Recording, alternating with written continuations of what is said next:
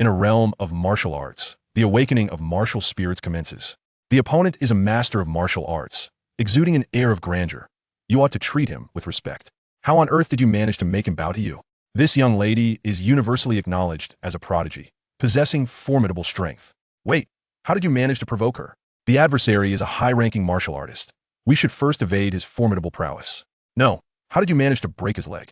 Years later, a reporter posed a question. Mr. Jiang Hao, may I inquire how you compel the multitude of prodigies to willingly submit? Jiang Hao adjusted his demeanor, stating, "It is due to my noble character. However, I have heard that they're all bruised and battered, collapsing into tears. How do you explain that? As I mentioned, it is owing to my character. Then may I ask, what nonsense is this? If you question me further, I shall make you sore." Chapter 1. Bring it to the maximum. At noon, the sun blazed fiercely. A gentle breeze swept through the campus corridor, offering no relief from the oppressive heat of summer.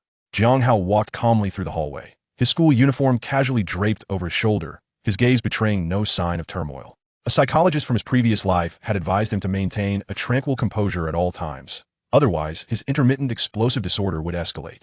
Fortunately, his condition had reached a preliminary stage of control, rendering ordinary provocative remarks incapable of inciting him.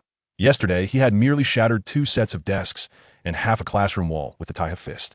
Overall, his condition was quite well managed. This was the second day since his transmigration, and Jiang Hao had begun to grasp the fundamentals of this world. In the martial arts realm, martial artists hold the highest esteem. A third-tier martial artist can briefly soar through the air, while an 8th-tier martial artist can rend the fabric of space. Yet he, the former self, possessed woefully inadequate talent, remaining stagnant at the awakening stage, not even qualifying as a first-tier martial artist. With a soft sigh, Jiang Hao could only place his hopes on the forthcoming martial spirit awakening. "Jiang Hao, you are the one who stole my essence liquid, aren't you?" A thunderous shout erupted from behind him in the corridor. Jiang Hao paused momentarily and turned to look. There stood Jiang Hu, a classmate from the martial arts class, his face contorted with rage, flanked by several smirking lackeys. As the accusations rang out, a crowd of onlookers began to gather in the corridor, eager for excitement during their lunch break. Jiang Hao furrowed his brow slightly. In his memories, the former self, though an orphan living in poverty, possessed an indomitable spirit and would never stoop to petty theft. As for himself, having just transmigrated yesterday, there was no conceivable way he would steal another's cultivation resources. Connecting the dots to Jiang Hu's notorious arrogance and malevolent deeds, Jiang Hao swiftly discerned the situation. "Quite cleverly done. Framing me, are we?" He suppressed the slight agitation within and calmly addressed the accuser. "Evidence. You filthy little orphan. Do you even dare to demand evidence?" Jiang Hu raised his voice, scanning the onlooking crowd with a fervent indignation as he continued to speak. "Very well. Why not open the cabinet and let everyone present take a look? If my essence liquid is not in your cabinet, I shall promptly apologize." Upon hearing this, Jiang Hao wasted no time and stepped past the crowd, approaching his cabinet. He pulled it open. Before the gazes of many, 2 bottles of essence liquid lay conspicuously within. Both were daily cultivation resources distributed by the school yesterday, one labeled with Jiang Hao's name and the other with Jiang Hu's. Witnessing this scene, he felt no surprise whatsoever. The other party had explicitly stated that the items were in his cabinet, which undoubtedly indicated a premeditated scheme to frame him. Otherwise, why did Jiang Hu not claim the items were in his desk or backpack? Although he had long anticipated this turn of events, an uncontrollable surge of fury began to emerge within him, causing a subtle shift in Jiang Hao's composed demeanor. Observing this, Jiang Hu's smirk deepened. The surrounding classmates furrowed their brows, for in their impression, Jiang Hao was certainly not the type to engage in such deceit. This was likely a self-staged act by Jiang Hu, intending to extort Jiang Hao. Moreover, this was not the first time he had resorted to such tactics. In the past, classmates had been coerced into withdrawing from school. Yet, no one dared to confront Jiang Hu on the scene. After all, he was at the 6th stage of awakening, the strongest in the ordinary martial arts class, and given his vengeful nature, offending him would undoubtedly lead to retribution. "See, the items are right in your cabinet. What further defense can you muster? Everyone, come and take a look. The eyes of the public are sharp." Jiang Hao regarded Jiang Hu's triumphant expression, feeling a gradual buzzing in his ears, a precursor to the intermittent explosive rage disorder from his past life. At this moment, the pent-up fury within him was nearly at its zenith. "Here's the deal, little orphan. I won't make it difficult for you. Compensate me for the cultivation resources you will receive over the next month." Jiang Hu displayed a calculating grin. Listening to his words, Jiang Hao remained silent, his right arm's muscles tensed as he stealthily reached for the bottle of essence liquid. "Then, you must publicly apologize to me and bow your head, and this matter will be considered resolved." Jiang Hao tightened his grip on the glass bottle. Did you comprehend that, little orphan? Jiang Hao smiled slightly, responding politely, I apologize to your mother. Foolish dog. With that, he swiftly seized the bottle and hurled it towards Jiang Hu's face with ferocity. Bang! The glass shattered against Jiang Hu's astonished visage, and the acrid scent of the essence liquid instantly filled the corridor. Ding! Detected that the host is suffering from mild explosive rage disorder. The elegant system has fully loaded. As long as the host exhibits amiable and graceful behavior, demonstrating the noble virtues of a martial artist, elegant points can be accrued. Through the accumulation of elegant points, one's prowess can be significantly enhanced. Upon hearing the voice, Jiang Hao was momentarily taken aback. Damn it, I'm in a fit of rage, and you're suggesting elegance? Get lost. Upon receiving the host's mental response, the system trembled in shock. Ding! Core foundational logic has been altered. Ding! The system has sensed the host's burgeoning elegance. The host's refined words have enveloped the system in a refreshing breeze. Elegant points 100. Ding!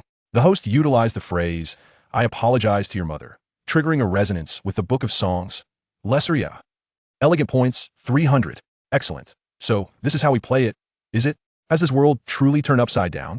Jiang Hao ignored the system, focusing his spirit energy, and delivered a powerful punch towards Jiang Hu. If I can take action, I shall spare no words. Just because others can endure you, it does not mean I must. Regardless of whether I can defeat him, I shall strike first. At that moment, Jiang Hu, struck in the face by the glass bottle, was still in a daze. Without time to react, he was knocked back several steps by a single punch, losing his balance and crashing to the ground. Jiang Hu's face turned a shade of purple from rage, veins bulging on his neck as he glared furiously at Jiang Hao. You, what's wrong with demanding some of your cultivation resources, you orphan living off state aid? You two. The usually reticent Jiang Hao had evidently lost his mind today. I am at the 6th stage of awakening, and how dare this punk at the 4th stage challenge me? What do you mean, what? Did your family explode? Please, shake your brain evenly before speaking to me. Ding! Great vulgarity is indeed great elegance. Elegant points 100. Jiang Hao, you are courting death. Provoked by Jiang Hao's words, Jiang Hu's blood surged, and all he desired was to smash Jiang Hao's head into a pulp. However, as if recalling something, Jiang Hu, supported by a few lackeys, rose and coldly taunted. Jiang Hao, do you dare to accept the challenge for the arena match this afternoon? In the schoolyard, a punch or two might be exchanged, but if things escalated too seriously, punishment from the school was inevitable. Yet, the arena match was an entirely different affair. As long as one did not die, they could fight without restraint. Moreover, tomorrow was the day of martial soul awakening. If he could cripple this dog today, how could he awaken his martial soul tomorrow? I accept. Jiang Hao responded without hesitation. An opportunity for experience had been presented, and why would he decline? Soon, I shall level up and smash your head, and do not expect mercy. You've got guts. Jiang Hu laughed. He had initially hoped that if Jiang Hao hesitated, he might have the chance to humiliate him thoroughly. But now that Jiang Hao accepted, it played right into his hands. Just moments ago, he had been caught off guard by a sneak attack. On the arena, Jiang Hao would be unable to even graze his hem. Casting a deep glance back, Jiang Hu departed the corridor with his lackeys. Only after they had completely vanished did the other onlookers dare to converse. It's clear he was framing Jiang Hao. He has done this numerous times before. How can he be so brazen each time? Who says otherwise? Damn, do you think Brother Hao is pumped up today? He dares to accept Jiang Hu's arena challenge. Hey, Jiang Hu is 2 stages above him, and I heard he has mastered the cold iron technique. What are you thinking? Tomorrow is the martial soul awakening. Provoking Jiang Hu now is too irrational. I still believe it is better to endure if possible. Endure? After a brief tidying of his cabinet, Jiang Hao returned to the classroom, seated at his desk, listening to his classmates whispering and slightly furrowing his brow. In the martial arts realm, where martial prowess is revered, everyone practices martial arts to confront the invasion of ferocious beasts. It is a world where fists meet fists, and what place is there for restraint? Just act. Furthermore, in the world before his transmigration, there were countless constraints. Even cursing at someone required consideration of numerous consequences. Now, with the chance to traverse into a relatively free world, he simply wished to be a person who lives by his own rules. Through his efforts and sweat, he aspired to ascend to the pinnacle of humanity, to become the most powerful and influential individual capable of shaping the world. Speaking of effort and sweat, system, display the panel. Name, Jiang Hao. Martial soul, not yet awakened. Chapter 2 very well. Jiang Hu, your great-grandmother beckons you. Ding. Consumed 168 points of elegance value. Taiji fist has reached perfection. As the system's voice faded, a gentle surge of soul energy coursed through Jiang Hao's being. Each movement of the Taiji fist materialized as a faint golden phantom within his mind, instantly imprinted in his consciousness. Though Taiji Fist is one of the fundamental martial techniques taught in advanced martial arts high schools, few have managed to cultivate it to perfection. This is primarily due to the common student's inability to comprehend the profound essence of Taiji Fist's principle of non-action achieving all, feeling a sense of completeness swirling within him. A flicker of intense heat ignited in Jiang Hao's eyes. Ding. Detecting high comprehension ability in the host, you may attempt to deduce Taiji Fist to achieve a new realm. Would you like to consume 200 elegance value to proceed with the deduction? The prospect of deduction? Jiang Hao's expression morphed into one of astonishment. According to textbooks and publicly available information, martial techniques are classified into 4 realms: initiation, proficiency, mastery, and perfection. Yet, to deduce after attaining perfection suggests the possibility of transcending even that level. Proceed. Jiang Hao's eyes gleamed with determination as he spoke. Ding. Deduction successful. Through the host's efforts, Taiji Fist has undergone a rebirth, breaking into the realm of divine spirits. Incorporating personal understanding into a perfected martial technique has resulted in a qualitative transformation of the moves. Gasp. Jiang Hao's breath caught in his throat. A sudden epiphany akin to an old tree blossoming struck his mind. His comprehension of Taiji Fist continuously deconstructed and reconstructed. The Taiji Fist, often derided as merely a health-preserving technique, underwent a wild evolution in his neurons. Clenching his fists and savoring the sensation, Jiang Hao felt a smile involuntarily spread across his face. Very well, Jiang Hu, your great-grandmother beckons you.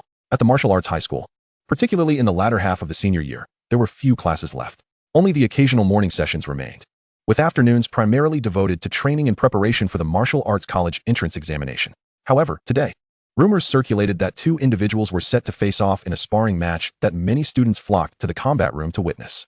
As this was merely an informal spar, not organized by the school, no faculty members were present, creating an exceptionally lively atmosphere. What the heck? A sparring match the day before the awakening. What deep-seated enmity could these 2 possibly have? It was said that Jiang Hu from Class 4 had initially provoked Jiang Hao into accepting his challenge. That Jiang Hu again. I know he's at the 6th rank. But what about Jiang Hao? 4th rank. Does he even dare to fight? Isn't he just asking to be trampled? Most spectators held little faith in Jiang Hao, as, before the awakening of their martial souls, strength and technique were paramount. Jiang Hu had already gained a modest reputation within the school due to his defensive technique, the cold iron technique, and his ruthless demeanor. However, some students, discontent with Jiang Hu's usual behavior, secretly hoped for an upset. They're here. As the 2 entered, the atmosphere gradually hushed. Jiang Hu strode onto the platform with a cold expression, and before he had even steadied his stance, he taunted the dark-clad youth across from him. No weapon? Planning to use that health-preserving technique to scratch your father's itch? If you kneel and apologize, I might let you off today. After all, you wouldn't want to miss tomorrow's awakening, would you? Just a mouth left to speak, huh? Jiang Hao coldly regarded him. Every day, you just know how to snatch others' resources. Why don't you try stealing your mother's ashes instead? Ding. Polite and refined. Elegance value 100. Ding. A temporary mission has been issued. Win through virtue. Completion reward. Elegance value 2000. Win through virtue? That shouldn't be too difficult. Jiang Hao gazed at Jiang Hu, his eyes filled with pity. Let the match begin. Since this was not an official spar, members of the student council were temporarily appointed as referees. Just as the signal was given, a shadow darted forth. Jiang Hao moved like lightning, his right arm extending, swiftly assuming the starting stance of Taiji Fist. Ah, health-preserving technique. How fitting for you, Jiang Hu sneered, activating cold iron technique, enveloping himself in a protective white light. My perfected cold iron technique can withstand a full-force strike from someone at the 7th rank. Do you really think I'm afraid of you? Come on, hit me. But the next moment, Jiang Hu's smile froze, his pupils narrowing to pinpricks. The punch bore a golden wind. Was this the perfection realm? No, perfection radiated white light. What on earth was this? With no time to analyze, the threat of death loomed large, and Jiang Hu desperately activated cold iron technique. Yet Jiang Hao's fist was too swift. Even the wind it generated shattered the protective white light into countless cracks. With a powerful strike, Jiang Hao shouted, and a storm of light exploded forth, disintegrating the protective barrier. Jiang Hu barely glimpsed the trajectory of the fist before he felt his shoulder abruptly shatter, his entire body hurtling backward like a cannonball, crashing against the wall. Simultaneously, the fire extinguisher hanging on the wall erupted with a bang. The flying canister, trailing a misty white cloud, careened chaotically throughout the combat room, eliciting gasps of astonishment from the spectators. The crowd was left in stunned silence. A 4th rank sent a 6th rank flying, and one with a defensive technique at that. The shockwave from the impact was strong enough to explode the fire extinguisher? Absolutely astounding. On the sidelines, Jiang Hu uncontrollably slid down the wall, leaving a trail of blood on the pristine surface. Still disoriented, he saw Jiang Hao springing toward him like a leopard. Just as he attempted to rise, a shadow loomed over him. and the soles of Jiang Hao's shoes rapidly enlarged in his vision before crashing down upon his face, without hesitation. Thud, thud, thud. With each forceful impact, Jiang Hao's head struck the ground repeatedly, causing the floor to splinter and wood shavings to scatter. Hiss. The terrifying sounds of impact mingled with Jiang Hao's cries sent chills through the audience. This is terrifying, bro. As Jiang Hao finally eased his force, Jiang Hao's coughing and retching filled the combat room. Have you conceded? Jiang Hao pressed a hand against his opponent's throat, asking coolly. You bastard. Hearing the question, Jiang Hao's eyes began to bleed. In a fit of rage, he bit down on half a broken tooth, blood-tinged saliva trickling down the sides of his mouth. Cough. No way. I'm not submitting. His eyes glaring with defiance, he hoarsely shouted. Slap. A resounding slap echoed through the air. The sharp sound of flesh striking flesh left Jiang Hao's ears ringing. Resolutely, he turned his head, his eyes wide with shock and fear. When did this useless piece of trash become so strong? Even a casual slap bore the essence of Taiji fist perfection. Jiang Hao's patience was wearing thin. Seeing Jiang Hao still unwilling to yield, he clenched his fist, soul energy coalescing to envelop his hand in a golden glow, preparing to deliver a decisive blow. Wait. Upon witnessing Jiang Hao suddenly assume the starting stance of Taiji fist, a chilling dread coursed through Jiang Hao's spine. Just moments ago, he had barely managed to keep his wits with his soul energy shielding his brain. But now, the sensation of imminent death, a feeling only experienced when facing a ferocious beast, surged back. Instinctively aware that if this punch landed, it could very well be the end of him. The instinct for survival overwhelmed any sense of pride, and Jiang Hao exclaimed, I concede, I concede. Very well. Observing Jiang Hao's submission, Jiang Hao's tone softened slightly. Why do you concede? Because your strength surpasses mine. Smack. Jiang Hao's gaze turned frosty, his expression shifting faster than the turning of pages in a book. With a sudden flick, he unleashed another devastating slap. Jiang Hao's right cheek instantly swelled with a purplish bruise, and a fragment of his broken tooth soared into the audience. Fool. Reflecting on it, what exactly compelled me to submit? Because you have achieved the pinnacle of Tehiquan. Crack. The slap, accompanied by a gust of wind, struck his face. Jiang Hao, growing increasingly impatient, declared, It is my noble character that has won your submission. Do you understand, child? I crack. Enough with the nonsense. Do you comprehend or not? As the words fell, 2 streams of tears cascaded down Jiang Hao's face, mingling with blood and mucus. No one had ever humiliated him like this throughout his life. He could neither retaliate nor counter the insults. The excruciating pain coursing through his body filled him with rage and regret. With so many fellow students watching from the stands, he yearned for a swift conclusion to this ordeal, wishing only to find a crevice to hide in and never emerge again. Understood, understood, brother. Jiang Hao forced a smile. Nodding fervently, your character is supremely noble, I am entirely convinced. Little brother, I assure you I will have a banner made overnight to extol your virtues. Would that be acceptable? Ding. Under the host's patient guidance, the campus bully feels a newfound respect and is deeply grateful to you. The host is truly a modern paragon of civility. Mission of conquering with virtue completed. Completion. Perfect. Chapter 3 Not so, my friend. A pin drop could be heard in the silence. It wasn't until the fire extinguisher finally ran out of gas and clattered to the ground in the center of the arena that everyone snapped back to reality. The ensuing uproar erupted violently. Isn't Tehiquan supposed to emphasize the principle of soft overcoming hard? Is this what you call softness? That mysterious overlord is terrifyingly strong. I've spent 6,000 in-game currency and still don't possess this explosive strength. My goodness, like a one-punch man, that slap was phenomenal. Witnessing Jiang Hao's defeat was oddly satisfying. Goodness, the day before the awakening, the arena match was this explosive. Only a few of Jiang Hao's lackeys stood pale-faced among the crowd, their eyes trembling wildly, not daring to utter a word. Amidst the clamor, Jiang Hao kindly patted the still-dazed referee. Then, under the scrutiny of countless gazes, he swiftly departed the battleground. With such an abundance of elegance points amassed, he needed to allocate them promptly. Jiang Hao, what are you up to? In the corridor, the homeroom teacher, Shun Jishu, approached, holding a lesson plan. Sporting red-framed glasses. She inquired, Oh, I'm heading to the training room. Jiang Hao casually draped his school uniform jacket over his shoulder, responding with a smile. Jiang Hao held a favorable impression of his homeroom teacher. She often looked out for him in his memories, coming to his aid whenever Jiang Hao bullied him. All right, off you go, and be sure to rest, Shun Jishu said, lifting her chin decisively. Jiang Hao acknowledged her and walked toward the training room. But just as they passed each other, he heard Shun Jishu call out to him suddenly. All right, I heard from other teachers that it seems some students are battling in the arena this afternoon. Do you know which class it is? How can they be so reckless the day before the awakening? What is their homeroom teacher doing? At her words, Jiang Hao paused momentarily. He then quickened his pace, swiftly pushing open the door to the training room and diving inside. Odd, wasn't this kid typically quite polite? Never mind, I'll personally check the battleground. Upon entering the training room, Jiang Hao raised an eyebrow. I hope she doesn't react too explosively upon seeing Jiang Hao with blood all over his head. Calming his thoughts, he eagerly opened his interface. Come on, little brother, let us make it grand. Elegance points balance, 2,232. Upon seeing the balance exceeding 2,000, Jiang Hao couldn't help but catch his breath. He had spent less than 200 points in the morning to elevate a D-rank martial art to perfection. With such a hefty balance, surely something extraordinary awaited. Ding. The system has detected that the host has perfectly completed the task, and a special reward will be issued. Please check your inventory. With a thought, 2 items materialized in Jiang Hao's hands. One was a dagger as black as ink, adorned with the image of a thunder beast, which emitted a faint rumble of thunder when drawn or sheathed. Additionally, there was a C-rank martial technique, crackstone staff art. You could have at least paired these up. Jiang Hao sighed in exasperation. It seemed the rewards were randomly assigned. He had heard of the crackstone staff art, which averaged around 160,000 in the auction house, a practical martial art suitable for combating ferocious beasts. As for the dagger, he wasn't too well versed in weaponry, so he would need someone to appraise it. After a cursory glance through the martial technique, Jiang Hao gradually lost interest. While it had strength, it was limited. It was certainly superior to the D-rank Tahiquan, but adhering to the principle of quality over quantity, he did not intend to squander system points on it. Moreover, he currently lacked any deficiency in martial techniques. Tomorrow marked the day of the martial soul awakening. Once he possessed a martial soul, he would undoubtedly awaken accompanying soul techniques. With each advancement in cultivation, a martial artist would grasp the power of heaven and earth, receiving a new soul technique. Martial artists are categorized into 9 ranks, with the first rank being the lowest and the 9th the highest. In other words, a martial artist can acquire a maximum of 9 soul techniques in their lifetime. This world, rich in history and complex in its combat system, generally shares a common understanding.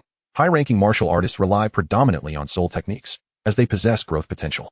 Conversely, martial techniques, once perfected, remain static and cannot be further enhanced.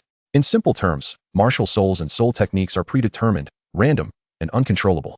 While martial techniques can be chosen for cultivation, primarily serving to complement the deficiencies of soul techniques, expand offensive capabilities, or enhance survival skills. He hoped to awaken a superior martial soul and soon shatter the earth. With a sigh, Jiang Hao refocused on the interface. Cultivation level, awakening stage, 4th layer, upgradable. In essence, he was still not even considered a first-rank martial artist. Compared to the national geniuses of his age, he had fallen significantly behind.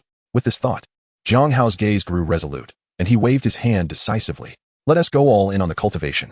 As for martial techniques, he would address that after awakening his martial soul. Ding. Enhancing cultivation.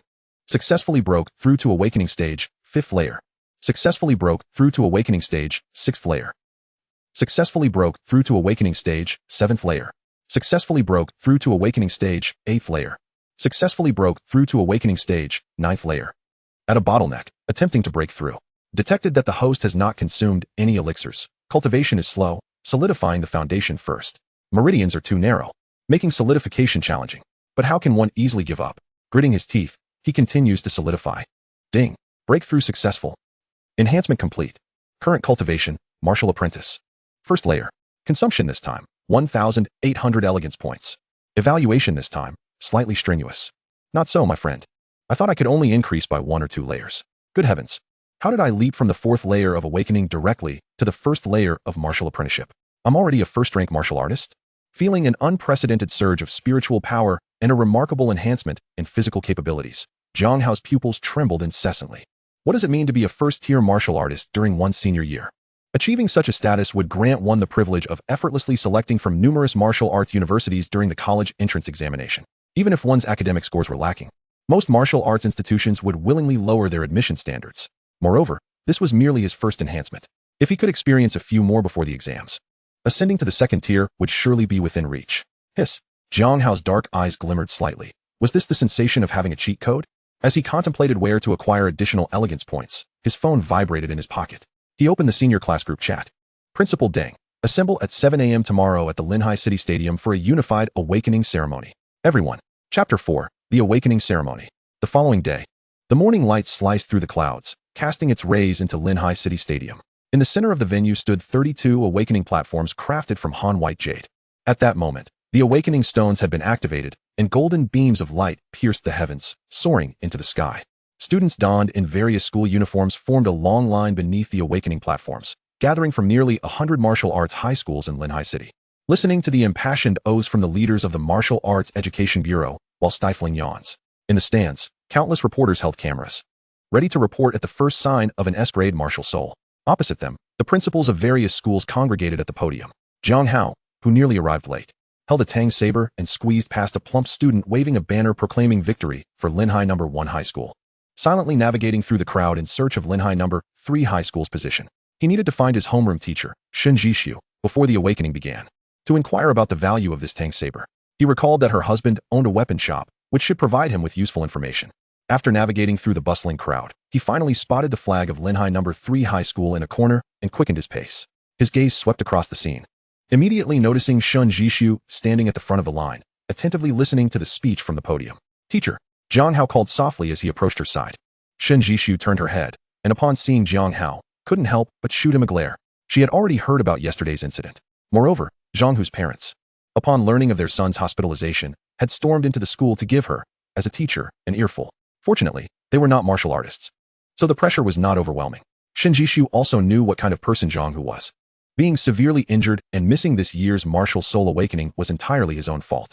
With this thought in mind, Shen Jishu couldn't help but glance at the student before her.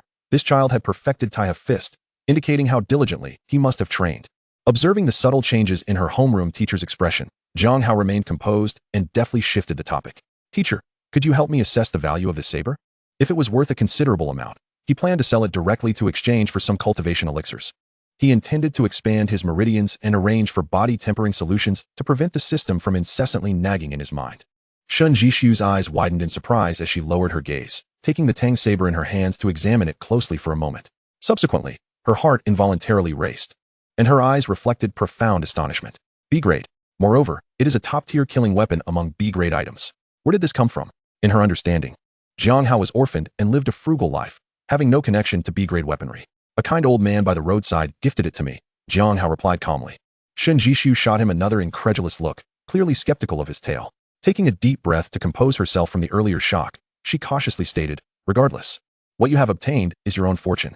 If this tang saber were to be sold to my husband, it could fetch around 550,000. However, I would recommend you take it to an auction house. It may sell for 600,000 to 700,000. After all, my husband has to make a living." With 12 years of teaching experience, Shen Jishu held a strong sense of pride as a martial arts educator and could not bring herself to profit from her students. At her words, Jiang Hao nodded subtly. This was quite a significant windfall. Not only would his cultivation level rise dramatically, but the total value of the two rewards from the system also exceeded 1 million. Excellent. If more bullies like Jiang Hu appeared, I would be sure to treat them well. In a good mood, he accepted the saber and expressed his gratitude. Just as Jiang Hao was about to return to the line, a sudden eruption of cheers resounded through the venue. "Oh, that old man finally stopped talking. I was about to fall asleep, standing up." The awakening ceremony was finally commencing. "I shall awaken an S-grade martial soul and astonish everyone." "S-grade? I will directly attain a Feiyun ranking martial soul that will dazzle your eyes." "Calm down, kids. Having a B-grade is already commendable." "I refuse to believe it. A fortune teller said I would awaken an S-grade, and today I shall indeed be an S." At the awakening platform, the old man finally relinquished the microphone and announced the official commencement of the awakening ceremony, causing a wave of excitement to ripple through the stadium. Martial souls are generally categorized into 5 grades: S, A, B, C, and D. Above S, there exist 2 notable rankings, the Feiyun list and the Dilong list. Martial souls on the Feiyun list are ancient souls that have remained dormant for nearly 1,000 years. Hence, the Dilong list emerged in the last century, being slightly inferior to the Feiyun list, yet still comprising martial souls that exceed S-grade quality. While the students below were in a state of uproar, several students had already completed their awakenings on the platform. Qipingza, D-grade beast martial soul, husky. Human, C-grade plant martial soul, wind spirit grass. Liu, no martial soul. Lu Jingning, B-grade weapon martial soul, cold blade. The stadium's announcements echoed one after another. When the B-grade martial soul, cold blade, invoked a wave of murmurs. A registrar from the Martial Arts Bureau leaned forward slightly, his pen hovering above the roster for a moment, ultimately refraining from making a mark. After all, standards had changed. Linhai City, though a small city in Huagua, managed to awaken 1 to 2 S grades and dozens to hundreds of A grades each year. The city's resources were insufficient to cater to so many individuals. B grades were no longer considered for rewards. Moreover, Linhai City had attracted considerable attention from several top martial arts universities this year. They were fortunate enough to have invited Director Kai from the top-ranked Qingyun Martial University, much to the pride of the principals of various high schools. This indicated that the martial arts university sector had begun to recognize the students from Linhai City. However, it seemed that this year's situation was somewhat dire. The awakening ceremony commenced in the morning and continued until noon without a single S-grade martial soul emerging. The faces of nearly 100 principals gradually displayed signs of concern. Hee, Director Kai, what do you think of that student who just awakened an A-grade blood shadow wolf? Is he worthy of your attention? A principal inquired cheerfully to ease the tension. To his surprise, Director Kai ignored him entirely, crossing her legs and tossing her hair over her shoulder, feigning ignorance. The principal chuckled lightly, suppressing his irritation, and forced a smile. Director, you are indeed sparing with words. I understand. Before he could finish, Director Kai interrupted without looking up, her voice icy with disdain and an air of superiority. Noisy. After her words, she continued to fiddle with her freshly done nails. Witnessing this scene, the principal of Linhai No. 3 High School could no longer contain himself. His brows furrowed tightly as he could not help but speak out. As fellow educators, how can you be so arrogant? As soon as these words were uttered, numerous high school principals nodded discreetly. The newcomers from Qingyun Martial University this year truly exuded arrogance. From the very beginning of the awakening ceremony, she had unceremoniously seated herself in the center of the front row, dismissively sipping her tea while many principals attempted to greet her, only to be met with her indifference. If you have issues with me, you may as well advise your students from Linhai 3rd High not to apply to Qingyun Martial University. Huh. With Qingyun Martial University being the foremost institution nationwide, how could we not handle you? The woman lounged in her chair, casually swinging her high heels, her tone dripping with disdain. Principal Deng from Linhai 3rd High trembled with fury, unable to fathom such utter absurdity. Yet, upon reflection, for the sake of his students' futures and those of other schools in Linhai City, he inhaled deeply and suppressed his anger. Nearby, a few old friends patted his back, offering quiet words of consolation. But in the next moment, a brilliant blue light shot up into the sky, rapidly spreading a chilling aura throughout the venue.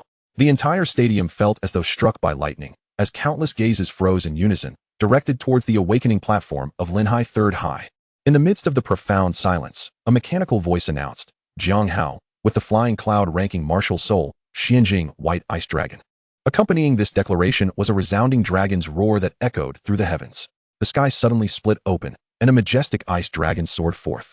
The dragon's body glistened like crystal, its scales reflecting the world around it. The spectators in the stadium gazed upward, entranced, as they seemed to glimpse their own stunned reflections in the dragon's mirrored scales. As the dragon's breath swept across the venue, a layer of frost coated the ground inch by inch. At the moment the ice dragon raised its head, snow began to fall over a 10-mile radius. With a gentle motion of his raised right arm, the young boy dispelled the otherworldly image, restoring tranquility to the scene. A martial soul on the rankings. The flying cloud ranking. In the ensuing silence, an excited shout erupted from the podium, snapping the crowd back to reality. Immediately, the sound of chairs and tables being overturned erupted from the platform. Over 20 admissions office staff members unleashed their soul power, their eyes glowing with fervor as they frantically rushed towards Jiang Hao. Their momentum was relentless, their expressions filled with an urgency that resembled that of long-lost kin reunited after years apart. A once-in-a-millennium flying cloud-ranking martial soul. Who could resist such allure? Student Jiang. Tianhai Martial University is willing to offer you 5-grade Frost Blossom Pills, 5-grade Frozen Origin Pills, along with a high-quality weapon forged from Ice Extreme Cold Iron. Scram. How dare you offer just these trifles? Beichen Martial University offers a selection of 10 5-grade treasures. We seek your enrollment. Are 5-grade treasures just lying around in secret realms? Ninghong Martial University can provide dual mentors for Ice and Dragon-type martial souls, offering joint training. Enough talk. Jiang. Yanjing Martial University needs you. Even if you were a stone in a latrine, Yanjing Martial University, would still want to claim you. We pride ourselves on sincerity. The tens of thousands of students present were left in stunned silence. Frost Blossom Pills and Frozen Origin Pills, each worth over $1 million? Such outrageous conditions. And they held no competitive edge? Selecting 10 5-grade treasures, if one chose the most expensive, that would total over $30 million. A staggering sum upon enrollment? What a spectacle. Some began recording on their phones, while certain reporters in the audience had already initiated live broadcasts. The popularity of the flying cloud ranking martial soul skyrocketed. The barrage of comments flooded in. The mirrored ice dragon is incredible. Goodness, the funding is astronomical. I've already screenshot the meme from the mirrored scales. Yanjing University. Wake up. Your aloof persona is collapsing. Students from Yanjing University expressed their disinterest in bickering. Is that expert who claimed modern humans cannot awaken the flying cloud ranking still around? The bidding intensified, each offer surpassing the last. Amidst their competition for Jiang Hao, the sound of high heels tapping on the rubber track suddenly echoed. The woman deliberately amplified her voice using soul power, seemingly announcing her entrance. As the teachers from various schools recognized her, they instinctively fell silent, retreating to the sides, parting to create a pathway. Reality doused them with cold water. This year, Representatives from Qingyun Martial University were also present. Compete? What could they possibly use to contend with the nation's top martial arts university? All gazes converged upon Director Kai. She flung a contract at Jiang Hao, crudely slapping it against his face. Jiang Hao, you are qualified to attend my Qingyun University. Sign it. And do not exhaust my patience. Her condescending words left the crowd momentarily breathless, igniting a simmering fury within. Such an ungracious attitude. Yet, none dared to offend Qingyun University. All eyes suddenly focused on the young man as the atmosphere grew tense, awaiting his response. Are you out of your mind? Fool. What did you say? Director Kai's pupils dilated in disbelief, her stance frozen in shock. How dare a student insult her? For years, had she not been flattered and coddled during recruitment? Even students awakening in the dragon ranking had to smile sweetly, politely inquiring whether they could gain admission to Qingyun Martial University. While the flying cloud ranking was indeed rare, surpassing the dragon ranking in quality, was it truly worthy of such arrogance? Besides, if not Qingyun University, where else could one go? It was precisely because she knew these talents had no choice but to attend Qingyun that Director Kai had been so brazen in her recruitment tactics over the years. Lost in thought, she suddenly heard the boy's mocking voice from across.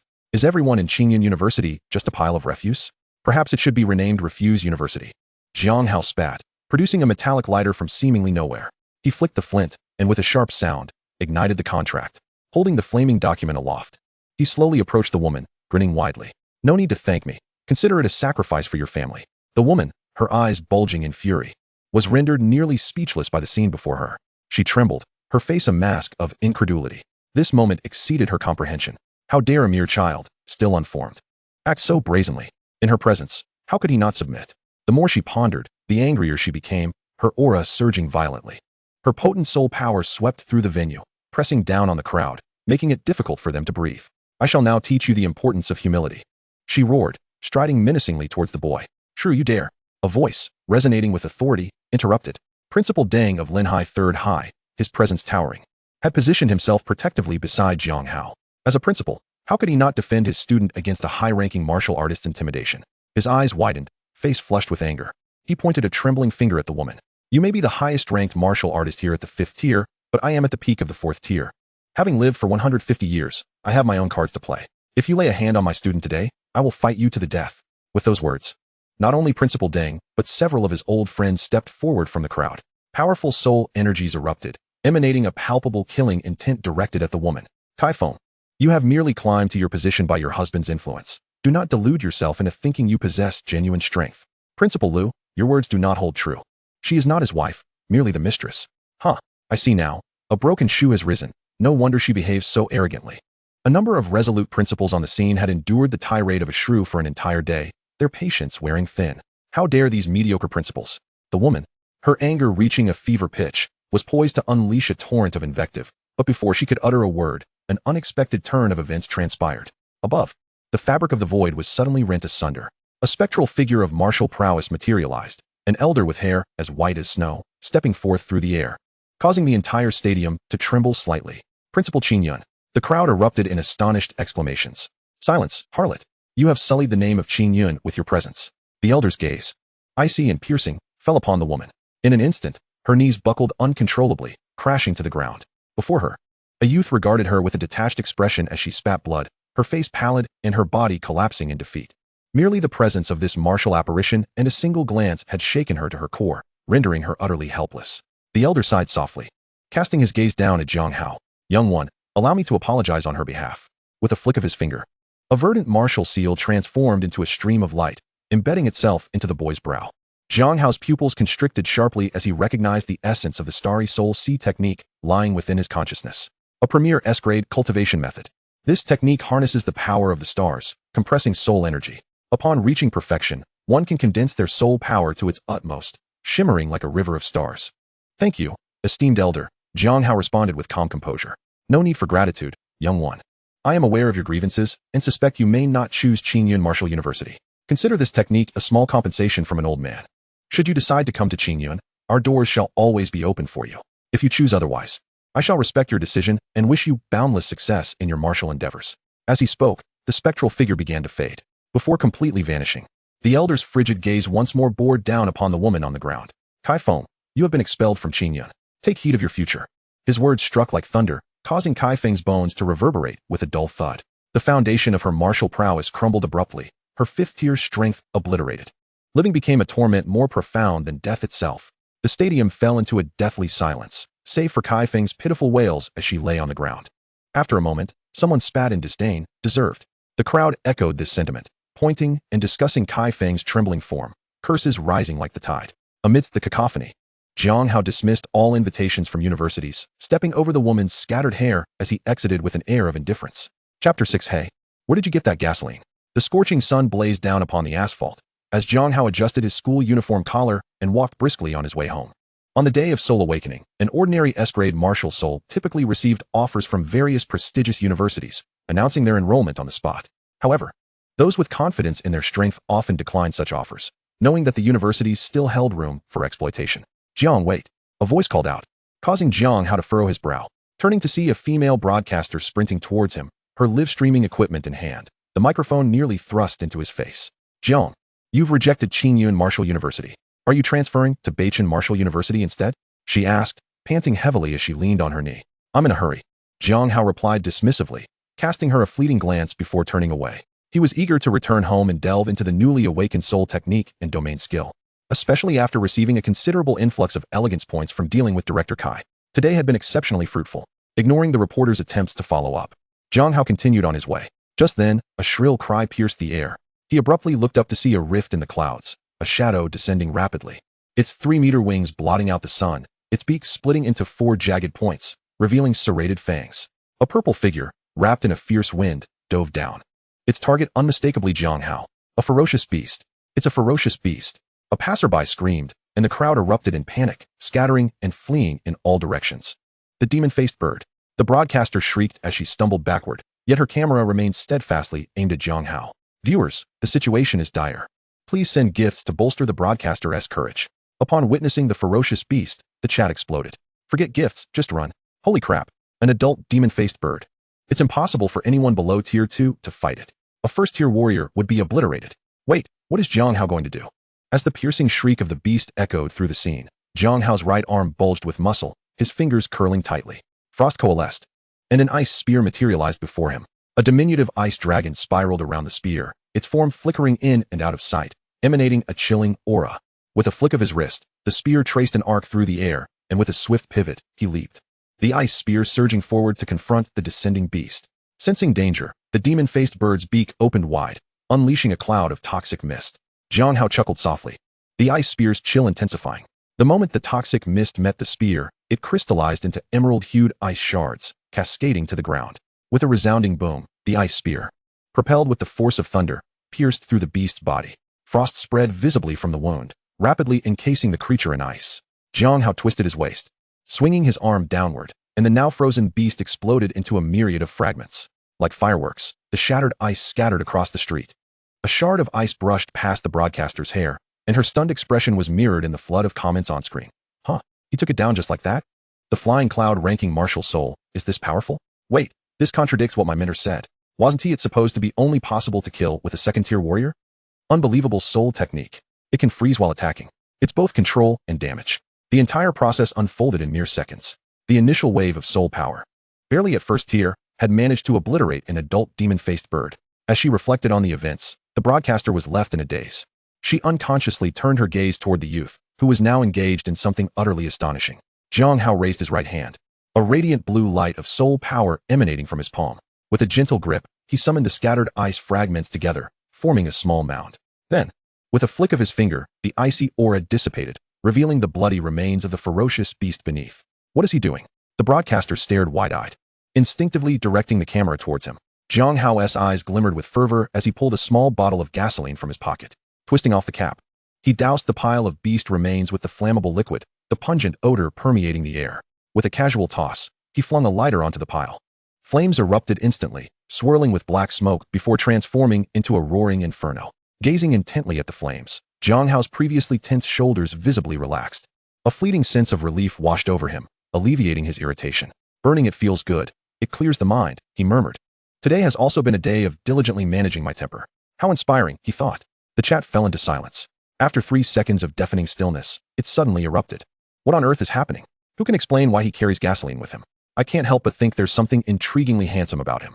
So why did he set it on fire? I don't know. I'm hesitant to speculate or inquire. one should never try to fathom the thoughts of a formidable individual. Chapter 7. We traversers have much to consider. That evening, at home, Jiang Hao finally evaded the fervent pursuit of that female broadcaster. Well, not exactly evaded. He merely rendered her unconscious in the park. When she awakens, she will likely be grateful that he placed her on a chair to prevent her from catching a chill. No ulterior motives, just kindness.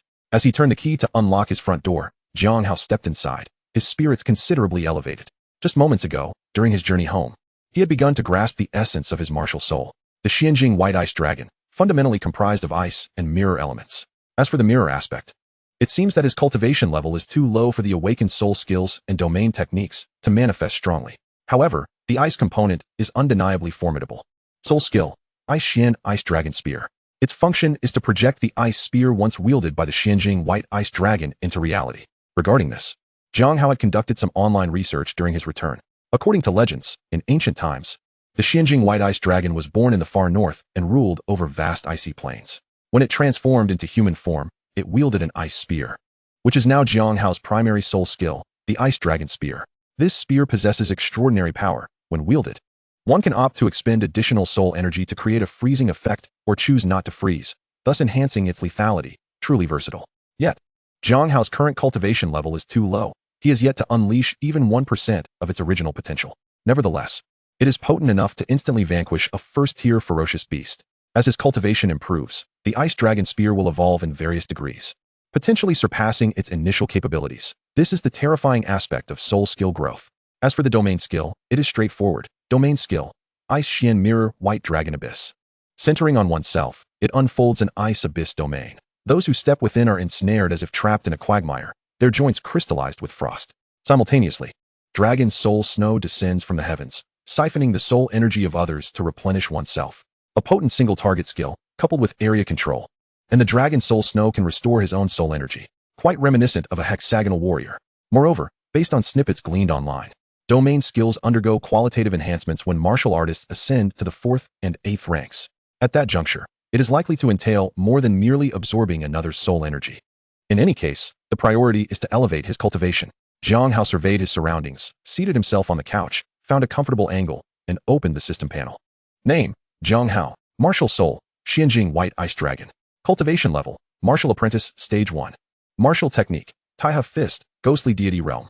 Cultivation Method, Starry Soul, Sea Technique. Elegant Value Balance, 7,500. Over 7,000? When did this happen? Jiang Hao squinted slightly, reviewing the records of his elegant value.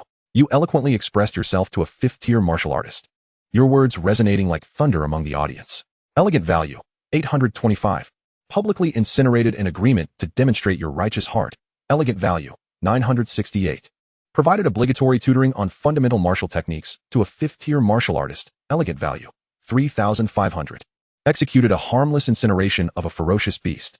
Elegant Value, 600. In addition, there were various minor income streams. Jiang Hao began to understand that seemingly every action he took could augment his elegant value. However, it seems that when facing higher-tier opponents, the elegant value increases significantly. Insulting a 5th-tier martial artist grants more points than defeating a 1st-tier ferocious beast. Moreover, when Kai Feng's cultivation was erased, it directly added 3,500 points. Excellent. I feel as though I embody the essence of a Confucian master. Unable to suppress a chuckle, Jiang Hao took a deep breath. Thus, the question arises, should he first elevate his cultivation or maximize the cultivation method? During his high school years, he had learned basic cultivation techniques at school. However, perhaps due to their inferior quality, the system was reluctant to display them.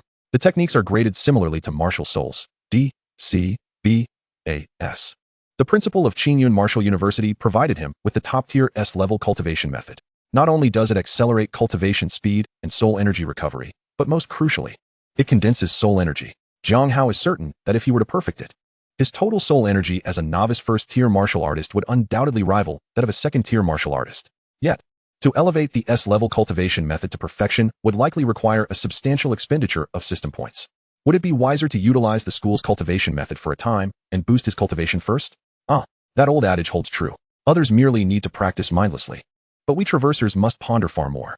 Jiang Hao gently massaged his temples, adjusting his posture. Gazing at the panel displaying the cultivation method, he decided to allocate a portion of points to test the waters. Ding!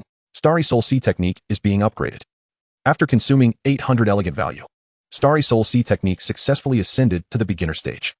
After further consuming 800 elegant value, Starry Soul C technique successfully ascended to the proficient stage. Is the consumption fixed for each stage? I thought it would increase as I progressed. I commend your fairness. After a brief contemplation, Jiang Hao continued to invest elegant value. After consuming 800 elegant value, Starry Soul C technique successfully ascended to the mastery stage. After consuming 800 elegant value, Starry Soul C technique successfully ascended to the perfection stage. As the panel's prompts materialized, Jiang Hao felt an instantaneous transformation in the world around him. His physical attributes surged, and his senses heightened. He could hear the faintest sounds. The vibrations of footsteps from downstairs were as clear as if they were right beside him, yet distinct and unconfused within his consciousness. He glanced at his hands, noticing a subtle shimmer of starlight beneath his skin. He could feel the terrifying power contained within every muscle, his soul energy having solidified several folds compared to before. A remarkable cultivation method yields such astonishing results. Compared to the inadequate methods provided by the school, the Starry Soul C technique offers comprehensive enhancements.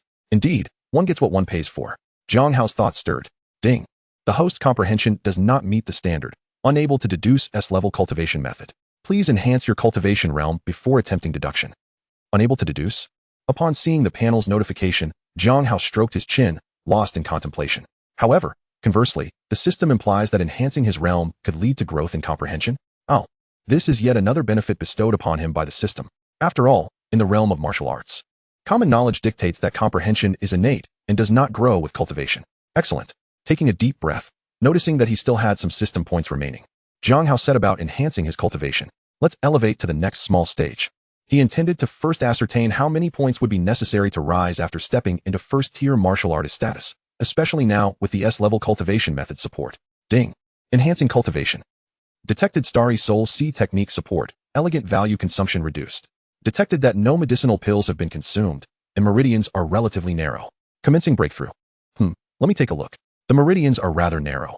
I shall assist the host by nudging them open a bit. I nudge. Gasp. It's somewhat difficult to nudge, but I shall persevere in my nudging. Gasp. Is even my fervent nudging in vain? Damn it.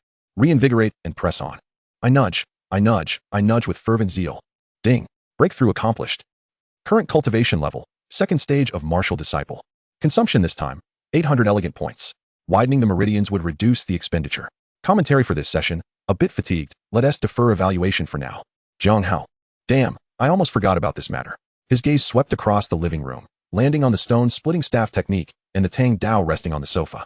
The immediate priority was to sell these two items, procure some funds, and acquire a few pills capable of widening the meridians. Look how exhausted the commander appears. He seems to have grown gaunt. He pulled out his phone, preparing to search for the nearest auction house. Just as he was searching, an unfamiliar number called in. Upon answering, out of courtesy for strangers, Jiang Hao said, "Speak your mind." There was a 2-second silence on the other end. After a light cough to mask the awkwardness, an elderly voice resonated. "Ah, Jiang student, this is Principal Deng. The rewards from our city have arrived. I just finished a meeting. Would you like me to deliver them to you?" Although Linghai City is not large, it annually distributes rewards to promising students. Upon hearing about the reward, a smile crept onto Jiang Hao's face as he confirmed, "Are there any pills for widening the meridians?" A rustling sound came from the other end of the line, followed by a hesitant reply, "I haven't seen any, but if you need it, I can privately sponsor you a 5th-grade Tianyuan pill, which possesses the ability to transform one's physique and widen the meridians." This elder is quite considerate, Jiang Hao thought, revealing a satisfied smile as he encouraged, "Well done." Principal Deng, holding the phone, felt his aged face twitch uncontrollably. Is he aging? Is there a generational gap in communicating with the youth? Chapter 8, Linghai City Meeting. 1 hour prior, the air conditioning hummed in the 3rd conference room of the Martial Education Bureau. The heads of various schools and a host of leaders from the Martial Education Bureau were gathered around a circular conference table. All eyes were fixated on the surveillance footage still playing on the screen. The image froze at the moment when the young boy unleashed an ice spear, freezing the ghost-faced demon sparrow. In summary, the secretary's office director adjusted his gold-rimmed glasses. This year Linghai City has reaped significant rewards. 1 on the Flying Cloud rankings, 2 S-Class Martial Souls, and 166 A-Class Martial Souls. As per tradition, the aforementioned students are eligible for municipal resource rewards. Do any of you have objections? Free High supports this. Principal Deng of Linghai 3rd High suddenly stood, taking the lead in voicing his opinion. He quickly shifted his tone, however. Has the city considered allocating more resources to that student on the Flying Cloud rankings? It's only fair for him to receive a larger share, don't you think? As Jiang Hao's principal, Deng Yuansong naturally spared no effort in advocating for him. Hearing this, several attendees nodded in silent agreement, their eyes betraying their approval. A once-in-a-millennium occurrence on the flying cloud rankings, especially with a top-tier ice attribute dragon martial soul, truly warrants a substantial investment of resources. If Jiang Hao were to claim 80% of the allocation, the leaders present would hardly find it excessive. Principal Deng scanned the room, noting the lack of opposition, and felt a secret sigh of relief. Seizing the moment, he proposed, "I recommend an immediate special approval for Jiang Hao to join the city team, granting him formal team member qualifications. Additionally, any associated subsidies should be expedited to him. His development is crucial for enhancing our city's educational reputation." The city team, officially known as the Linghai City High School Martial Arts Competition Team, is spearheaded by the Martial Education Bureau, selecting top students from various schools to join, making the competition exceptionally fierce. Each year at this time, just before the martial arts examination, there is a provincial competition, and these students represent Linghai City, prompting the city to invest copious resources in hopes of their remarkable performance in the provincial contest, thereby securing more educational resources for the city.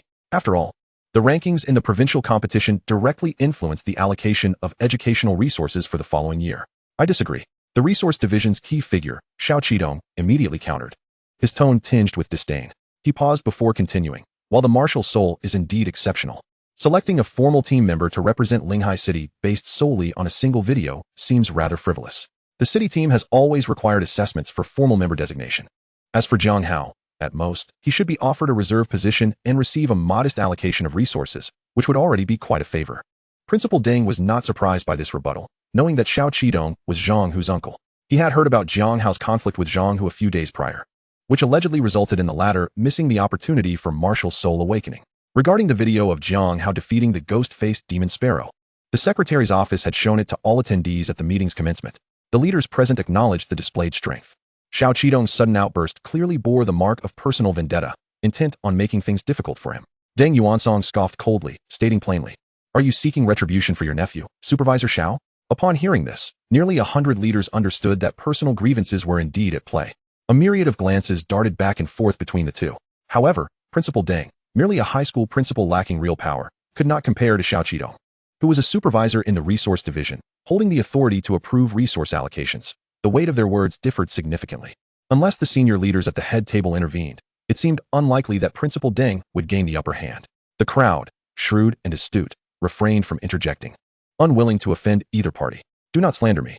Xiao Qidong slammed his hand on the table, rising to declare, "I may be Zhang Hu's uncle, but my stance is rooted in objective facts, devoid of any bias." He subtly cast a glance at the presiding leaders, noticing their impassive expressions, which bolstered his confidence. He decisively stated, "My opinion is that the video does not reveal Jiang Hao's soul power fluctuations, making it challenging to ascertain his true level. He should initially be designated as a reserve member, with the overall resources downgraded a tier." Principal Deng felt stifled by these remarks, his fingers trembling with rage. Lacking real authority, even advocating for his students proved arduous. He wished to retort, but suddenly, a series of finger taps resonated from the head table, silencing the room as all eyes turned towards the senior leader. "Is there no one questioning the origin of the ferocious beast?" The middle-aged man at the head table narrowed his eyes, delivering a statement that sent chills down the spines of half the attendees. The sound of gasps filled the air. Linghai City, though a small town, had 2 beast dens in the vicinity tightly suppressed. Logically, ferocious beasts should not appear within the city, and the alarm had not sounded at that time. "That was personally orchestrated by me." The senior leader sipped his tea nonchalantly, adding, "In the video, you cannot discern soul power fluctuations, yet that ghost-faced demon sparrow is a pinnacle first-grade beast." The announcement of the beast's grade astonished the assembly. Xiao Qidong's expression darkened suddenly. He had presumed it to be merely an adult demon sparrow at the initial stage of the first grade, but a pinnacle first-grade beast was an entirely different matter. "Supervisor Xiao," the senior leader suddenly called out, "could you enlighten us on what level of proficiency is required to freeze a pinnacle first-grade ferocious beast within half a second?"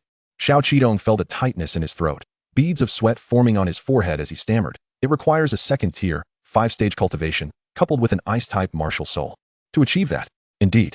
The high-ranking leader nodded, pressing further. "Then Jiang Hao, with his initial first-tier cultivation, is equally capable of accomplishing this." "What does that signify?" Uncle Zhang Hu remained silent. The answer was self-evident. It denoted the pinnacle of ice. Among all ice-type martial souls, it was the strongest, worthy of being called the ultimate ice. Over these years, no one in the martial world had awakened a martial soul from the flying cloud ranking. They had all forgotten that it represented the zenith. As this thought crossed his mind, Xiao Qidong was filled with profound regret. Offending Principal Deng was one thing, but he had not anticipated that the high-ranking leader would also place such importance on Jiang Hao. His recent actions might well have jeopardized his entire career. He needed to devise a way to salvage the situation. Just as he pondered how to remedy this, the secretary behind the high-ranking leader had already stepped forward, polite yet unyielding, and took hold of his arm. Mr. Xiao, we have other matters that require your participation in discussion. You may excuse yourself from this meeting. The seemingly courteous phrasing belied the fact that the security personnel at the door had already opened it, gesturing for him to leave. Without waiting for Xiao Qidong's response, the secretary guided him firmly outside. Suddenly, Xiao Qidong felt as though he had plunged into an icy abyss, beads of sweat trickling down his nose. Were they truly dismissing him? What weight did Jiang Hao hold in the high-ranking leader's eyes? Astonished and fearful, yet unable to defend himself, Xiao Qidong had no choice but to follow the suited man out of the conference room, inwardly cursing Jiang Hao for his reckless actions. Why provoke Jiang Hao for no reason? As the door gently closed behind him, the conference room fell into a profound silence. Many were perplexed, for it seemed illogical that even if Xiao Qidong harbored some ulterior motives, he would be outright expelled from the meeting. Only a few leaders from the archives department understood the gravity of the situation. Minutes before the meeting commenced, the Martial God Hall had dispatched personnel to retrieve all of Jiang Hao's information. Being under the close scrutiny of the Martial God Hall indicated that this individual's future achievements would undoubtedly surpass those of everyone present, including that esteemed leader. The newly emerged star from Linhai City could only seek amicable relations with him, never daring to offend. Chapter 9. A promising principal, guaranteed to win her over. Returning to the present, Principal Deng hung up the phone with Jiang Hao. Shortly thereafter, he arrived at Jiang Hao's doorstep. Upon entering, he was taken aback, his gaze instinctively drawn to Jiang Hao. The fluctuations of his soul power were remarkable during the martial soul awakening. The crowd had been too vast to perceive the soul power clearly, and he had not thought to verify Jiang Hao's cultivation level. He could only vaguely sense that he had just entered the first tier. However, now, the aura emanating from this young man indicated a second stage of the first tier, truly astonishing the principal. Jiang, what is your current cultivation level? The principal could not help but inquire. First tier, second stage. Hearing the confirmation, the principal's eyes nearly bulged in disbelief. How is this possible? In merely half a day? Jiang Hao pondered for a moment before responding nonchalantly. When the principal from Qingyun Martial University delivered the techniques, he also infused a bit of cultivation into me. The principal, upon hearing this explanation, felt his mind whirl, his white beard trembling as if caught in a gust of wind. I had no idea it could be done in such a manner. This defies the principles outlined in textbooks. But if it were the actions of an 8th-tier warrior, could it be that my theoretical understanding is lacking? Yes. It must be that I have misinterpreted the concepts. The principal wore an expression of enlightenment, which made Jiang Hao internally exclaim in admiration. He invited the principal into the house, and they sat together on an old sofa. Jiang Hao accepted the paper bag handed to him and briefly perused its contents.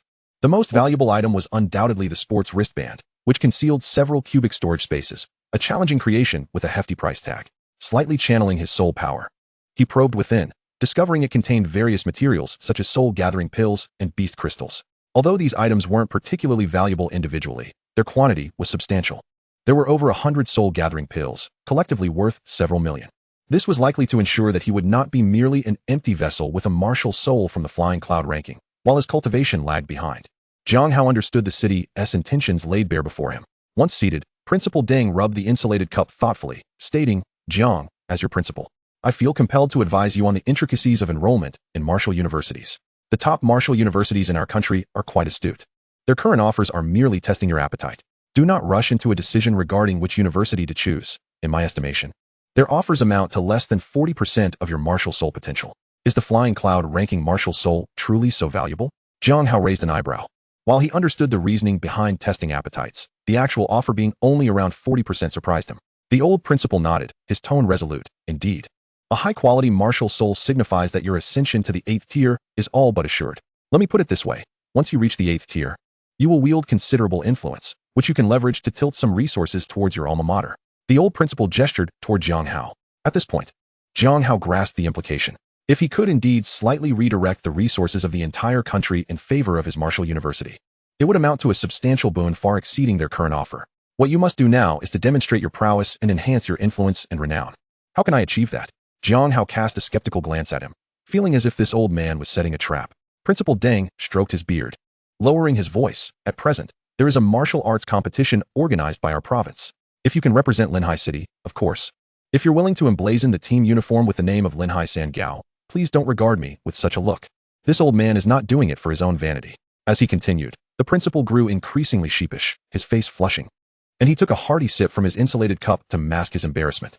Old man, your scheming is painfully obvious, Jiang Hao bluntly pointed out. The principal sputtered, nearly spitting out his tea, and shot Jiang Hao a glare, internally cursing this young rascal. While the city had already decided on Jiang Hao's special admission to the city team, they still needed to respect his own wishes. Principal Deng coaxed gently.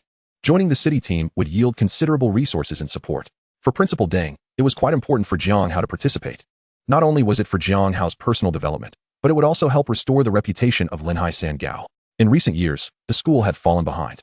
The top 2 students could barely secure a place on the city team, merely scraping by as reserve members. When the provincial competition commenced, they were hardly able to take the stage. Last year, they had finally produced an S-tier martial soul, securing a formal team position, only for that student to be overwhelmed by a B-tier martial soul from another city due to insufficient cultivation. The resulting video had been recorded and circulated online, becoming a source of ridicule, a wound that still haunted Principal Deng. With time until the college entrance exams and the provincial competition now organized, if Jiang Hao were willing to compete, he would not need to win the championship. At the very least, he could restore some dignity to Linhai Sangao. By solidifying his position as a formal team member and supporting the second-tier powerhouse on the team, he could bring back some resources. After all, Jiang Hao's prowess in slaying ferocious beasts with a single strike was undeniable. It was inconceivable that a B-rank martial spirit could send him flying with a mere punch. Contemplating this, Principal Deng discreetly produced a 5th-grade Tianyuan pill and quietly placed it into the young man's hand, tentatively inquiring, "Shall we go?" Jiang Hao appropriately displayed a semblance of hesitation, his expression subtly suggesting that he was amenable to the idea, provided there was an increase in remuneration. With a determined grit of his teeth, Principal Deng produced another Tianyuan pill and pressed it into Jiang Hao's palm.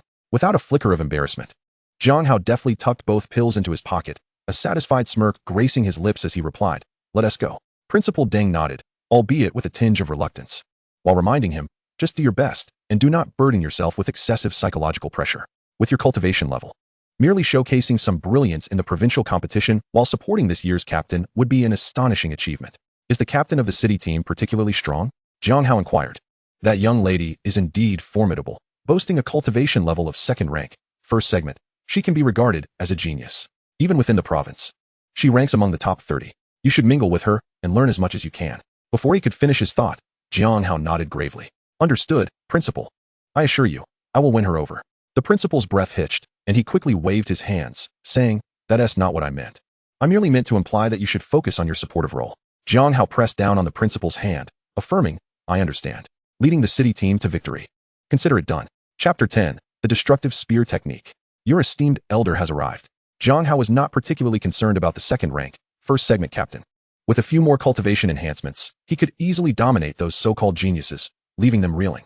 After engaging in casual conversation with the principal, Jiang Hao bid him farewell and quietly muttered to himself. Extracting a cushion from beneath the sofa, he fixed his gaze intently on the 2 5th-grade Tianyuan pills in his hand, a flicker of resolve igniting in his eyes. Better to endure the pain swiftly than to prolong it, he silently affirmed, tilting his head back and unhesitatingly swallowing both pills in one go. Had the principal still been present, his eyes would surely have widened in disbelief. The effects of the Tianyuan pill were notoriously potent. The agony of forcibly expanding one's meridians was beyond what an ordinary person could bear, let alone someone daring enough to consume 2 at once. As Jiang Hao felt the pills settle in his stomach, it was as if his entire spine had been pierced by steel needles. He instinctively arched his back, fingers digging into the cushion. The 2 streams of medicinal energy collided violently in his dantian, causing his blood vessels to swell as if filled with molten lava. "Huh!" Jiang Hao's temples throbbed, his face flushed as a low growl escaped his throat involuntarily. The indescribable agony persisted for a full 10 minutes before his tensed body finally began to relax. "Damn it! Why did no one warn me it would hurt this much?" He gasped, cursing inwardly. Once he regained his composure, Jiang Hao immediately summoned his soul power, allowing it to flow through his meridians as he attentively sensed the changes within himself. Remarkably, his meridians were now twice as wide as before. Quite impressive indeed. The 5th-grade pills truly lived up to their reputation. The remaining tasks would be straightforward. After cleansing himself in the shower to rid his body of impurities, Jiang Hao promptly initiated a new round of cultivation enhancement. Beep. Enhancing cultivation. Breakthrough to Martial Apprentice Stage 3. Breakthrough to Martial Apprentice Stage 4. Breakthrough to Martial Apprentice Stage 5. Breakthrough to Martial Apprentice Stage 6. That should suffice. Noticing that his balance had dwindled to 1500, Jiang Hao promptly halted the enhancements. As the surging soul power within him gradually settled, he meticulously calculated in his mind. Breaking through 4 stages had cost him precisely 2,000 elegance points. Currently, each stage consumed 500 points without any increment. Compared to the previous 800, this was significantly better. With a clearer understanding, Jiang Hao decided against further enhancement. During his earlier conversation with the principal, Jiang Hao had entrusted him with selling his Tang Dao and the cracking stone staff technique at the auction house. The principal had not hesitated and had even suggested that he could exchange these two items for an A-rank martial technique. Jiang Hao pondered for a moment. Given that A-rank techniques were typically valued at around several million, any exchange would undoubtedly be in his favor. He immediately nodded in agreement, deciding to visit the school's library to select a martial technique. As it happened, Jiang Hao's first soul skill was the Xianbing Dragon Spear. If he could select another exceptional spear technique, the combination of the two would likely yield extraordinary results. Not to mention, he believed that with a single thrust, he could send those so-called geniuses reeling. Having reserved 1,500 elegance points, he hoped to at least attain a complete mastery of the martial technique. Observing that the sky had darkened, he surmised that the library had likely closed. After contemplating for a moment, he resolutely retired to bed. The following day, Jiang Hao entered the campus with a steady stride. Along the way, many gazes were directed towards him with a hint of admiration. The news of his recent triumph in vanquishing a ferocious beast with a single shot had spread like wildfire. Look, that's Jiang Go. I can't believe it. We attend the same high school. Isn't that the truth? The power of that shot yesterday was simply terrifying. Wrong. A girl with a ponytail whispered. I heard the experts say that the shot didn't actually take the life of the demon sparrow. It was the freezing effect that was too overwhelming. She abruptly covered her mouth, having realized that Jiang Hao was approaching. Jiang Hao paid little heed to their discussions, calmly weaving his way through the crowd until he reached the depths of the campus where the library was located. This place housed the entirety of Linhai No. 3 high school's accumulated knowledge, featuring a myriad of martial techniques. Some were independently acquired by the school, while others had been donated by alumni who had achieved fame. Upon entering, he made a beeline for the top floor. The martial techniques were organized by rank across different levels, with the higher floors housing more advanced techniques. The top floor contained dozens of A-rank martial techniques, all of which were exorbitantly priced. Even with student discounts, the starting cost was several million. A burden far too great for an average family to bear. You are Jiang Hao. The administrator was taken aback upon seeing someone ascend to the top floor. It had been quite some time since anyone had visited this level. Indeed, I am here to select a spear technique, Jiang Hao stated plainly, expressing his intent. Oh, very well. Once the administrator confirmed Jiang Hao's identity, he no longer hesitated and led the way. Last night, the principal had notified them in the group chat that Jiang Hao could choose any martial technique he desired, and they were surprised to see him arrive so early today. Spear techniques, you say? Our Linhai No. 3 high school has a plethora of spear techniques, which are among the mainstream martial techniques, though there are only 2 A-rank ones. Reaching the third row of shelves, the administrator stopped and pulled out a martial technique, enthusiastically introducing it. The Dragon's Dance spear technique comprises 100 styles, each of which can be freely combined. The movements flow like a dragon weaving through water, light, and agile. With an unending series of spear shadows that are difficult to anticipate, it excels at using strength against strength, making it particularly suitable for countering power-based opponents. This is my top recommendation for you. Just tell me about the other one. Jiang Hao interjected, uninterested in the elaborate descriptions. The administrator, sensing Jiang Hao's lack of enthusiasm, refrained from elaborating further and instead extracted the other martial technique. The destructive spear technique is characterized by its formidable and overwhelming nature, capable of shattering myriad techniques with a single thrust, exuding an unstoppable force. The moves are simple and direct, yet they harbor immense explosive power. However, practitioners must possess a substantial amount of soul power to truly harness the essence of this technique. Since our school's establishment, this spear technique has never been sold. Although it appears simple, it has an exceedingly high threshold. The administrator endeavored to persuade Jiang Hao to opt for the first technique based on his own insights.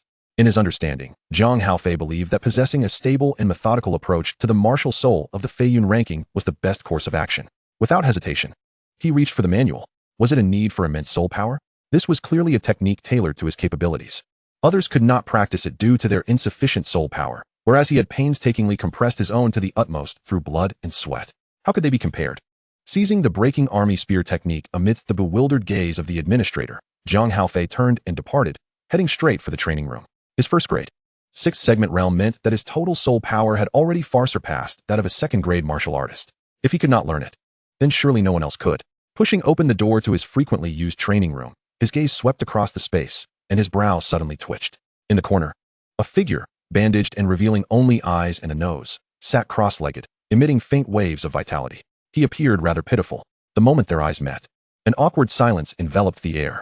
Jiang Hu. A smile crept onto Jiang Hao's lips. Upon recognizing him, his amusement grew brighter. You've healed quite quickly, he remarked. Upon hearing himself recognized, Jiang Hu stiffened, his mind racing with curses. Damn it, my head is wrapped like an Indian pancake, and yet he can still recognize me? Wasn't it said that surviving great calamities brings good fortune? How has it turned into a summons from the king of hell for me? Seeing Jiang Hao approach, Jiang Hao instinctively shrank back, ready to make a hasty retreat. Just as he took a step, a powerful grip seized the back of his neck, yanking him back. Don't go. You promised to deliver a ceremonial banner. Where is it? Jiang Hao stumbled, fear and anger surging within him. But he dared not show a hint of it on his face. Last night, his uncle had inexplicably berated him, ordering him to avoid offending Jiang Hao in the future. Conjuring the image of his uncle's fearsome expression, Jiang Hao could only force a laugh. Brother, the atmosphere was so charged that I merely spoke off the cuff. Please don't take it to heart. With that, he cast a guilty glance at Jiang Hao, fearing a sudden outburst that might lead to a few solid punches. Jiang Hao, in high spirits, was concerned about whether his elegance points were sufficient to max out the breaking army spear technique, and here it was, delivered right to him. He nodded earnestly. You can forego the banner, but you must bow. You. Jiang Hao's expression shifted, his teeth clenched as he muttered, don't go too far. Buzz. Before he could finish, a surge of soul power erupted, enveloping the training room in a formidable pressure that left Jiang Hao gasping for breath. First grade. The soul power pressure of a first-grade martial artist.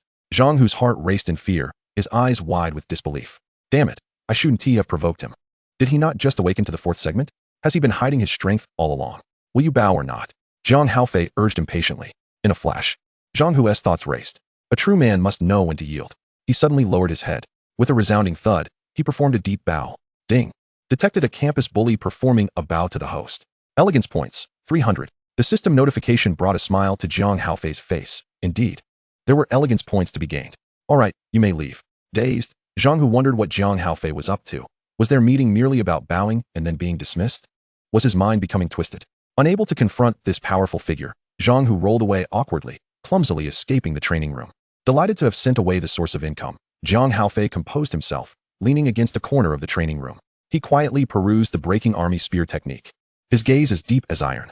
Once he confirmed it was the kind of technique he desired, one capable of shattering everything with a single strike, his elegance points began to flood in. Breaking army spear technique is being enhanced. Consuming 400 elegance points. Breaking army spear technique upgraded to the entry level. Consuming 400 elegance points. Breaking army spear technique upgraded to the mastery level. Consuming 400 elegance points. Breaking army spear technique upgraded to the great accomplishment level. Consuming 400 elegance points. Breaking army spear technique successfully upgraded to the perfect level. Ding. Host comprehension does not meet the standard, unable to deduce A-grade martial techniques. Please enhance cultivation level before attempting deduction again. As the notification faded, the fierce intent of the spear surged through his mind. And Jiang Hao felt an unprecedented clarity in his understanding of spear techniques. Not being able to deduce to the divine realm was inconsequential. Jiang Hao's gaze deepened as he slowly looked down at his palm. If he were to use the Xianbing dragon spear now, even with the slightest touch, it would be several times stronger than before. How exhilarating it is to have an advantage, he mused, a grin playing on his lips. While others toiled for years, perhaps never even brushing against the threshold of perfection, he had accomplished it in mere moments. Truly, it was a moment of thrill, and the excitement would only continue. Calming his emotions, Jiang Hao rose slowly, making his way to the doorway. Very well, geniuses of the city team. Your elder has arrived. Chapter 11. A surge in combat power. Before heading to the city team, Jiang Hao turned and entered the power testing room. A dedicated space for assessing the might of martial techniques and soul skills. It was essential to ascertain his own level before proceeding with confidence. Pushing open the door, a cold, metallic atmosphere greeted him. The room was brightly lit, and the central target was marred with a multitude of fine scratches, evidently left by countless martial technique strikes. Jiang Hao approached the weapon rack, scanning the rows of arms, ultimately pausing at an ordinary spear. He grasped the spear's shaft, weighing it in his hands, finding it quite manageable, though it could not compare to the Xianbing dragon spear formed by his soul skill. He wished to see how much power he could unleash with a standard weapon. With a deep breath, Jiang Hao pressed the start test button. As the target's center flickered with a faint red light, he sprang into action. Foregoing any flashy starting moves, he executed a pure and unadulterated thrust with ferocity. Boom. The spear tip sliced through the air, striking the target's center with a thunderous impact. Jiang Hao stood still, his gaze shifting to the nearby display screen. The data promptly appeared. Combat power assessment, 4200. Not bad. Jiang Hao raised an eyebrow, feeling a sense of satisfaction. 4200 was roughly equivalent to the combat power of a first-grade, first segment. Although merely an ordinary spear, achieving such might was already far beyond his previous capabilities. Moreover, with only a first-grade, sixth segment cultivation, being able to unleash such power across levels was a testament to the strength of the breaking army spear technique. However, this was not sufficient. He glanced at the ordinary spear in his hands. Such low-quality weaponry could scarcely endure the recoil from his strikes. With just one blow, the spear body began to show faint cracks, and the tip was left with small chips. Setting down the ordinary spear, he slowly raised both hands, channeling his soul power. The ethereal image of the Xianbing white ice dragon flickered behind him. Instantly, the Xianbing dragon spear, radiating a chilling aura, coalesced in his grasp.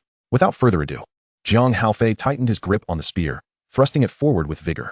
As the spear tip sliced through the air, tiny ice crystals began to form around it. Boom! The Xianbing dragon spear slammed into the target's center, producing a deafening roar, and immediately, a thick layer of frost enveloped the target. Jiang Hao was pushed back several steps from the recoil, but after regaining his balance, he quickly glanced at the screen. Combat Power Assessment, 6800. Assessment of Ice Control Strength, Rank 2, 9th level, 6800. Jiang Hao's eyes could hardly conceal his astonishment.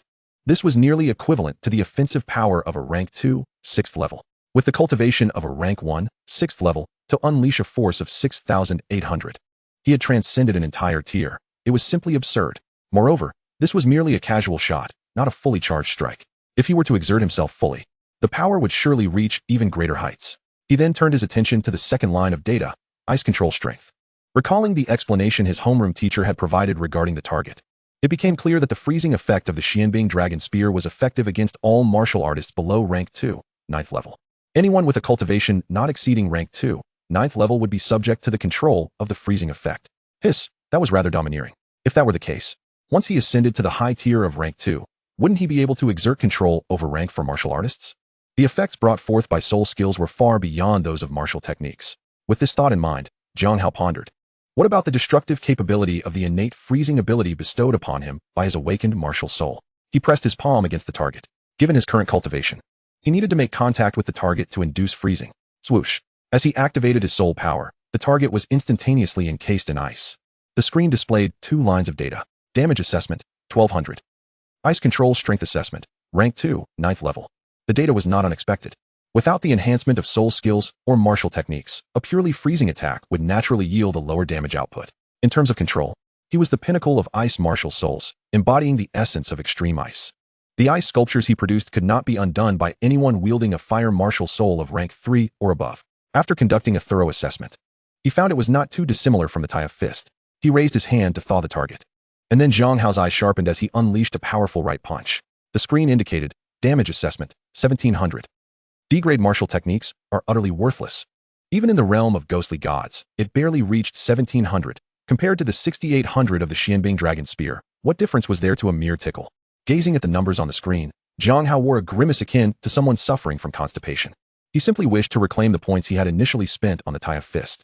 For those who have never tasted failure, perhaps they could benefit from practicing the tie of fist. Jiang Hao inscribed this sentiment on the wall with the tip of his spear as a piece of advice for the juniors. All right, I'll go find him. You may leave first. A cool, feminine voice resonated from outside. The sound of a metallic door being opened caused Jiang Hao to frown, perhaps due to his irritable temperament. He preferred solitude. Just as he intended to leave, he noticed a short-haired girl in a light red coat scrutinizing him from above. Do you require something? You're blocking the way, Jiang Hao said with a furrowed brow, his tone frosty. He did not recognize this person and had no desire to do so. You don't recognize me? I am Lu Shuang, the top martial artist of the entire school. You truly do not recognize me? The girl suddenly raised her voice, disbelief lacing her tone. Her name was one that commanded respect from anyone in the school, who wouldn't address her as Sister Shuang with reverence. She had come to meet Jiang Hao after hearing he had temporarily joined the city team, only to find him offering her no courtesy whatsoever. I don't know you. I have no interest in learning the name of a mere defender, Jiang Hao replied curtly, dismissing the tedious girl.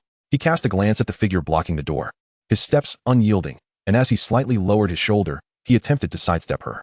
Just as he was about to step out, Lu Shuang lunged forward, completely obstructing his way. Defender? You dare to call me a defender? Lu Shuang, confident in her rank 1, 5th level cultivation, felt assured in her ability to crush him.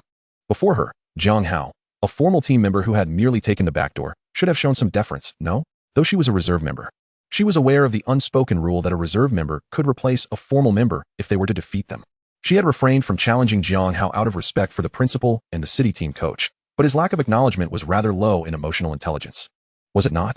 Lu Shuang, infuriated to the point of laughter, glanced at the display screen within the room, her expression dripping with mockery. You, the esteemed wielder of a Feiyun-ranked martial soul, can only muster a meager 1700 in power? Is that not a tad disgraceful? Are you not ashamed? Do you know why you can only achieve a paltry 1700 in power despite your utmost effort? It's because your cultivation is lacking. Meanwhile, I'm already at rank 1, 5th level, and just yesterday, I tested my soul skills, achieving a staggering 3100 in power. The disparity in our foundations is glaringly evident. It's clear who is superior and who is inferior, isn't it? Besides your martial soul rank, what else do you possess that surpasses me? Lower your arrogance and call me Sister Shuang, and I may choose not to challenge your position. You shall continue to kneel as a formal team member, understood? Her series of reprimands left no room for misunderstanding. In the city team, while he could be a formal member with his background, submission was expected. The hierarchy must be acknowledged. At this stage, her superiority was indisputable, the data laid bare before them. Silence enveloped the air. Lu Shuang gazed down at him. And just as she presumed Jiang Hao was rendered speechless by her words, her heart swelled with pride. An even more powerful and substantial surge of soul power erupted. Jiang Hao slowly raised his gaze, his eyes cold as ice. Have you finished speaking? Chapter 12. You lack the qualification to command my seriousness. Jiang Hao finally spoke, his voice deep and calm, yet laced with a chilling intensity that sent shivers down one's spine. He had initially wished to ignore her, but her audacious step forward had stirred a tempest of irritation within him. The desire to battle flared within his mind, judging by the soul power she unleashed. She was merely a step away from rank 1, 6th level. With a soul skill power of only 3100, it was no wonder she remained a reserve member, merely seeking to make a name for herself in school. You are also at rank 1 mid-level. Lu Shuang felt her heart skip a beat under the overwhelming soul power. Her complexion paling. Hadn't it been circulating that Jiang Hao had just entered rank 1? She hastily adjusted her soul power, striving to stabilize her breath. A subtle glance at the display screen confirmed her fears. Damage assessment, 1700. Good, she hadn't misread it. Lu Shuang's heart calmed slightly. It was a manageable situation. She held the advantage. With a power of 3100, no one in this school could match her. Regaining her composure, she tilted her chin up. I have come to inform you that I can graciously choose not to challenge your position as a formal team member, but you must acknowledge my kindness, understand? Furthermore, she warned, do not even think of engaging me in combat. You are not worthy. Before her words had fully settled, her smile froze instantly. Jiang Hao's figure had vanished. When he reappeared, the tip of a spear, slightly chipped, was already poised against her chin. The touch of the spear sent shivers coursing through her body. You seem fond of raising your chin, Jiang Hao said nonchalantly. If you utter another word, I shall knock that chin awry. Lu Shuang's pupils constricted sharply, her body instinctively recoiling a few steps, quickly retreating into the corridor to create distance. Sensing the opponent's astonishing speed, she braced herself as if facing a formidable adversary. A flicker of indignation flashing in her eyes. You have compelled me to take action. With a fierce grip, she summoned a colossal hammer, entwined with violet lightning, into her hands. A-grade martial soul, thunder hammer.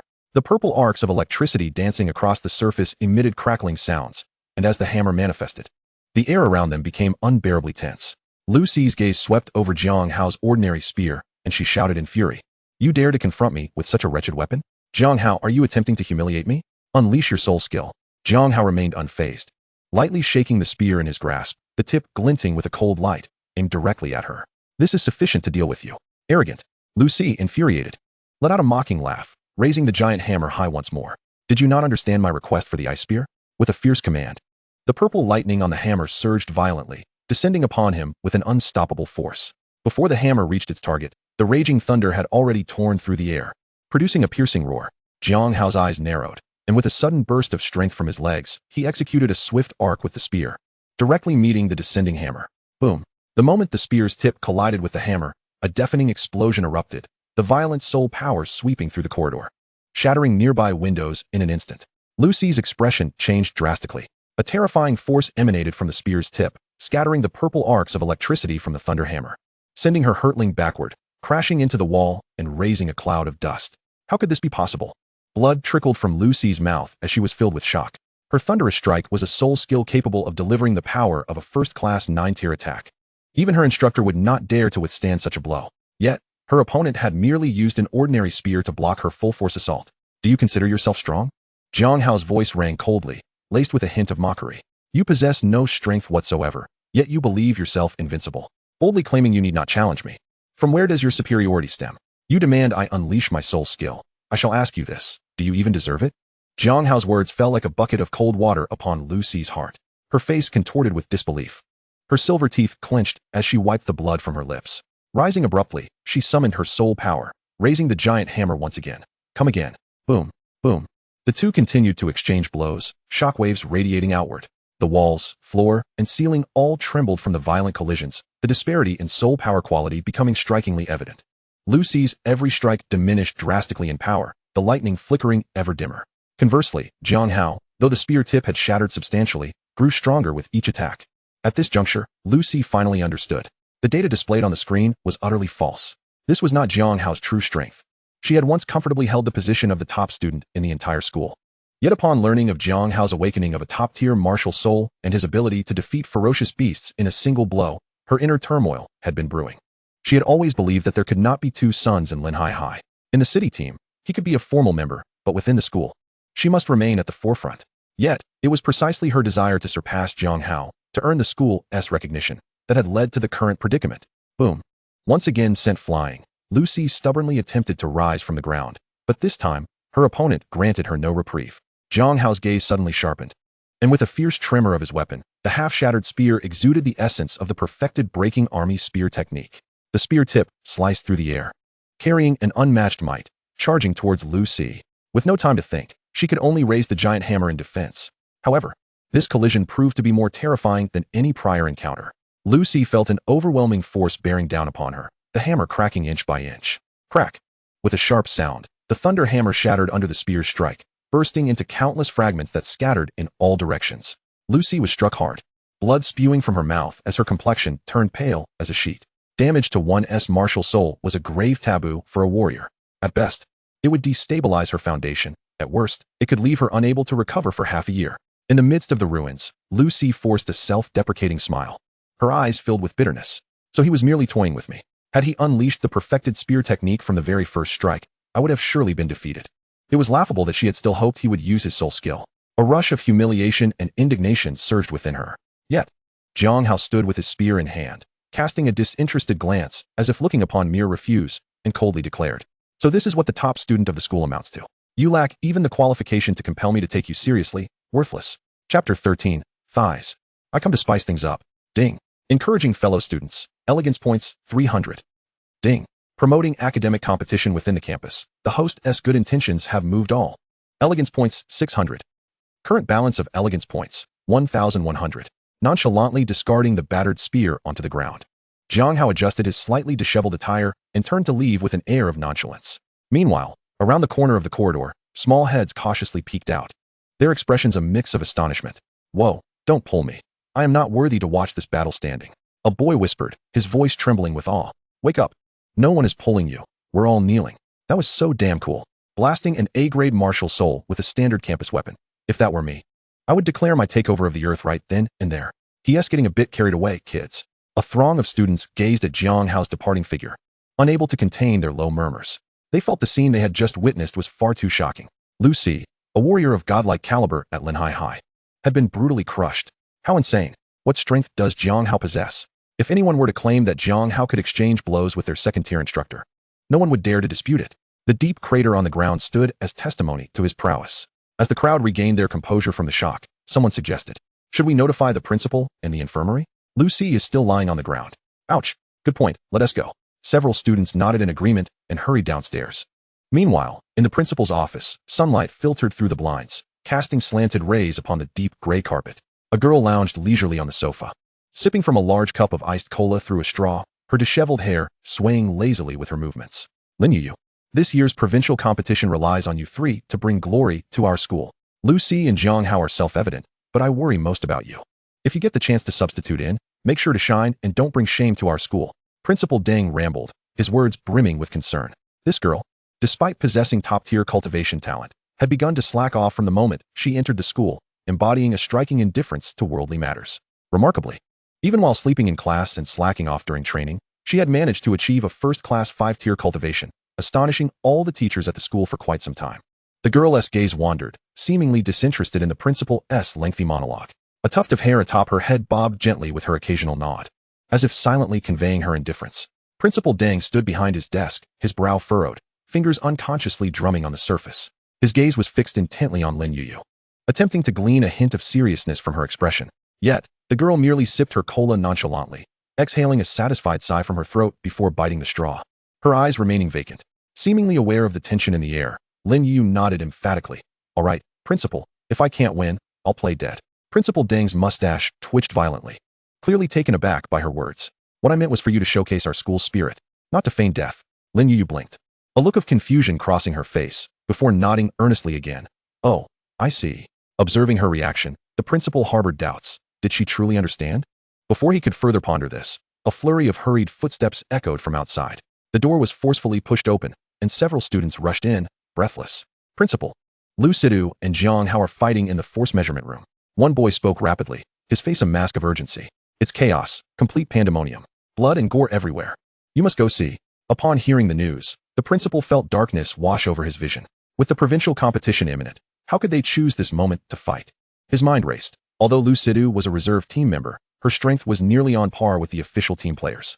Given Jiang Hao's prowess in defeating formidable opponents, it was likely he would prevail. However, if Lu Sidu was determined to unleash her full power, even Jiang Hao might not escape unscathed. It could very well lead to mutual destruction. If that were to happen, not only would the provincial competition be jeopardized, but the city officials would surely be outraged. With this thought, he urgently commanded, "What is the current status of the two?" A moment of silence ensued among the students. One boy tentatively replied, it seems they have reached a reconciliation." Upon hearing this, the principal's shoulders slumped in relief. His tense demeanor softened slightly. However, he quickly shot a glare at the students. "You should have said that sooner. You nearly gave me a heart attack."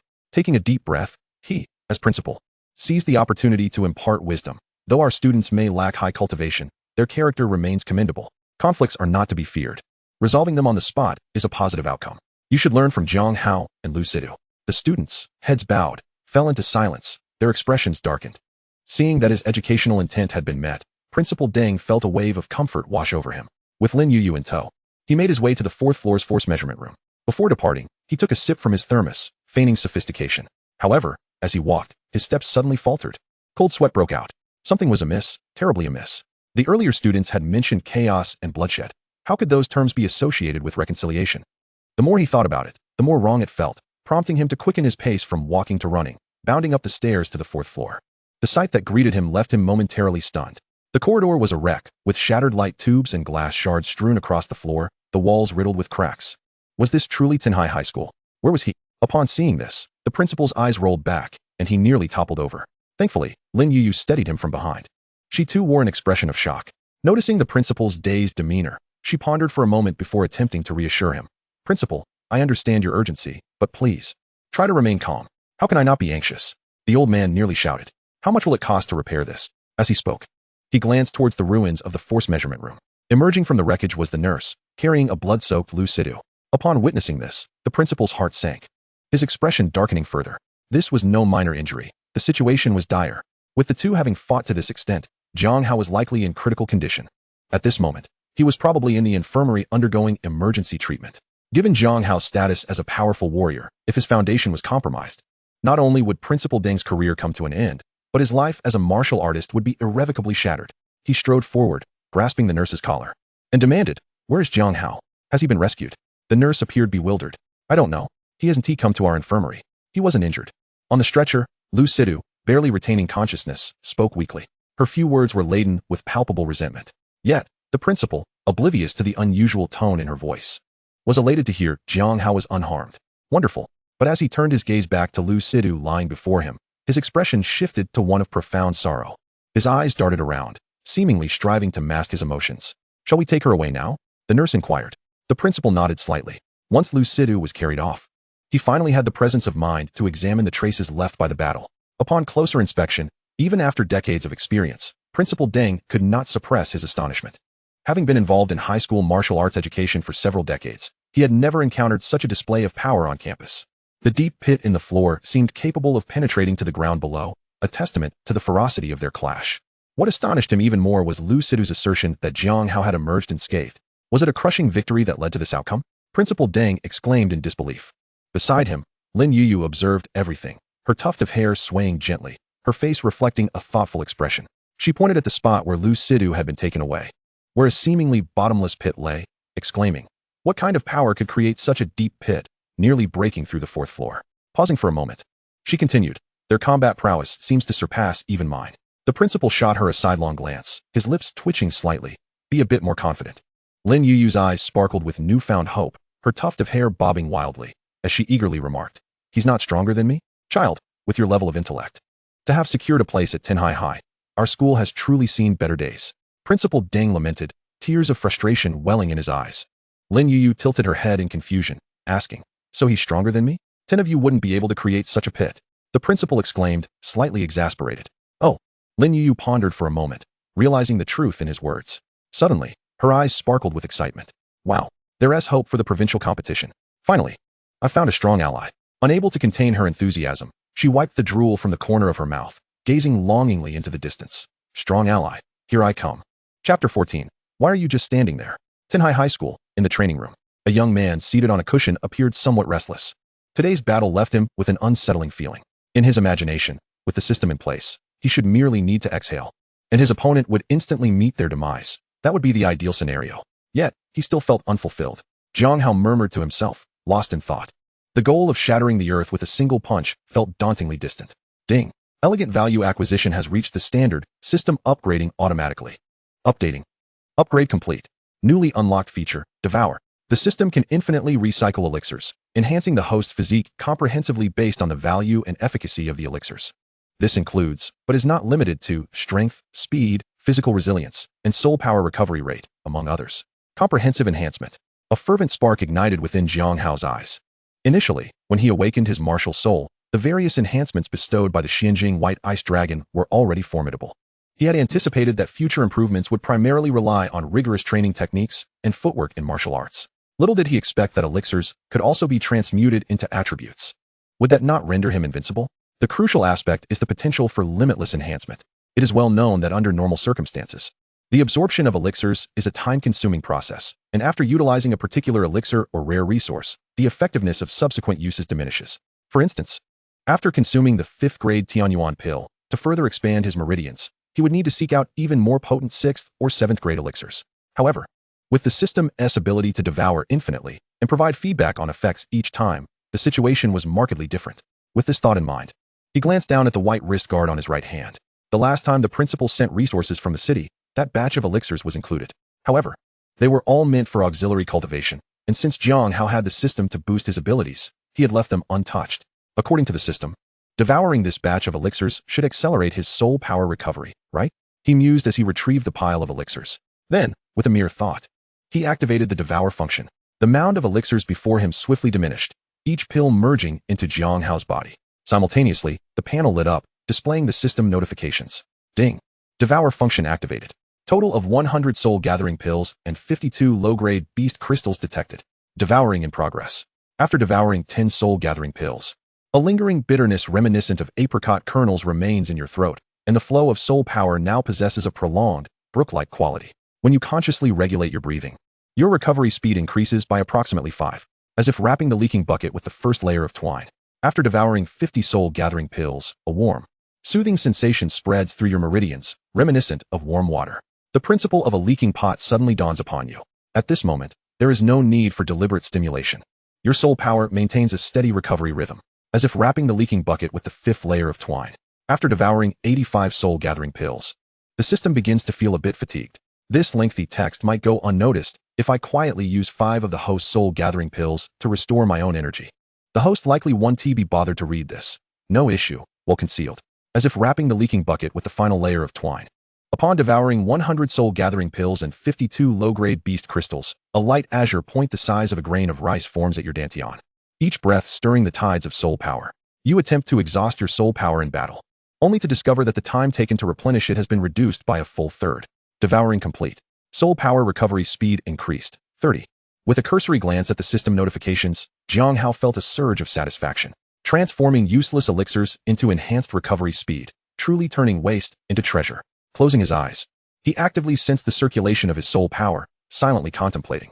With the accelerated recovery rate, coupled with the domain technique Dragon Soul Snow, which absorbs other soul power for his own benefit, he felt invincible in prolonged battles or team engagements.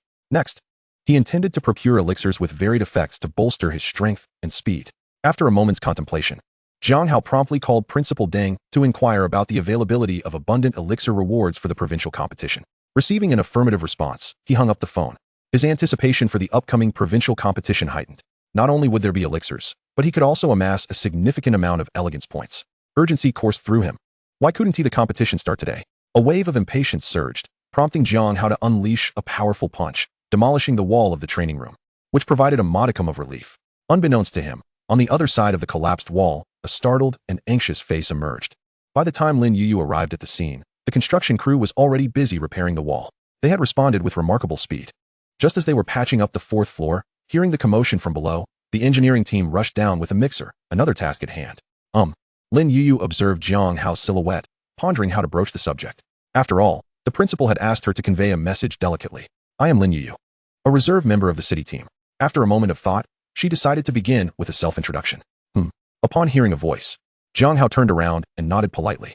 Noticing the girl before him hesitating, Jiang Hao took the initiative to speak. Is there something you need?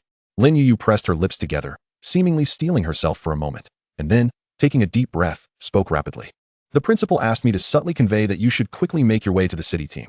He fears the school will be completely demolished soon. He also mentioned that the city team has the budget to cover any damage you might cause, as his place truly cannot withstand any more wear and tear. By the way, when he said this, he broke a teacup, and there were tears in his eyes. I'm not sure if this information is useful, but it might be significant for you. After speaking, the girl unconsciously patted her chest, her little tuft of hair drooping slightly, exuding a sense of exhaustion akin to completing a crucial task. Upon learning that Jiang Hao had effortlessly defeated Lu Sidu, Lin Yuyu's intuition told her that the young man before her was far from ordinary. In their first encounter, she aimed to leave a favorable impression on Jiang Hao, hoping to effectively latch onto his influence. This would enable her to navigate the situation and successfully reap the rewards of the provincial competition. Even as a substitute, there are rewards to be gained, not to mention the potential benefits. The girl mused internally. The thought of the substitute rewards being enough for her to splurge thousands of points on affection in a dating game quickened her breath. Xiang, your little cake is ready. Is there a troublemaker in the city team? Jiang Hao's sudden question caught her off guard. The girl tilted her head, her tuft of hair forming a question mark. Unable to decipher his intent, she nonetheless replied earnestly. Yes, there are many. No one is willing to back down. Good. Lead the way. Excitement gleamed in Jiang Hao's eyes. It was time to seize a wave of elegance points from the city team. Chapter 15. I am Jiang Hao. I am your father. The city team was not far from Linhai No. 3 High School, and the two engaged in casual conversation along the way. Lin Yuyu felt delighted at how quickly she was bridging the gap with Jiang Hao. Although most of his responses were brief affirmations like oh, and okay. At least he was responding. This was a promising start. Go for it. Lin Yuyu, you can capture that big leg. Meanwhile, Jiang Hao silently summoned the panel, using the 1,000 elegance points gained from defeating Lu Sidu to directly elevate his cultivation to the first grade 8th segment. The surge of soul power during the breakthrough left Lin Yuyu in shock, resembling someone who had seen a ghost. After a startled scream, her eyes were filled with awe. Can someone truly break through while walking? Is this the talent they speak of? Moreover, the soul power he emitted was as unfathomable as the ocean. She could hardly comprehend its quality. Wait a moment, does he practice his cultivation even while walking? What a diligent young man. In contrast, Lin Yuyu couldn't help but feel a pang of self-reproach, her expression momentarily shifting to one of contrition. Yet, the feeling was fleeting, soon replaced by a flicker of determination in her eyes. I too must strive to cling tightly to his coattails. Suppressing the shock within, Lin Yuyu continued to guide Jiang Hao through a narrow alley while succinctly introducing him to the circumstances of the city team. Are you saying the head coach of the city team is a recent graduate from a martial arts university? Jiang Hao raised an eyebrow and inquired. Indeed. It's Beichin Martial University, the second-ranked institution in the nation. Moreover, Coach Chun has even secured a spot in the top 8 at the youth martial arts tournament. As a pinnacle 4th-grade practitioner, he is more than capable of fulfilling the role of head coach. Lin Yuyu responded, her admiration for the coach evident in her tone. Had it not been for Coach Chen's injury in the Beast Cave, his stature would surely have ensured he wouldn't have taken on a coaching position with the city team. Since his arrival, the overall level of the team has indeed seen a significant increase. However, considering the poor foundation of our city, it is hard to predict what position we might achieve in this year's provincial competition. As they conversed, they entered a courtyard, where a simple sign read City Team Base. The courtyard was adorned with a series of ancient-style pavilions, their green tiles and white walls surrounded by towering walls. Between the pavilions lay expansive training grounds, the surface paved with sturdy bluestone slabs. Though few figures were present, the sound of wind from punches echoed, punctuated occasionally by low shouts. Head coach Chen Wu, clad in camouflage attire, stood with his hands clasped behind his back on the training ground. Upon noticing Lin Yuyu leading the young man in black through the bluestone path, he promptly approached them. Coach Chun, this is Jiang Hao, Lin Yuyu introduced first. Chen Wu nodded slightly, his gaze sweeping over Jiang Hao, feeling an unexpected headache begin to form. At that moment, he was unaware of Jiang Hao's overwhelming defeat of Lu Sishuang, merely considering him as another formal team member. Likely pushed in by city officials who had noticed his martial spirit, but whose strength he presumed to be limited. Chun Wu felt a deep sense of trouble. The provincial competition stipulated that each team could only have 7 formal members, and with this boy's entrance, they now had 8. He had yet to decide whom to replace. No matter who he chose to remove, it would inevitably diminish their combat strength, and a reduction in strength would not bode well for their provincial ranking. This series of cascading reactions left the freshly graduated Chun Wu from Beichin Martial University feeling utterly overwhelmed. Is this the world of adults? Is this the workplace? Chun Wu took a deep breath and, adhering to the principle of not offending anyone, smiled and said, "Jiang Hao, welcome to the city team." Jiang Hao nodded, casually greeting him, while his gaze continued to scan the training ground, attempting to identify any standout teammates. Noticing Jiang Hao's lack of enthusiasm, Chun Wu became further convinced that the newcomer was merely there to gild his resume. He retrieved an exquisite pill box from his pocket and handed it to Jiang Hao, saying, "This is a resource supplement from the city team, containing some pills for tempering your physique. Please take it."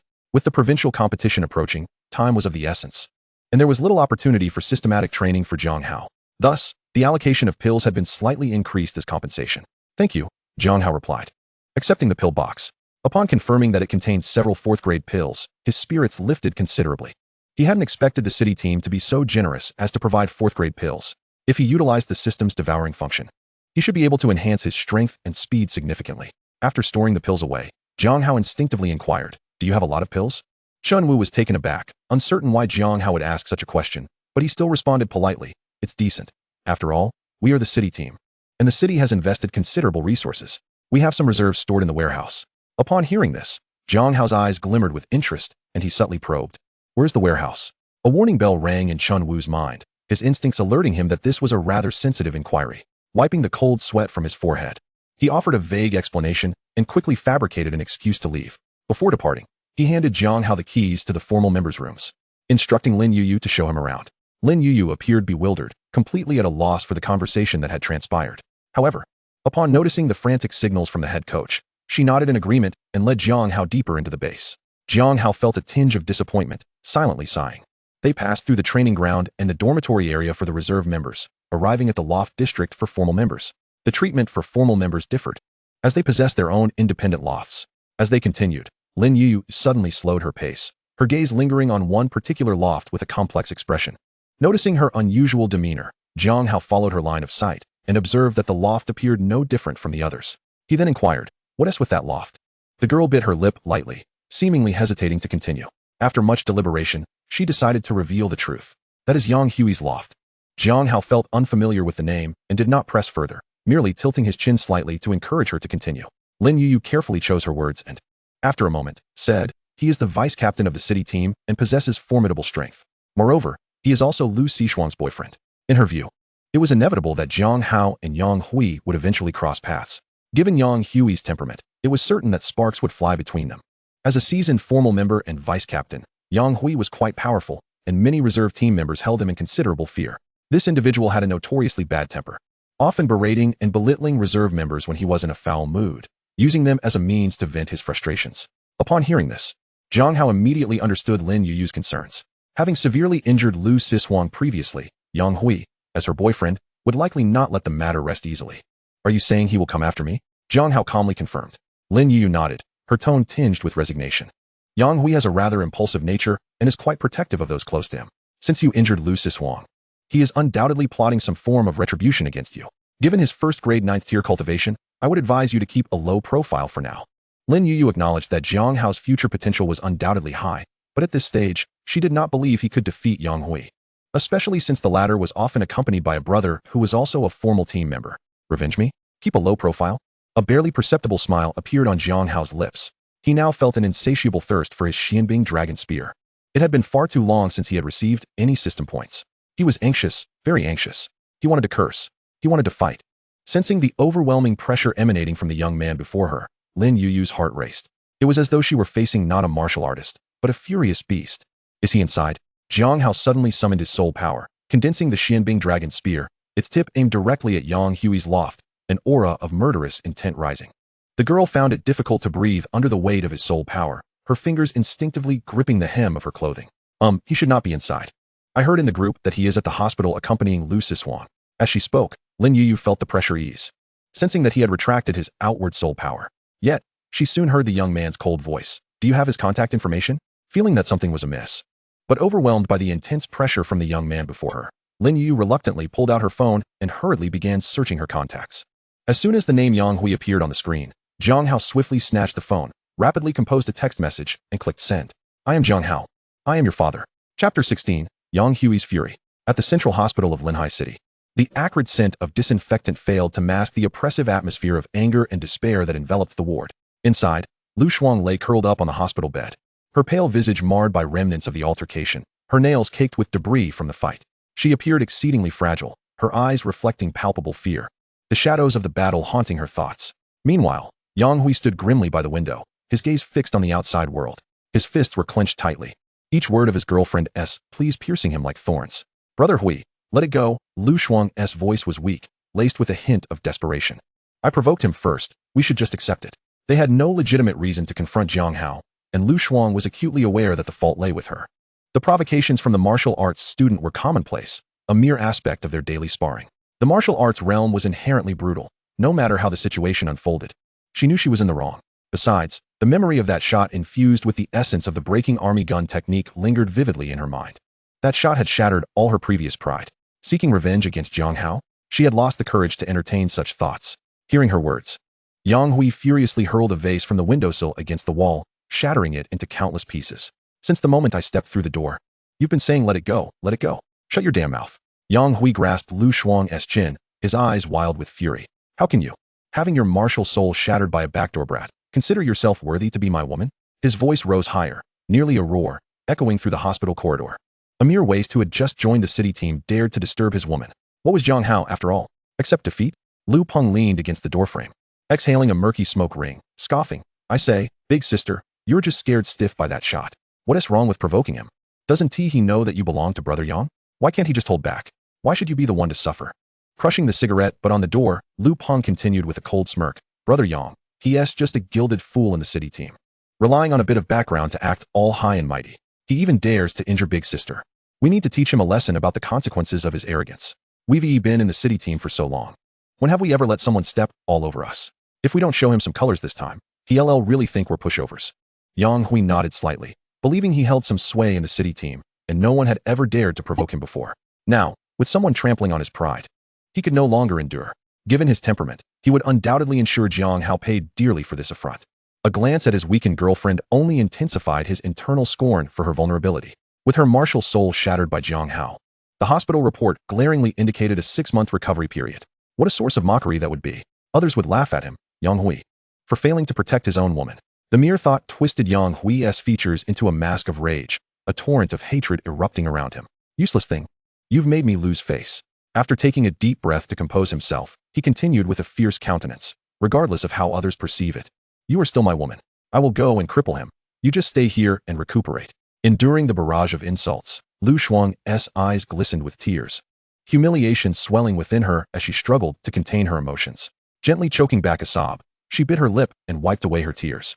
Their 2-year relationship made her reluctant to watch her boyfriend make foolish decisions, so she softly implored, Brother Hui, you're only at the 9th stage of the 1st rank. Even against Jiang Hao, it's just a 50-50 chance. The Flying Cloud rankings martial soul and his perfected gun technique. He's not someone we can take lightly. Please, let it go. Just because I'm at the 9th stage of the 1st rank, does that mean I can't beat him? Yang Hui slammed his fist down on the bed, incensed by his girlfriend's doubts about his strength. As the vice captain, he had risen through sheer capability, overcoming every challenge with ease. He had faced opponents with perfected gun techniques before, and hadn't he crushed them effortlessly? Just half a month ago, he had been able to unleash 6,000 points of damage. Surely, he could shatter Lu Shuang's martial soul as well. Lu Peng chimed in, big sister, you're overestimating that kid.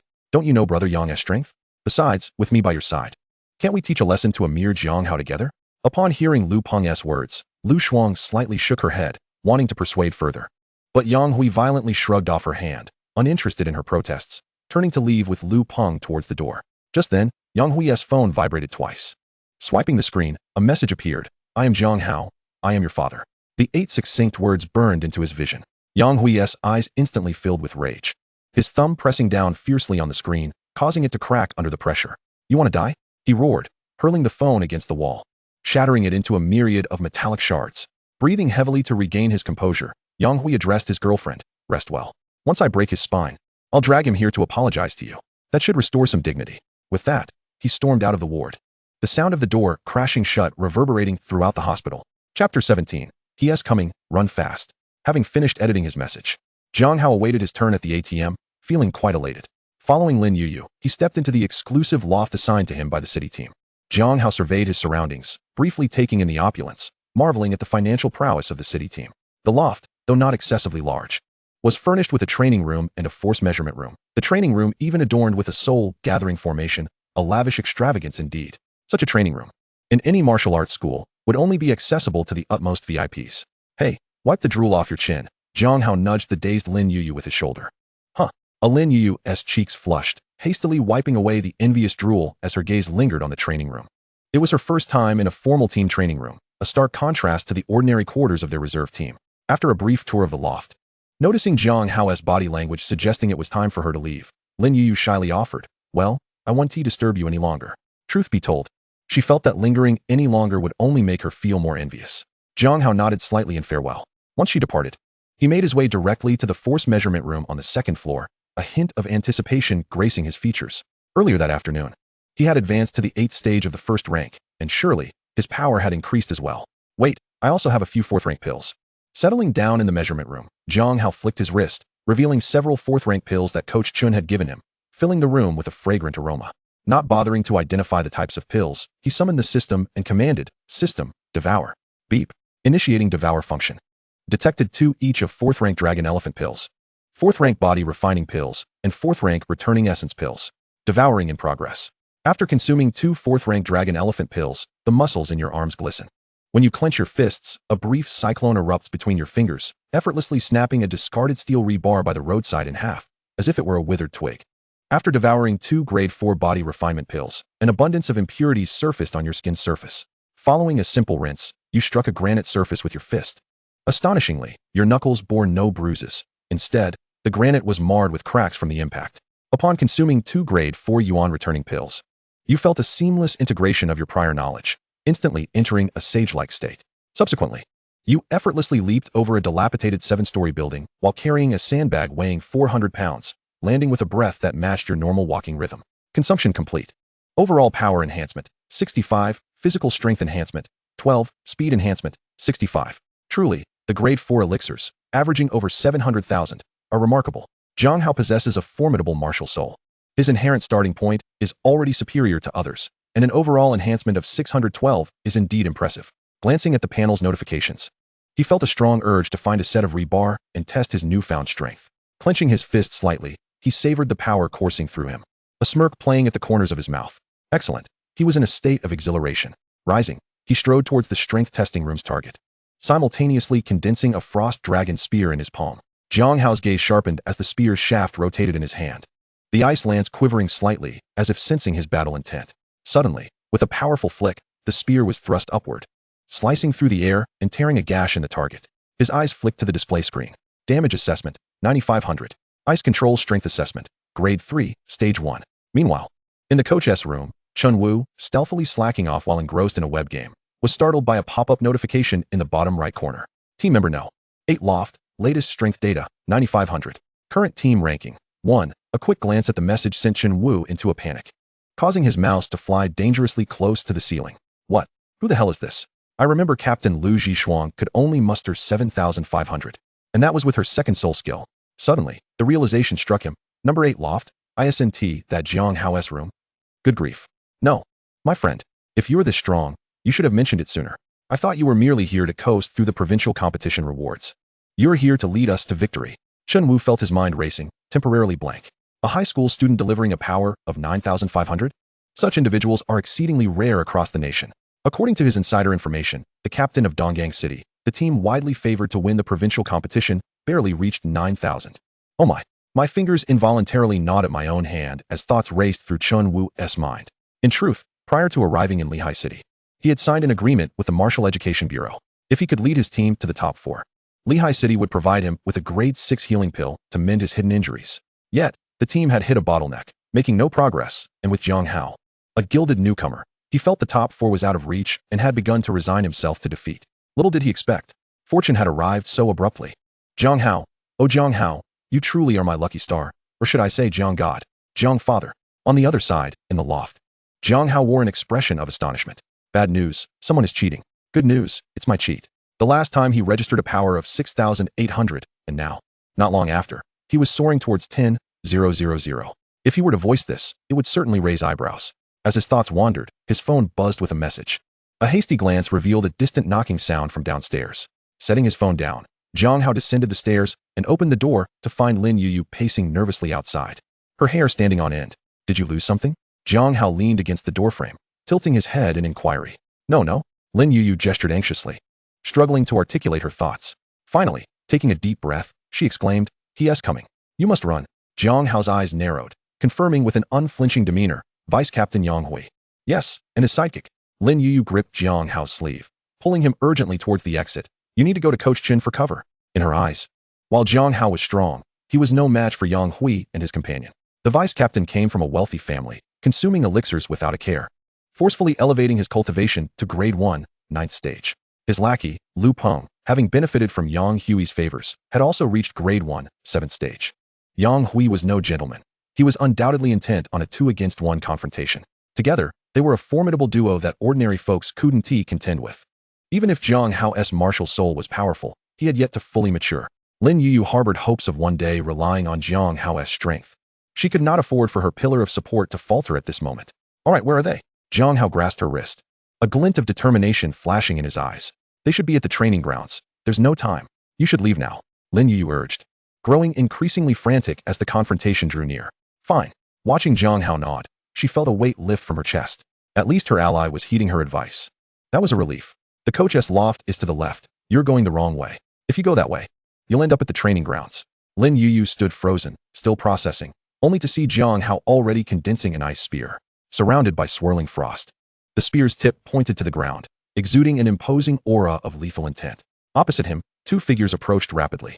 A distant voice called out mockingly, "Oh, so you're Jiang Hao? Kneel before me." As the two men approached menacingly, Lin Yuyu felt her fingers tremble uncontrollably. Trying to quell her fear, she summoned her courage and shouted, "Yang Hui, you scoundrel. Don't you feel any shame in ganging up on someone? Reserve member, stay out of this. Your opinion doesn't matter," Yang Hui sneered, casting a dismissive glance at her. Lin Yuyu trembled with indignation, fully aware of her lack of strength. Forcing herself into the fray would only hinder Jiang Hao. Thus, she retreated to the side, silently messaging Coach Chen for help. "And you?" Yang Hui's gaze fell on Jiang Hao, openly displaying his disdain. "You injured Lu Sishuang and dare to stroll into the city team like nothing happened? Are you truly oblivious to the consequences? Or perhaps you're unaware that Lu Sishuang is under my protection. Don't think that just because you have some connections, you're untouchable. I've dealt with many pampered brats like you. You've never lost." Jiang Hao queried. Yang Hui's lips curled into a smirk, as though he had heard something absurd, scoffing. "Of course, I have. I've encountered many self-proclaimed strong individuals like you, who are nothing more than weaklings." As he spoke, Yang Hui casually glanced at Jiang Hao, seeking to catch a glimpse of panic in his eyes. However, Jiang Hao's expression remained impassive, even harboring a hint of pity, infuriating both Yang Hui and Lu Peng. "Brother Hui, stop wasting your breath on him," Lu Peng roared, suddenly launching an attack, drawing on his soul power.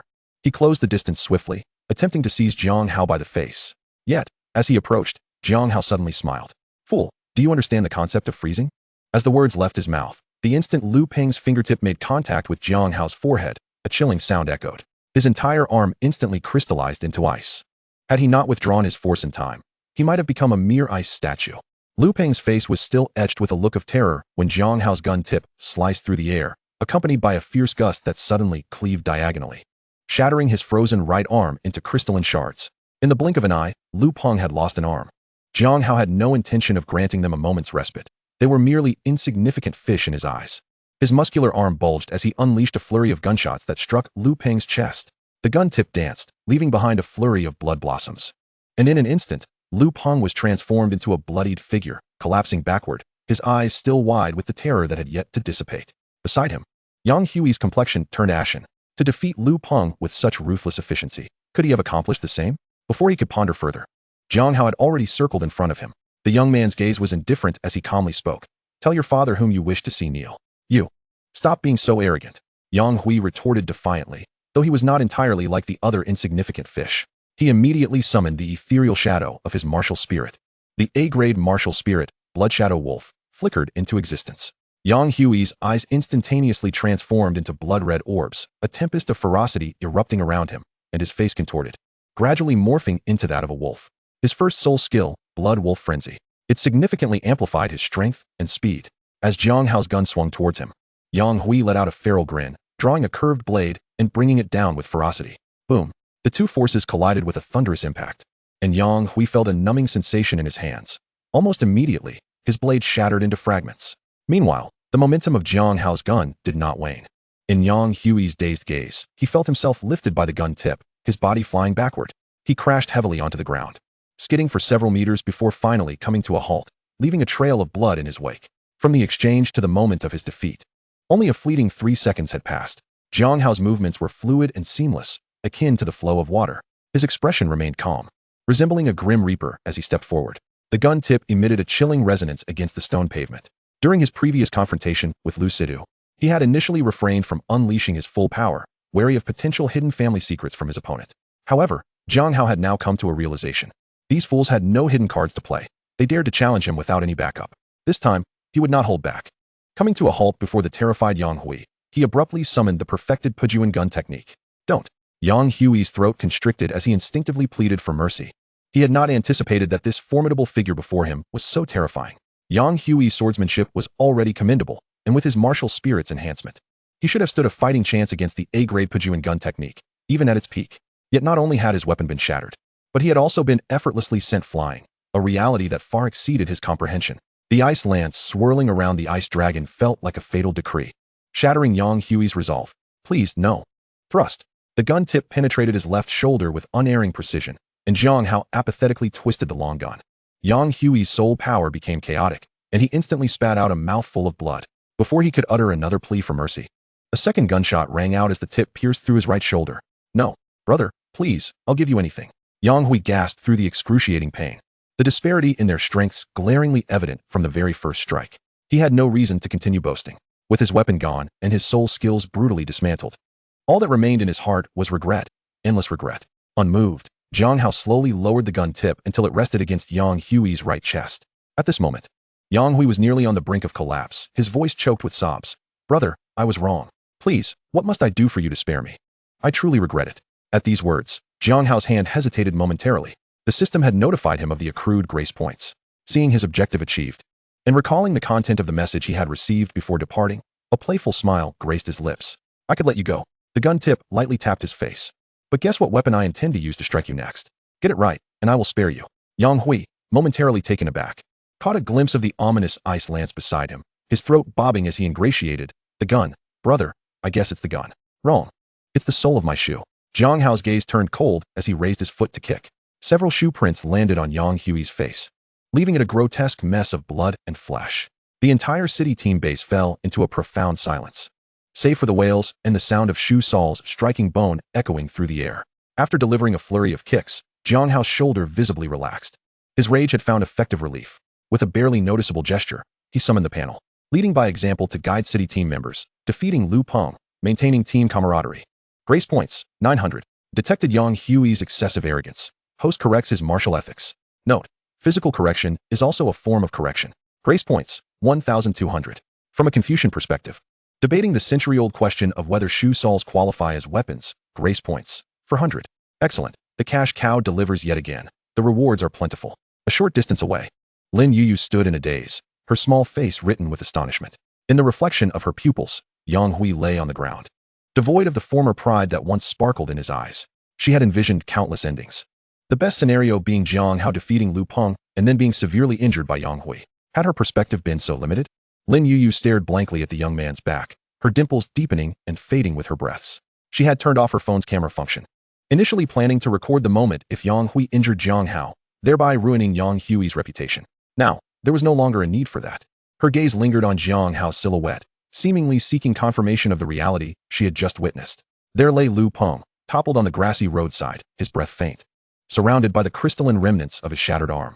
And Yang Hui, at the feet of the young man, resembled a defeated dog bereft of dreams, sprawled on the ground, silently shedding tears, the imprints of shoes still starkly visible on his face. Once again confirming the scene, Lin Yuyu's expression brimmed with even greater astonishment. Incredible, brother. 2 official team members at ranks 7 and 9, defeated in mere seconds. Even Coach Chun would surely exclaim in admiration. Speaking of which, where was the coach? Lin Yuyu's brows furrowed in irritation. Why hadn't Shenwu arrived yet? Suddenly, a sunflower seed shell floated down from above, landing squarely on her head. Looking up, she saw Chunwu lounging comfortably on the rooftop of the loft, munching on sunflower seeds, his eyes sparkling as he observed the scene below. Judging by the quantity of discarded shells around him, he must have been there for quite some time. Chapter 19. Sir, times have changed. This is exhilarating. It's even more thrilling than playing mobile games. Chunwu murmured in awe. Upon witnessing the force data, he had rushed over immediately.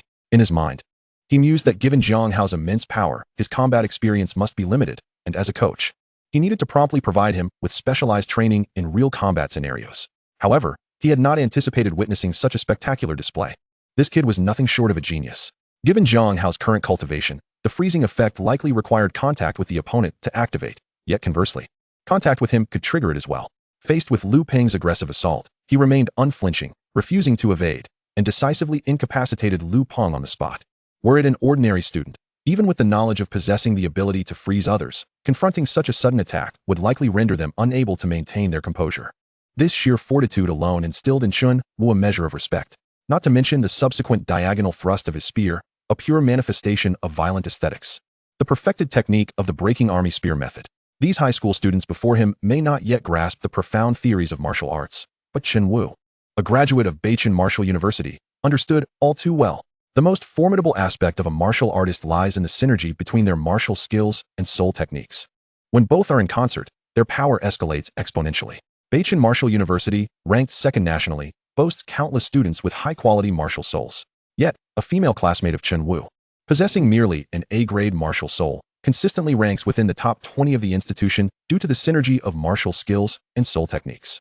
The youth before him truly possesses limitless potential for the future.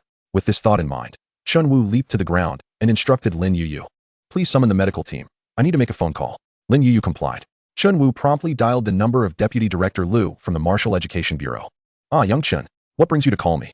With the provincial competition looming, I imagine you're feeling the pressure, huh? Lu's booming voice resonated. Yet Chunwu had little time for pleasantries and responded directly. Director Lu, I wish to request a frost crystal. I seek your approval. A 6th grade heavenly material. Lu's voice elevated in pitch. Who do you intend to use it for? Jiang Hao. That cannot be permitted. It is valued at over 10 million. As you know, Jiang is a student assigned to the city team by higher authorities. While I harbor some personal doubts regarding his prowess, I have no choice but to comply. Investing over 10 million is indeed a significant risk. Should he perform poorly at the provincial competition, it would lead to diminished resources next year, resulting in a vicious cycle. I cannot bear this responsibility. Chunwu held the phone, silent for 2 seconds. Then he spoke softly. Sir, the times have changed. Jiang Hao can defeat the vice-captain of the city team and a first-grade, 7-segmented member within a minute. His measured power data reaches an astounding 9,500. Already the highest within the team. His first soul technique, that ice spear, possesses remarkable quality. And my martial intuition informs me that it is far more complex than it appears, still largely untapped. Thus, you must approve the frost crystal. The enhancement from a heavenly material is comprehensive, incomparable to any potion. Chunwu's barrage of information left Lu in stunned silence, his mind buzzing. Yet, Chunwu continued, revealing an even more astounding piece of news. I sense Jiang Hao's aura. He is not far from the 2nd grade. If he can break through to the 2nd grade before the provincial competition and awaken a 2nd soul technique, Director, you understand, right? A clatter of a falling cup echoed from the other end, followed by an excited voice. Are you serious? Indeed, Chunwu urged, Director Lu. You need to expedite this process. Your bureau seems to be dragging its feet. If this were at Beichin Martial University, the principal would already be at my door with heavenly materials. Let me consider this. Consider what? Chunwu exclaimed in frustration. No wonder the martial arts scene in Linhai City has been so lackluster these years. Lu, now treading carefully, understood the gravity of the situation. The Martial Education Bureau was responsible for the entire city's martial resources. After a moment of contemplation, he tentatively proposed, would you be willing to sign a military order, guaranteeing Linhai City a spot in the top 4 of the provincial competition, a top 4 agreement? Top 4. Chunwu laughed heartily. I'll sign a championship agreement with you. Meanwhile, Jiang Hao was still basking in the exhilaration of his recent triumph. Catching sight of Lin Yuyu approaching from the corner of his eye, he straightened his demeanor and asked, is the coach coming to confront me? Lin Yuyu instinctively blurted, no, he might want to cling to your success. What? Realizing she almost let slip something, Lin Yuyu hurriedly waved her hands. No, the coach won't trouble you.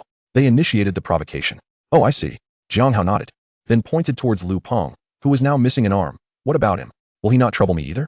If this individual were to seek endless vengeance, he would prefer to end it swiftly with a shot now. He should have too much shame to confront you, Lin Yu mused, for a severed arm. He can simply procure a potion to reconstruct it. Besides, they've caused so much harm, they deserve what is coming to them. With a chill in her voice, Lin Yu expressed her sentiments, having endured their bullying in the past. Witnessing their current dire state brought her a sense of satisfaction, even causing her signature hair spike to sway slightly. Jiang Hao, with a hint of obsessive compulsion, felt an urge to pluck that single hair spike standing upright. Suppressing the impulse, he nodded. All right, understood. He then turned and retreated to his loft. Before entering, he caught a glimpse of Coach Chun gazing at him with an expression that seemed to seek praise, as if he had something to say. Yet, that was of little importance now, because he had gathered enough points. He was on the verge of breaking through to the second grade and awakening his second soul technique. Gently closing the door behind him, he sought to calm the tumult within. Jiang Hao entered the training room and exhaled deeply. Let us begin. Chapter 20. Hien Kakashi? The mystic mirror white ice dragon, divided into ice and mirror aspects. Jiang Hao hoped to awaken a soul technique related to the mirror attribute this time. After all, the ancient text depicted its scales as mirrors reflecting all things in the world. In truth, my first martial soul also contains a faint mirror element. Projecting the dragon spear used by the mystic mirror white ice dragon into reality, the term projection piqued his interest. Steeling himself, Jiang Hao resolved to not overthink it. He summoned his panel. Martial Soul, Mystic Mirror White Ice Dragon, Cultivation, Martial Apprentice Level 8, Martial Techniques, Taiha Fist, Ghostly God Realm, Breaking Army Spear Technique, Perfected Realm, Cultivation Method, Starlit Soul Sea Method, Perfected Realm, Refinement Points Balance, 2600, Devour Bonus, Soul Power Recovery Speed, 30, Strength, 65, Body Toughness, 12, Speed Increase, 65. Upon reviewing his balance, Jiang Hao funneled his refinement points into his cultivation. Beep. Enhancing cultivation. Detected Starlit Soul Sea Method Enhancement. Refinement point consumption reduced. All is proceeding smoothly. Consumed 500 refinement points. Broke through to Martial Apprentice Level 9. Encountering a bottleneck. Attempting to break through. Due to the considerable cost of breaking through to the second grade. Please confirm again. Would you like to consume 2,000 refinement points for an immediate breakthrough? Yes. Exerting effort. I am truly exerting effort. Beep. Breakthrough successful. Enhancement complete. Current cultivation, Martial Master Level 1. This consumption, 2,500 refinement points. This evaluation, all is well. In an instant, a surge of immense soul power erupted from Jiang Hao's body. The shockwave rapidly spread throughout the entire base, emitting a deep, resonant hum. A palpable tremor coursed through the hearts of everyone inside and outside the base, their astonished gazes converging upon the direction of Jiang Hao. Second rank. The distinctive surge of soul power emitted during the breakthrough caused a dramatic change in expression among all present. Another second rank emerged from our city team. Who could it be? Both reserve and official team members were frantically inquiring about the matter. Meanwhile, the head coach, Chen Wu, had barely taken a couple of steps away from the loft when he abruptly halted. Mechanically, he turned his head towards loft number 8. A cold shiver running down his spine. Gui, you truly are terrifying. To engage in a battle and break through immediately afterward. It's as if you're playing a casual online game. His original plan had been to have Jiang Hao utilize the Frost Crystal, leveraging the resonance of the Ice Element Martial Soul to see if he could break through to second rank. Yet, the city had not delivered it yet. He had witnessed numerous geniuses at Beichin Martial University, but he had never seen someone break through so swiftly, almost seamlessly, while others faced bottlenecks. This lad seemed to glide through without a care. Inside the loft, Jiang Hao slowly opened his eyes. Within his obsidian pupils, a small diamond-shaped mirror sparkled. The soul power within him continued to surge, as if his muscles and bones were being reforged.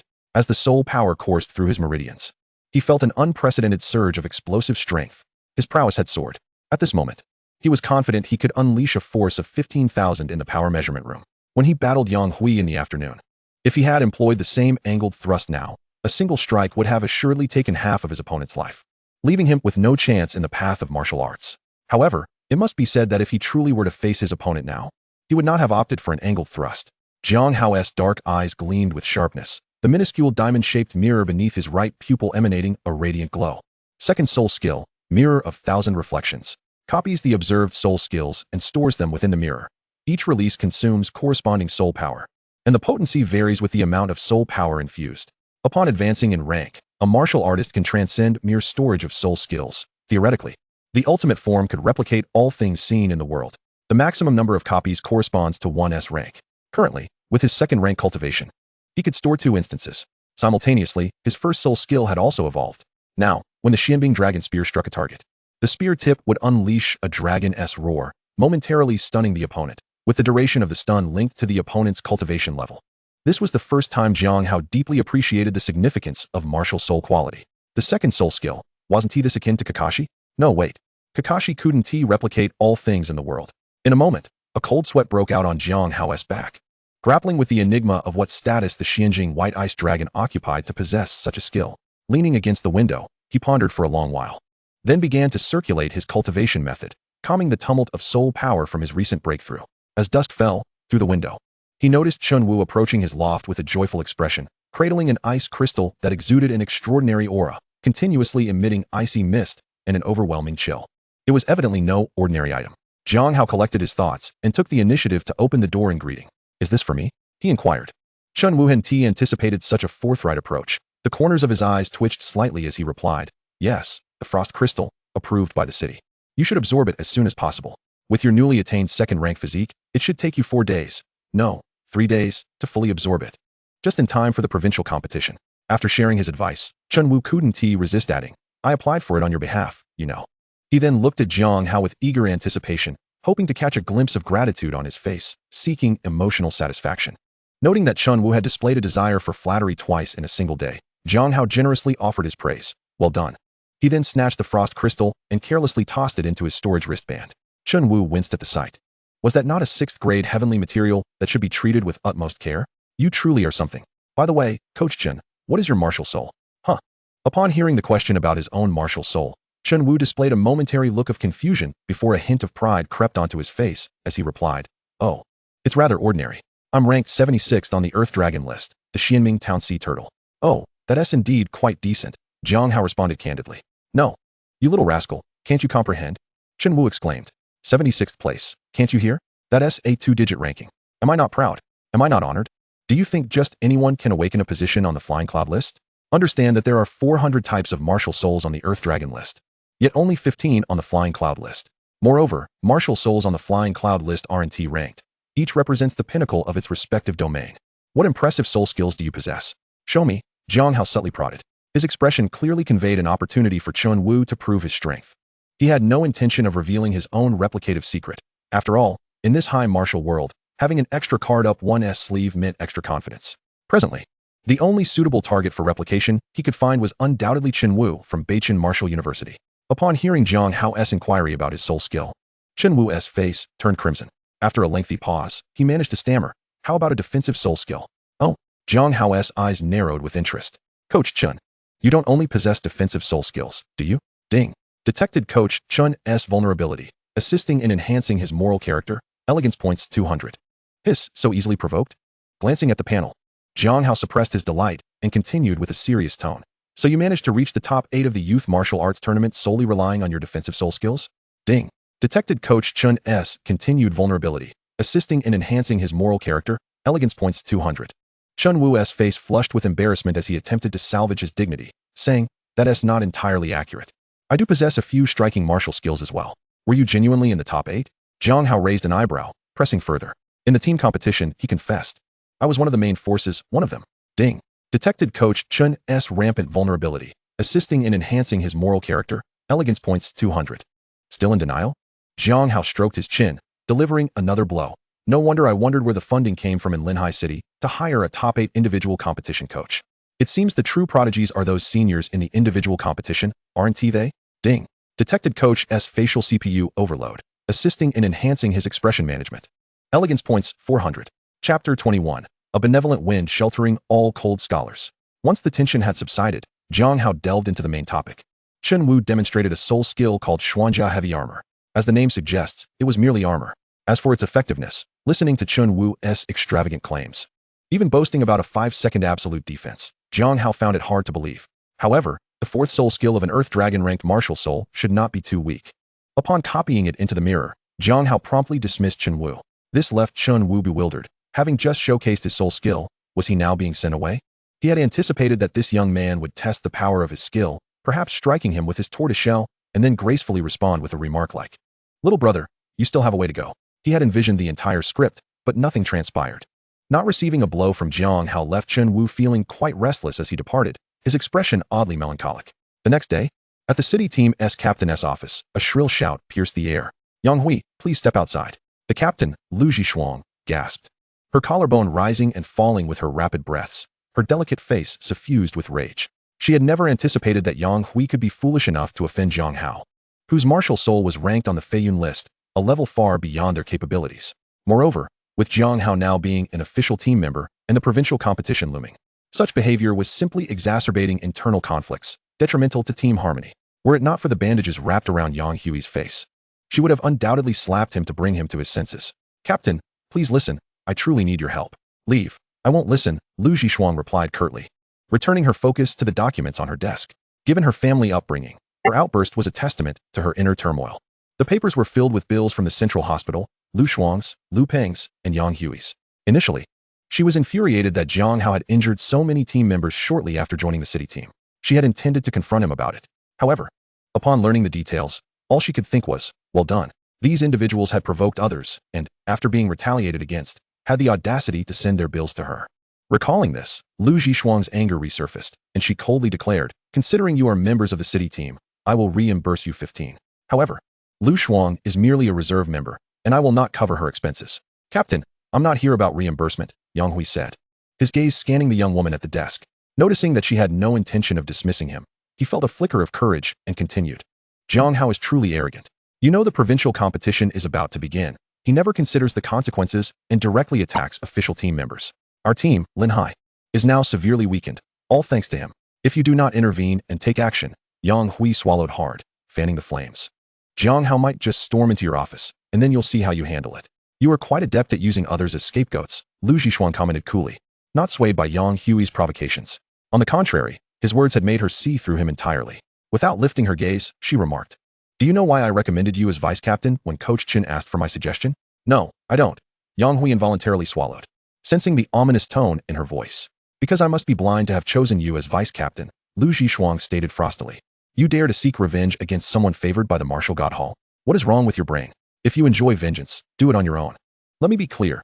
You may lack sense, but I possess it. I will never offend a possessor of a Feiyun list martial soul. My family, the Lu family of Lin Hai, will also not seek trouble with him. Do not think to use my connections to take revenge on Jiang Hao."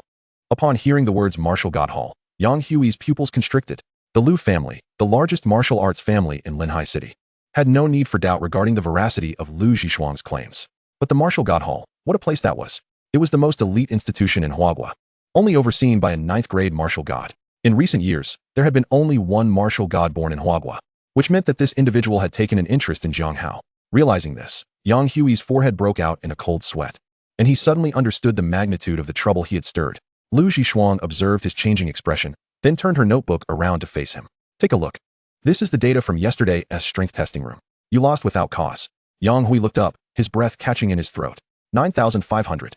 Isn't that higher than the current prodigy before me? Not only that, Lu Zhishuang continued wistfully, he has now surpassed the 2nd grade threshold. You are looking at data before he broke through. He now starts at least 12,000. As a 2nd grade martial artist herself, supported by her family's resources, she could barely reach 8,000. In the eyes of her elders, 8,000 was equivalent to the power of an 8th grade 2nd tier martial artist, which was enough for her to feel proud and be called a genius. Yet, suddenly, an extraordinary talent had appeared, overshadowing her, while she felt disheartened. She could only admire him. Hearing this, Yang Hui stiffened. Such power could easily spell his doom. Coming to this realization, he felt his legs weaken involuntarily and cried out, "Captain, save me. I think I have offended someone I cannot afford to offend." "You should go apologize," Lu Zhishuang said softly. "In the realm of martial arts, competition is fierce. It is not shameful for the weak to bow before the strong." Half an hour later, as Jiang Hao opened the door, he found Yang Hui, bandaged and carrying an assortment of gifts, waiting outside in a rather comical manner. On his way, Yang Hui had inquired with his friend Zhang Hu about what this young man liked. Therefore, upon their meeting, he immediately knelt and bowed deeply. "Big boss, please forgive me." Bang! Before Jiang Hao could respond, Yang Hui bowed again. "I'm sorry, I acknowledge that I spoke too loudly yesterday." Bang! "I will never dare again." Ding! Detected that Yang Hui performed a deep bow to the host, elegance value 300. Ding! Detected that Yang Hui performed a deep bow to the host too.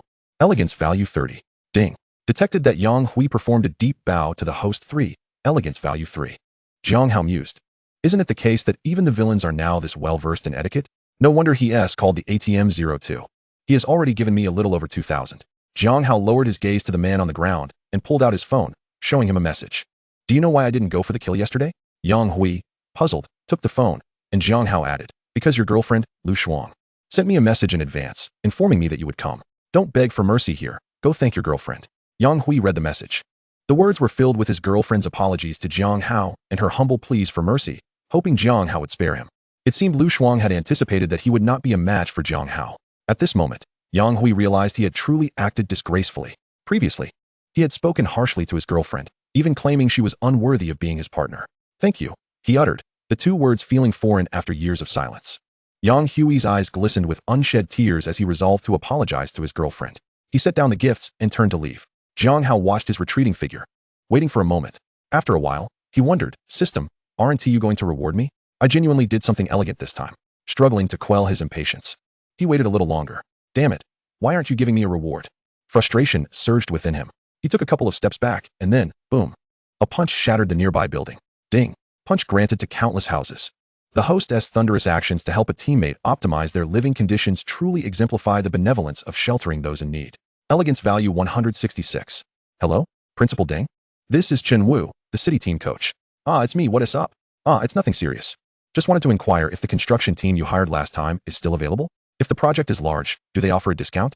Chapter 22. My opposition is actually no opposition at all. After dinner, the city team convened for its first collective meeting.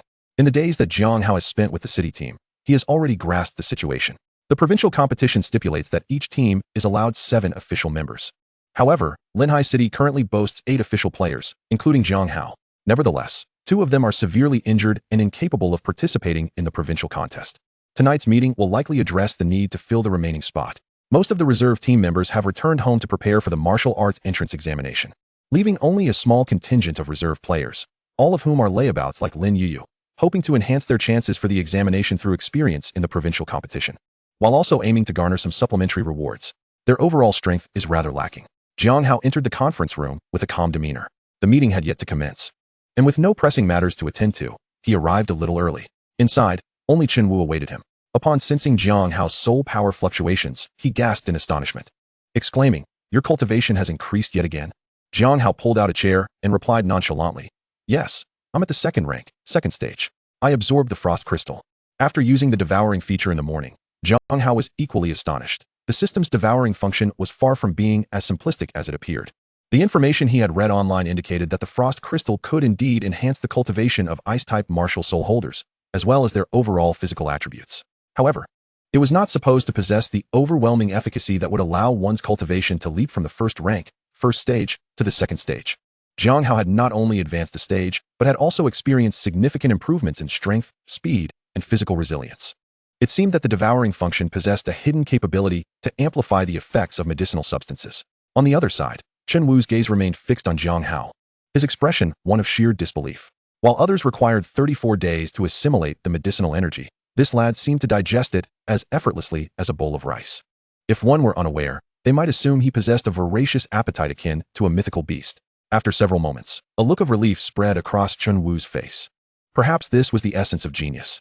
As the remaining members gradually arrived, the meeting commenced swiftly. With 6 official players, 4 reserve players, and Chen Wu, the gathering consisted of a total of 11 individuals. One of the reserve players, perplexed by the absence of 2 members, inquired about the vice-captain's whereabouts. Upon learning the truth, a profound silence enveloped the room, and admiration flickered in their eyes as they turned toward Jiang Hao. "Let us first address the pressing matter," Chen Wu stated, lightly tapping the table.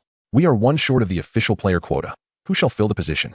As he spoke, his gaze swept over the 4 reserve players. He was well aware that these 4 were all layabouts. Yet, among the short-statured, one must be chosen. The most capable among them was undoubtedly Lin Yuyu, who stood at the first rank, 5th stage. Although the minimum standard for an official player in the city team was first rank, 6th stage, with Jiang Hao's addition, Coach Chen felt it was inconsequential. Any one of them would suffice. Why is no one speaking? Chen Wu wondered, perplexed by the lack of volunteers.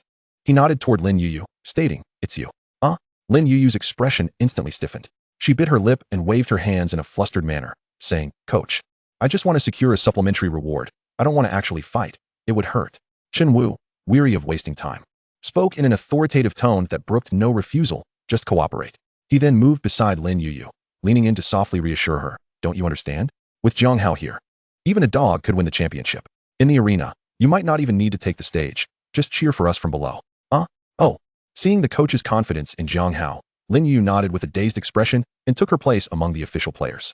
Realizing she had seemingly borrowed Jiang Hao's light to attain the status of an official player, her cheeks flushed slightly as she glanced at Jiang Hao's stern profile. It seemed our slacker girl had successfully latched onto a promising ally.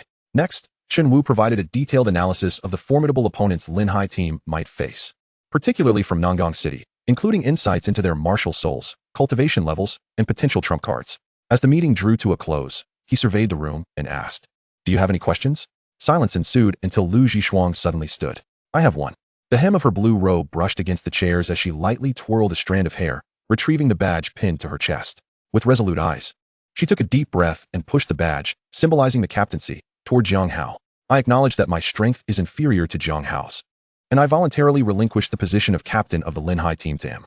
The girl spoke softly, her tone devoid of resentment, infused only with quiet determination. At her declaration, all the team members exchanged astonished glances, their hearts shaken. The fiercely competitive Lu family girl was choosing to step down. This act was so astounding that it shattered their previous impressions of her. In their minds, Jiang Hao was merely a newly joined player whose strength they had only heard whispers of, while Lu Zhishuang had fought her way up from the very bottom of the city team to the captaincy, with each battle witnessed by their own eyes. Recently, she had awakened an S-rank martial soul, rising to become a leading figure in the Lin Hai Martial Arts High School. They could scarcely believe that the girl hailed as a genius would hold Jiang Hao in such high regard. Chen Wu's pupils trembled slightly. As someone from a family of martial artists who bore the pride of his lineage, he understood that Lu Zhishuang had wholeheartedly recognized Jiang Hao's strength. Initially concerned that Lu Zhishuang's strong personality would lead to conflict between the two, it now seemed Chen Wu had overestimated the situation. Jiang Hao's decisive victory over Yang Hui and the data from his strength assessment must have dealt a considerable blow to the Lu family girl. Breaking the silence, Chen Wu turned to Jiang Hao and asked, "What is your stance on this?" Jiang Hao's expression remained calm and unperturbed as he nodded. "It's acceptable. The captain receives more resources and can secure greater rewards from the provincial competition." Desperate for medicinal pills to devour, Jiang Hao naturally would not refuse. "I object." Du Feng, a formal player with a hefty frame, slammed his hand on the table, shaking with indignation. The goddess he secretly adored was relinquishing the captaincy so easily. Whether this person was worthy of being captain was still in question. Rumors had it that Jiang Hao had defeated both the vice-captain and Lu Peng, but such hearsay was often embellished. Du Feng was skeptical. How could someone who had never made a name for himself in Lin Hai City achieve such a dramatic increase in strength in such a short time?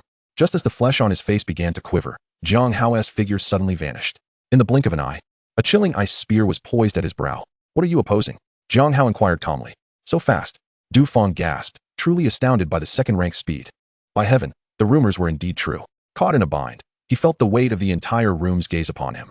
The reserve players looked at Jiang Hao with envy and admiration, while the official members understood the significance of the new captain's speed, their eyes betraying a mix of fear and the thrill of impending elevation. "I oppose, but in truth, I do not oppose at all. Haha, I believe everything is reasonable." Du Feng wiped the cold sweat from his brow, forcing a sheepish smile as he pushed Jiang Hao's spear away, raising his hands defensively while retreating. Careful not to provoke Jiang Hao unexpectedly. "Very well, very obedient." Jiang Hao's lips curled into a grin. "As a reward, you must bow to me." Chapter 23. How one can be shamed into courage. Ideally, everyone could have simply dispersed after the meeting. Yet, suddenly, someone sprang forth, eager to pay him homage. Being the kind-hearted person Jiang Hao is, he, of course, could not refuse. After all, who would complain about an increase in their balance? After the meeting, as night fell and they made their way home, Lu Zhishuang remained steadfastly behind him. This piqued Jiang Hao's curiosity. Was she regretting relinquishing her captaincy, feeling discontented, and now seeking to challenge him? He doubted it. With a slight frown, he turned the knob of the attic door. However, as he was closing it, he caught sight of a nimble figure slipping inside, akin to a little cat. Upon illuminating the room, Jiang Hao's gaze fell upon the girl, whose cheeks were flushed a deep crimson, extending down to her neck. "What is this? Are you planning to sleep here? Having followed me all this way, what do you intend to do?" Lu Zhishuang, confronted with his inquiry, trembled slightly. Forcing herself into someone else's abode was an unprecedented act for her. Ever since she learned that the boy had awakened an extraordinary ice martial soul, she knew she had to pay him a visit. Yet, some matters were indeed challenging to articulate. With her ears burning, Lu Zhishuang bit her lip and evasively articulated, "My left leg's meridians have been frozen by someone. Could you possibly assist me in unfreezing them? I shall compensate you." Jiang Hao replied, his tone laced with skepticism. Is it truly necessary to make such a fuss over something so trivial? Moreover, the Lu family is quite affluent, with countless experts within their ranks. Surely, it is not beyond your means to seek help. Sensing an underlying issue, Jiang Hao narrowed his eyes and inquired coolly, "Who froze you? How did it happen? And what is their cultivation level?" Taking a deep breath, Lu Zhishuang responded softly, during the exchange competition with the neighboring province. I was frozen by an opponent wielding an ice martial soul, who possesses second-tier cultivation.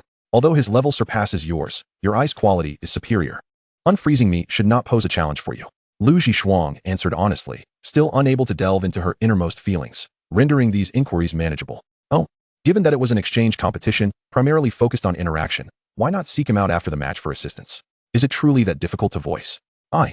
You. Jiang Hao observed her, his demeanor growing slightly frosty. Speak or leave. I shall speak. Lu Zhishuang's lips pursed slightly, her face suffused with color. She murmured, before the match, I had boasted quite boldly, but after losing, I felt too embarrassed to approach him. Her voice dwindled to a whisper, her complexion deepening in hue to the point where her words were nearly inaudible. Ding. Detected that the teammate has been deeply shamed, triggering the courage that arises from shame. Elegance points, 200. Jiang Hao's eyes brightened. How easily she had been unsettled. The girl's sense of pride must be quite formidable. Furthermore, the points were quite substantial. Excellent. He thought, let me provoke her further. Eagerly, he declared, what did you say? I didn't catch that. Speak louder. Why do you feel embarrassed to seek him out? Lu Zhishuang's ears were nearly ablaze. She bit down on her teeth and raised her voice, because I boasted before the match and have no face to approach him. Ding. Detected that the teammate has been profoundly shamed, triggering the courage that arises from shame. Elegance points, 200. Splendid. Jiang Hao continued with a friendly yet incisive inquiry. Then why not seek assistance from Coach Chen? Because after the match, Coach Chen asked if I was injured, and for the sake of my pride, I insisted I was fine. Speak louder. Because I felt I had no face. Lu Zhishuang nearly declared in a fit of exasperation. Ding. Detected that the teammate has been profoundly shamed, triggering the courage that arises from shame. Elegance points, 200. Excellent. Jiang Hao, with a benevolent demeanor, delivered his final blow. Then why not ask your Lu family for help? Because my grandfather stated prior to the competition that we must win at all costs. So, Jiang Hao inquired, his interest piqued. So I falsified the outcome and claimed I had won. Well done, a truly filial granddaughter. Jiang Hao remarked with evident satisfaction. Ding. Congratulations to the teammate for utterly shattering their shame. Elegance points, 400. Lu Zhishuang's sense of shame had been completely obliterated. Her teeth clenched tightly against her lower lip, her chest heaving with fervor. Even the buttons of her shirt were nearly on the verge of bursting. Following the events of this night, the girl felt assured that no matter how embarrassing a situation she might encounter in the future, it could never rival the humiliation of this evening. Observing her expression, Jiang Hao felt an immense sense of elation. Principal Deng, you have truly guided me to a splendid place. Moments later, noting that the girl before him was gradually regaining her composure, they shifted to the matter at hand. Jiang Hao began, extending his arm, offering his palm to her. Having accrued 1,000 system points from the girl, he was unperturbed about aiding her with a minor inconvenience. Lu Zhishuang, momentarily taken aback, obediently extended her delicate hand, gently resting it in the warmth of his palm. The expression on Lu Zhishuang's face suggested her inner turmoil was rather rich. Yet, Jiang Hao did not concern himself with it. With a straightforward infusion of soul power, he meticulously examined Lu Zhishuang's meridians. As the soul power flowed, her face became nearly beet red, her gaze averted, unable to meet Jiang Hao's eyes. The sensation of being so thoroughly scrutinized was overwhelmingly shameful, causing her to tremble lightly. Do not move. Jiang Hao's expression grew increasingly intriguing. It was no wonder she hailed from a martial arts family, having consumed a plethora of fine elixirs.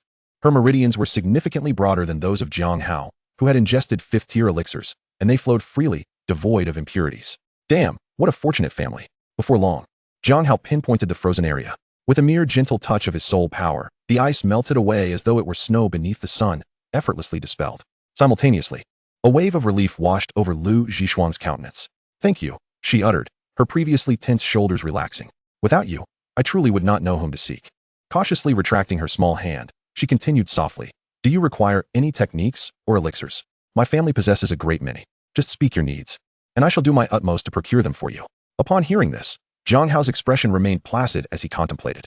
Regarding techniques, first-tier martial artists need to open their meridians, while second-tier warriors must refine their entire skeletal structure, both of which can be achieved through training methods. That is to say, the starry sea of souls. However, upon reaching the third tier, martial artists must condense a core of soul power within their dantian, at which point the soul condensation method becomes necessary. The higher the quality of the technique, the more compressed the core produced. Preparing in advance would indeed be prudent. Do you have a suitable soul condensation method? Jiang Hao asked directly, without any pretense. The girl, upon hearing this, felt a jolt of surprise. He had only just entered the second tier and was already seeking a soul condensation method? Wasn't it customary to consider such matters 6 months to a year prior to transitioning to the third tier? However, recalling his monstrous cultivation speed, Lu Zhishuang composed herself and replied truthfully, "We do, but our Lu family soul condensation method is only of A grade." Her implication was clear. She was concerned Jiang Hao might look down upon it, fearing that offering him an A-grade method might inadvertently hinder his progress. "Oh, I see. That is indeed rather subpar." Jiang Hao noted the fluctuations in Lu Zhishuang's expression and waved his hand dismissively. "Never mind. Just provide me with some elixirs. I am not particular. You may choose as you see fit." Chapter 24, Nankang City. The provincial competition is assured. The night descends. In a quaint courtyard nestled in a suburban area of Nankang City, illuminated by bright lights, a lively scene unfolds. The air is filled with jubilant voices and clinking glasses, as the entire villa seems enveloped in an aura of triumph and joy. At the dining table, a circle of over a dozen young boys and girls sits, each face radiating satisfaction and happiness. Behind them, between two ginkgo trees, a striking banner is unfurled, proclaiming a preemptive celebration for Nankang team's victory in the provincial competition. Beneath it, a smaller line reads, "Congratulations to Captain Zhai Qiuling for breaking through to the 4th intent of the Wind and Thunder 9 intents." At the head of the table, Coach Zhou of the Nankang team beams with delight, seemingly envisioning the victory that awaits 3 days hence in the provincial competition. His gaze flits among the attendees before resting on a young girl beside him. There, Zhai Qiuling, clad in a pristine white swordsmanship uniform, cinched at the waist with a simple belt, sits composedly at the table. Her eyes gleam like the still waters of a frigid pond, her expression devoid of any excessive emotion. It appears she is rather indifferent to the celebration held in her honor. Only when her gaze brushes against the sword at her waist does a flicker of emotion stir within her depths. Coach Zhou is aware that this prodigious young woman hails from the Wind and Thunder Sword sect, rather than a conventional martial arts high school. Her participation in the municipal team is solely motivated by the coveted ticket to the floating island awarded to the provincial champions. Her aloof nature and singular devotion to swordsmanship have led the elders of the Wind and Thunder sect to beseech Coach Zhou, hoping that the team's atmosphere might rekindle her connection to the mundane world and soften her cold demeanor. Clearing his throat to garner attention, Coach Zhou rises and cheerfully announces, "Today, our Captain Zhai has officially broken through to the 4th intent of the Wind and Thunder 9 intents. I can now declare that in Nanxing Province, our Nankang team has no rivals. The championship is as good as ours. Now, let us raise our glasses in celebration. For the Nankang team, and for Captain Zhai." As his words resonate through the courtyard, the seated team members erupt in enthusiastic cheers, raising their glasses in jubilation. Their faces aglow with uncontainable joy. After all, what had previously been mere whispers is now confirmed by their coach, imbuing it with profound significance. The Wind and Thunder Sword sect holds considerable weight in Nanxing Province, having produced countless swordsmanship prodigies through the Wind and Thunder 9 intents. This esoteric skill is not merely a collection of techniques, but rather comprises 9 distinct realms of sword intent. Ordinary disciples from other sects typically require at least 30 years to grasp the 4th intent, while their captain has achieved it in a mere 3. Such innate talent has garnered immense attention from the Wind and Thunder sect. Will the 4th intent truly secure our victory in the provincial championship? Timidly inquired one of the reserve team members. Given that, aside from the captain, the other 6 team members hail from regular martial arts high schools without any familial background, it is only natural for some to feel apprehensive upon hearing the sudden assurance of victory. As the girl's question hung in the air, several formal team members cast disapproving glances, seemingly mocking her naivete. However, all eyes ultimately gravitated toward Zhai Qiuling's seat. With calm composure, she simply replied, "Yes." Her single word struck like a sharp blade piercing the night. Infused with unwavering confidence, it was as though she were stating an undeniable fact. Upon hearing their captain's affirmation, the team's anxiety dissipated, and the last remnants of doubt were laid to rest. Coach Zhou, his visage flushed with satisfaction, remarked, "Indeed, before Qiuling's breakthrough to the 4th intent, only Ningxia City could be deemed our adversary. Now, with our combat power significantly enhanced, and Qiuling advancing to the 2nd rank 4th stage, why not take a guess at the power her 2nd soul skill, Myriad Feather Surge, can unleash?" Coach Zhou's words tantalized the crowd. Observing the eager expressions of the young boys and girls leaning forward, he finally chuckled heartily, exclaiming, 12,000. A collective gasp echoed through the courtyard. To unleash over 10,000 at the age of 18 is already unparalleled. Last year's provincial champions only managed to reach 9,000. It's truly secured now. Ha. Transferring from Linhai City to Nankang City was undoubtedly the right choice, exclaimed Vice Captain Xiang Feiping, overwhelmed with joy. Previously, while in Linhai City, he had recognized the inadequacies of that team, which, under Coach Chen Wu, could only barely rank within the top 8. Thus, he made the decisive choice to transfer.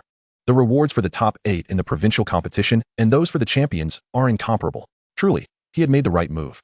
The atmosphere in the courtyard was vibrant, with someone jesting. "So, the vice captain hails from Linhai City.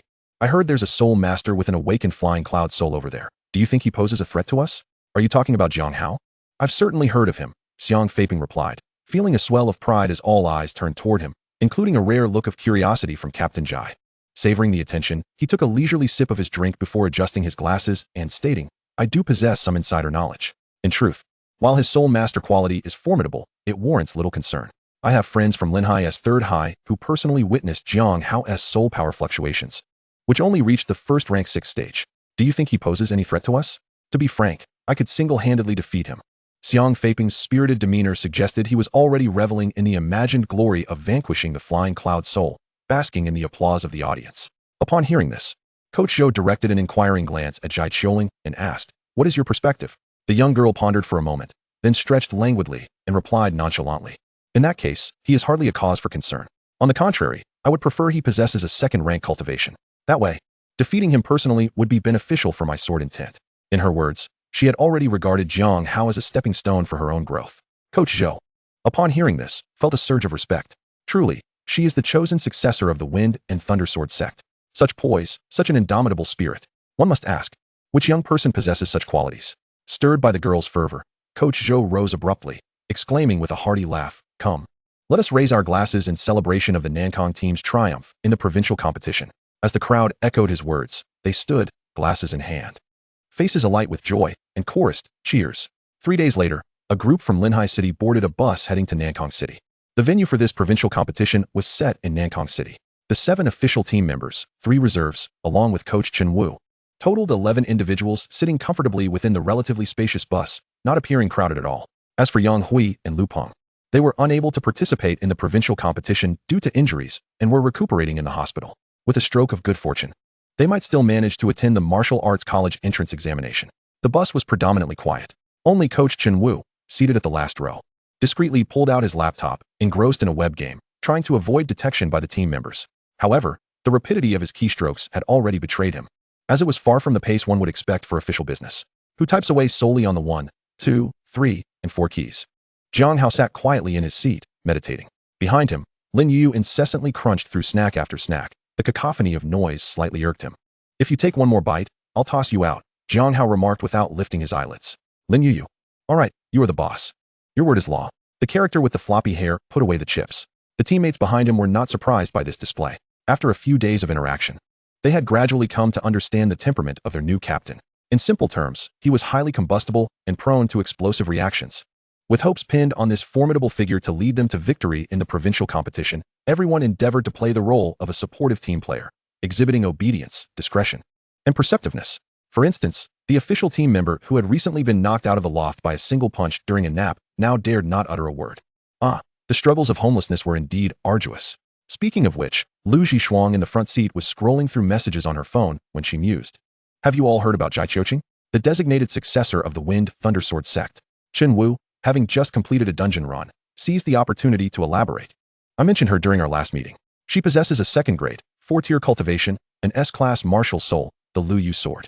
There are reports online indicating that her Wind Thunder Sword intent has advanced to the 4th level.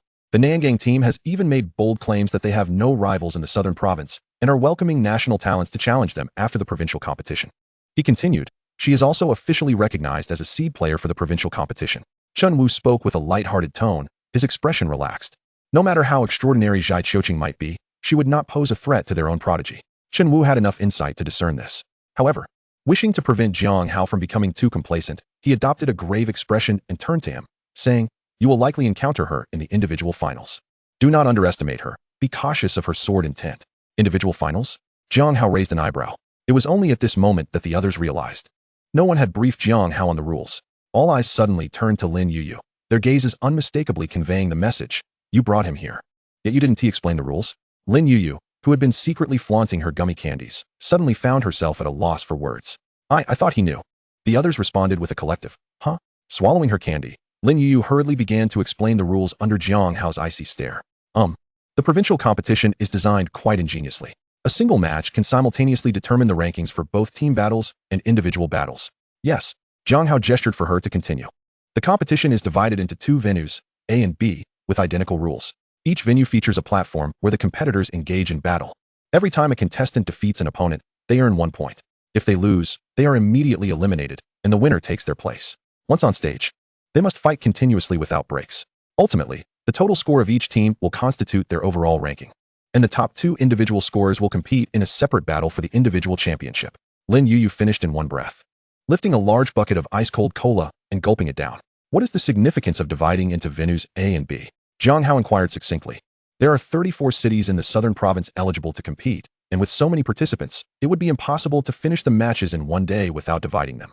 Chen Wu interjected, adding, as for our team from Linhai, this year we need not employ any extravagant tactics.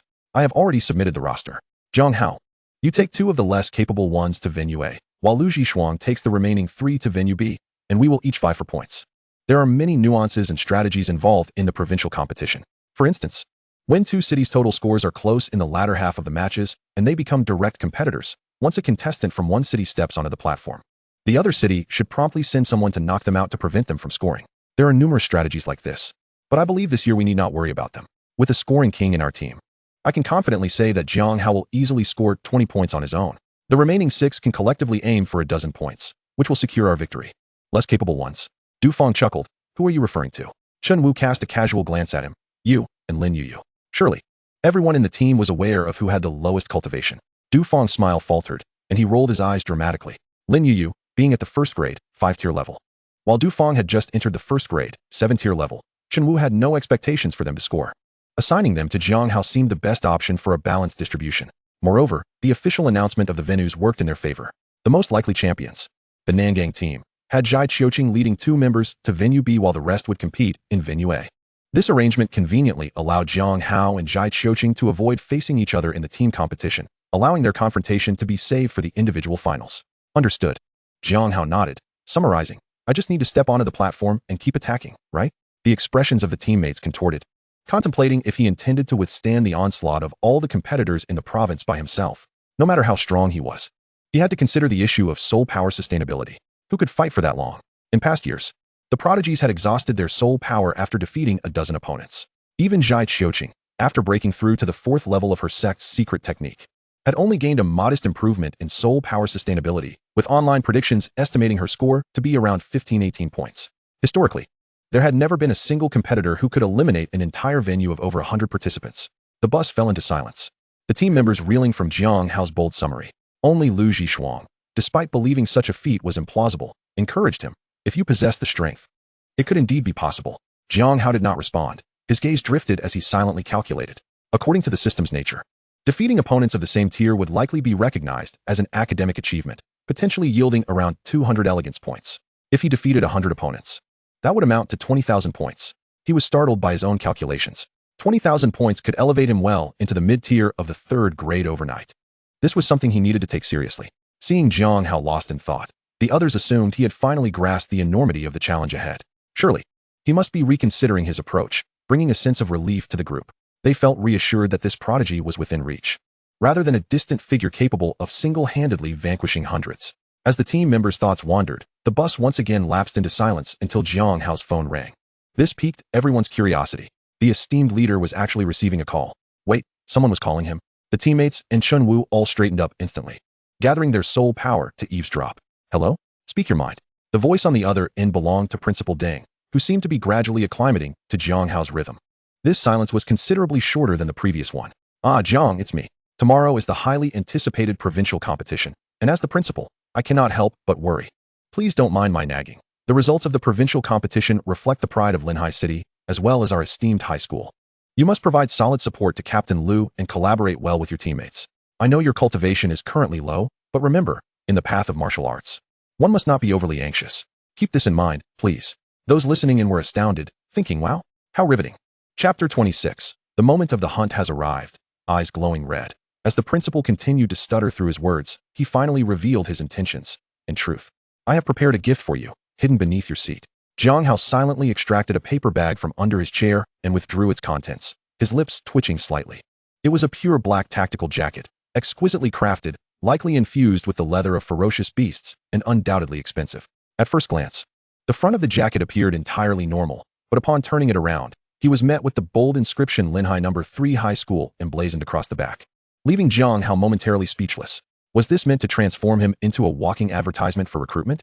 Old man, I already have a team uniform. Oh, just wear it over your team outfit. Xiaochen one team mind. Jiang Hao remarked, adjusting his posture and grinning. All right, let us settle the advertising fee. The other members in the vehicle were rendered speechless. How could one negotiate with their own principal? Shouldn't he just put it on and express gratitude, saying, good principal. Did you go to great lengths for this? What bewildered them even further was the hearty laughter that erupted from Principal Deng on the other end of the line. He seemed to have anticipated Jiang Hao's reaction. With a leisurely tone, he added, have a look at what's in the jacket pocket. Jiang Hao paused, rummaging through the pocket to uncover a beautifully crafted wooden box containing a fourth-tier elixir. Very well. This old Deng is quite generous. He truly has the means. Jiang Hao accepted the elixir with satisfaction. Meanwhile, Lin Yuyu, standing behind him, caught a whiff of the medicinal aroma, her hair standing on end. She wiped the drool from the corner of her mouth, her eyes sparkling, and couldn't help but call out to the phone, Principal. Do I have to wear the Linhai No. 3 high school uniform? The principal was taken aback, quickly recognizing Lin Yuyu's voice, and urgently shouted back, no, no. You don't have to. Please, don't wear it. Lin Yuyu pouted, okay, it's fine. I'm perfectly all right. How ridiculous it was that the world mocked Lin. Yet she found herself unable to retort. Infuriated, Lin Yuyu crunched into a bag of chips, downing a gulp of ice-cold cola. The bus arrived directly at the Nankong Hotel. By the time they disembarked, numerous students from other cities were already waiting to check in.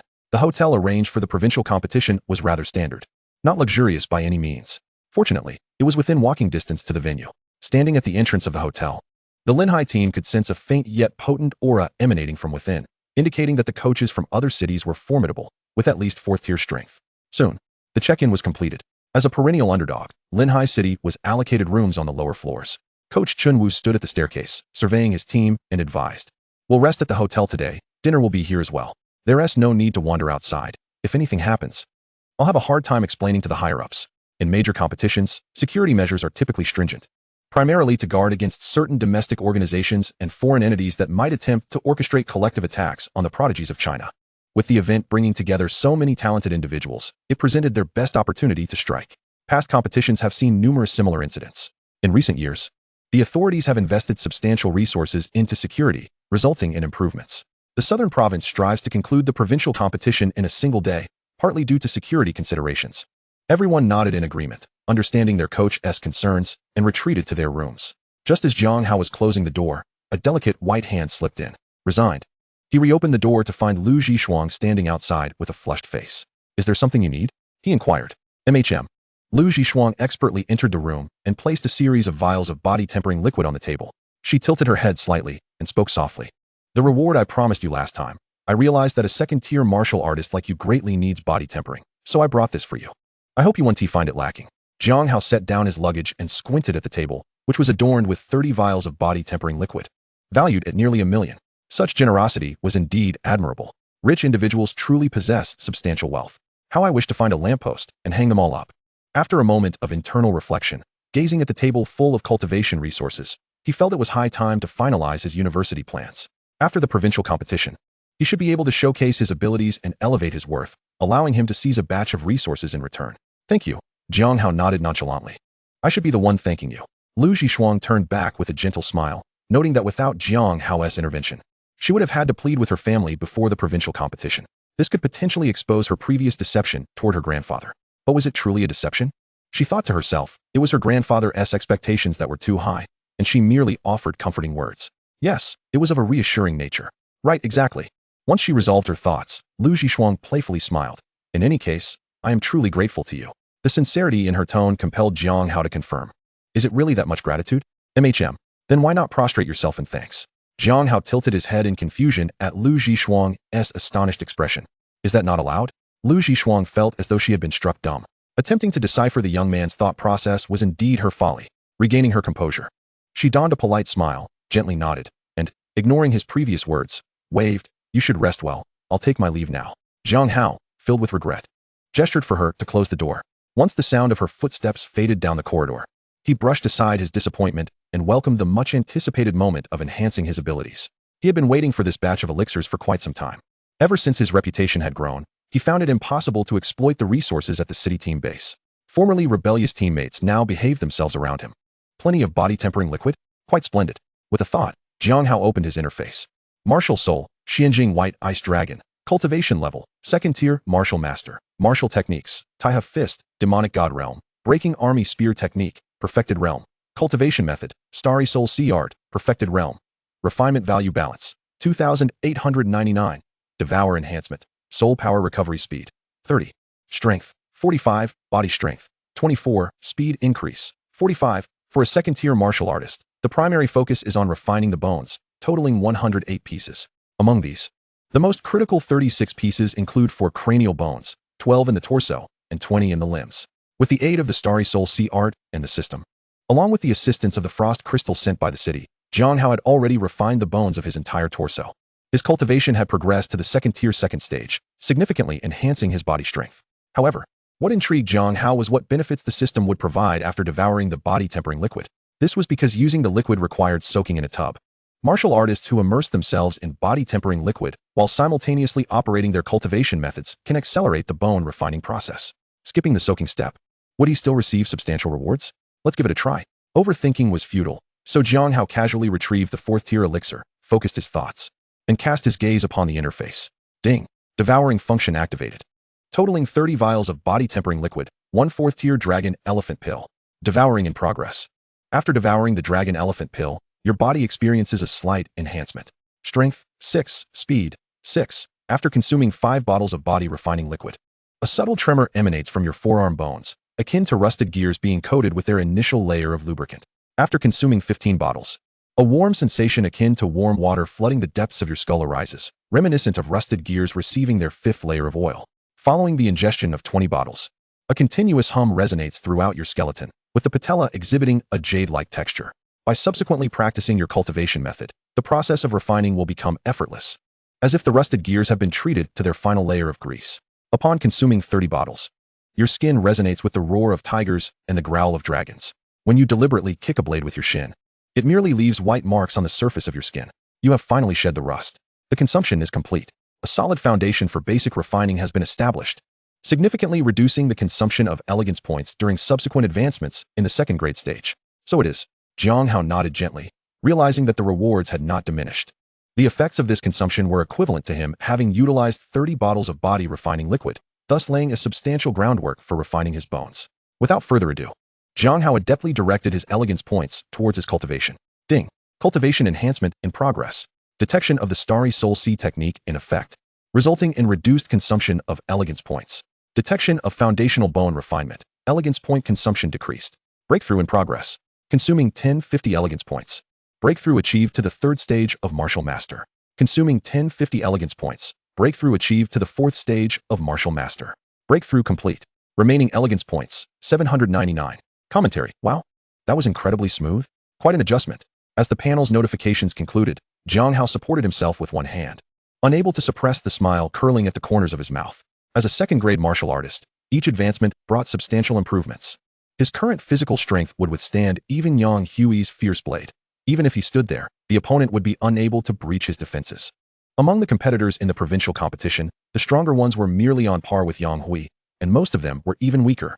Through the hotel window, gazing towards the distant provincial competition venue, Jiang Hao smile deepened.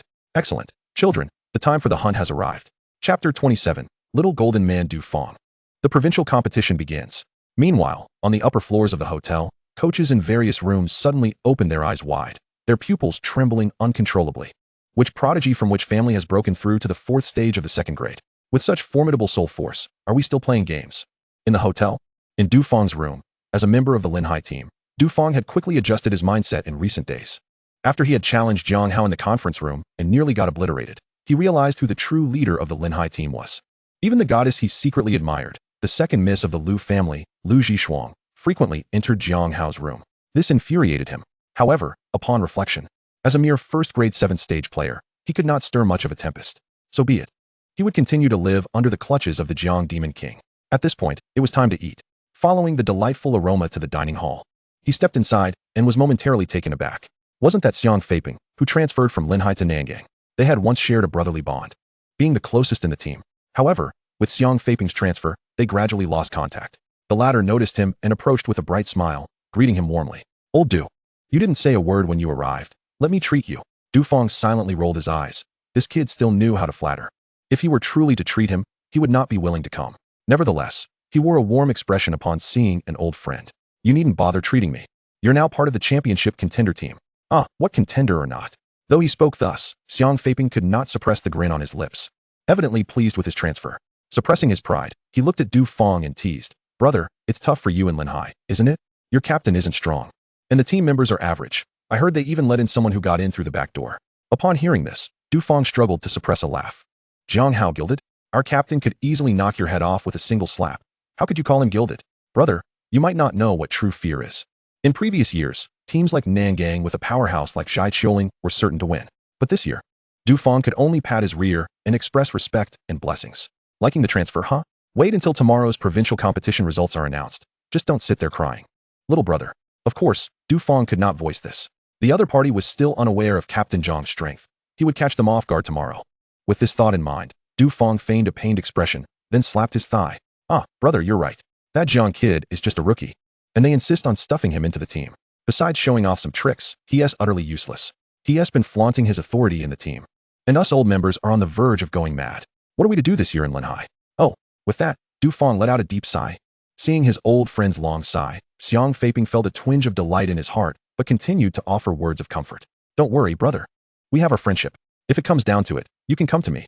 I can get you into the Nangang reserve team, and you'll still get a share of the provincial championship rewards. What do you think?" Du Feng was momentarily taken aback, his expression fading entirely, and his gaze turned cold. However, he quickly adjusted, lifting his head and feigning gratitude. "Brother, I appreciate your kindness, but alas, I just can't bear to part with the Lin Hai team. After all these years, I've grown attached. You understand, right?"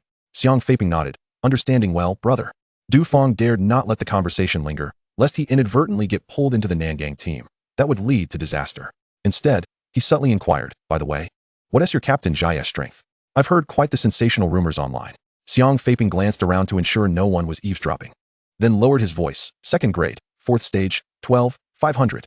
However, upon finishing, he did not detect any shock on his friend's face, which puzzled him greatly.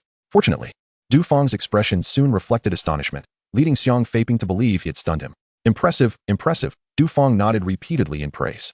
The intelligence provided by his former friend aligned with the rumors he had encountered online, which reassured him considerably. After feigning shock for a while, Du Feng bid farewell to Xiang Feiping, claiming he was going to eat. As they passed each other, both harbored a silent smirk. Xiang Feiping thought, just as I expected. Lin Hai City is not to be feared. Du Feng mused. "Tomorrow, you shall know what true pain is. You think you can challenge my captain with your 12,500? Go ahead and strike. Not a sound will escape their lips." After dinner, the night passed peacefully. The dawn of the next day arrived swiftly. The weather in Nangang was threefold more oppressive than in Lin Hai. The morning sun beat down upon the ground, causing the hundreds of competitors waiting at the entrance to the contestant area to be drenched in sweat. They had journeyed from various locales in the southern province, and the infamous heat of Nangang left them somewhat unprepared. Among the competitors, only Jiang Hao radiated a subtle chill, prompting those from Lin Hai to unconsciously gravitate towards him, relishing the effect of his personal air conditioning. To the right of the contestant passage, a larger entrance welcomed a throng of spectators, who were filing in to have their tickets checked. The annual event in the southern province attracted many ordinary people interested in martial artists, particularly this year. Discussions regarding Zhai Qiqing were fervent online. Being a local of Nangang and competing on home turf incited spontaneous cheers from numerous citizens in her support, even before entering. Amidst the long queue, a group of individuals brandished banners and chanted slogans. "Nangang, like a rainbow. Qiqing leads the charge. Home turf tempest, destined to break the sky. The dragon emerges from the harbor, unstoppable in its might. Nangang, Nangang, decisive on the battlefield. Is there even a cheerleading squad?" The contestant passage felt a sudden chill as the fervent cheers rattled the nerves of competitors from other cities.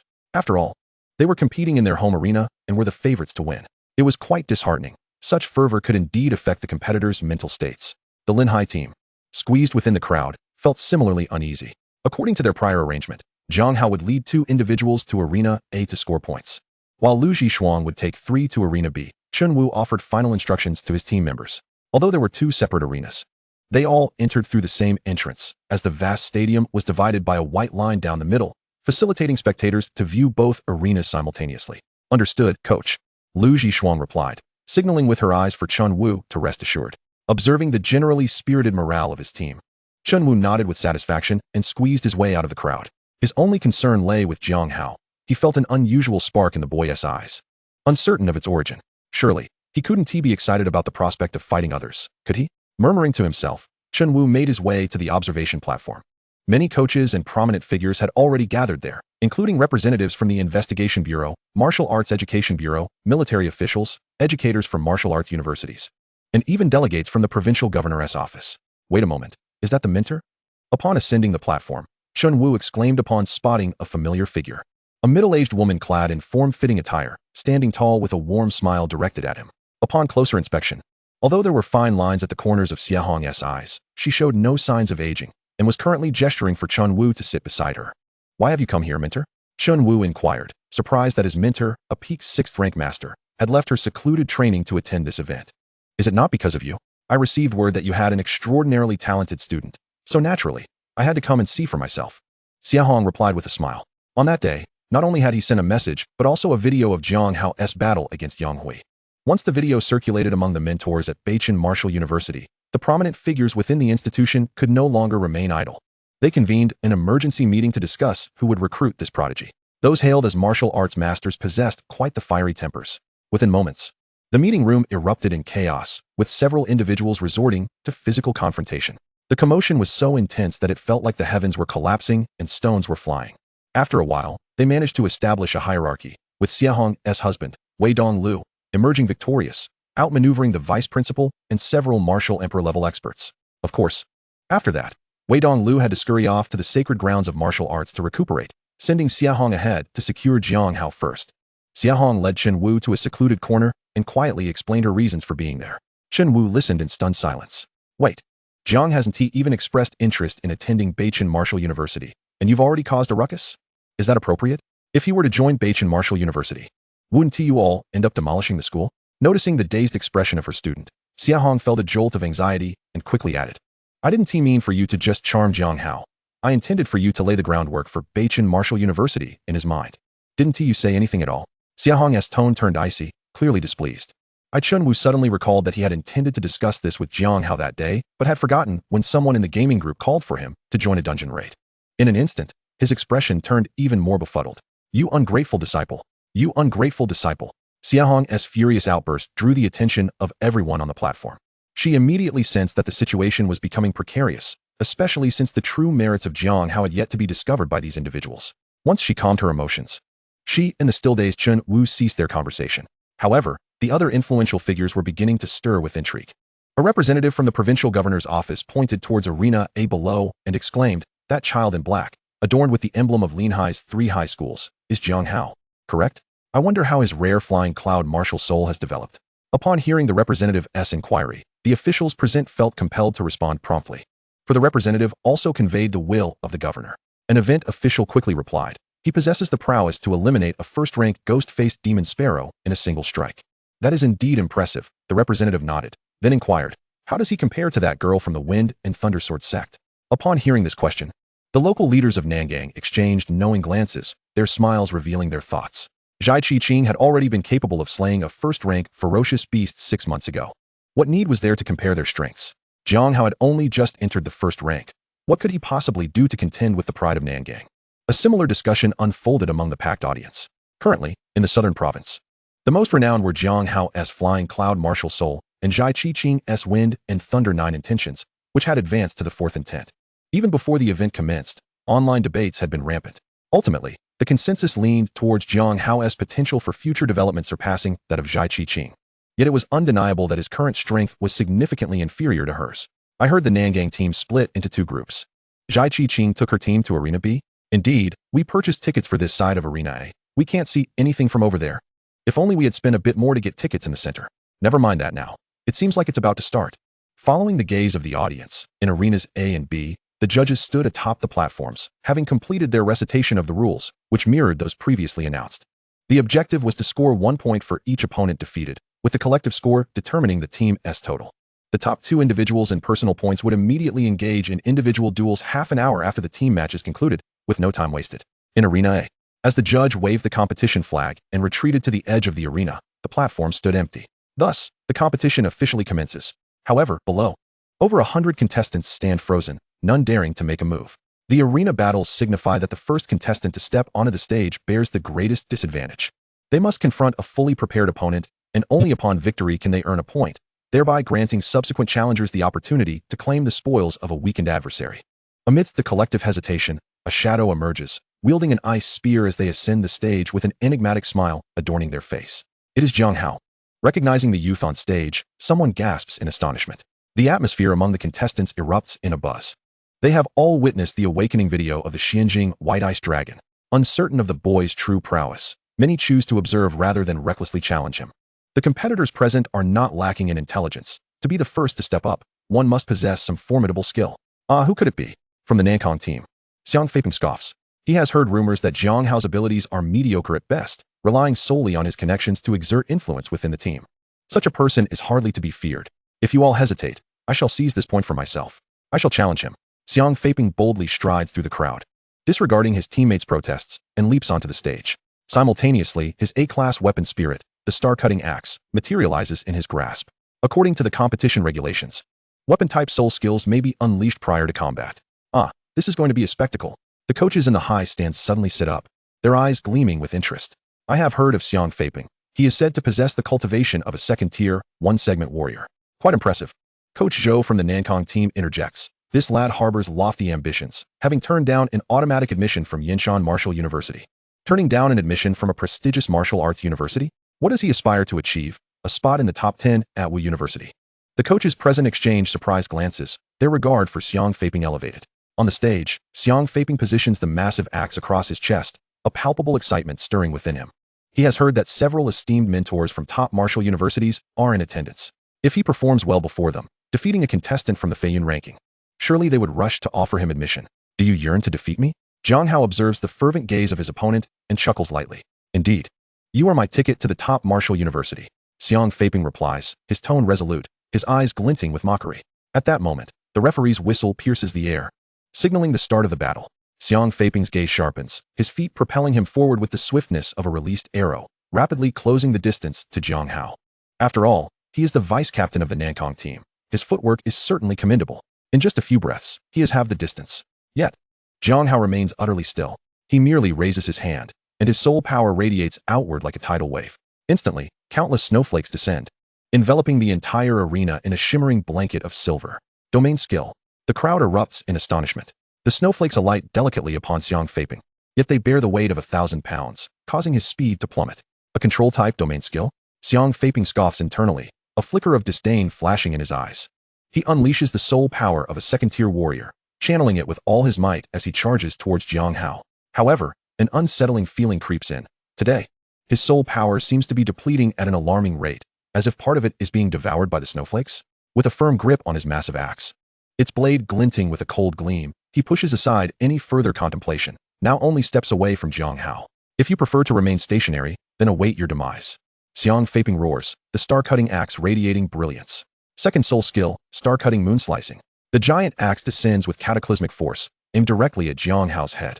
Yet in the next instant, his pupils constrict. The speed is undeniably hampered by the domain skill.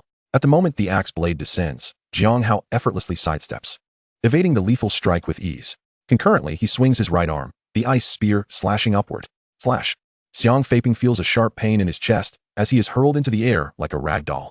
The moment the spear tip makes contact with flesh, a resounding dragon's roar reverberates through the arena. The ferocity of the sound disorients the spectators. Xiang Feiping, at the epicenter of the dragon's roar, finds himself suspended in midair. His mind blank. A trickle of saliva escapes the corner of his mouth, his gaze vacant as though he has become a mere shell of a man. The first soul skill, Xianbing Dragon Spear, has unleashed its newly evolved dragon's roar effect, manifesting its power to the fullest. Bam! A muffled thud resounds as the audience is left momentarily stunned. The figure in midair crashes down, tumbling off the stage. In that same instant, the referee raises the red flag, the piercing whistle echoing throughout the venue. Behind him, the large screen in the stadium flickers to life, revealing a new line of text. Linghai Team, Jiang Hao, score, 1. The duel, concluded in mere breaths, leaves everyone in a state of shock. The audience's robotic gazes follow Jiang Hao's movements as he strides towards the edge of the stage. Below, Xiang Feiping is being assisted by medical personnel, his once murky gaze now containing a flicker of clarity. Jiang Hao, looking down from above, smirks softly. Can't withstand a single blow? Pathetic. Chapter 29. The Power of Zhaiqiuying. Xiang Feiping lies there, allowing the medical staff to carry him away. As he passes by Du Feng, a look of confusion crosses his face. Wasn't it said that Jiang Hao was merely a showman, lacking true strength? Lying on the stretcher, blood seeping across his chest, He gazes helplessly at his former friend. The latter merely turns his head away, unwilling to meet his eyes, though his shoulders tremble slightly, as if struggling to conceal his emotions. Brother, do you now comprehend the essence of terror? And you dare to challenge Jiang Hao first. Impressive. Contrary to Du Feng's sentiments, the audience's hearts seize with anxiety as they witness Xiang Feiping being carried away. From the moment the home contestant took the stage and the referee blew the whistle, to their fervent chants. Home field hurricane, destined to break the sky. Azure Dragon sets forth, unstoppable force. Nankong, decisive on the battlefield. Yet, just as the chants subsided, the battle concluded? Could it be so simple? Even the sudden eruption of a dragon's roar interrupted their fervent cries. This. He is the vice captain. What the hell? I cannot comprehend. Did he not just unleash a devastating axe strike, employing a soul skill? How is it that he himself is the one sent flying? What power does this Jiang Hao possess? Some are filled with dread, while others attempt to soothe the crowd's rising tension. Everyone, do not panic. Surely Jiang Hao has expended considerable energy, and he will soon be defeated by other teams. Indeed, our Nankong team acted recklessly. Let us calm down and continue watching. The majority of the audience are ordinary individuals, attending the martial arts competition for the spectacle, and are utterly bewildered by the events unfolding. They can only engage in wild speculation. As the saying goes, an outsider watches the spectacle, while an insider sees the intricacies. The coaches in the high stands hold a starkly different perspective. Coach Li from Ningxia City pales, evidently having just undergone a tumultuous inner upheaval. He exhales deeply and speaks. Two crucial factors. First, the snow can decelerate. Second, the ice spear can unleash the dragon's roar, possessing a control effect. Incorrect. Coach Zhou, keenly observant as ever, furrowed his brow and interjected with a rebuttal. You haven't completed your analysis. Thirdly, Jiang Hao is at least at the second stage of cultivation. I personally suspect he is at the second tier, fourth stage. Fourthly, have you all overlooked the perfection realm's breaking army spear technique? As Coach Zhou spoke, his voice trembled slightly, the overwhelming emotions still surging within him. Zhou Hong, as the coach of the Nankong team, was acutely aware of Xiang Feiping's capabilities. When he transferred to their team, he single-handedly defeated 3 members, which led to his selection as vice-captain. Given his prowess, he would undoubtedly be a captain in any other team. It was precisely because Zhou understood Xiang Feiping so well that his astonishment far exceeded that of others at this moment. Are you referring to the most challenging spear technique in Class A? The breaking army spear technique? The coaches present gasped in unison. Could a mere high school senior possess such martial prowess? The perfection realm of Class A is a rarity even in universities. Linhai City, a dark horse. Undoubtedly a formidable contender. A few coaches, acutely aware of their own team's slim chances at victory, wore expressions of schadenfreude. Nankong City had been so confident of their championship prospects, with numerous local dignitaries pressuring the organizers to relocate the competition to their city. Now, however, the situation had taken a turn for amusement. Before the assembled coaches, the leaders from Nankong transitioned from their earlier, silent smiles to a profound gravity. This was not merely due to Jiang Hao's defeat of Xiang Feiping, but rather because within this brief span of minutes, he had consecutively sent 5 opponents flying. On the large screen, Lin Hai's team stood alone at the top, leading by an impressive 6 points. Looking towards the arena, the aura of the young man in black showed no signs of disorder. He was evidently capable of continuing the fight for quite some time. The esteemed figures from the military seemed to discern something. That snow, could it absorb other soul power? Several military officials were quietly stirred, their fists turning crimson with anticipation. If this were the case, Jiang Hao's worth would be immeasurable. Just imagine, amidst a beast tide, pairing Jiang Hao with several elite defensive spirit soul subordinates and unleashing him within. The strategic implications would be staggering. On the other side, in Venue B, Lu Zhishuang seized the opportunity to take the stage. After winning 2 consecutive matches, Lin Hai's total score rose to 8 points. In an instant, the name Lin Hai surged with unrivaled prominence. Yet, the rapid rise of her chest and her fatigued visage clearly indicated that her victories had not come easily. In the competitors' seats, Zhai Qiuying gazed at the big screen, noting Nankong's score of 0, her expression icy and unyielding. She cared little for her team's overall performance. Her focus was solely on her personal score and the coveted ticket to the individual finals. What troubled her more was that the audience's attention had shifted from her, Zhai Qiuying, to Jiang Hao. She had always displayed remarkable talent, drawing attention from the moment she entered the martial arts world, and she had grown accustomed to the praise of others. However, she found herself increasingly vexed when discussions no longer revolved around her. With a surge of energy, the 9 intentions of wind and thunder erupted. The first intent, surprising storm. The second intent, shattering sky. Enveloped in a fierce sword intent, Zhai Qiuying leapt onto the stage, her gaze locking onto Lu Zhishuang. You may take a rest now. Her cold voice evoked an undeniable sense of inevitability. Lu Zhishuang stubbornly wiped the blood from her face, glancing at her 3 teammates in Venue B before returning her gaze, neither humble nor arrogant. I'm sorry, my teammates still need me. Then don't blame me. You are strong, but unfortunately, you are insignificant before me. As her words fell, the whistle blew. A tempest of thunder symbols swirled throughout the arena. Lu Zhishuang, wielding an S-rank martial soul, the Xian Yin thunder symbol. Her second soul skill, torrential rain shock, was unleashed with sudden ferocity. Aware of her opponent's strength, Lu Zhishuang did not dare to hold back. Her first strike was an all-out assault. Countless thunder symbols rained down like a torrential downpour upon Zhai Qiuying. The collision of thunder symbols erupted in a cacophony of explosive sounds, reverberating throughout the venue. The ground was riddled with deep craters, debris flying, and dust swirling, engulfing her opponent in an instant. Could it be? Has she been defeated? The audience, dazzled by the lightning, dared not look away, fearful of missing a single detail. In the next moment, Lu Zhishuang's pupils abruptly constricted. In her gaze, the girl with her hair tied back emerged slowly from the haze, enveloped in a white sword aura. The white shield she bore only a few fine cracks. Her most powerful strike had failed to even breach Zhai Qiuying's sword aura. Lu Zhishuang felt her eyes moisten. This had been her strongest attack. A profound sense of unwillingness surged within her. Yet, she watched as Zhai Qiuying transitioned from walking to running, finally leaping into the air. Imbued with a fierce sword intent, wielding her S-rank martial soul, the flowing moon sword, and thrusting it fiercely towards her opponent's body. Lu Zhishuang had relied on long-range assaults thus far and had not trained in footwork. Aware of her opponent's incredible speed, she knew that attempting to evade would be futile. Thus, she closed her eyes, her voice laced with deep humiliation, softly uttering, "I concede." Yet the sword's momentum did not wane. Even as her words fell, the white light flashed. The sword's edge viciously pierced Lu Zhishuang's shoulder. "I offered you the chance to rest, yet you refused. This is your own doing." The sword quivered. Zhai Qiuying intended to thrust upward, severing her opponent's arm entirely. In a critical moment, the sword was caught between two thick fingers, pinned in place. Zhai Qiuying turned her gaze. The referee stood before her, expression stern, voice icy. "Student, that is enough." "She has conceded." "Very well." Zhai Qiuying nodded lightly, offering no comment on her recent actions. The flowing moon sword was yanked free. Lu Zhishuang's face turned ashen, devoid of anger, only a deep sense of grievance. She clutched her bleeding shoulder, resolutely rejecting the assistance of medical personnel, and walked alone towards the medical room, silent. Behind her, the big screen displayed a line of text.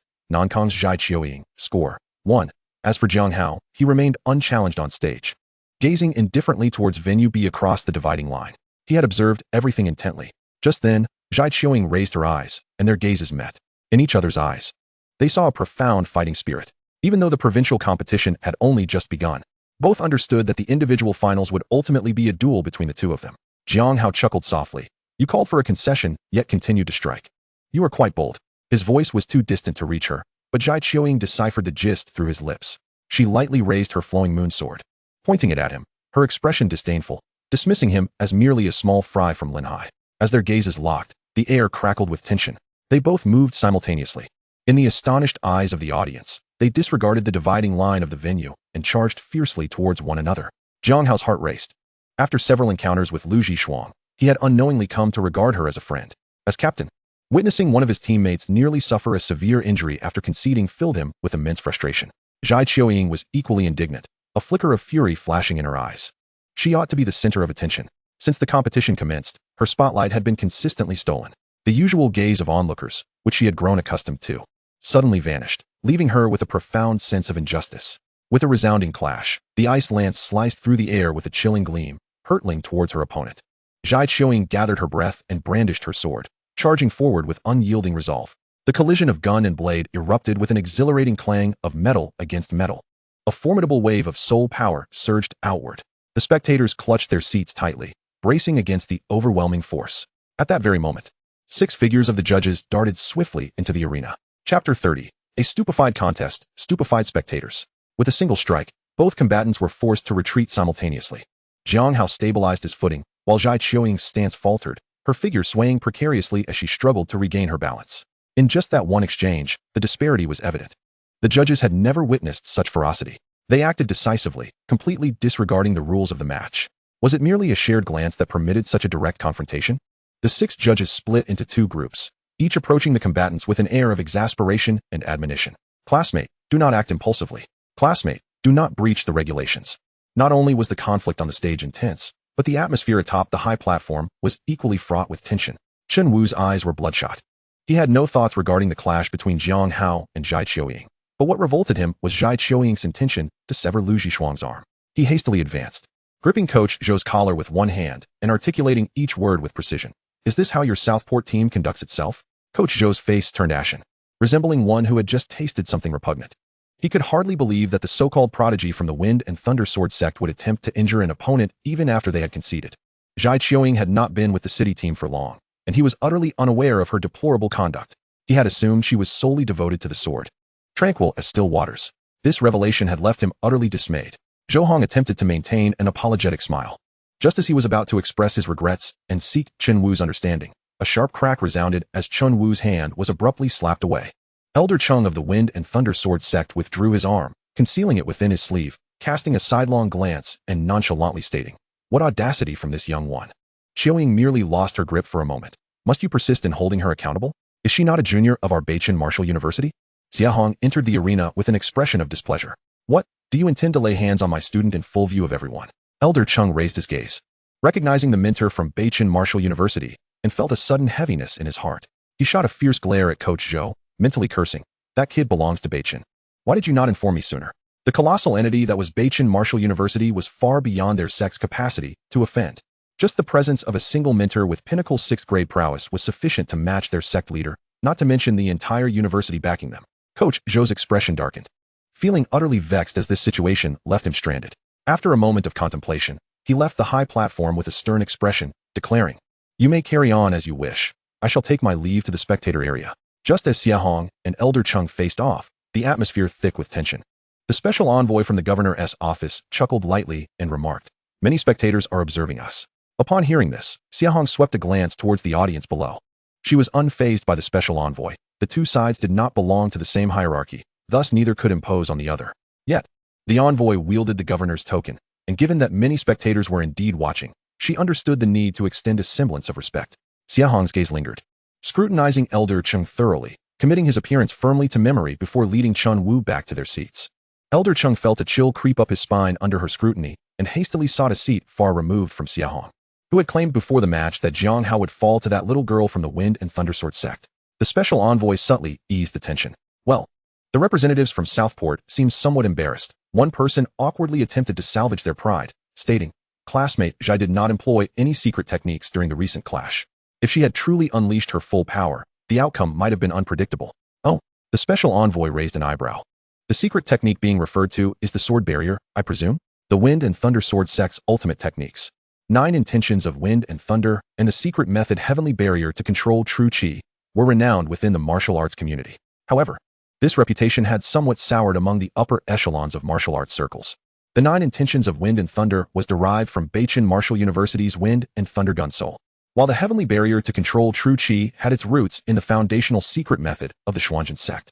To put it euphemistically, one could say it was an adaptation or inspiration. To say it bluntly, it was outright plagiarism. Nevertheless, the sect leader of the Wind and Thunder Sword sect had indeed demonstrated remarkable skill, transforming a small mountain sect into a prestigious school within a mere century. Hence, few dared to speak ill of them in recent years. Gradually, many had forgotten that these two martial arts were borrowed. As time passed, some younger generations were entirely oblivious to this fact, filled only with admiration. Thus, the reputation of the Wind and Thunder Sword sect gradually improved. At this moment, the special envoy referred to the secret technique as the sword barrier, rather than identifying it as the Heavenly Barrier to control true Qi, which contained a subtle note of derision. The leaders from Southport felt awkward, hesitant to interject. On the other hand, the elder from the Wind and Thunder Sword sect was flushed with embarrassment, torn between the desire to protest and the fear of doing so. At this juncture, an official from the event approached the special envoy and quietly inquired what should be done regarding the violation of competition rules by the two students. It's of no consequence, the special envoy dismissed lightly. It is quite normal for young people to be a bit hot-headed. I was even more impulsive in my youth. Hearing the words from the governor's office, the event officials breathed a sigh of relief. The special envoy before them was the next appointed governor of the southern province. Fortunately, the matter had not escalated. As the conflict unfolded atop the high platform, Jiang Hao and Zhai Qiuying, under the guidance of the judges, returned to their respective positions on the arena, fervently racking up points. This ignited a frenzy of scoring. Team Linhai's Jiang Hao, points, 10. Team Namport's Zhai Qiuying, points, 4. Team Linhai's Jiang Hao, points, 15. Team Namport's Zhai Qiuying, points, 8. Team Linhai's Jiang Hao, points, 25. Team Namport's Zhai Qiuying, points, 16. The two fiercely dominated the stage, leaving the other competitors in despair, crying out in frustration.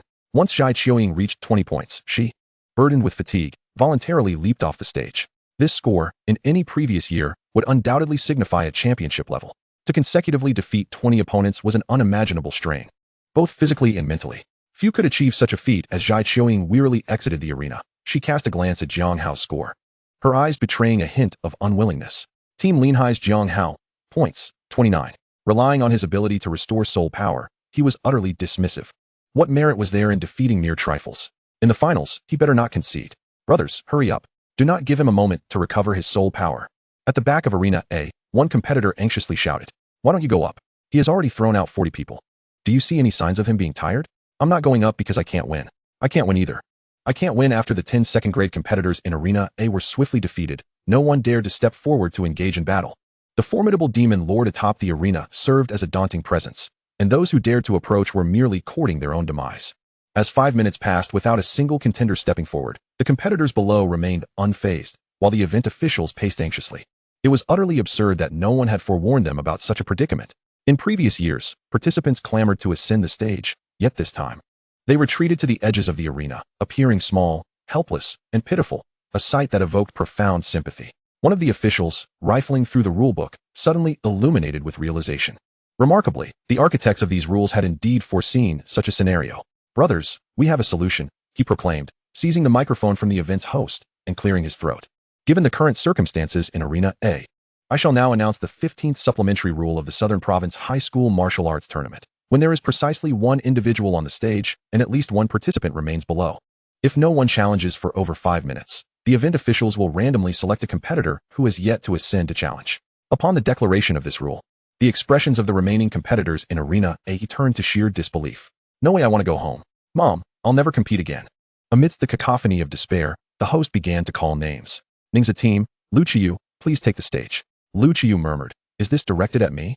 He cast a fearful glance at the figure on stage, swallowed hard, and trudged forward with heavy steps. Mere seconds later, the clash resounded. Jiang Hao, without even wielding a weapon, simply overwhelmed him with pure prowess, sending him flying with a single kick. The host continued, "Beijiang City, Zhang Xianliang, please take the stage." A thud echoed. "Shilin City, Rin Shirlei, please take the stage." Another thud. As the names were called, the scores on the screen spun rapidly, and competitors were dispatched from the stage as if they were dumplings being boiled. Eventually, only the dazed Lin Yuyu and Du Feng remained. The screen finally settled on Linhai Team Jiang Hao, score 114. At that moment, no one remained seated to witness the spectacle.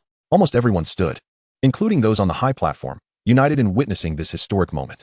One individual had defeated all adversaries. The atmosphere was numbed by the competition, yet the spectators were left bewildered by the sight of the black-clad youth smiling. "Why is he smiling?" One audience member gasped. "It's quite normal. He is a prodigy breaking records. Shouldn't he be allowed a moment of joy?" "No, you don't understand. His smile resembles that of someone who has suddenly struck it rich." Meanwhile, the battles in Arena B had concluded long ago, with no naming segment to prolong the proceedings. Zhai Qiuling, accompanied by Coach Zhou, watched Jiang Hao's match intently. Coach Zhou, drenched in sweat, spoke in a wavering tone. "This is how team competitions go.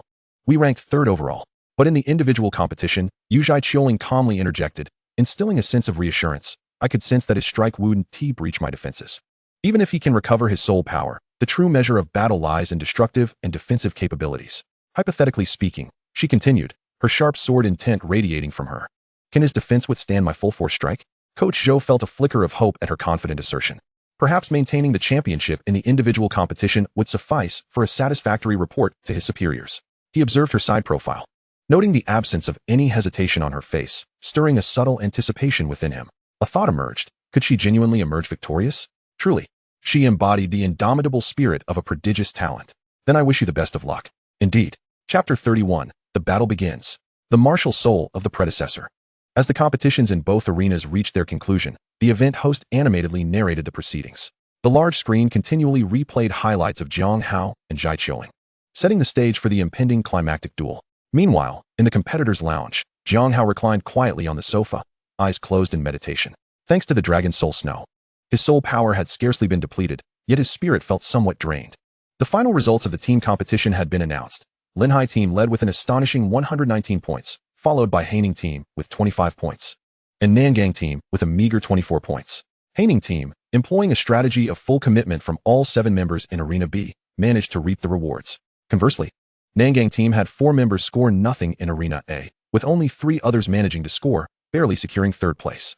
It was rumored that the entire Nangang team, save for the captain, was in shambles, with Xiang Faping fainting upon hearing the news in the medical room. As for the individual competition, no dark horse emerged to disrupt expectations. It was undeniably destined to be a showdown between Jiang Hao and Zhai Qiuling. The audience anticipated their duel even more fervently than the team competition.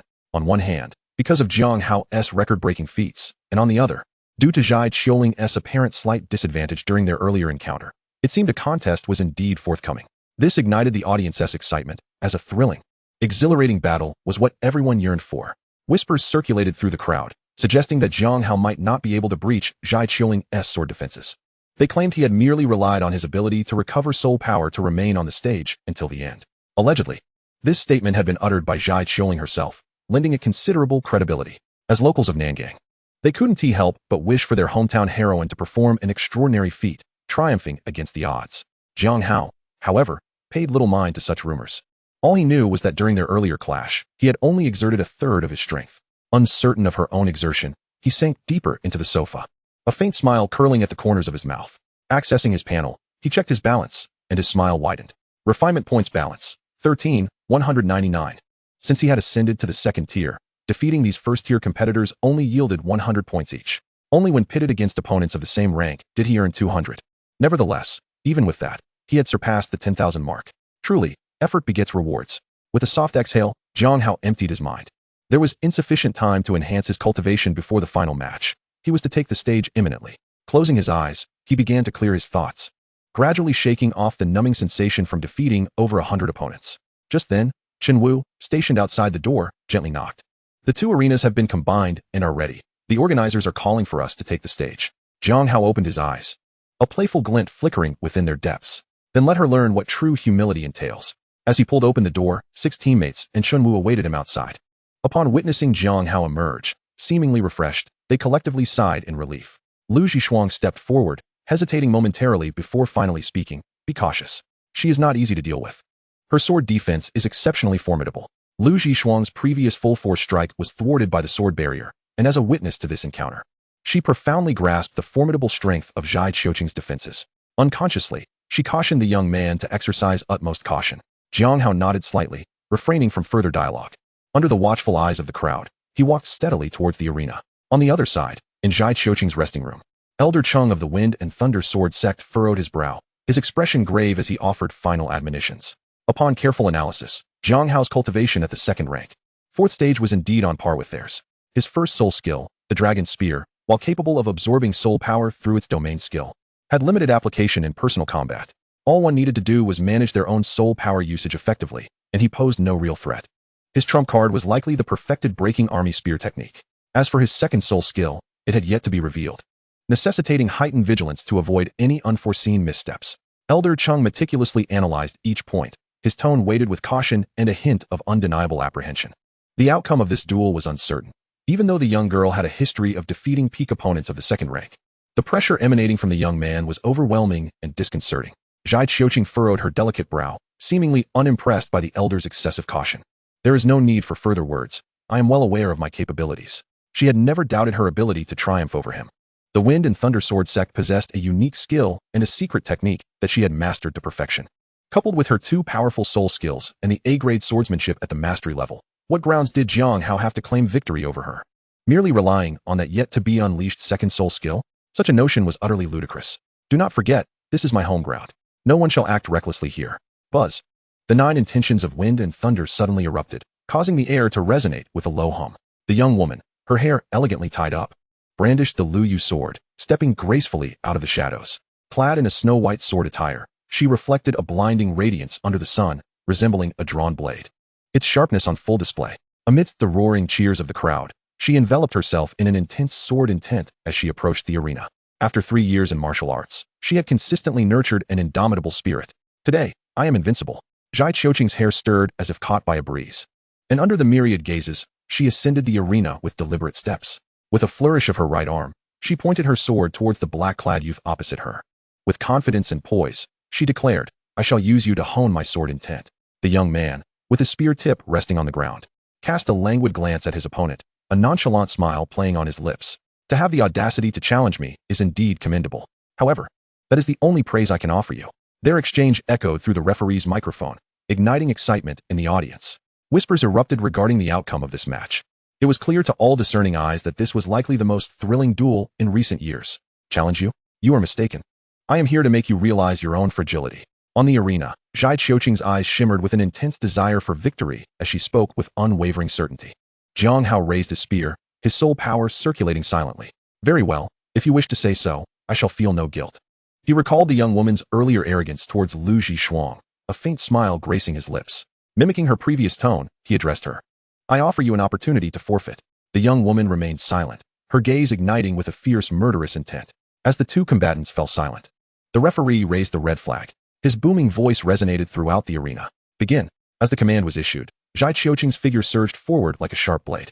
The Lu Yu sword, fueled by her soul power, instantly transformed into a myriad of sword shadows, encircling the arena, poised for action. Her second soul skill, 10,000 feather wave. With a flick of her fingertip, the sword light cascaded like moonlight, overwhelming Jiang Hao with a deluge of strikes. The sky was filled with sword brilliance, akin to shooting stars plummeting, tearing through the air with a piercing roar, and the arena surface was instantly ravaged by countless fissures. In that moment, dust and debris soared, obscuring the view of the entire venue. The 10,000 feather wave was Zhai Qiuqing's prideful killing move, capable of obliterating even peak second-rank opponents with a single strike. Onlookers held their breath, their eyes fixated on the arena, attempting to pierce through the smoke to discern the situation within. Roar. Suddenly, a deep, resonant sound akin to a turtle's bellow echoed from the dust, ancient and profound. Following this, a colossal phantom flickered amidst the haze. The 76th on the Earth Dragon rankings, the Xianming sea-settling turtle?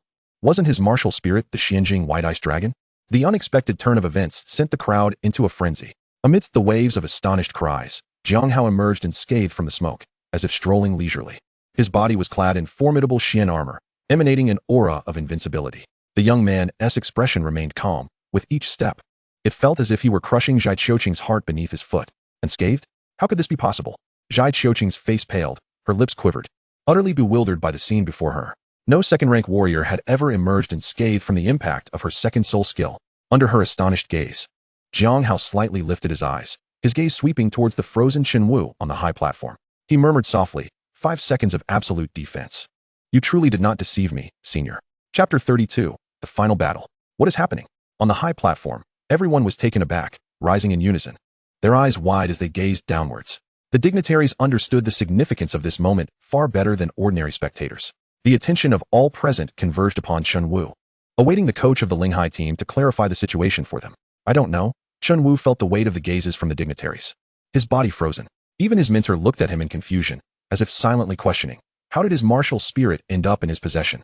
Shenwu struggled to recall, carefully articulating, that day, he approached me to demonstrate my fourth soul skill, which is that Xian armor. Is that so? The crowd's thoughts raced. It was not surprising. Considering the young man's possession of the Flying Cloud ranking's martial spirit, awakening a skill akin to replication, they could accept it. However, the shock remained.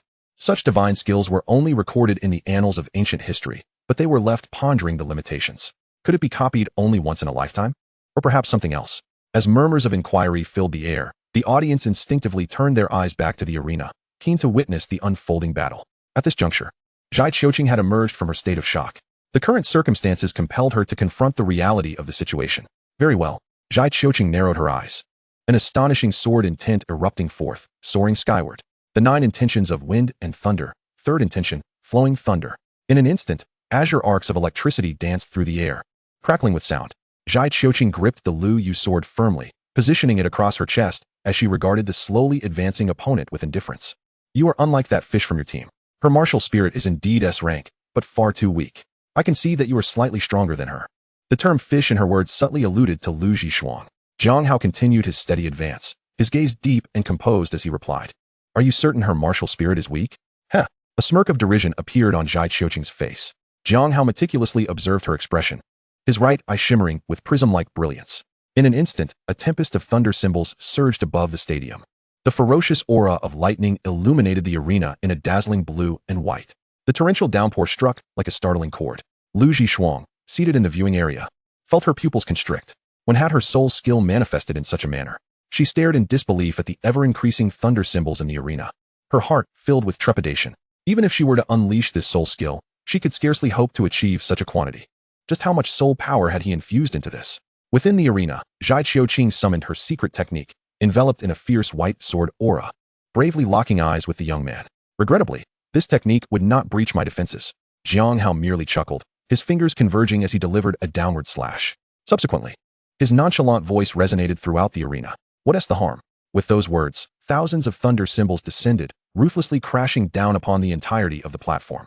A tremendous roar reverberated into the heavens, and the ensuing shockwave nearly overturned the entire venue. The event officials, quick to react, activated the protective barrier. Yet in the blink of an eye, the barrier capable of withstanding a third-tier warrior was shattered, reduced to mere dust in the air. Boom, boom, boom.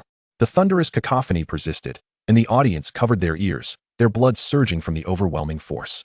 The tempest of thunder completely engulfed Zhai Qiuqing's form. From a distance, Lu Zhishuang gazed blankly towards the arena. Jiang Hao's soul power had intensified, and the amount he infused was unprecedented. The might on display was far beyond her capabilities. Watching the platform, the young man wielded her soul skill to deliver a grandiose strike. Lu Zhishuang clenched her fists, an inexplicable excitement swelling within her.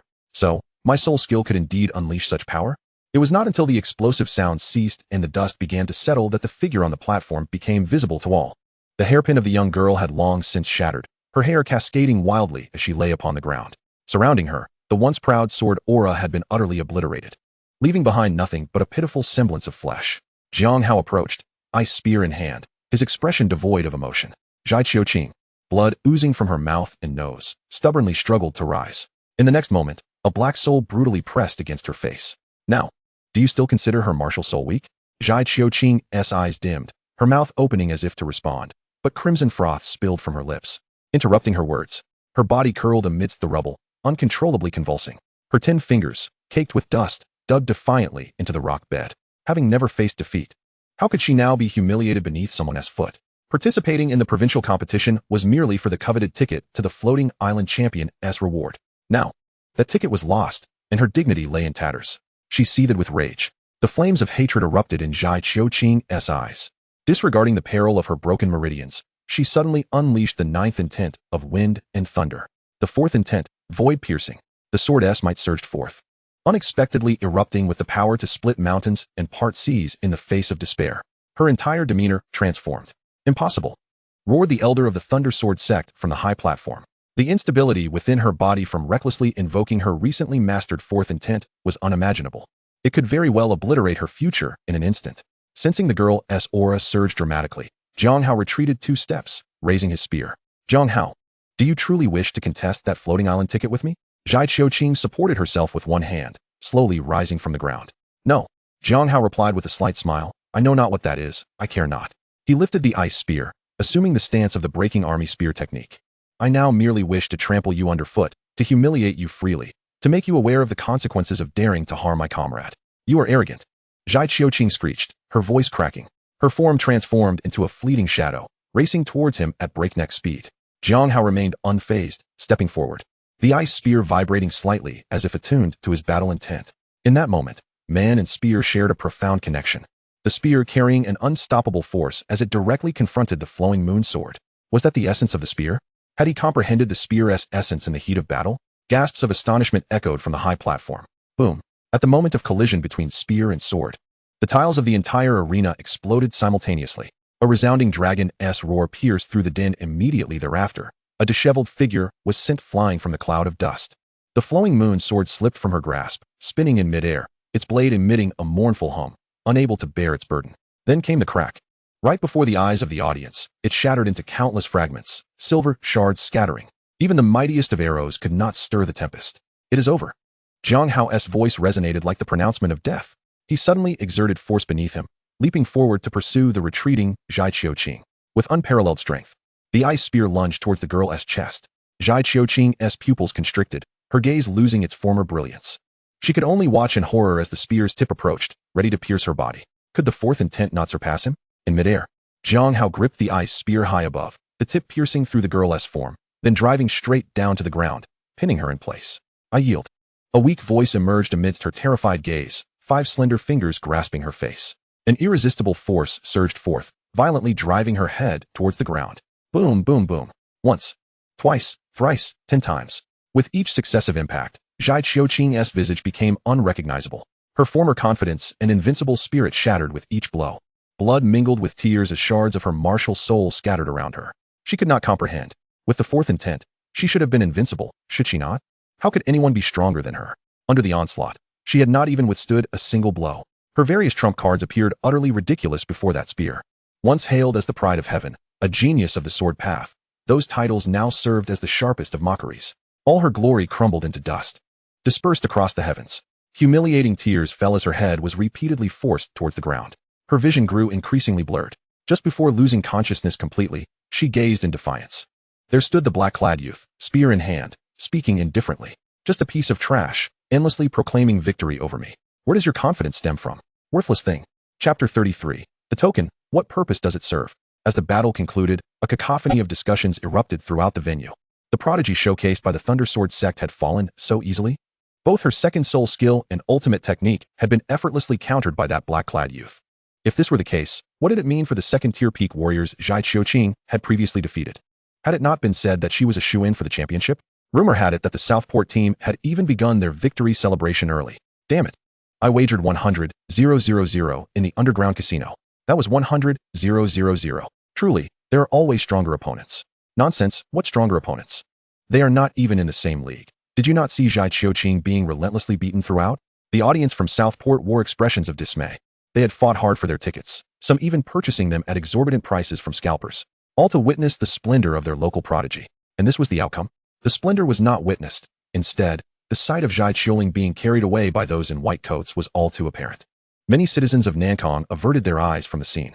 It was only when the referee announced Jiang Hao's victory with a booming voice that the audience fully accepted the reality of the situation. One must concede. There are indeed greater talents beyond our own, and skies beyond our skies. The sound of celebratory cannon fire echoed, and streamers danced through the air, leaving the hearts of the Nankang people in a tumult of complex emotions. In stark contrast, the spectators from other provinces were thoroughly exhilarated. They showered applause and engaged in fervent discussions, their cheers for the young champion rising in waves. Yet, the astonishment among the masters of martial arts on the elevated platform was even more palpable. Only they could comprehend the magnitude of Jiang Hao's nearly overwhelming victory. The quality of his ice spear was extraordinary, the soul technique he possessed had replicative effects, and his domain skill absorbed soul power over a vast range. His A-grade marksmanship reached perfection, and most terrifyingly, he had awakened his weapon spirit in the heat of battle. Each of these capabilities alone was enough to astound. Yet they had converged upon one young man. Even the local leaders of Nankang felt their defeat was justifiable. It would be a miracle if they had managed to win. With the interplay of soul techniques, marksmanship, and weapon spirit, the leaders of Nankang were left pondering if any peer could possibly triumph over Jiang Hao. Perhaps Wang Tianrui from Yunzhou would stand a chance?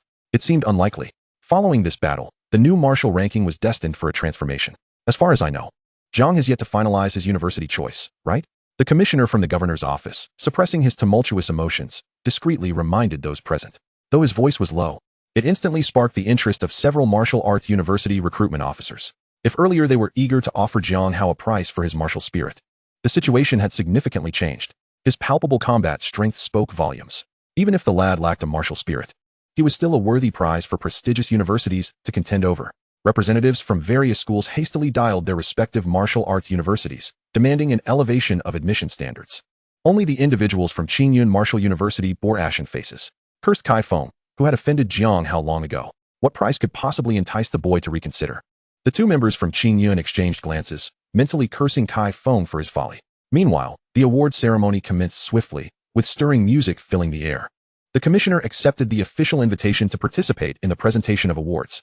The sound of cannon fire rang incessantly, elevating the atmosphere to a fever pitch.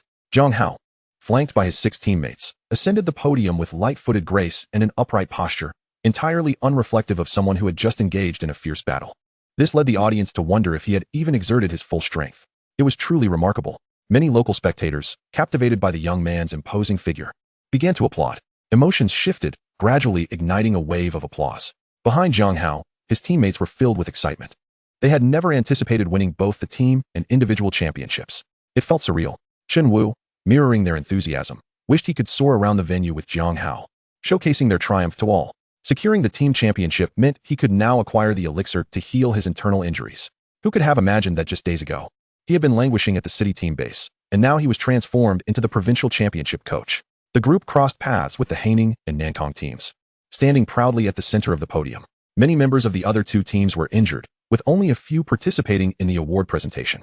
Unlike the Haining team, where all members were present and wore expressions of joy, a palpable sense of envy permeated the air behind them. Du Feng, standing to the side, gazed at the ecstatic audience and suddenly exclaimed, "Brother Jiang, you can keep my share of the team prize. Just being able to stand on this podium is an honor enough for a lifetime." The other teammates were momentarily taken aback, then joined in, expressing that they were content with merely holding the title of champions and did not require any rewards. With this honor, their martial arts college entrance exams would certainly score higher. Yet, Lin Yu's expression fell slightly, still preoccupied with her admiration for her senior Xian, lamenting that her favorability had not reached 10,000. "You all can have the cash. I'll take the rest." Jiang Hao had no intention of hoarding all the rewards. Cash constituted about 10% of the total prize value, so distributing it among them was quite fitting. As for Lu Zhishuang, who had also contributed, he would privately compensate her later. This allocation plan elicited even broader smiles from the 6 teammates, deepening their respect for their captain. Soon, the commissioner made his entrance amidst the crowd's gaze, introducing himself for the first time. Jiang Hao, a 6th-rank martial emperor, seized the opportunity to announce that he would be assuming the role of governor of the southern province next month, prompting waves of astonishment. Jiang Hao exhibited little interest in the award ceremony, merely going through the motions. He casually accepted the pile of elixirs, skills, and weapons handed to him by the commissioner, offering a simple nod as a form of acknowledgement. His gaze remained fixated on the panel displaying his balance. Elegance points balance, 20,199. Zhai Qiuling alone had granted him 7,000 elegance points. He had only garnered over 10,000 points from defeating more than 100 opponents. It appeared he truly needed to confront the geniuses head-on. In the eyes of the system, geniuses held far greater value than others. Jiang. Hearing the commissioner's call, Jiang Hao tucked away the panel and looked up, asking, "What?" Jiang Hao was momentarily taken aback. Even at the award ceremony, Jiang Hao seemed distracted. He handed him a wooden token engraved with the characters floating island, its reverse adorned with a relief depicting an endless aerial island. The palm-sized token radiated an ancient and profound aura. Jiang Hao raised an eyebrow and explained, "This is your personal reward, the floating island token, also known as a ticket. With it, you may enter the floating island ruins during its annual opening." Ruins? Jiang Hao's eyes narrowed as he pinched the token between his fingers and flipped it over, asking a question that left the commissioner dumbfounded. For what purpose? The commissioner abruptly turned to the coach, Chen Wu, on the far left of the team. His eyes filled with confusion. As the coach, aren't you going to tell him the most important thing? The entire Haining team was truly remarkable. So, Jiang Hao hadn't come solely for the floating island ticket? Jiang Hao felt a throbbing headache coming on. From the players to the coach, not one among them failed to astonish him. Under the weight of the gaze, Chen Wu broke into a cold sweat, unable to meet the influential figure's eyes. Damn it. I forgot to mention that. He had been so absorbed in the game that he had overlooked this detail. Taking a deep breath, Chen Wu steeled himself and forced a smile. "I'll definitely tell him later." Jiang Hao regarded him with a complex expression, opening his mouth before ultimately sighing deeply, saying nothing further. "Forget it. You are the champions. You are all right." The ceremony continued with photographs and group pictures until it finally concluded. As they exited the venue, Jiang Hao's phone buzzed furiously. Pulling it out for a glance, he noted that there were already 50 messages from Principal Deng. This number continued to rise rapidly, a clear indication of the sender's excitement. "You all head to the bus. I have something to discuss with Jiang Hao. I'll be back shortly." Chen Wu advised his team member briefly, then took hold of Jiang Hao, leading him along a winding path back to the previous players' lounge. "Senior, what are you doing?" Jiang Hao inquired, perplexed. Chen Wu, not one to keep secrets, pondered for a moment before candidly explaining, "With the martial arts examination approaching, you have already secured the title of the best in the southern province. It is about time you contemplate your future. There are numerous admissions officers from martial arts universities waiting for you at the entrance. I must admit, their offers are quite generous and certainly worthy of consideration." At this juncture, a rare gravity flickered in Chen Wu's gaze as he suddenly clasped his fists in a gesture of martial respect. "The senior wishes to solicit a favor. As I hail from Beichin Martial University, I aim to secure an opportunity for my alma mater. My mentor, Xia Hong, will arrive shortly. Perhaps you might listen to what Beichin has to offer?" "Very well," Jiang Hao replied, noting the sincerity in Chen Wu's words as he nodded slightly. After casually sitting on the sofa, he subtly inquired, "Are the terms offered by Beichin more favorable?" Naturally, a voice, imbued with authority yet devoid of anger, resonated from afar. Xia Hong entered the lounge with a smile, her admiration for Jiang Hao unmistakable in her demeanor. "Allow me to introduce." Chen Wu composed himself and stood between them, his tone respectful. "This is Mentor Xia Hong from Beichin Martial University, a 6th-rank martial emperor, and also my teacher." Jiang Hao nodded politely. As Xia Hong approached him, She found herself increasingly impressed by the young man before her. Skipping the pleasantries, she stated directly, "I am here to extend a sincere invitation for you to join our institution. Although Beichen may be slightly inferior to Qingyun, ranked second nationally, our overall strength and resources are not significantly lacking. After thorough discussion amongst the faculty, we have unanimously agreed that should you choose to come, we shall allocate resources in your favor." Listening to Xiahong's warm words, Chun Wu's expression turned peculiar, akin to someone who had just tasted a sour lemon. "It's not as if you were berating or scolding me before," he thought, recalling the years spent learning under her, during which he had never seen her exhibit such amiability. "What specific resources are you offering?" Jiang Hao inquired calmly. Xiahong paused for a moment, quickly realizing that Jiang Hao was the type who would not be swayed without tangible proof. With a gentle smile, she produced a tome of martial arts secrets and handed it to him. Chun Wu's breath hitched upon seeing the title. Astonishment etched across his face as he gazed at the two. "Mentor, this," he stammered. Xiahong gestured for him to relax, indicating that this was the president's intention. The instant Jiang Hao grasped the tome, a potent aura of martial prowess emanated from the leather-bound book, fierce yet dignified. As his hand enveloped the tome, 9 ethereal blue and white spear souls materialized, swirling and roaring across its surface, sending a tingling sensation through his palm. During the earlier battle, Jiang Hao had awakened his spear soul on the spot, catching only a fleeting glimpse of its essence, unaware of what it truly was. He only knew that when he had merged with the spear, its power had exceeded anything he had previously experienced. Regrettably, he was uncertain whether he could replicate that potency again if given the chance. That sensation felt like a fleeting dream, elusive and intangible. Taking a deep breath, Jiang Hao emanated the perfected essence of the breaking army spear technique, finally stabilizing the tome in one hand as he lowered his gaze to examine it. Wind and Thunder Spear Soul. At this sight, Xiahong's eyes sparkled with unmasked admiration. It was a feat that even ordinary second-rank martial artists would struggle to achieve. Simply holding this tome without incurring injury to their hands would be a remarkable accomplishment. Noticing the young man's keen interest as he began to leaf through the pages, Xiahong added, "This is a national-level martial art and the most prized possession of Beichen Martial University. I do not have the authority to gift it to you, but you are welcome to read it until you comprehend it, after which you must return it to me. Should you have any questions, you may consult the president of Beichen at any time." At this point, she paused. Ordinary mentors are not qualified to study it. Only mentors who have comprehended the foundational spear soul and rank 7 or above can apply to learn it, so I am unable to guide you. As she spoke, Xiahong could not help but reflect on how, throughout the entirety of Huagua, there were only 4 national-level martial arts secrets. Allowing a second-rank martial artist to peruse one was truly an unprecedented occurrence. Foundational spear soul? Jiang Hao casually inquired. "It refers to what you just grasped. To put it simply, you can only faintly sense a sliver of its essence, correct?" Jiang Hao nodded in affirmation, prompting Xiahong to organize her thoughts and continue. "The conditions for comprehending the foundational spear soul are exceedingly stringent. First, the quality of your weapon must be high. Theoretically, the better the quality, the easier it is to resonate with the weapon and thus comprehend its essence. Secondly, one's own comprehension and mastery of spear techniques must be exceptionally high, which disqualifies the vast majority of martial artists specializing in spear techniques. As for what the foundational spear soul is, think of it this way." Xiahong gestured with her hands, forming a circle. "You can envision the foundational spear soul as a round stone. The 9 spear souls recorded in this national-level martial art are the 9 forms you can carve from that round stone. Obviously, only by possessing the round stone can you proceed to carve it." This simple yet profound analogy illuminated Jiang Hao's understanding significantly. No wonder when he sought to explore the spear soul, he felt utterly lost. It was as if he had not yet begun to sculpt. He recalled Xiahong's earlier words and could not help but ask, "So you wish to be my mentor?" "Not I, but my husband, Wei Donglu, a 7th-rank martial emperor. He has also perused this Wind and Thunder Spear Soul." But Xiahong's expression turned slightly awkward as she continued. "His comprehension is limited. 30 years have passed, and he remains stuck at the 6th Spear Soul." What Xiahong did not mention was that comprehending the Wind and Thunder Spear Soul was an exceedingly arduous endeavor. In today's martial arts world, practitioners as a whole were experiencing a decline, far inferior to the ancient times. Her husband, having grasped the 6th Spear Soul, was already the most accomplished among them. It was precisely due to this that he could overpower the vice president in combat.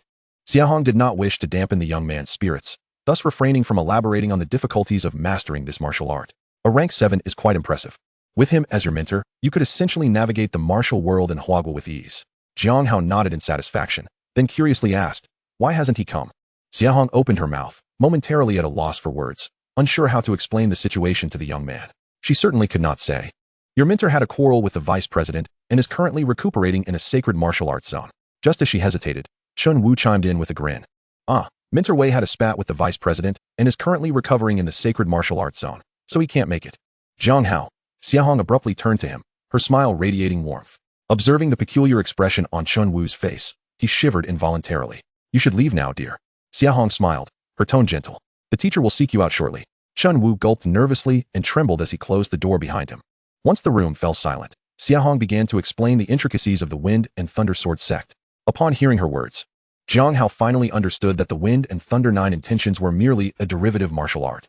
Before marrying, the wife of the sect's leader had an affair with the president of Beichin Martial University.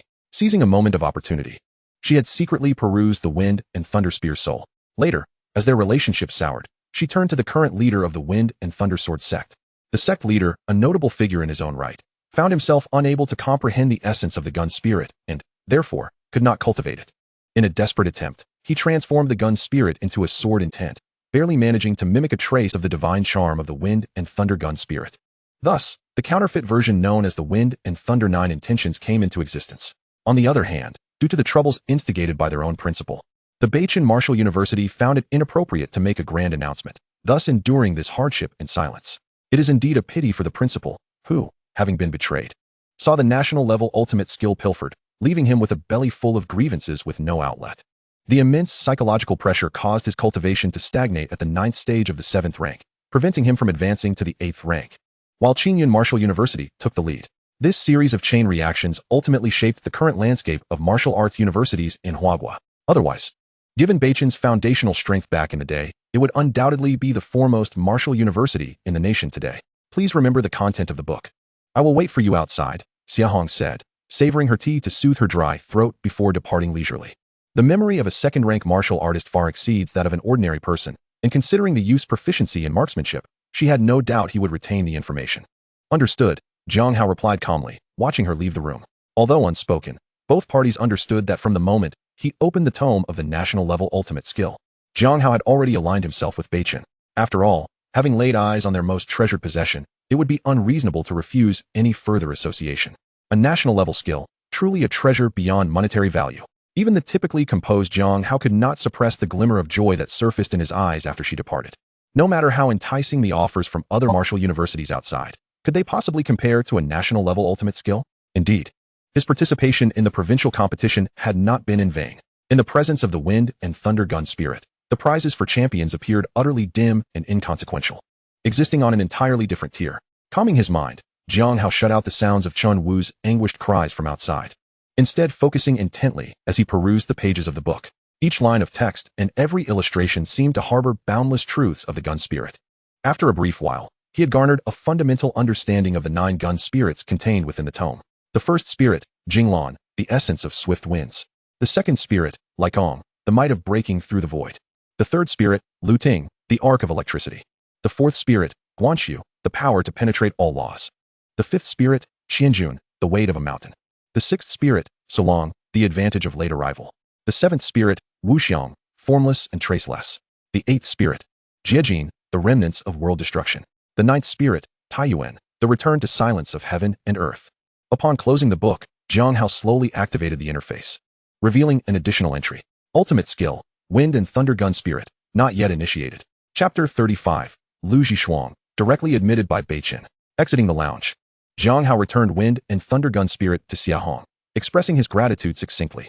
The contents of the book were firmly etched in his mind, and the system had indicated that he could allocate points. He was eager to find a secluded spot to make significant use of this newfound knowledge. Xiahong gently accepted the ultimate skill, carefully stowing it away, her peripheral vision assessing the young man before her, increasingly finding him agreeable. If you need to consult further, feel free to contact the principal of Beichin without any hesitation, she advised, providing him with the contact details for Principal Wei Donglu. Jiang Hao nodded in acknowledgement, tucking his phone into his pocket as the group made their way out of the venue towards the bus station in Linhai City. Yet, as they approached the parking lot, the sight before them caused everyone to halt in their tracks. Dozens of Martial University representatives encircled the bus, having bypassed Jiang Hao at the entrance and now converging upon the Linhai City bus. Each person raised their brows in anxious anticipation, scanning for the youth's figure. Several Martial Universities, recognizing Lu Zhishuang's potential, seized the moment to extend invitations to the young girl. Surrounded by esteemed mentors beneath the vehicle, Lu Zhishuang was bombarded with solicitations, leaving her flustered and her delicate features betraying her anxiety. She had initially desired to apply to either Qingyun or Beichin, but alas, the mentors from Qingyun had not arrived at the Linhai bus, and the Beichin mentors were nowhere to be found.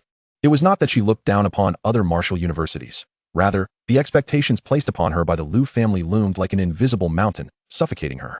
To lift this burden and respond to these expectations, she had already made a silent vow. If she could not secure a direct admission, she would participate in the martial examination normally, determined to apply to the top 2 universities, Qingyun or Beichin. With this resolve in mind, she glanced down at the promotional brochures that had been thrust into her hands, pursed her lips, and ultimately returned each one. She politely declined the offers from the esteemed mentors, bowing slightly before turning to board the bus. At that moment, the mentors surrounding the bus surged outward. Jiang Hao had arrived. Eyes turned towards the trio approaching. Upon spotting Xia Hong walking alongside Jiang Hao, the expressions of the Martial University representatives shifted dramatically, all wearing faces of dismay. Especially with Xia Hong's beaming demeanor, their suspicions were only confirmed. Damn it, has Beichin intercepted him? One individual, still hopeful, rushed forward, brandishing the enrollment brochure. Jiang, we haven't discussed the terms from our school yet. I have already chosen Beichin. Jiang Hao interrupted decisively, his tone firm. Please leave. A wave of disappointment washed over the crowd, although they had surmised something upon seeing the three together. Hearing Jiang Hao's clear declaration of intent not to join any other university weighed heavily on their hearts. Many martial universities, constrained by a lack of resources, were in desperate need of a prodigy to elevate their status. Jiang Hao was undoubtedly the finest choice in recent years. To suggest he could single-handedly propel a martial university to prominence would not be an exaggeration. Yet, the opportunity had slipped away. Are you really not considering anything further? We haven't even discussed the enrollment incentives. No need, Jiang Hao replied politely, shaking his head as he bypassed the crowd and boarded the bus from the side, leaving no room for further negotiation. The remaining members of Lin Hai's team were already seated on the bus, watching the scene unfold through the windows, their eyes filled with envy. Logically, being selected as representatives for the city signified their prowess. While they wouldn't claim to be prodigies, they were certainly among the elite of their peers. In their respective martial high schools, they were the top of the class. Yet, before Jiang Hao, they felt as inconsequential as dried grass against a towering mountain. A monster. Someone muttered softly. Once Xia Hong and Chun Wu boarded the bus, the driver finally mustered the courage to sound the horn twice, urging the esteemed martial artists below to clear the way. As the bus slowly pulled away, the scenery outside rushed past. Teacher, why did you also board the bus? Aren't you returning to Beichin? Chun Wu inquired, peering out of his seat. Xia Hong shot him an irritated glance, but offered no reply, instead settling down next to Lu Zhishuang. The young girl's back stiffened immediately, her hands resting nervously on her knees, afraid to move. With so many vacant seats among the 6th-rank mentors of Beichin, why had she chosen to sit beside her? Don't be tense, Xia Hong urged her to relax, softly inquiring. Tell me, is Lu Zhiyu your sister? Yes, Lu Zhishuang nodded obediently. Ah, so it is true, Xia Hong mused, momentarily lost in thought, feeling an unusual sense of connection. Long had she heard of her husband, Wei Donglu, who had taken a student from the Linhai Lu family the previous year. She had met the girl a few times and vaguely sensed a resemblance between Lu Zhishuang and that student. Given that both bore the surname Lu, she decided to inquire further. To her surprise, they were indeed sisters. The Linhai Lu family had produced exceptional talents for 2 consecutive years. Their fortunes were truly flourishing. Xia Hong adjusted her posture slightly, contemplating Lu Zhishuang's martial spirit, and entertained the thought of taking her as a disciple. The young lady hailed from a family of substantial heritage, and with the support of Beichin, the resources at their disposal could lead to an extraordinary future. Her gaze lingered on Lu Zhishuang, whose cultivation was at the 2nd rank, 1st segment, an achievement that generally would not warrant a direct admission from a 6th-rank mentor of Beichin. Regular admission was certainly feasible, however. Yet, Jiang Hao had replicated the young girl's soul technique, producing astonishing results, which made Xia Hong recognize the potential of her S-rank martial spirit, Xianin Lei Fu. In comparison to Jiang Hao, Lu Zhishuang evidently lacked in the quality of soul power. Jiang Hao had compressed his soul power to the utmost, allowing 1 unit of soul power to function as if it were 2. Lu Zhishuang, on the other hand, could not achieve such efficiency. However, this was of little concern. Xia Hong had methods to assist her in rectifying this, albeit it would require time and financial investment. With this thought in mind, Xia Hong gently tapped her fingers against the armrest of her chair and asked, with a measured tone, "Did you accept the invitations extended to you by the mentors of the Martial University earlier?" Upon hearing this subtly suggestive inquiry, a surge of excitement welled up within Lu Zhishuang, causing her fingers to involuntarily tighten around her shorts. In response to my esteemed senior, I have not. I intend to apply to Beichin Martial University, hence I declined their offers. After speaking, Lu Zhishuang felt her heart race slightly, her mind replaying her words, concerned whether her etiquette had been adequate. Warriors of the 7th rank and above should be addressed as masters, and this esteemed figure beside her, a 6th rank, could certainly be referred to as a senior without issue. Uncertain if Xia Hong truly harbored intentions of taking on a disciple, she refrained from overcommitting her words. As for Qingyun Martial University, it was best left unmentioned, given the long-standing rivalry between the two institutions. To bring it up would imply an insatiable desire for both. Xiahong nodded slowly. I still have one special admission quota left this year. At this point, she refrained from elaborating further and rather smiled, casting a sidelong glance at Lu Zhishuang. After all, mentors at the Martial University also possessed a sense of pride. They naturally preferred students to take the initiative in seeking mentorship, thus satisfying a small vanity. The carriage fell into a profound silence, the atmosphere thick with tension, broken only by the sound of wheels rolling over the road. The team members in the back unconsciously held their breath, their emotions complex as they listened to the conversation between the two. They had initially thought that only the newly appointed captain would gain admission to Beichen. Yet here was Lu Zhishuang with a potential opportunity for direct admission as well. A bittersweet sensation washed over them. Upon hearing this, Lu Zhishuang was nearly rendered speechless. The happiness arrived too suddenly. For a moment, her mind went blank, her fingers gripping the hem of her clothing, uncertain of what to say. It wasn't until Chun Wu in the back seat discreetly poked her shoulder twice with his finger that Lu Zhishuang jolted back to reality. She steadied her racing heart, a hint of joy blooming on her cheeks, and earnestly declared, I humbly request to follow Mentor Xie in my training, despite my humble talents. I vow to practice diligently and not bring shame to Beichun. Xiahong nodded slightly. That is splendid. She retrieved a Beichen emblem from her storage ring and tossed it to Lu Zhishuang. Once we arrive in Linhai, go home and pack your belongings. You shall accompany me to Beichen for your studies. I assure you, I will not mislead you. Today, you were defeated by Zhai Qiuling of the Fenglai Sword sect. In 3 months, you shall face her again. By that time, I will ensure you possess the strength to contend. Such a declaration was undeniably commanding, stirring the hearts of the others and causing them to gasp in astonishment. The gap in strength between Lu Zhishuang and Zhai Qiuling in their previous bout had been quite significant. 3 months? Could Beichen truly bridge that gap in such a short time? The depth of the renowned institution was indeed formidable. Yes, Lu Zhishuang responded earnestly. Chapter 36, The Challenge Letter. All going to Beichen. After a considerable time, Lin Yuyu, swaying her dazed bangs, finally grasped the situation. Blinking her eyes, she shifted her gaze between Jiang Hao and Lu Zhishuang. The two titans of the team, one a formidable figure, the other a budding star, were both heading to Beichen. What about me? She mused, tilting her head to inquire of Chun Wu. Coach, what are the admission standards for Beichen if I were to participate in the martial examination? Chun Wu stroked his chin, revealing an uncertain expression. If your martial skills are commendable, a first rank, 9th segment should suffice for admission with an A-rank martial spirit. If your martial skills are average, you would need to reach the 2nd rank, 1st segment. Should you possess a 2nd rank, 2nd segment or higher and demonstrate outstanding performance after enrollment, mentors may seek you out. Otherwise, you would only attend large group classes. As he spoke, he glanced at Xiahong, seeking confirmation. Right, mentor? Xiahong was reluctant to divulge too much about this year's standards, wary of potential accusations of favoritism. She could only vaguely hint about that. With the evolution of the martial world, the admission criteria for the Martial University had become increasingly intricate. The cumulative scores across 4 dimensions, martial skills, rank, martial spirit, and cultural subjects, determined the type of university a student could enter.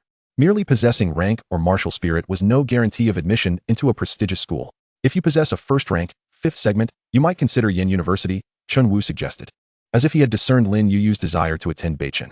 Unfortunately, given the substantial gap in rank, he had to caution her against aiming too high, emphasizing the importance of a grounded approach. Lin Yuyu, however, seemed unfazed, instead adopting a relaxed demeanor as she hummed. A 1st rank, 9th segment? That is not difficult. I can manage that. With an A-rank martial spirit and decent performance in cultural subjects, she believed that reaching the required rank was within her grasp. Manage that. Chun Wu frowned, about to offer a word of caution when he suddenly recalled Principal Deng's remarks from the Linhai No. 3 high school. If talent and cultivation were to be rated, this child would undoubtedly be on the Feiyun rankings. Even if she sleeps through class and slacks off in practice, she still achieves 1st rank, 5th segment. Little Chun, do take care of her. I can no longer ignite her desire for cultivation. Could it be? Chun Wu pondered. With merely 20 days left before the martial examination, was it truly possible for her to break through 4 segments in such a short time? Unthinkable. Chun Wu shook his head in disbelief, convinced it was an impossibility. As conversations dwindled, the atmosphere within the bus gradually quieted. Lin Yuyu, unusually focused, put away her snacks and sat upright, channeling her cultivation method. The others exchanged glances, refraining from interrupting. It wasn't until the bus passed through the toll booth and exited the highway that a sudden surge of soul power erupted. Everyone turned their attention to Lin Yuyu. 1st rank, 6th segment. No way. Sister Yuyu, Du Feng exclaimed. Simultaneously, Chun Wu was left bewildered. Lu Zhishuang looked on in uncertainty, while Jiang Hao tilted his head in confusion. Even Mentor Xiahong cast an astonished gaze. It was rather surreal. With the Linhai team harboring hidden talents, Jiang Hao's breakthrough, without any bottleneck, could be rationalized, given the uniqueness of his Feiyun-ranked martial spirit. But Lin Yuyu had no bottleneck. The other team members rolled their eyes, their expressions a whirlwind of emotions. This bus can't possibly keep going like this, they thought, feeling as though they might just crumble under the pressure. Let us just break through to first rank. Sixth segment for today. Lin Yuyu stretched lazily, ceasing her cultivation method, casually popped open a can of soda with a satisfying hiss, and took a large sip, revealing a look of pure enjoyment. The tuft of hair atop his head had become quite lively after recently breaking through, igniting an impulse to lash out. Count me in. Take me along. Someone expressed a sentiment, and the rest wholeheartedly agreed. As the vehicle exited the highway, it signified that they were not far from the coastal city. At that moment, the sun sank beneath the horizon, and the sky gradually darkened, illuminating the interior of the car as the team members busily scrolled through their phones. The morning's provincial competition turmoil had sparked fervent discussions online, with continuous streams of short videos from the competition surfacing. The topic's popularity soared. Among the most sensational news was that Jiang Hao had ascended to the top of the new martial arts rankings, sharing the honor with Wang Tianrui from Yunzhou. What the heck? Who is Wang Tianrui to be on par with our captain? When Du Feng stumbled upon that news, he couldn't help but erupt in a tirade, slamming his hand against the armrest. Did the people who compiled the rankings even watch the provincial competition? Our captain won with overwhelming dominance. I refuse to believe there is anyone of the same age who could contest Jiang Hao for the top spot. Damn it, Wang Tianrui must have bribed someone. The new martial arts rankings, indeed. Jiang Hao, who had been resting with his eyes closed, finally opened his dark eyes. It was the list of rising martial artists, with the stipulation that candidates must be under 19 years of age. Compiled by the Hall of Martial Gods, the top 50 were ranked accordingly. Most were students from martial arts high schools, while a few, like Shai Chi Qing, were disciples from sects or young martial artists from martial arts families or schools who were not enrolled in formal education. Shai Chi Qing from the Wind and Thunder Sword sect had originally held the 16th position on the list, but had now slipped to 22nd after this battle. Du Feng immediately took to explaining, his words rife with indignation, unable to comprehend how Wang Tianrui could possibly be tied for first with the captain. I know this person. Lu Zhishuang opened her eyes, exchanging a glance with Chen Wu, and elaborated. Coach Chun took me to a friendly competition before Jiang Hao joined the team. I didn't face him directly. I was eliminated in the quarterfinals. However, Wang Tianrui ultimately won the championship with a crushing victory. His prowess is formidable. As Lu Zhishuang continued to elaborate, the others began to understand that Wang Tianrui indeed possessed substantial skill, being at the second rank, 9th stage, significantly ahead of the competition.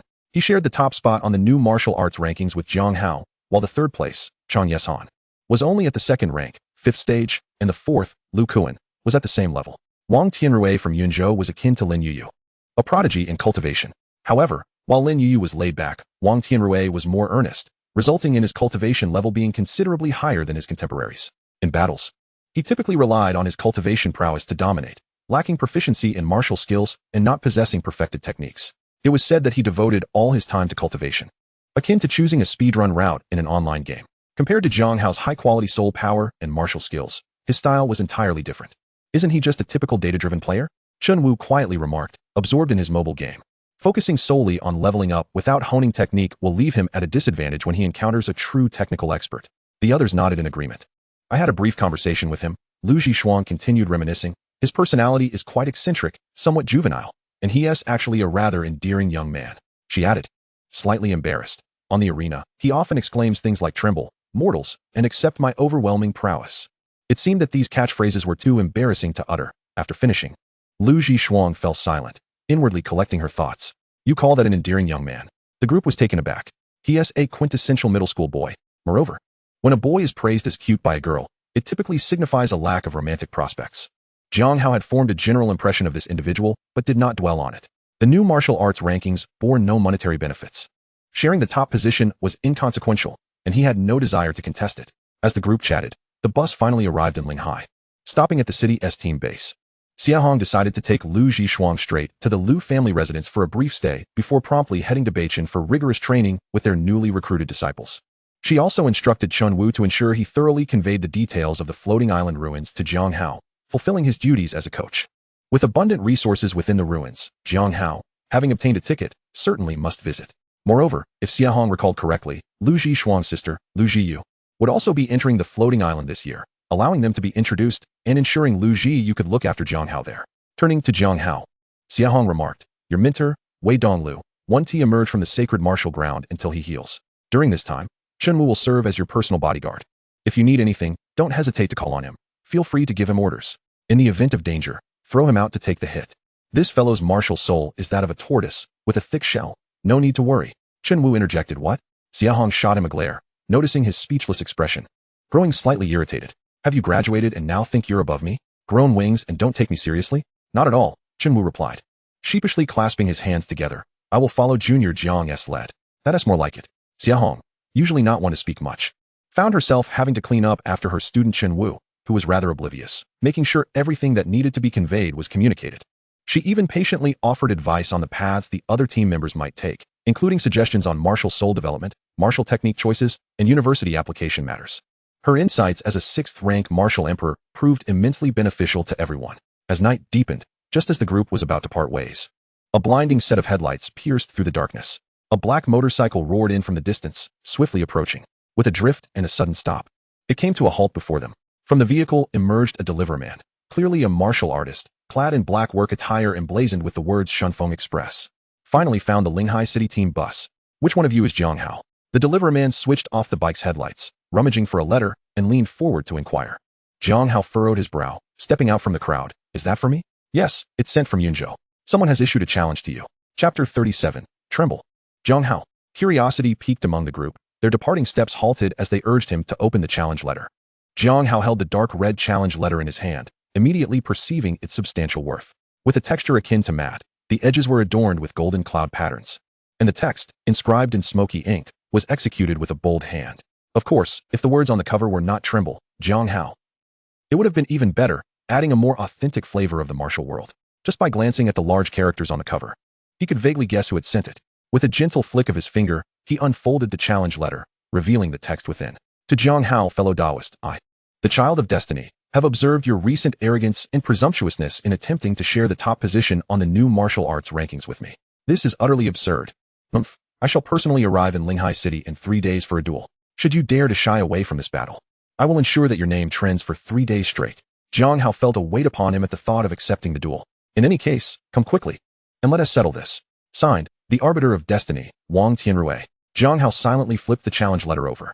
The back featured a hand-drawn Q-version comic, totaling 4 panels. Panel 1. The dashing and aloof Wang Tianrui, atop a misty mountain peak, pens the challenge letter with an air of mastery, surrounded by a throng of admirers gazing at him with reverence. Panel 2. The adorably clumsy Jiang Hao, trembling as he accepts the challenge letter, his eyes wide with surprise and fear. Panel 3. On the arena, the Q-version Jiang Hao is depicted as a battered figure, bruised and tearful, his small face slightly dazed. In the dialogue box, it reads, Stop hitting. I, Jiang Hao, acknowledge that Brother Tianrui is the chosen one. In the 4th frame, Wang Tianrui, draped in a black coat, stands atop the mountain peak, the edges of his garment billowing in the wind, his face bearing an expression of invincible solitude. The dialogue box states, so this is the wind at the summit. As he speaks, he raises a hand to shield his eyes from the blinding sunlight. In the lower right corner, a line of small text notes. Note, quickly add me on WeChat. My number is XXXXXX. Upon reading the challenge letter, Jiang Hao's expression, usually composed, slightly alters, his eyes twitching involuntarily. Turning back, he sees the crowd peering at the challenge letter, their faces drenched in embarrassment, appearing as though they wish to speak but cannot. Does he not feel shame? Lu Zhishuang seems to empathize excessively, already feeling embarrassed for the other party, her small face flushed, her voice barely audible. He might genuinely believe himself to be the chosen one. I mean, he wholeheartedly believes in this notion. Someone nearby whispers in agreement. The artwork is quite good. The writing is nice as well. What a pity, the intellect seems lacking. The voices behind him offer their commentary, and it's clear from their tones that they are stifling laughter. Thousands of years ago, when the martial arts world was just emerging, challenges between warriors, issuing challenge letters, was a solemn and ritualistic affair. The traditions of the older generation have persisted to this day. Even now, some masters will issue challenge letters in advance, implying camaraderie through martial arts and the importance of keeping promises. However, who would have thought that the traditions of our ancestors could be so grotesquely altered? The coffin lid of our forefathers is surely unable to contain this. What should we do? Should we accept his challenge? Chen Wu, withdrawing his gaze, looks at Jiang Hao and hesitantly inquires. He does not wish for the two to engage in battle. His task from Mentor Xiahong is to ensure Jiang Hao's safety for the next 7 days, escort him to the floating island, and then safely return him to Beichin. It is true that his junior is quite strong, but Wang Tianrui, with his 2nd grade 9th-stage cultivation, is far superior. If they were to encounter an unforeseen mishap, resulting in injury, it would inevitably affect their journey to the floating island. The island is filled with abundant rare treasures, and there exists the legendary 9-Sun Fire Pool. A tremendous opportunity, and even rumored, a legacy of soul bones. Any of these would be sufficient to drive a martial artist mad. Jiang Hao ponders for a moment, then brings up his panel. Elegance Value Balance, 20,199. The upcoming cultivation advancement will require expenditure of points. The Wind and Thunder Spear Soul will also demand points. The resources expended are considerable, and he also wishes to develop a footwork technique to enhance his agility. Considering that defeating Zhai Qiuying provided him with 7,000 points, and given Wang Tianrui's superior aptitude, he can surmise that his points would be even more. Clarifying his thoughts amidst the eager gazes of those around him, Jiang Hao breaks into a smile. A battle it shall be. Furthermore, should he decline, the other party threatens to buy trending searches to hang him up. Though given Wang Tianrui's character, it is highly likely that he would not follow through, merely indulging in bravado. However, having reached this point, Jiang Hao does not mind allowing this brave little friend to confront reality and to decisively teach him a lesson. Beside him, Xiahong's expression is somewhat complex. Jiang Hao is a direct admit to Beichen, while Wang Tianrui is a direct admit to Qingyun Martial University. Their duel is bound to attract considerable attention. Especially with the martial arts examination approaching, the outcome of this duel could influence the college application aspirations of this year's senior students to varying degrees. Perhaps these two youngsters merely wish to test each other's strength, but from an external perspective, they represent their respective martial universities.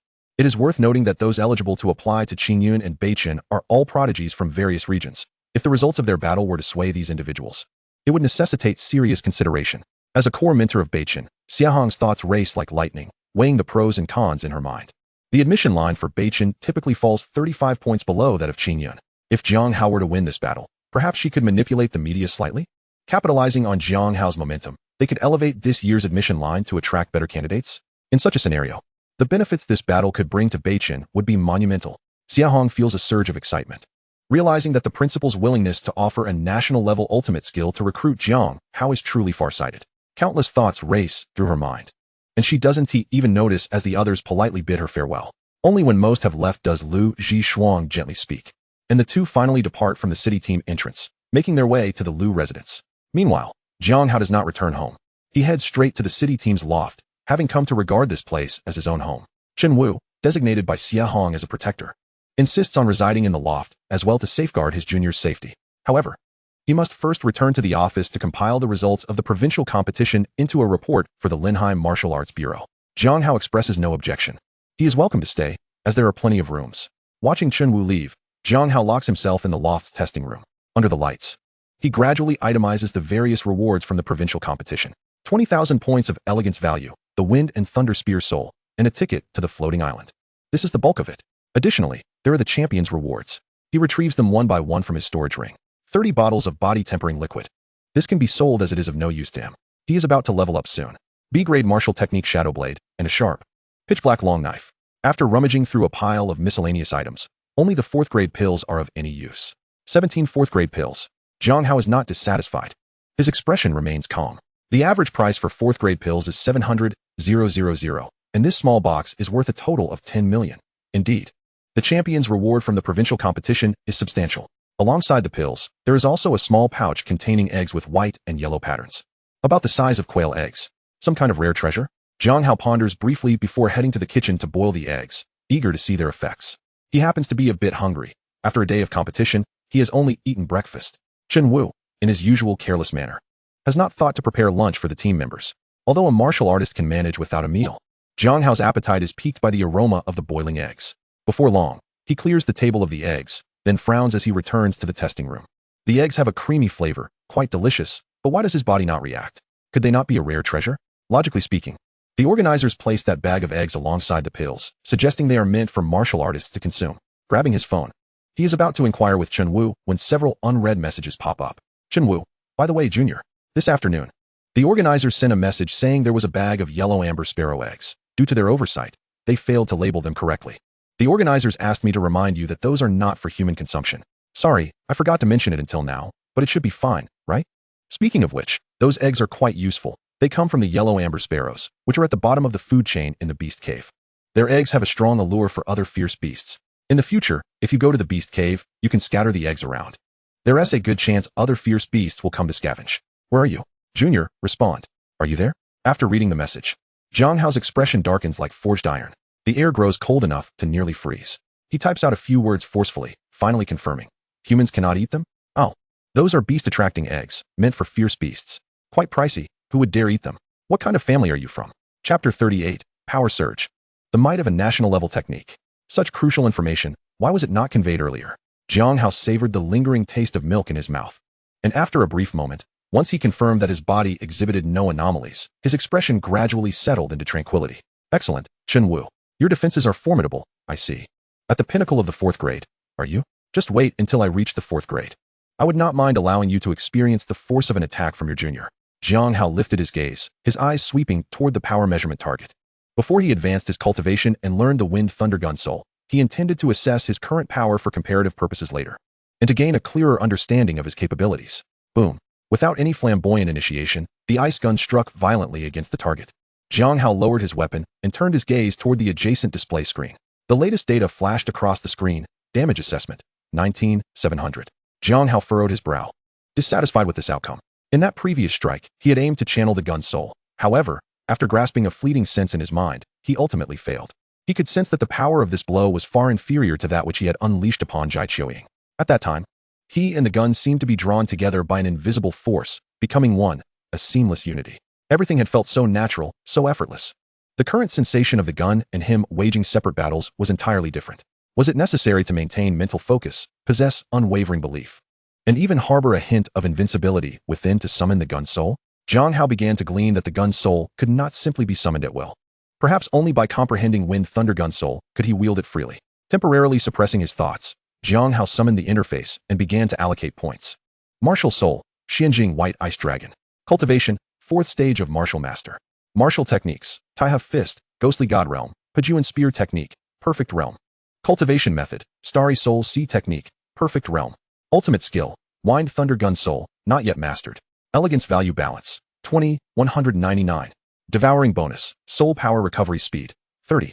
Strength, 51. Body Strength, 24. Speed Increase, 51.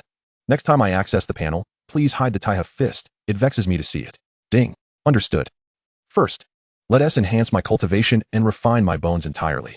Jiang Hao sat cross-legged, his thoughts stirring as he skillfully infused his cultivation with elegance value. Ding. Cultivation enhancement in progress. Detected Starry Soul Sea Technique enhancement. Elegance value consumption reduced.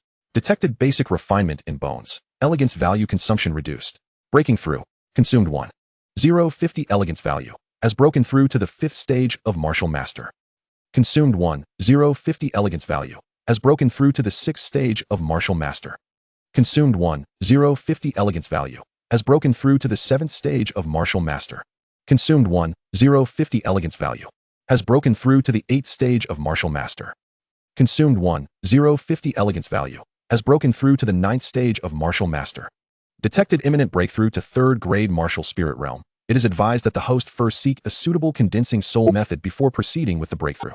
However, this system also offers a forced breakthrough service for just 999 elegance value. Would you like to proceed with the forced breakthrough immediately? No. Ding. This breakthrough has been completed. Elegance value balance, 14,949. 2nd grade martial artists refine their bones. The entire phase of a 3rd grade martial artist revolves around condensing the soul nucleus within their body.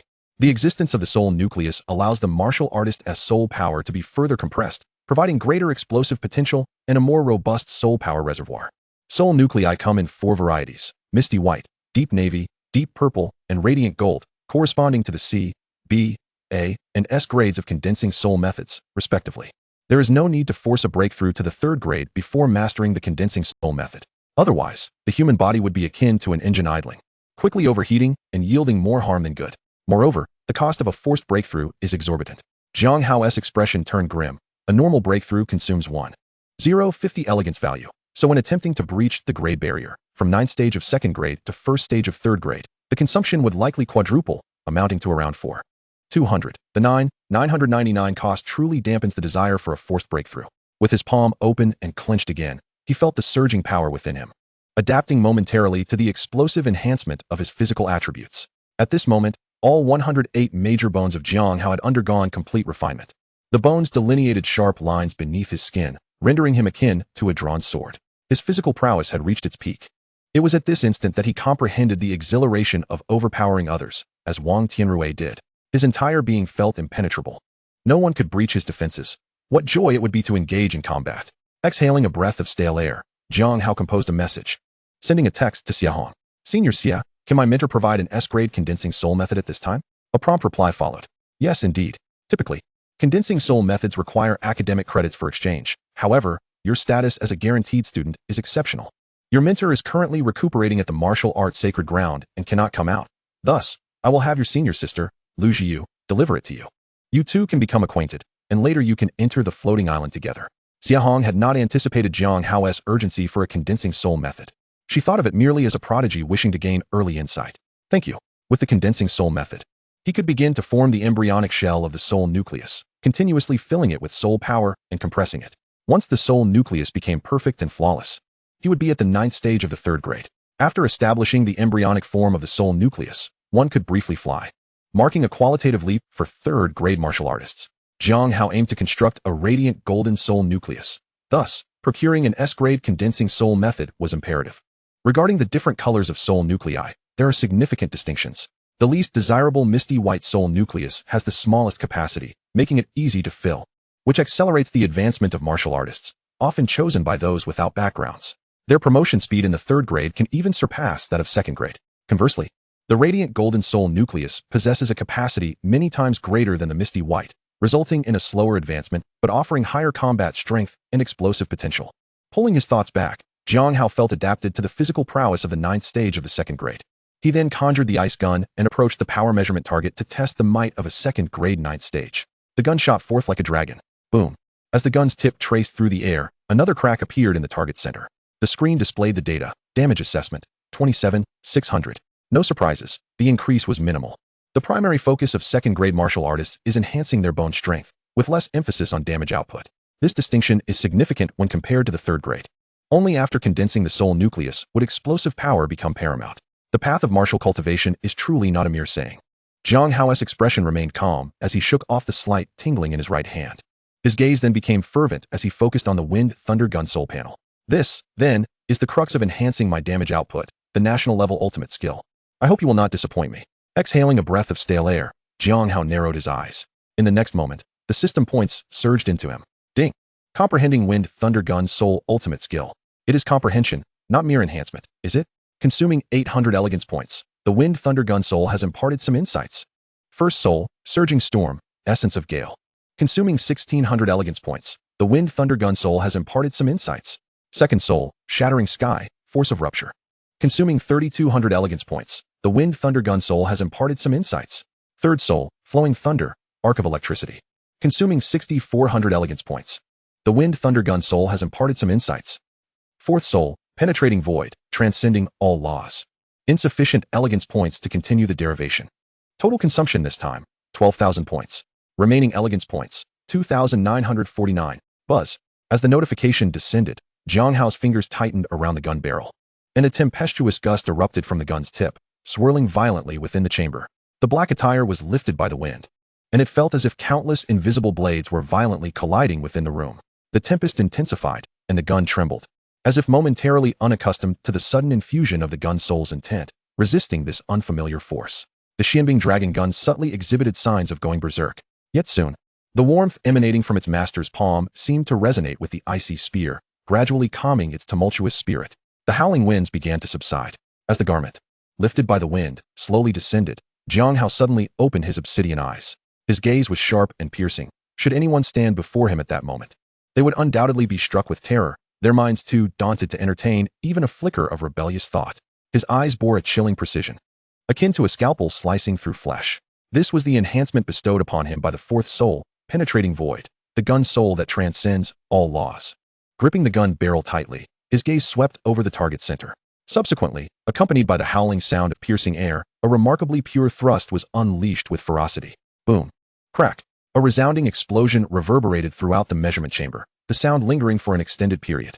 Jiang Hao raised his eyes, witnessing the target's center being obliterated with ruthless efficiency. Countless fissures spread visibly from the center to the sides. With a sharp crack, the target could no longer endure the onslaught of this violent force, shattering instantaneously into countless fragments. The target, forged from Xuanqing iron, sent metallic shards flying, littering the ground. Following this, the damage assessment emerged, 65420. Jiang Hao stood with his gun, surveying the devastation around him, his black eyes tranquil as still water. Since arriving in this world, he had measured power countless times. Yet this was the first occasion he had shattered the target. A national-level ultimate technique, indeed. Chapter 39. Just tell me, did I win or not? Hey, healer. I'm carrying the whole team here. Can I even get a little healing? In the city team office, Chen Wu, donning gaming headphones, yelled fervently. Doesn't the warrior know how to draw aggro? Are you playing snake here, swerving around? The boss is about to toss you around like a kite. Frustrated by his inept teammates, he summoned his soul power, his fingers flying over the keyboard with renewed speed. As the final skill effect detonated on screen, clearing the boss's health bar, golden loot sparkled on the map. Chen Wu's eyes glimmered with excitement as he reached for his lighter to smoke. Suddenly, the malfunction light on the office wall began to flicker. Immediately after, a voice echoed through the intercom. Tower 8, measurement target has been destroyed, please repair. Repeating. Tower 8, measurement target has been destroyed, please repair. Chen Wu, ready to light his cigarette, froze in shock. His gaze darted toward the malfunction light. The target was destroyed? What a joke. The city team used a tier 3 target, composed of 30 Xuanqing iron. Is this even something that can be destroyed? Even if you threw a third-tier ferocious beast at it, it wouldn't break the target. Are they out of their minds? Wait, Tower 8? Chen Wu's breath caught. As a realization hit him, his head buzzing. Before he could ponder further, his phone screen lit up, displaying a V message. Senior, can you get me a stronger target? It's shattered. Shattered? Chen Wu's hand trembled uncontrollably as he clutched the phone, repeatedly confirming in his mind what the term shattered meant from his elementary school textbooks. Not just damaged, but shattered into countless pieces? Good heavens. He unconsciously bit his finger, his eyes wide with disbelief. If memory served, a tier 3 target required 60,000 damage to shatter, right?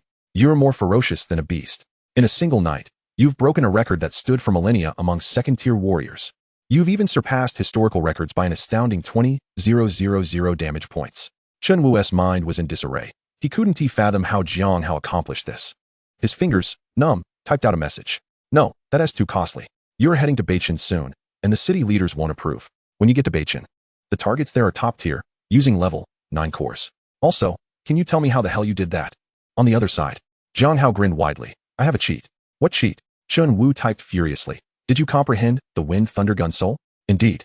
Receiving a confirmed response, Chen Wu felt it was somewhat plausible. He was unaware of how much the Wind Thunder Gun Soul could enhance damage, as the information regarding national-level ultimate techniques was strictly confidential. Even the characteristics of the various gun souls documented within were utterly inaccessible to outsiders. Yet for now, this explanation would have to suffice. I can't even imagine how the ferocious beasts on the floating islands would react upon encountering you. Musing silently, Chen Wu set his phone down, turning back to the computer, suddenly finding the online game utterly lackluster. After being jolted by such intense information, it felt as if he had entered sage mode. Meanwhile, within the measurement chamber, after confirming that he couldn't replace the target, Jiang Hao felt a tinge of regret. He still had 4th-tier elixirs left to consume, intending to do so before measuring his power to observe any enhancements. Alas, that plan was thwarted. Rising, he swept the remnants of the target into a corner, then set about consuming the elixirs. As the system flashed a series of notifications, he quickly devoured 17 elixirs. Consumption bonus, soul power recovery speed, 30, strength, 153, body toughness, 105, speed increase, 153. Both strength and speed surged by over 100 points.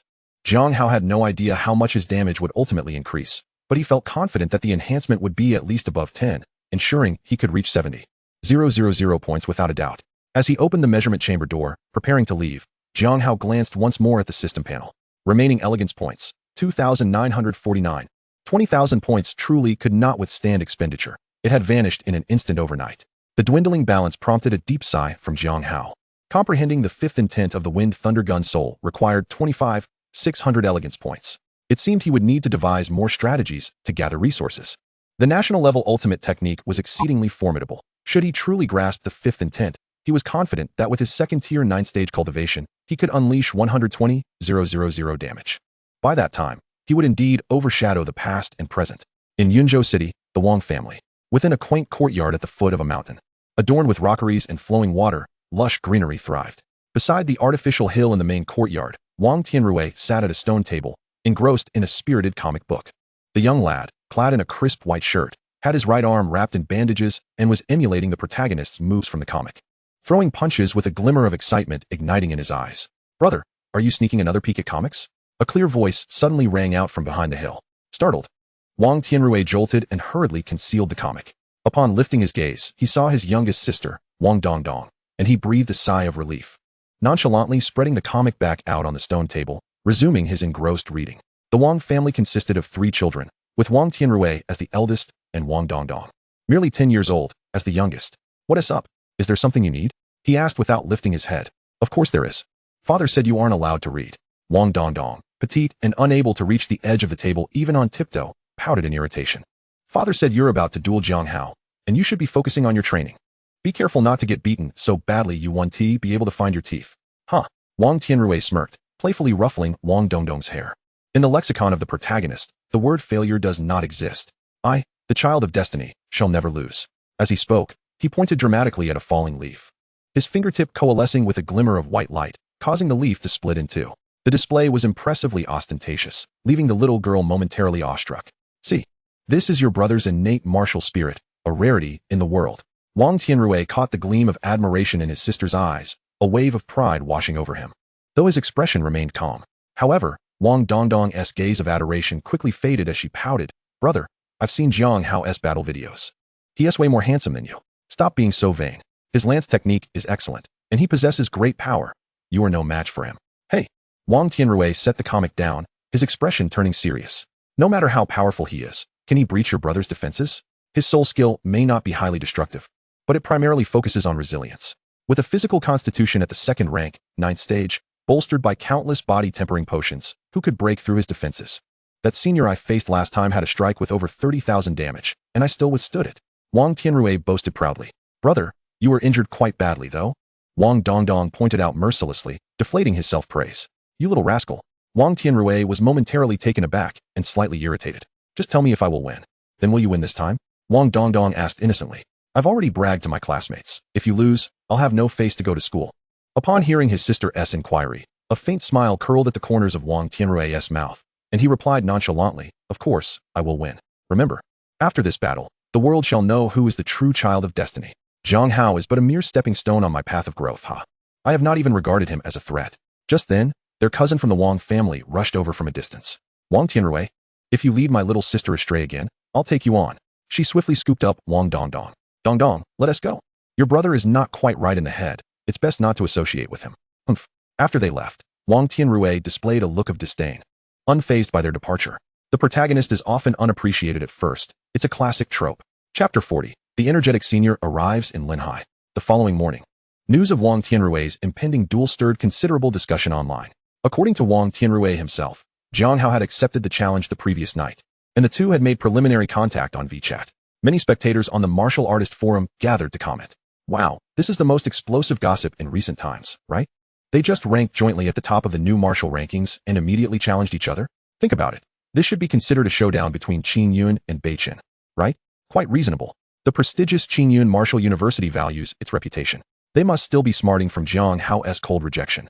I heard there's a lot of pent-up frustration among the students there. Not to mention, my cousin studies at Qin Yun. He says the students are now divided into 2 factions.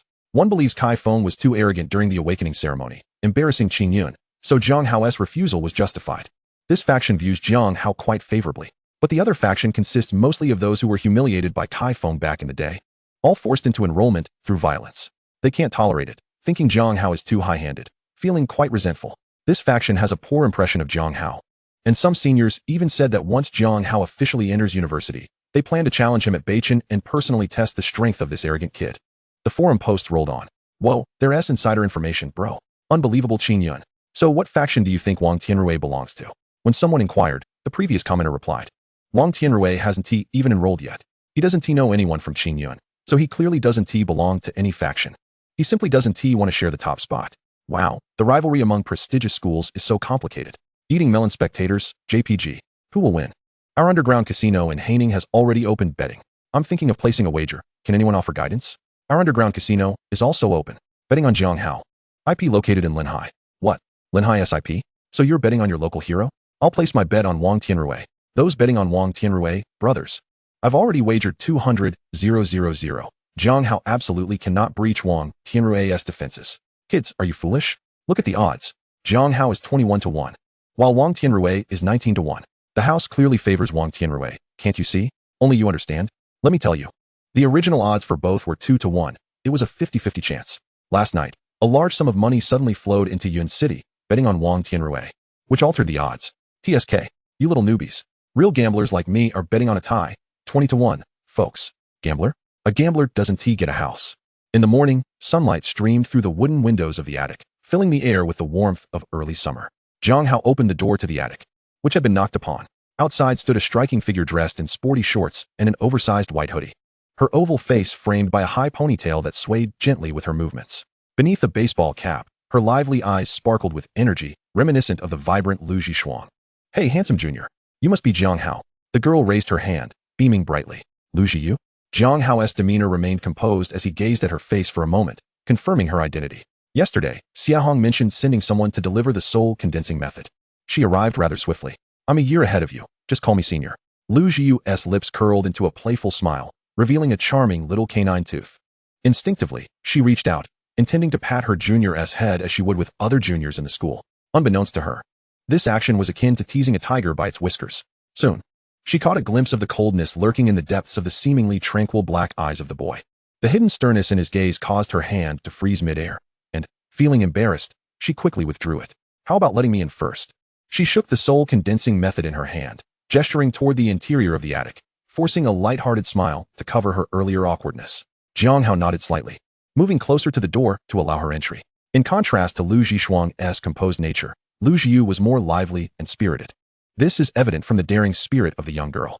The two took their seats before the coffee table in the living room, where Jiang Hao casually perused the soul condensation technique handed to him, while Lu Zhiyu's voice filled the air with an explanation. The Heavenly Origin Soul Condensation Technique is an S-level method traditionally utilized by our North Star Academy. It is quite accessible and boasts high safety.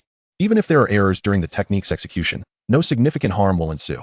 Don't ask me how I know, she added. Moreover, this is merely a transcription. Remember to destroy it once you've finished reading. According to school regulations, it must not be disseminated. Jiang Hao nodded, his gaze remaining fixed on the pages. Noticing this new junior's quiet focus, Lu Zhiyu couldn't help but think, this guy looks rather handsome when he is so engrossed. He would undoubtedly be considered a campus heartthrob at North Star. Unable to resist, she elaborated on several key points. As she spoke, the crucial aspects of the soul condensation technique became thoroughly elucidated. Jiang Hao felt that while this senior was quite lively, she was significantly more reliable than senior Chen Wu, who was still asleep upstairs near noon. Unlike other techniques, the soul condensation technique does not have realms like mastery or proficiency. Once learned, one can attempt to condense a soul core within their body. It merely takes time for novices to become adept, with their speed increasing as they gain experience. Thus, there is no need to utilize the system for enhancements. Personal comprehension suffices. With his higher level of understanding, Jiang Hao grasped the essence of the technique after merely a few more moments of study. Just as he was about to close the book, Lu Zhiyu suddenly interjected, her tone laced with curiosity. Junior, may I inquire about your current prowess? 2nd grade, 9th tier, Jiang Hao replied, firmly grasping the book, showing no intent to conceal the truth. No way. Lu Zhiyu chuckled. Yesterday, Shuang'er mentioned you were 2nd grade, 4th tier, and today you're already at 9th tier? Adopting a serious demeanor, she continued. I've been a bit tight on funds lately, and was hoping to place a bet on your duel against Wang Tianrui at the underground casino. Be honest with me. Do you have confidence in winning? The path of a martial artist is fraught with expenses, including pills, techniques, and weapons. All require substantial financial resources. Even though North Star has a credit exchange reward system, it is far from sufficient. No martial arts student is ever without financial woes. An underground casino? Jiang Hao's eyes narrowed slightly, intrigued. How much could one earn? He had some resources on hand, such as body-tempering liquids, which he had no use for. If he could liquidate them and place a modest bet at the casino, it might prove beneficial. Around double, with odds of 1 to 2, Lu Zhiyu quickly explained, sensing his interest. So can you win? What do you think? Jiang Hao replied as he tucked the soul condensation technique away and stood up, heading towards the door. A potential double return was enticing enough for a special trip. Hey, where are you going? Lu Zhiyu hurried after him, first to the black market to sell some things. All right, I'll accompany you. If danger arises, your senior will protect you. Not because you're handsome, mind you, but primarily because I am kind. Lu Zhiyu declared this with an unwavering expression. No girl would ever complain about having an attractive young man by her side, especially when that attractive individual happens to be her junior, which adds a delightful layer of taboo. Protect me? Jiang Hao raised an eyebrow. What is your cultivation level? Huh. 3rd grade, 5th tier. Lu Zhiyu twirled her ponytail, a proud smile adorning her face. Oh, what is your combat strength data? 39,000. She deliberately emphasized the number, eagerly awaiting his astonishment. All right, keep up the good work, Jiang Hao encouraged, only to see her smile freeze momentarily. While she was indeed attractive, how could he be so oblivious? A combat strength of 39,000 and still striving for improvement? Your senior. Am already among the top 10 in my first year at North Star. Others look up to me. Chapter 41, The Broken Blade. The reason for choosing the black market over the official auction house was the immediate acquisition of funds, eliminating the need for waiting. Furthermore, it spared them from cumbersome procedures and tax issues. Of course, this came at the cost of reduced safety. Martial artists engaging in fierce brawls or being targeted upon exit, along with acts of robbery or murder, were not uncommon occurrences in such places. Jiang Hao felt unperturbed. After all, Linghai City was relatively small, predominantly inhabited by first and second grade martial artists. Few could pose a genuine threat to him. Seizing the midday sun, which had yet to cast its oppressive rays upon the earth, the two arrived at an abandoned chemical factory near Linghai Reservoir. This site, located on the city's periphery, had been designated for reservoir construction years ago, prompting the relocation of the chemical factory to avoid contamination of the water supply. The surrounding buildings and businesses, once reliant on the factory, had now fallen into desolation, overgrown with greenery and exuding a sense of melancholy. As they tread upon the gravel, they entered the factory, making their way directly to the underground garage in the southeast corner. The black market of Linghai lay hidden within. At the entrance of the garage, two robust youths with vibrant vitality stood guard in standard black security uniforms. Judging by their soul power fluctuations, they were likely novice first-tier martial artists, presumably hired by the black market's shadowy proprietors for security. As Jiang Hao and Lu Jiu approached, they were met with crossed metal rods. Recalling the snippets he had gleaned from the martial artist forum, he subtly released a wave of soul power to indicate his status. This was his first visit, and he was unaware of the intricacies within. He only remembered that the forum advised, to gain entry into the black market, one must display their identity as a martial artist. Such potent soul power. The guards were taken aback, immediately becoming obsequious, hastily presenting two masks. They bowed slightly, fearing to offend the apparent powerhouse before them. To avoid disputes, all individuals entering the black market were required to wear masks. Jiang Hao donned his casually, only to notice Lu Jiu still standing in disbelief, her face a picture of astonishment. The guards were oblivious, but she understood all too well. What caliber of soul power is this? Only a perfected S-level cultivation technique can yield such quality, right? And he truly is at second grade, 9th tier. Lu Jiu gasped, her gaze towards Jiang Hao trembling slightly, as she dazedly put on her mask. Could it be that everything he had claimed was true? Her mind swirled with confusion. Could he really have broken through 5 tiers in a single night? Recalling her earlier proclamation of her nearly 40,000 combat strength, the fact that he remained unfazed and merely encouraged her to continue striving was maddening. Damn it, he can't possibly be stronger than me. Lu Jiu's gaze towards Jiang Hao grew increasingly complicated as she numbly followed him behind. After traversing a lengthy descent and passing through a pitch-black area, they emerged into a brightly lit space. The expansive underground garage, spanning thousands of square meters, was illuminated by warm yellow lights, transformed into a labyrinthine layout. The central area was filled with stalls, mostly operated by individual vendors, allowing anyone to rent a space to sell their wares. Consequently, the market was a mixed bag, with genuine and counterfeit goods relying solely on the discerning eye of the buyer. At that moment, the atmosphere buzzed with activity, throngs of buyers meandering about, evidently martial artists. Flanking the sides of the labyrinth were various shops, which were Jiang Hao's primary target for transactions. According to the martial artist forum, these establishments were typically run by regular vendors with independent shops, boasting a relatively good reputation. Let us head to that shop. Lu Jiu, donning a small skull mask, pointed towards the closest store at the entrance. The owner seems kind-hearted. He likely won't swindle you. With her mood restored to normal, Lu Jiu utilized her experience to select a shop for Jiang Hao. All right. Thus, the pair, one a small skull and the other a wooden figure, slowly made their way towards the most strategically located store. The interior of the shop was suffused with bright light, and a delicate fragrance of Dan grass wafted through the air. The walls were adorned with a myriad of weapons and armor, while the counter displayed neatly arranged jars and vials filled with various elixirs. The proprietor, a middle-aged man of slightly plump stature, donned round black glasses and was intently polishing a long sword. Upon noticing the arrival of customers, he lifted his gaze, initially scrutinizing their attire with a composed demeanor. However, upon observing the expensive storage rings adorning their wrists, he immediately approached with a beaming smile, inquiring, "Esteemed guests, do you traverse the Yin Bridge or the Yang Pass?" The Yin Bridge referred to the illicit sale of stolen goods, while the Yang Pass indicated the purchase of contraband. Jiang Hao furrowed his brow and shook his head, asserting, "I am here to transact legitimate items, which can withstand scrutiny and be settled on the spot. Is that acceptable?" Currently, he possessed 30 vials of body refinement liquid, a B-grade martial skill titled Shadow Blade, and a sharp black long knife. As he placed these 3 items on the counter, the proprietor's eyes gleamed with interest. He picked up a vial of body refinement liquid and quickly discerned the national insignia at the bottom.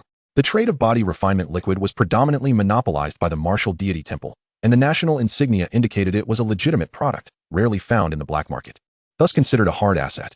After a brief examination, the proprietor, not wishing to prolong the exchange, immediately calculated the worth, stating, "The body refinement liquid is 30,000 per vial. The B-grade martial skill is 650,000, totaling 1,550,000. A cash settlement is certainly feasible." "That seems reasonable," Lu Jiu interjected. "The body refinement liquid could fetch around 33,000 at an auction, but after taxes and handling fees, the actual amount received would be less than 30,000. The price for the martial skill is also fair." "Agreed," Jiang Hao nodded, then turned his attention to the black long knife. The proprietor quickly interjected, "For the weapon, I will need to take it to the storeroom for appraisal before I can provide a quote." As he spoke, he seized the long knife and made to head towards the back storeroom. "Hold on," Jiang Hao said, placing a hand on the long knife. "Let us settle the payment for the first two items first." The black market was rife with deception, and as it was their first interaction, Jiang Hao wished to ensure that the man did not disappear from his sight. "Of course, no problem." Jiang Hao provided his card number, and the proprietor hastily processed the online transaction.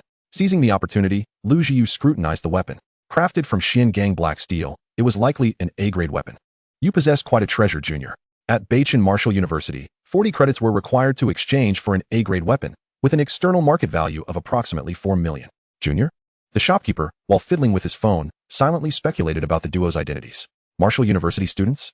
There were no prestigious martial universities in the coastal city, only third-rate institutions. Given their youthful voices, it seemed they lacked any substantial background. The middle-aged man's heart surged with avarice as greed began to take root. After the transaction was completed, he turned towards the boy in the wooden mask, donning a benevolent smile. "Has the payment gone through? Shall I take the knife to the back for appraisal?" Jiang Hao glanced at the payment confirmation, noticing no discrepancies, and nodded, handing the knife over to the man. "Please wait a moment, it will be ready shortly." The middle-aged man turned and walked into the storeroom at the back. As the iron door closed behind him, he swiftly dialed the captain of the black market patrol. Two plump sheep, suspected third-rate Martial University students, no background, substantial profit, and they possess an A-grade Xinjiang knife. 3 minutes later, the proprietor emerged, his demeanor notably calmer, holding a dilapidated kitchen knife that was rusty and utterly dull. He tossed the useless piece of scrap onto the counter and looked at Jiang Hao and Lu Jiu with a sly smile. "The appraisal is complete. This is merely an ordinary kitchen knife, of no value." Chapter 42. Is it because you dislike moving? Jiang Hao's brow furrowed, his expression growing increasingly irritable. Lu Jiu, unable to contain her fury, snatched the knife from him, exclaiming, "What do you mean by this? We clearly provided you with an A-grade weapon. Yet you attempt to deceive us with this worthless scrap." The proprietor maintained his smile, his jowls tightening. "Young lady, one must speak with evidence. The knife you provided is this very one. I have not tampered with it." Lu Jiu's face flushed with anger. Realizing that the shop she had recommended to her junior was so unscrupulous, she stepped forward, her finger nearly touching the proprietor's nose. "Do you take us for fools? You clearly switched the knife. You are a shameless crook." "Young lady, one must provide evidence in discourse." The proprietor's smile faded, replaced by a cold glare. "You have no proof, so on what grounds do you accuse me of switching your knife? Speak again, and I shall ensure you do not leave this black market." As his words hung in the air, he raised his chin defiantly, his hands spread wide, confident that there were no surveillance cameras to hold him accountable. "What can you possibly do to me?" he challenged, his thoughts reveling in the superiority of the black market's law of the jungle. "I am merely teaching you a lesson. Your elders would surely thank me." "You scoundrel." Lu Jiu's fiery temperament could not tolerate such threats. She suddenly swept her right arm, toppling the counter. Jars and vials shattered, elixirs scattering across the floor. The proprietor's expression darkened. "You seek death. I have connections in the black market. Everything is arranged. Dare to cause a ruckus here, and I shall..." Whoosh. Before he could finish, a piercing sound sliced through the air. A frigid ice spear shot forth. With a sickening thud, it struck the proprietor's shoulder. The tremendous force sent the middle-aged man crashing against the wall, his feet dangling, his face paling instantly. He was merely a first-tier martial artist, managing to secure a spot in the best location of the black market through connections, having swindled numerous individuals in the past. He had never faced repercussions, thanks to his ties with the captain of the 4th Tier Patrol. Never had he imagined that two youngsters would be so audacious. Disregarding the authority of the 4th Tier Patrol, did they truly believe they had substantial backgrounds? Very well, you have guts. Enduring the excruciating pain without a cry. Blood trickling down from the wall, he sneered. "Nail me to the wall, then. I look forward to seeing how you handle the aftermath." Who is causing a disturbance? A thunderous shout erupted, and the onlookers who had been observing from a distance parted swiftly. The burly captain of the patrol strode in, and upon spotting the proprietor pinned against the wall, his expression shifted dramatically. Having received numerous benefits from Mr. Lu in the past, he and his subordinates were quick to turn their ire towards Jiang Hao and Lu Jiu. You two are incredibly bold to cause a ruckus in the black market. Do you wish to die? Lu Zhiyu's expression grew serious, sensing the fourth-tier aura emanating from him. Without hesitation, she stepped forward, positioning herself protectively in front of Jiang Hao. Junior, step back. Allow me to handle this. Be cautious. She could not gamble on whether Jiang Hao was truly stronger than her. The students of Beichin were known for their solidarity and protectiveness. Her only thought was that while she could bear the brunt, harming her junior was absolutely unacceptable. A fourth-tier martial artist warranted her utmost caution. As both sides faced off, Jiang Hao suddenly pressed down her arm and, with a cheerful expression, approached the patrol captain, extending his right hand, seemingly seeking a handshake to broker peace. The captain was momentarily taken aback, but quickly grasped the situation. The wooden mask was indeed frightened. It was attempting to curry favor. This was fortuitous, as it spared them from resorting to violence. Later, he would extort a hefty sum from this lad, which would suffice as a form of recompense. As the saying goes, one does not strike a smiling face. The captain of the patrol nonchalantly extended his right hand to shake with Jiang Hao. Just as he was about to speak, a sudden sound pierced the air. The frost and mist surged violently. The captain's pupils constricted as he watched in horror as his arm rapidly froze over, ice crystals advancing with ferocious speed, engulfing his entire being in an instant. In the blink of an eye, a magnificent ice sculpture stood at the entrance of the shop. The sculpture retained the pose of a handshake, its face etched with a look of astonishment that had yet to melt away. Everything transpired in an instant, leaving the onlookers utterly frozen in shock. Several ordinary patrolmen trembled uncontrollably, their hairs standing on end, their scalps prickling with fear. The captain was defeated in a heartbeat? A fourth-rank warrior, unable to last even half a second? What manner of entity was this wooden mask? Just as the patrolmen's hearts quaked, Lu Zhiyu, after a moment of surprise, began to circle the ice sculpture with her hands clasped behind her back, her small face brimming with curiosity. She waved her hand in front of the ice sculpture, attempting to discern whether it would blink. Seeing no reaction, she burst into laughter. Yay! It doesn't blink at all. It's truly frozen solid. Is this the ultimate ice martial spirit? I've heard that ultimate ice can freeze opponents across ranks. And today I have witnessed it firsthand. Lu Zhiyu tilted her head, revealing a small tiger tooth, and cheerfully inquired, "Why aren't you moving, Captain? Is it because you don't like to move?" Chapter 43, Encirclement. The Martial God Hall, the central governing body of the martial arts community in Manhwa, is presided over by 9th-rank martial gods.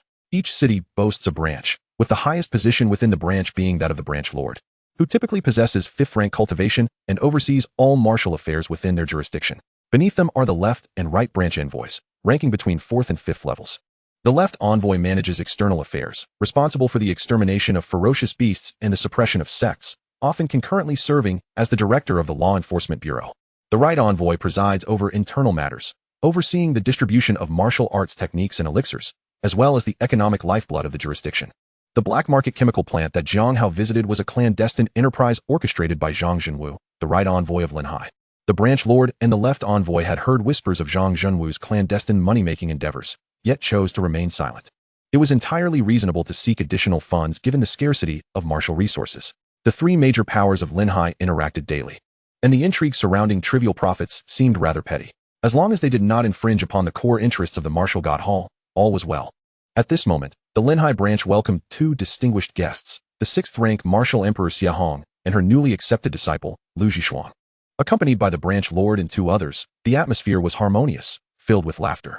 Having taken on a disciple, Xiahong naturally aimed to expand her network, especially since the Lu family owned numerous enterprises in Linhai that required the Martial God Hall's protection. Moreover, given Xiahong's visit to the Lu family the previous night and the generous hospitality she received, it was reasonable to bring Lu Zhishuang along to make introductions.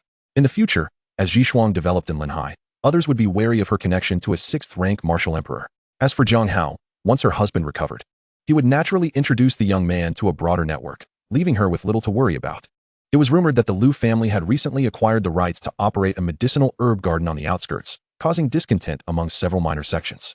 Zhang Zhenwu rubbed his hands together, eager to ingratiate himself. "Would you like me to intervene to intimidate them?"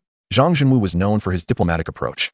And now that the Northern Star's martial emperor had brought a junior along, establishing a connection could allow the emperor to speak favorably about him at the Martial God Hall's headquarters. It was a dream come true. That would be troublesome. Xiahong gently nodded, casting a sidelong glance at Lu Zhishuang, and pushed a teacup toward her. "Aren't you going to serve tea to the esteemed guests?" Lu Zhishuang promptly offered tea with both hands, and the three individuals across from her wore benevolent smiles. She couldn't help but sigh inwardly at the whims of fate. Both daughters of the Lu family had recently been accepted into the Northern Star, and it was one thing for ordinary disciples to gain entry, but both had mentors. Once the two sisters matured, the Liu family would become a formidable force in Linhai. My dear niece, whenever you require elixirs, come directly to the right envoy. Zhang Zhenwu seized the opportunity to further cultivate their relationship, even referring to her as his niece. The branch lord and the left envoy exchanged silent eye rolls, finding his audacity quite remarkable. Although Zhang Zhenwu appeared middle-aged, he was nearly 80 years old, yet he referred to her as his niece. Would he really provide elixirs if the young girl asked him for them? Noticing Lu Zhishuang's sudden awkwardness, the branch lord cleared his throat and produced a token, handing it to the young girl. Here, take this celestial martial god token. You deserve it. The celestial martial god token, issued by various martial god halls, is primarily awarded to outstanding young talents. It comes with numerous benefits, including double merit points in beast lairs and reduced fees at the official auction house, among other privileges. Presenting it now carried a significant gesture of goodwill. Lu Zhishuang's delicate face tightened with nervousness as she cast a glance at Xia Hong for assistance. She was uncertain whether to accept it, and even more uncertain if the gesture stemmed from genuine recognition of her talent or merely from her mentor's influence. Sensing her student's lack of confidence, which was not a favorable omen, Xia Hong encouraged her, with your second rank, first stage cultivation, and S-grade high potential martial spirit. What reason do you have to hesitate? Accept it graciously. With a blush on her cheeks, Lu Zhishuang accepted the token while expressing her gratitude to the branch lord. And what about Jiang Hao? Aren't you going to present him with one as well? Xia Hong sipped her tea, glancing at the elder seated at the head of the table, casually inquiring. The branch lord smiled faintly, aware that Jiang Hao was the student of Xia Hong's husband, and did not conceal this connection. What Jiang Hao is eligible to receive likely extends beyond the celestial token. We lack the authority to issue it. Xia Hong frowned, having never heard of the celestial token being graded. Is the old man merely brushing me off? Suddenly, Xia Hong froze, casting a cautious glance of inquiry. The branch lord solemnly nodded, pointing to the ceiling above. The Nine Heavens martial god token? Xia Hong sprang to her feet, her wide sleeves knocking over a teacup. The two branch envoys stood stock still in shock. A token that had not been issued for 300 years? This was their first time hearing of such a matter. The branch lord hurriedly gestured for silence, lowering his voice significantly. I've heard that the martial god intends to send a confidant to Linhai to observe the duel between Jiang Hao and Wang Tianrui. We must not rejoice too early. I suspect it is to assess the outcome of the duel, and only if victorious will the token be awarded. At this point, he turned to the two envoys, instructing, we three must ensure the safety of the situation. Neither Jiang Hao nor Wang Tianrui must encounter any mishaps before the competition. The two envoys nodded cautiously, lifting their teacups to suppress their astonishment. Absurd. He is only 18 years old, and they wish for him to command the Nine Heavens army? Xia Hong still found it difficult to comprehend. The Nine Heavens martial god token had always been awarded solely to the generals of the Nine Heavens army. That token held the significance of an ancient tiger talisman. The branch lord cleared his throat. That is the decision of the martial god, Xia Wu Huang. We must not speculate. Realizing her indiscretion, Xia Hong immediately fell silent, regaining her composure. She simply could not comprehend the thoughts of the martial god. To entrust a child on the brink of entering university with the command of the Jiuxiao army seemed utterly frivolous. Xia Hong was not consumed by jealousy or any other emotion, but rather by profound concern for Jiang Hao, fearing he might become a target of public scrutiny. The position of commander of the Jiuxiao army implied that the martial god intended for Jiang Hao to ascend to the esteemed role of the left envoy at the martial temple headquarters, wielding the power of life and death over the nation's esteemed families and sections. What a daunting prospect. It was worth noting that the position of left envoy in Huagua had remained vacant for nearly 3 centuries, during which the martial god had personally overseen matters. Xia Hong felt a surge of confusion and realized she needed to urgently call her husband. The gravity of the situation involved intricate complexities and power dynamics that were far beyond her solitary understanding. The few individuals present, each harboring their own thoughts, had no inclination to continue idle chatter. After exchanging a few pleasantries, they prepared to disperse. Just as they were about to say their goodbyes, the right envoy, Zhang Zhenwu, received an urgent phone call. Envoy, there has been an incident. Our black market operation at the chemical plant has been attacked. The patrol captain has been frozen solid. He wields an ice spear and is wreaking havoc. We cannot contain him. We have now summoned 3 fourth-tier martial artists to join forces and subdue him. But he is fiercely resisting, and he is accompanied by a 3rd-tier girl. The 4th-tier martial artists have only managed to inflict minor injuries on them, and we find ourselves at an impasse. Would you like to intervene personally to eliminate this threat? The voice on the phone, though not loud, resonated clearly in the ears of Xia Hong and the others. A cold sweat instantly broke out on the backs of the 3 from the martial temple. Frozen solid. An ice spear. Who else could it be? Upon hearing that Jiang Hao had been injured, Xia Hong's expression shifted dramatically, and she hurled her teacup to the ground, shattering it into countless fragments. An overwhelming intent to kill surged forth. The oppressive aura of a 6th-tier martial emperor weighed heavily like a mountain, causing the beams of the grand hall to creak ominously. The air in the room turned icy. Zhang Jinwu's legs buckled, and he collapsed to the ground. Looking up with a pleading gaze. Envoy, did you just mention that Jiang Hao's primary soul skill is the ice spear? His aged face was nearly in tears, as he prayed frantically that it was not the ice spear and not Jiang Hao, clinging to a sliver of hope. Just moments ago, they had been discussing the necessity of ensuring Jiang Hao faced no mishaps before the competition, with the 9th-tier martial god personally sending people to observe the match. Now, this phone call nearly cost him his life. The envoy suddenly bellowed. Who else could it be? You foolish idiot. Hurry and tell those 3 4th-tier martial artists to cease their actions. If it's too late, will either of us still have our lives? Chapter 44, Compensation. 3rd-tier martial artists are capable of momentarily levitating. The group, all mid-tier martial artists, took to the air, their figures soaring swiftly toward the chemical plant. Xiahong moved even faster, but she was unfamiliar with the route and could only follow the envoy, her eyes filled with murderous intent. Behind her, Zhang Jinwu soared through the air, drenched in cold sweat. Since leaving the martial temple, he had felt as if he were being locked onto by an invisible intent to kill. He glanced at Xiahong's retreating figure, knowing that if this matter was mishandled, it could very well spell the end for the envoy as well. How could he dare to hope for Xiahong to speak kindly of him at the martial temple headquarters? He would be grateful just to emerge unscathed. At the chemical plant, within the black market, the underground parking lot had been cleared, leaving only those relevant to the situation. The 3 4th-tier henchmen were abruptly ordered to halt, exchanging bewildered glances. Their patrol leader had instructed them to go all out and eliminate the target. Why the sudden stop? Only the leader, a square-faced thug, narrowed his eyes, seemingly having deduced something. His gaze swept over the 2 masked youths before him, his heart secretly astonished. It was clear that the matter had escalated to the right envoy, who personally ordered the halt. Across from him, Jiang Hao maintained a calm demeanor. It was his first injury since entering the martial world. A small wound marred his left arm, punctured by a spear. The injury was not deep, and nearly half a minute had passed since the ceasefire, allowing it to almost heal itself. Lu Zhiyu was in a worse predicament, having been stabbed in the back, and her small skull mask was shattered, so she opted to remove it. After the patrol had called for a halt, they hurried over to check on her, bandaging her wound and profusely apologizing. Thankfully, both of them possessed physical attributes far beyond ordinary martial artists. Though their opponents were 3 4th-tier martial artists, they hailed from the ranks of societal martial artists, lacking in substantial strength. The disparity between martial artists was as vast as a chasm. Otherwise, why would the left and right envoys, also 4th tier, hold their esteemed positions while societal 4th-tier martial artists could only be relegated to henchmen? The differences in soul cores, energy seas, and the foundational strength of their bones. These accumulated resources over time led societal martial artists to look up to those trained in martial academies. Jiang Hao and Lu Zhiyu's injuries had merely resulted from their opponents' underhanded tactics, devoid of martial virtue. At the onset of the battle, the 3 had leaped from the ceiling in a surprise attack, leaving Jiang Hao and Lu Zhiyu no time to react, hence their injuries. However, as the fight continued, Jiang Hao and Lu Zhiyu gradually gained the upper hand, poised to defeat their adversaries when the patrol suddenly called for a ceasefire. Had it not been for Jiang Hao overhearing Xiahong's cold snort on the patrol's phone, he would have surely pressed on with the fight. Enough, no need for medicine. It's fine as it is. Lu Zhiyu waved dismissively at the patrol officer. It was entirely normal for martial artists to sustain injuries. Back at Beichin, Shi Wunti even bothered bandaging wounds in non-critical areas. Noticing that her junior was still holding the ice spear, remaining vigilant, she approached him. It should be all right now. Mentor Xia has already messaged me to ask if I'm with you. She raised her phone to show him. Jiang Hao glanced over and sighed softly. Were these 3 truly not to be eliminated? Lu Zhiyu, perplexed, asked, I thought you were on guard. In reality, you were contemplating how to kill them? She had no doubts about Jiang Hao's capability to dispatch the 3, especially after witnessing the earlier battle, which had deeply impressed her. Initially, when they both sustained injuries, she felt a surge of anxiety. However, she watched as the young man wielded the ice spear with the prowess of a war deity, holding his own against 3 opponents. The power he displayed was so extraordinary that she could scarcely comprehend it, feeling as if it was between 680,000 and 690,000.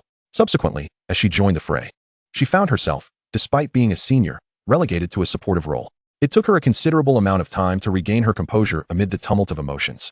Just then, several powerful auras descended. Xiahong and the others, brimming with murderous intent, burst into the underground parking lot. Their gazes first landed on Jiang Hao. Seeing that he was unharmed, Xiahong's tense shoulders relaxed, and she retracted her aura. The 3 from the martial temple also displayed visible relief, swiftly making their way toward this local prodigy from Linhai City. Sister, what brings you here? Lu Zhishuang, walking behind, gasped in surprise upon seeing her sister's bandages soaked in blood, her eyes wide with worry and concern, akin to a startled fawn. Lu Zhiyu removed her baseball cap, the corners of her mouth lifting slightly as her eyes sparkled with warmth. Shuanger, did you miss your sister? The two sisters, having not seen each other for a long time, moved aside to converse in hushed tones, oblivious to their surroundings. Jiang Hao seemingly overheard Lu Jiu mention, "Why didn't you introduce such a handsome classmate to your sister earlier? Keeping him all to yourself?" This remark left Lu Zhishuang blushing fiercely. While the sisters engaged in their quiet chat, at the center of the scene, Xiahong introduced Jiang Hao to the three visitors from the martial temple, and they exchanged respectful glances. Zhang Jinwu stepped forward, forcing a smile as he addressed Jiang Hao, who was in the process of removing his mask. "It's all a misunderstanding," he exclaimed, hastily waving his hand to signal the three fourth-grade martial artists to withdraw. As these three limped away, their condition left the members of the martial god temple in quiet astonishment. When they noticed the fourth-grade patrol captain had been solidly frozen into an ice sculpture at the shop's entrance, their hearts trembled anew. Particularly striking was the fact that the ice sculpture remained in a handshake posture, clearly indicating that they had been ensnared in a trap. The moment of their handshake had been instantaneously frozen. The second-grade cultivation level that could freeze a fourth-grade warrior rendered any thoughts of offending the young man utterly untenable. Jiang Hao cast a dispassionate glance at him. "Oh, is this what you call a misunderstanding after attempting to ambush me in the black market?" Zhang Jinwu quickly averted his gaze and forced a smile. "Jiang, this matter is indeed a result of my negligence. This shop has been audacious. I will make sure they apologize to you." With that, he abruptly turned, barking orders to his subordinates. "Bring that blind fool over here." Soon, the ashen-faced shop owner was dragged forth, his eyes wide and his body trembling slightly. Upon seeing Zhang Jinwu, his pupils constricted sharply, and his face turned even paler. How could he not recognize the man before him? The envoy of Yozhen in Linhai City. Not to mention that behind him stood the branch master and the left envoy. The trio together constituted the very authority of Linhai City. "Enough of the nonsense, Neil." A patrol officer kicked out violently. The corpulent owner fell to his knees with a thud. If he still couldn't discern the gravity of the situation, he would have wasted his years. He hastily bowed his head several times, exclaiming, "Young Master Jiang, spare my life. I was momentarily bewitched. I will compensate. I shall pay in full." Zhang Jinwu noticed that Jiang Hao remained unmoved, his mind whirling as he quickly interjected, "Jiang, how about this? In addition to returning the original item, I will also offer an extra 5 million as compensation." Upon hearing this, Jiang Hao frowned, his expression darkening as he subtly gestured towards the ice sculpture. "Counting myself, there were a total of 4 fourth-grade martial artists who besieged us. Is this paltry sum all you think it's worth?" "Old Zhang, your sincerity is lacking." The branch master chimed in. Zhang Jinwu gritted his teeth. 10 million.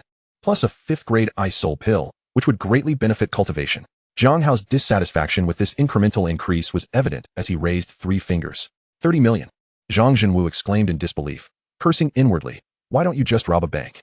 However, considering that Xia Wuhuang was still present, emanating a subtle pressure that seemed to support Jiang Hao, he discreetly glanced at the now trembling Lu boss on the ground. If he confiscated the shop, it could likely sell for over 15 million, and with a little extra, it wouldn't be impossible. The key was that this young man was simply not someone he could afford to offend. With a steely resolve, Zhang Jinwu conceded, "Fine. 30 million it is. Young Master Jiang is a local prodigy of Linhai City and deserves this sum." Before he could finish, Jiang Hao brusquely interrupted, "Incorrect. I demand the total profit of your black market for 3 months. 60 million? Zhang Jinwu nearly shattered under the pressure, though he dared not show a hint of it on his face. There were only 2 black markets in Linhai City, with the chemical factory being the larger one. Especially with the martial arts exam approaching, many parents came to purchase pills, causing the revenue during the months of April, May, and June to soar significantly. The black market's earnings came not only from stall rentals, but also included a 3% commission on each transaction. Just for June, the total profit was poised to exceed 40 million, with April and May contributing over 30 million combined. This young man had audaciously demanded a quarter's profit. Zhang Jinwu felt dizzy, his face gradually reddening. Let us not forget that this money was not solely his. The branch master and left envoy also needed their share, along with the provincial governor's office and the martial god temple headquarters. All these relationships required maintenance. Suddenly, Xiahong spoke up, "Jiang Hao, our martial god will be sending trusted associates to observe your duel with Wang Tianrui. Do perform admirably." Her words appeared directed at Jiang Hao, yet were clearly a veiled message to Zhang Jinwu. He was about to engage with the martial goddess confidants. The implications were clear. If one was unwilling to yield, they should brace for bloodshed. Understanding Xiahong's insinuation, Zhang Jinwu sagged like a deflated balloon, muttering, "All right, I will transfer it to you immediately." Ultimately, this matter stemmed from mismanagement on their part in the black market. Collusion at all levels had allowed the shop owner to extort customers, even providing armed assistance. He had no right to feel indignant. His negligence had brought about these dire consequences. Zhang Jinwu wearily gestured towards the ice sculpture, softly asking Jiang Hao, "Is he still alive?" "That depends on his intelligence," Jiang Hao replied, striding over to unfreeze the sculpture. A fourth-grade martial artist who had opened their Chi-Si could potentially survive if the patrol captain had chosen to burn his Chi-Si at the moment of freezing to protect his internal organs. However, harboring even a hint of greed and refusing to burn his Chi-Si would seal his fate. With a hiss, the ice melted away. The patrol captain collapsed to the ground like a pile of mush, unconscious. Quickly, some black market personnel approached to check for signs of life. He is still alive, but his Chi-Si is gone. They reported, his strength has plummeted to the 3rd grade, and it will be exceedingly difficult for him to break through to the 4th grade again. Wait, one exclaimed, his face contorted in fear. His meridians are completely shattered. He only has a soul core left. Such an extraordinary situation was beyond his comprehension. Initially checking for a soul core within the patrol captain, he assumed he still possessed 3rd grade strength, only to discover that all his meridians were shattered. This was akin to an ordinary person retaining a soul core, bizarre beyond belief. Enough, Zhang Zhenwu waved his hand, ordering him to be taken away. It was his own doing. Let it be. With shattered meridians, what hope remained for a martial artist? It was akin to having their cultivation completely wasted. As Jiang Hao departed, the 60 million had already been deposited into his account. However, it was cleared almost instantly. He retained only 1 million as a reserve, instructing Lu Jiu to take the remainder to the underground casino for betting. I heard that the odds for a tie are higher, 1 to 20. Jiang Hao raised an eyebrow as he stepped out of the chemical factory. Lu Jiu seemed to read his thoughts and promptly shook her head. You want to bet on a tie? That would be too obvious, especially with our substantial funds. Suddenly betting on a tie would definitely prompt an investigation by the underground casino's background. If they reveal that it was us who placed the bet, it would tarnish your reputation and that of Beichin. The forces behind the underground casino were far beyond what this small black market could contend with. It would be wiser to remain discreet and accumulate wealth quietly. As for whether the young man could win, she had no doubts whatsoever. With the power of 680,000, not even Wang Tianrui could withstand it. Very well, Jiang Hao sighed, reluctantly withdrawing his gaze. The two parted ways at the intersection, with Lu Jiu heading straight for the underground casino, while Xia Hong and Lu Zhishuang set off for Beichin. Jiang Hao casually found a restaurant, had lunch, and brought a portion back for Chen Wu. Upon returning to the loft of the city team, he discovered that Chen Wu was still asleep, unable to suppress his exasperation. Does even a tortoise martial soul sleep this much? He muttered, placing the meal in the hall before turning to enter his training room and immersing himself in the study of the heavenly origin soul condensation technique. One can only say that it is truly a product of Beichin, remarkably simple and comprehensible. By the afternoon, he felt he had thoroughly mastered the soul condensation technique. Thus, he set about allocating his points.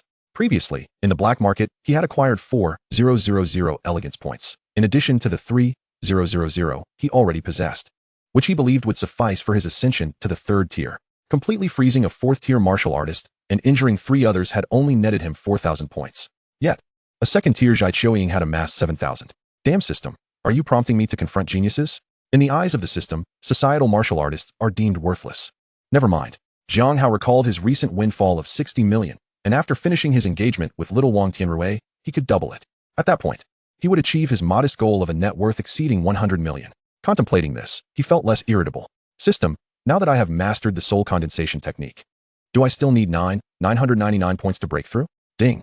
It will require 200 elegance points to break through. Excellent. Jiang Hao sat cross-legged on the training room's mat, waved his hand, and announced, 3rd tier, allocate points. Ding. Breaking through the tier. Detected Tian Yuan's soul condensation technique. This system will initially condense a nascent soul core for the host at the moment of breakthrough. Target soul core tier, radiant golden. Breaking through. Breaking through. Apologies. I seem to have forgotten how to operate this. Please hold on while I review. Oh, I see him. Jiang Hao. Very well, I have mastered it. Let us go. You damn it. Ding. Breakthrough successful. Current cultivation level. 1st stage of martial spirit realm. As the notification tone faded, Jiang Hao suddenly opened his eyes, a fiery intensity leaping from the depths of his pupils. The soul power, which had previously flowed gently through his meridians, surged violently. A terrifying suction emanating from his internal organs. The soul power transformed into a visible white vortex, frantically pouring into his 7 orifices. Within his inner vision, a glimmer of golden light was breaking free from his chest, slowly sinking into his dantian.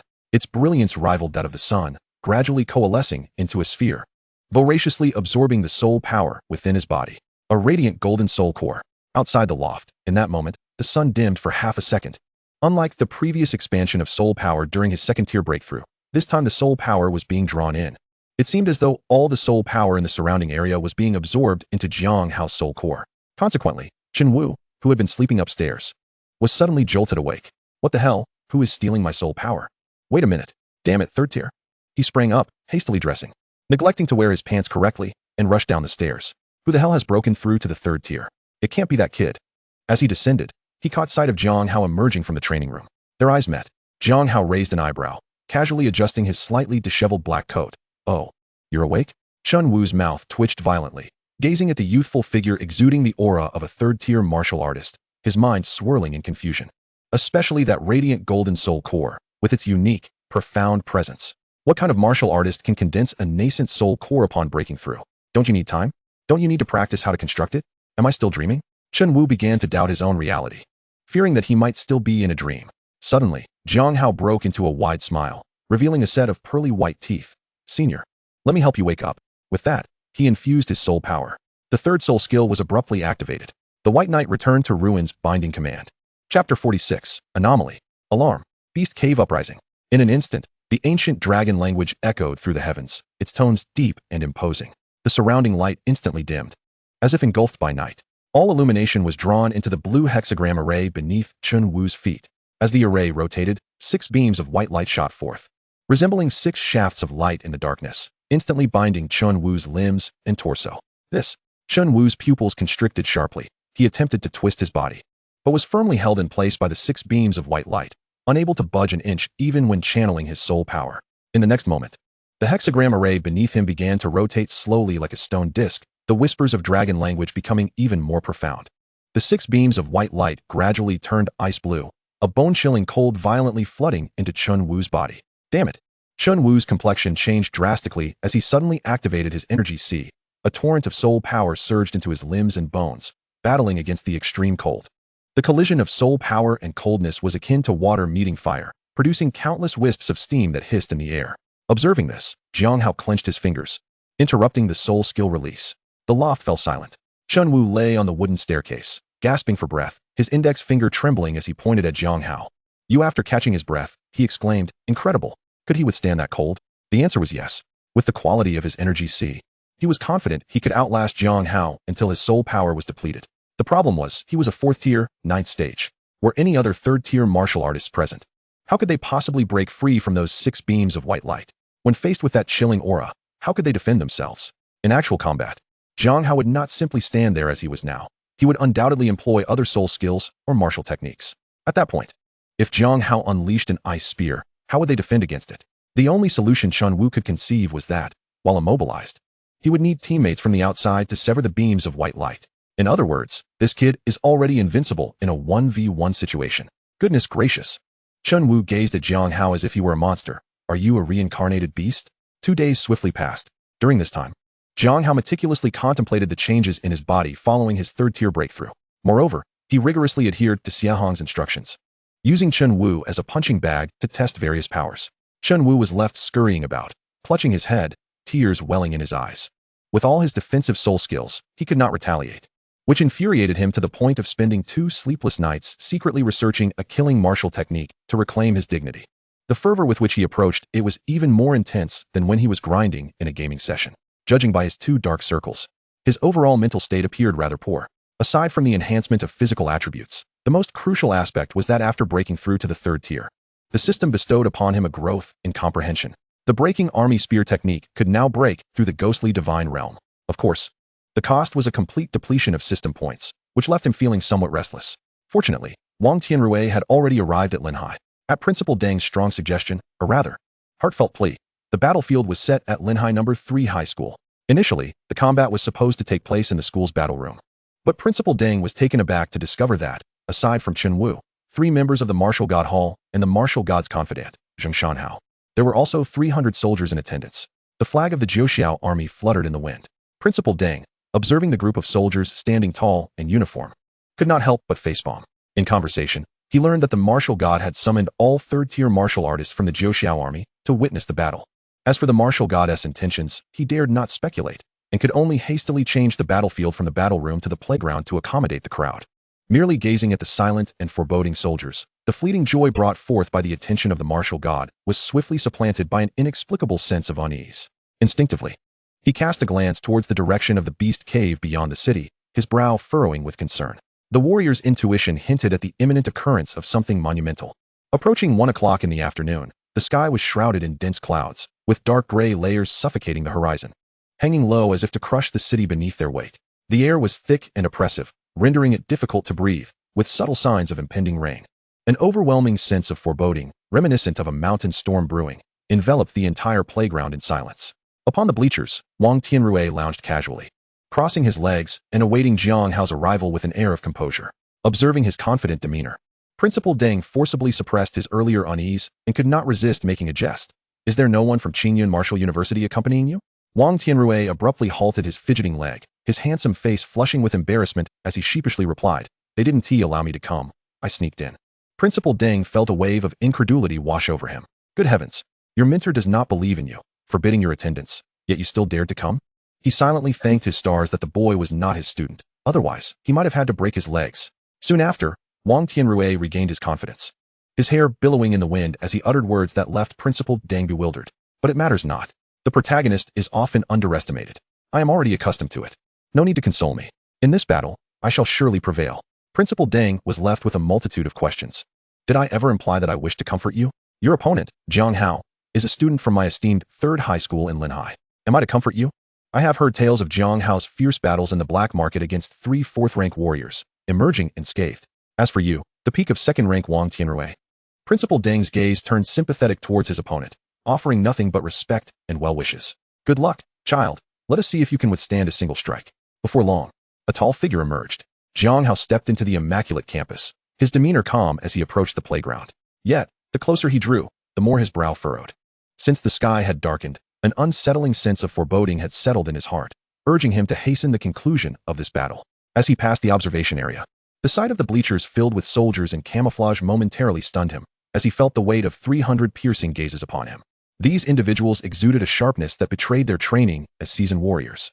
"Jiang student, we meet again," greeted Jiang Hao, a trusted confidant of the martial god, as he rose to welcome the young man, followed closely by Principal Deng and Zhang Zhenwu. Jiang Hao raised his eyes and recognized Zhang as the special envoy from the governor's office whom he had encountered during the provincial competition. Prior to his arrival, Zhenwu had informed him that a confidant of the martial god would be present to observe the match. Little did he anticipate it would be Zhang. No wonder he was able to succeed the governorship of the southern province. It appeared he had the martial god backing him. After a brief exchange of pleasantries, Jiang Hao's gaze traversed past the crowd, locking onto the young man clad in pristine white martial attire. Wang Tianrui, hands in pockets, shot him a cocky glance and grinned.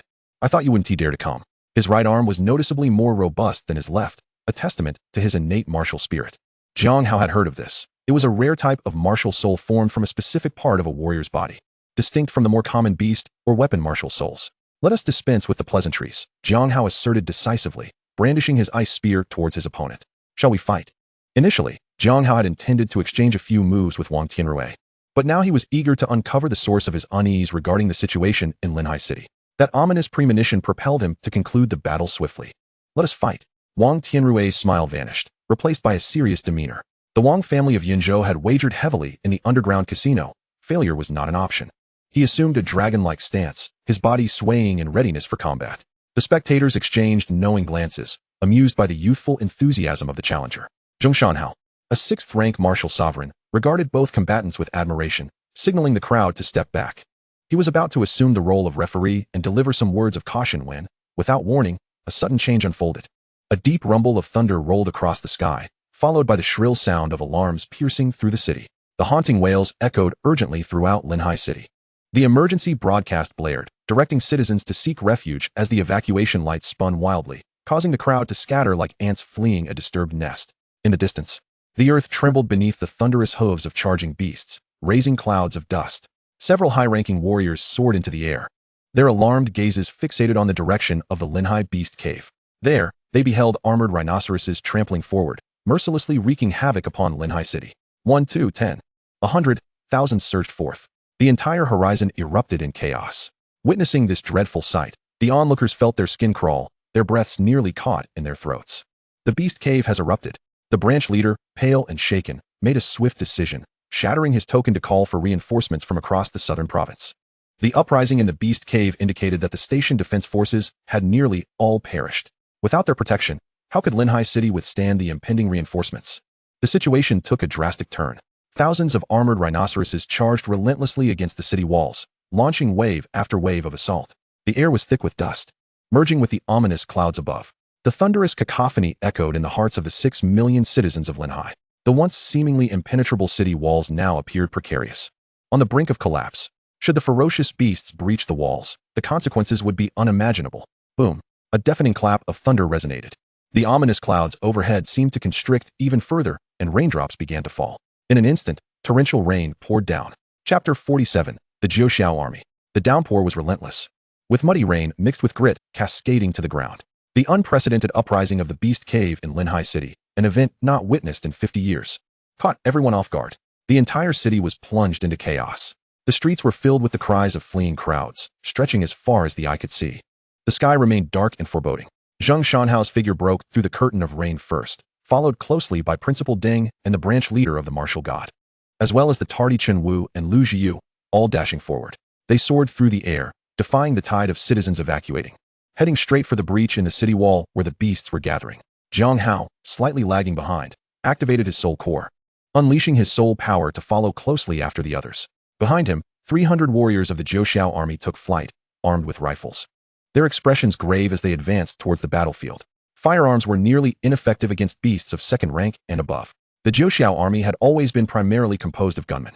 On the empty playground, only Wang Tianrui remained, staring blankly at the unfolding chaos. He's already at third rank?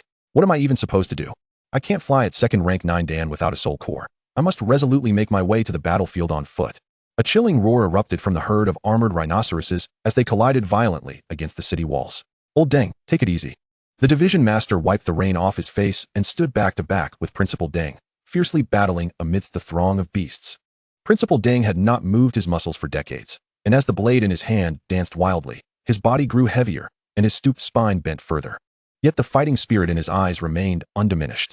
In the current situation, along the coast, there was no one left to rely upon. The only way to carve out a path for survival was for the warriors within the city to save themselves.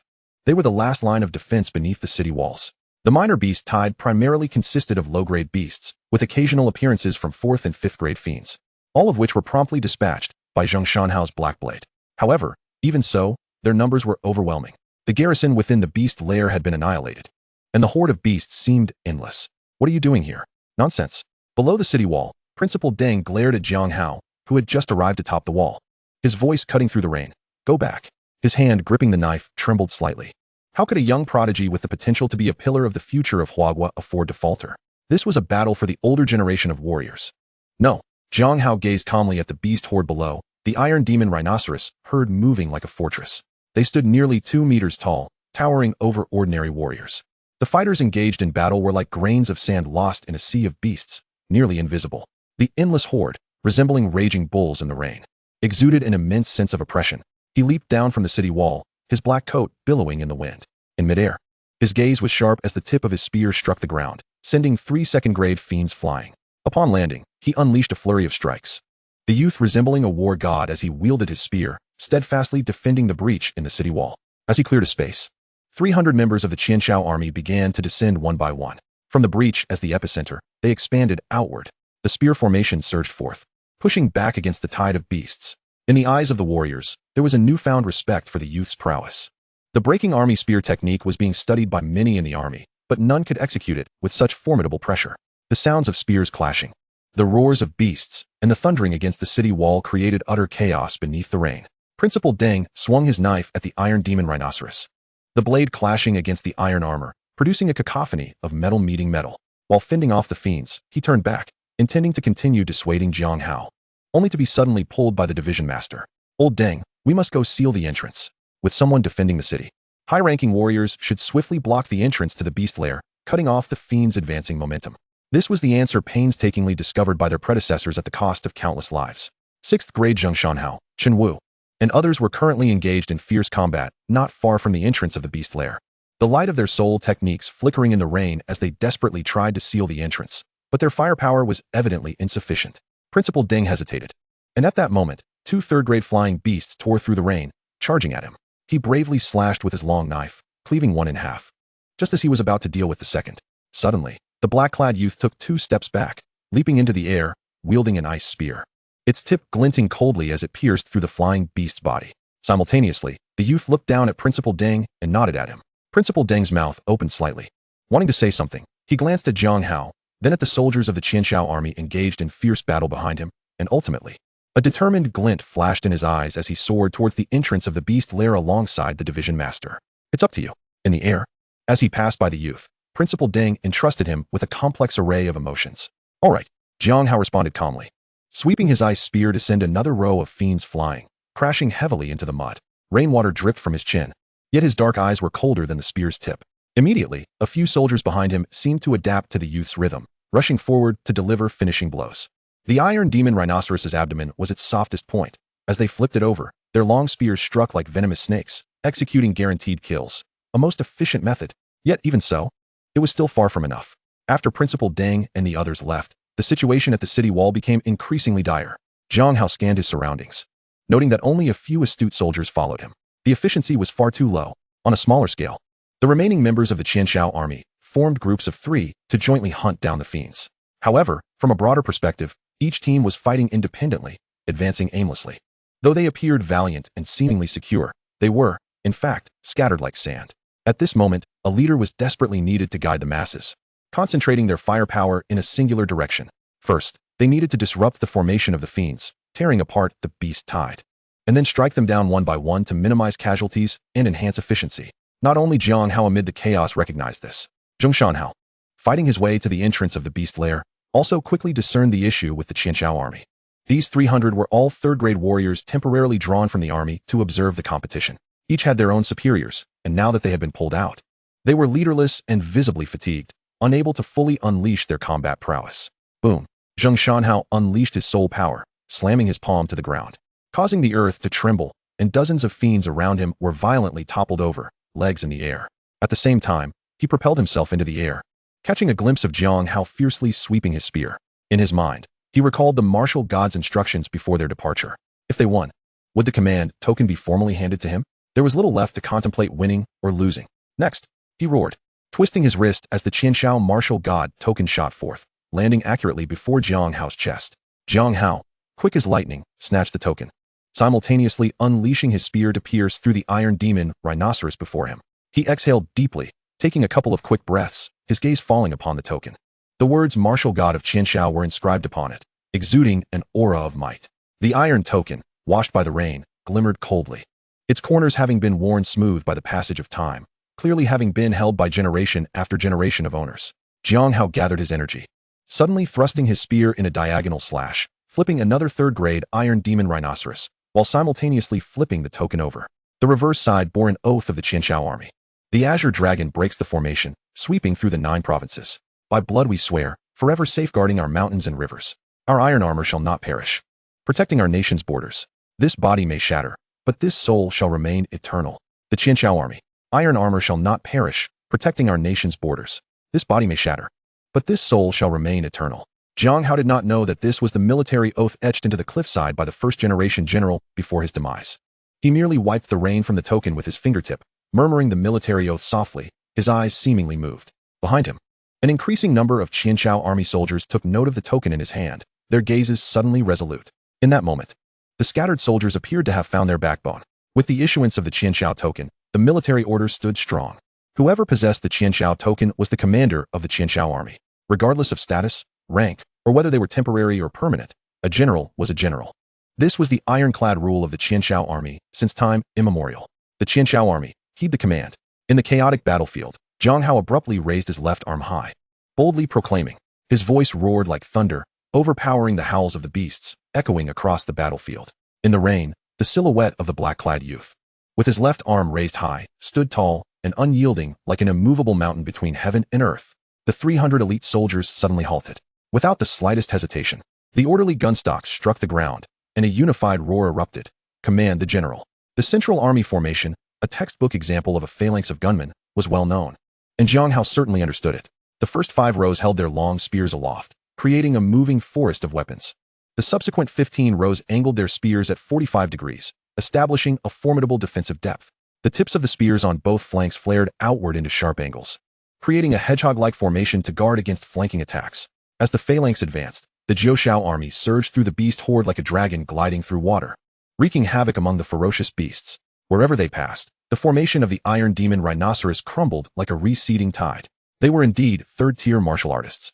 And facing off against inferior beasts was hardly a challenge. In this moment, united in formation, they were an unstoppable force. In mere moments, they toppled hundreds of iron demon rhinoceroses, sending dust swirling as their anguished roars echoed across the battlefield.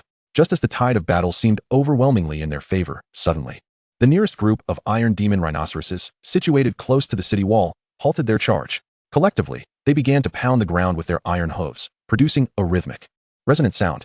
Boom, boom, boom. The dull thundering resonated like war drums. The rain-soaked earth turned to mud, splattering in all directions with the impact of their hooves. Third-tier ferocious beasts exhibited a nascent intelligence. The iron demon rhinoceroses, despite their poor vision, were utilizing this method to gauge the number and weaknesses of their adversaries through the vibrations in the earth. Simultaneously, they accurately pinpointed the current formation of the Jiang Hao army. The ground trembled, causing several soldiers to stagger, nearly losing their balance. However, the phalanx was not so easily breached. Within the ranks of the Jiang Hao army, soldiers were repeatedly knocked down by the tremors. Yet their comrades swiftly helped them back up, maintaining the formation while gradually carving a path through the beast horde. Junior Officer Sun Yuelong requests orders from the general to withdraw 30 soldiers for the general's protection. A middle-aged man, adorned with the insignia of a junior officer, stepped forward with a rugged appearance, cupping his fists in a salute. The Jiang Hao army was divided into 4 ranks: soldiers, junior officers, commanding stars, and generals. Furthermore, those who remained undefeated in 10 consecutive battles against opponents of the same tier were eligible to wear the Ju Feng medal on their chest. Upon obtaining the Ju Feng title, defeating 100 opponents of the same rank alone would grant one the right to don the Long Dan medal. Sun Yuelong proudly wore the Long Dan medal on his chest. Given the complexity of the situation, he refrained from elaborating further, swiftly clarifying his status as a junior officer. Among the 300, he was the sole junior officer. The rest were mere soldiers. Unnecessary, Jiang Hao replied, his voice mingling with the whoosh of gunfire. He maneuvered along the flanks of the formation, his long spear ferocious as he continuously toppled the most threatening third-tier iron demon rhinoceroses, leaving the first and second-tier beasts to be dealt with by the phalanx. After piercing yet another beast's throat, he flicked the blood and rain-soaked spear and suddenly leapt into the air. Surveying his surroundings, he felt an unsettling sense of foreboding. Jiang Hao's brow furrowed deeper. It appeared as if someone was orchestrating the iron demon rhinoceroses. Logically, although third-tier ferocious beasts possessed intelligence, it was astonishing that a formation composed of 300 elite soldiers had only managed to disrupt a small section of the beast horde for so long. Each time the phalanx created a breach, new iron demon rhinoceroses immediately filled the gap. They shouldn't possess such heightened intelligence, let alone tactical acumen. Seemingly sensing Jiang Hao's unease, Sun Yuelong followed him into the air. Soon, their gazes locked onto the center of the beast tide, a uniquely imposing iron demon rhinoceros. This beast bore dark golden markings, its horn as black as ink, standing in stark contrast to the silvery hue of its kin. A 4th-tier rhinoceros king. Sun Yuelong gasped. It was the king among the iron demon rhinoceroses, a 4th-tier ferocious beast. It was this creature that commanded them. Capture the leader first. Jiang Hao's eyes fixated on the beast as he commanded, I shall slay it. You maintain the formation. Impossible. Sun Yuelong's breath caught. That 4th-tier beast king was beyond their capabilities. They should urgently call Jiang Hao to retreat. In the moment of his daze, Jiang Hao had already launched himself forward like a cannonball, his black cloak slicing through the rain as he dove into the heart of the beast horde. Damn it. Sun Yuelong couldn't help but curse. Even if you kill it, how will you return? That was the center of the beast horde, the most densely packed area of iron demon rhinoceroses. You're charging in alone. Why? Why have all past leaders of the Jiang Hao army been so reckless? All troops, prepare to support the general at 6 o'clock. Sun Yuelong bellowed, the soldiers' gazes converging towards that direction. Upon witnessing Jiang Hao charging alone into the center of the beast horde, dread gripped their hearts. Subsequently, 300 long spears pivoted simultaneously, their swings becoming even more fierce, resolutely carving a path. Where the spear forest pointed, torrents of blood surged. Jiang Hao was no fool. He still possessed 5 seconds of invincibility, thanks to his second soul skill. Though it had a cooldown of 1 hour, it was sufficient to ensure his safe retreat. Moreover, calling Jiang Hao back now was the worst possible decision. If the martial emperor withdrew, the pressure at the beast lair's entrance would exponentially increase, potentially engulfing the rest in a matter of moments. At that point, there would be no hope left for Linghai. Flames ignited in Jiang Hao's eyes as he fixated on the 4th-tier rhinoceros king, diving through the air. 80 meters, 70 meters, 60 meters. The rhinoceros king seemed to sense the impending death, instinctively raising its head. At that moment, Jiang Hao's soul power surged, his hand forming a fist, and his third soul skill unleashed. White knights returned to the abyss, divine binding order. The already dim sky darkened further. A blue hexagram rose beneath the rhinoceros king's feet. 6 beams of white light burst forth, resembling 6 unbreakable chains that firmly bound the ferocious beast. The distance between them dwindled to 60 meters. The rhinoceros king struggled fiercely. Realizing it could not break free, a flicker of unease appearing in its massive eyes. It slightly adjusted the angle of its dark horn, and from the inky tip, a cannonball rapidly coalesced.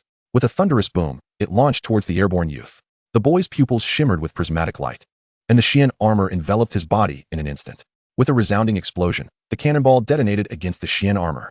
Jiang Hao braced himself against the ferocity of the blow. He quickly steadied his posture, raised his long spear, his expression calm, and once again dove towards the ferocious beast. The Iron Demon Rhinoceros excelled in defense, its heavy iron hide far surpassing that of martial artists of the same tier. The 4th-tier Beast King's defenses were even more formidable. As the distance closed, for a fleeting moment, Jiang Hao questioned whether he could kill it. He could kill it. The youth gazed down, his eyes filled with unwavering confidence. He twisted his wrist and rotated his spear. Wind and Thunder Spear Soul, 4th Soul. The Ghost God Realm Breakthrough Spear Technique. Jiang Hao prepared to unleash his most powerful strike. A surge of intent to pierce through everything erupted. The 4th-tier Beast King's pupils constricted, involuntarily emitting a series of rattling breaths. For the first time, terror reflected in its once ferocious eyes. Its entire body trembled violently, desperately attempting to break free from the 6 binding beams of light, but it was all in vain. The beast's instinct screamed that this lethal spear intent would pierce through it. 5 meters. Jiang Hao's heart was as tranquil as water. All his soul power, all his will, converged into this one strike. The intent of the spear surged forth with the force of a breaking bamboo, suddenly crashing towards the 4th-tier Beast King. In that fleeting moment, the air became thick with tension, and all existence seemed to fade. Time appeared to stretch infinitely at that instant.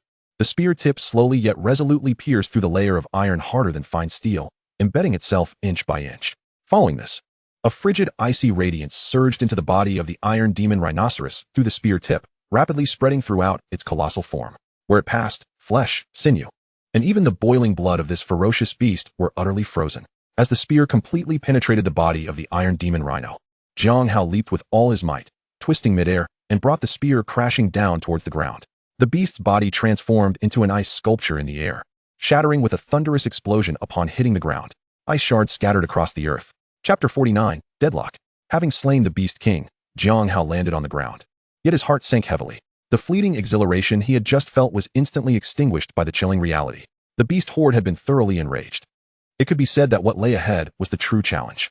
The death of the Beast King not only failed to intimidate the horde, but instead ignited the primal ferocity of the surrounding beasts. With their superior leader gone, they became more chaotic and frenzied, their eyes filled solely with the purest desire for slaughter. At this moment, there was no time for him to ponder deeply. He glanced up and around. Threats converged from all directions. The nearest 4 Iron Demon Rhinos, their eyes burning crimson, stomped the ground with their pillar-like forehoofs, their horns radiating a chilling light, intent on swiftly eliminating the human youth who had exhausted his soul power. Surrounding them, more and more Iron Demon Rhinos gathered, scraping their iron hooves together, poised to strike. The wild wind howled, and the horns gleamed ominously. Shadows loomed overhead as countless birds of prey circled, sealing off Jiang Hao's retreat into the skies in collaboration with the Iron Demon Rhinos. With no way up to the heavens and no entrance down to the earth, the threats from all directions formed a deadly trap. Jiang Hao was trapped. The sole piece of good news was that, lacking the direction of the 4th-tier Beast King, the horde had lost its brain, engaging in chaotic individual battles. Yet, this was of little use. Alone and stranded deep within the beast horde, attempting to break free would be no easy feat. It was a situation from which escape seemed impossible. 200 meters away, the Jiao army charged like madmen, recklessly striving to carve out a bloody path. Their roars echoed, shaking the heavens. Ever since they witnessed the Beast King's demise and saw Jiang Hao isolated amidst the encircling beasts, their hearts felt as if pierced by needles. All the pent-up resentment, frustration, and the fervor nearly extinguished by years of waiting erupted violently at that moment. For 300 years, the Jiao army had been leaderless. In name, the martial god commanded them directly. Yet in reality, how often had the martial god visited their camp? How many true orders had he issued to them? Countless times? Hardly. The Jiao army resembled a group of neglected children. 300 years prior, they were a renowned force, celebrated for their exploits. 300 years later, how many still remembered the Jiao army, the guardians of the Hua nation? Initially, the martial god had summoned them to observe the competition. Many felt a wave of humiliation and disappointment, believing the martial god merely sought to occupy their time with trivial matters. But when they witnessed the martial god's confidant, Jiang Hao, arrive bearing the Jiao martial god token, the long-absent token, which had not seen its master for 300 years, now rested in Jiang Hao's hands. In that moment, they all understood. The martial god was paving the way for them, having already chosen their next Jiuxiao general. The Jiuxiao army did not care about the general's cultivation level, status, or reputation. They only knew that they were no longer leaderless and would not remain in obscurity any longer. With a general, the Jiuxiao army would be whole. Even if Jiang Hao were an ordinary person, they would willingly risk everything to protect this completeness. Not to mention, the astonishing talent Jiang Hao had displayed had already pierced through their long-dimmed world like a blazing light, revealing hope to all warriors. They could see the illustrious name of the Jiuxiao army resonating once more throughout the land of Hua. At present, hope lay before them. With their general trapped in a dire situation, if they did not come to his aid, could they still call themselves the Jiuxiao army? What meaning did their oath hold if engraved in their very bones? To fight a bloody path for the general. To rescue the general. Sun Yuelong's eyes widened with rage as he bellowed, "Military oath. Rise." 300 spears danced in unison, amidst the splattering of blood. The resonant military oath rang out in perfect harmony. The azure dragon breaks the formation, cleansing the 9 provinces. By blood we swear, forever guarding the mountains and rivers.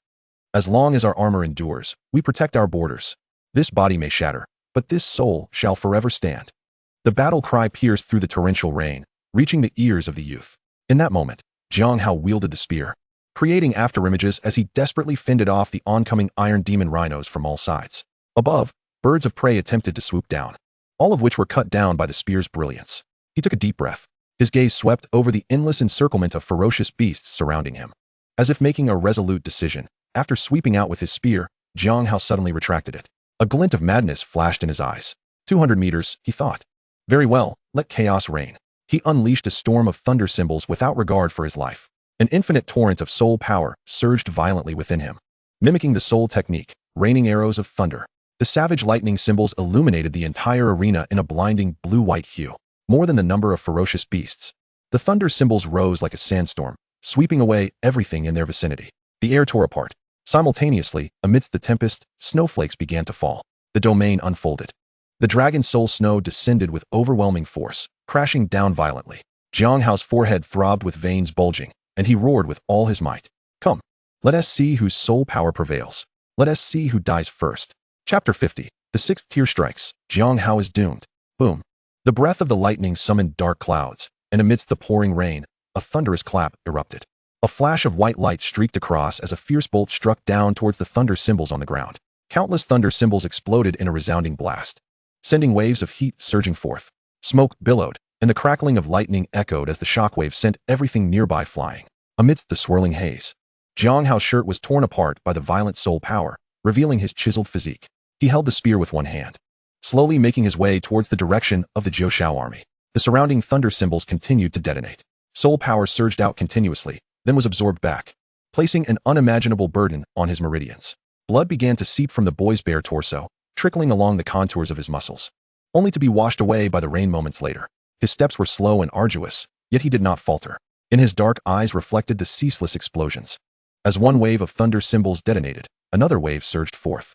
One group of ferocious beasts fell, only for another wave to charge in. Within the lightning's brilliance, the beasts transformed into a spectacle of blood and flesh. The boy unleashed the soul power within him with reckless abandon, as if seeking to erase all in existence. As he traversed 100 meters, Jiang Hao's breathing grew increasingly labored, weariness enveloping his entire being. Yet his gaze gradually calmed, for through the throng of beasts, he beheld the 300 soldiers of the Jiuxiao army in the ring. He saw those 300 spears, imbued with indomitable determination. The marksmanship, while not particularly sharp and almost naive in Jiang Hao's eyes, nonetheless conveyed an unwavering spirit of defiance. The gunfire ebbed and flowed amidst the rain, the crude arcs traced by the weapons resembling resilient pines that refused to bow in a tempest. Jiang Hao pressed on, the rallying cries echoing ever louder in his ears, propelling him into a sprint. With each meter he traversed, the Jiuxiao army advanced closer.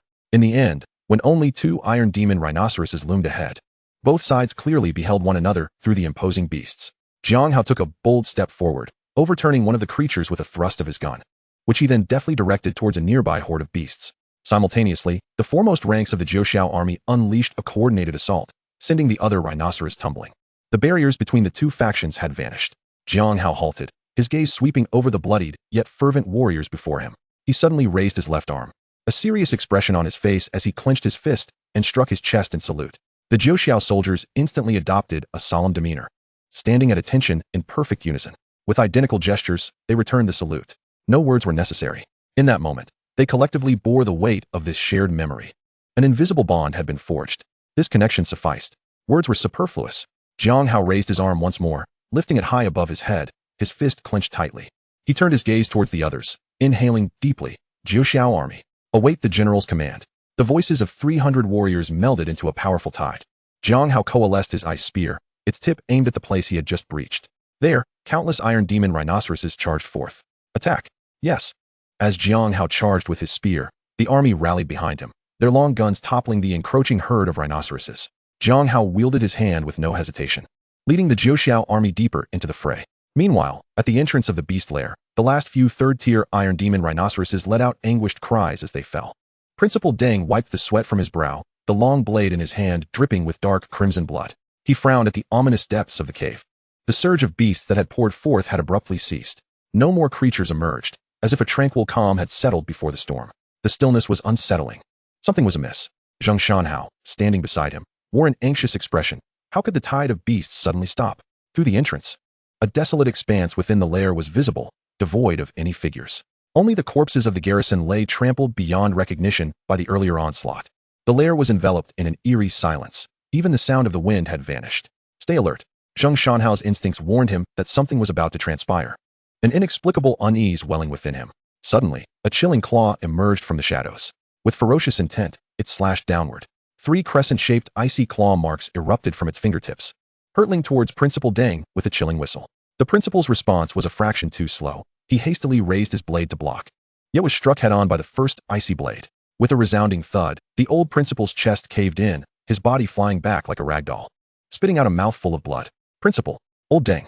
A wave of cold dread surged through Zhang Hao, coursing up his spine. He stepped in front, brandishing his blade to intercept the remaining 2 icy claw marks, his arms numbed from the impact as he desperately defended himself. A 6th-tier beast was undoubtedly a 6th-tier menace. Zhang Hao warned the others, his heart filled with horror. The coastal primary beast lair should theoretically only yield 5th-tier beasts. How could there be a 6th-tier one?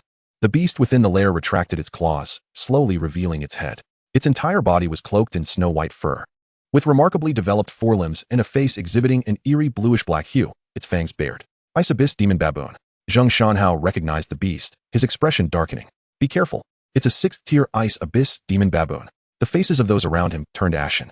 Renowned for its speed, the demon baboon posed a threat that none, save Zhang Hao, could counter.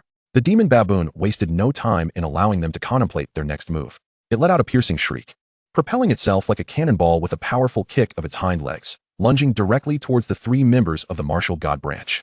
The branch leader hastily unleashed his soul energy, a fire shield coalescing in front of him, only to be swatted aside by the demon baboon's claw.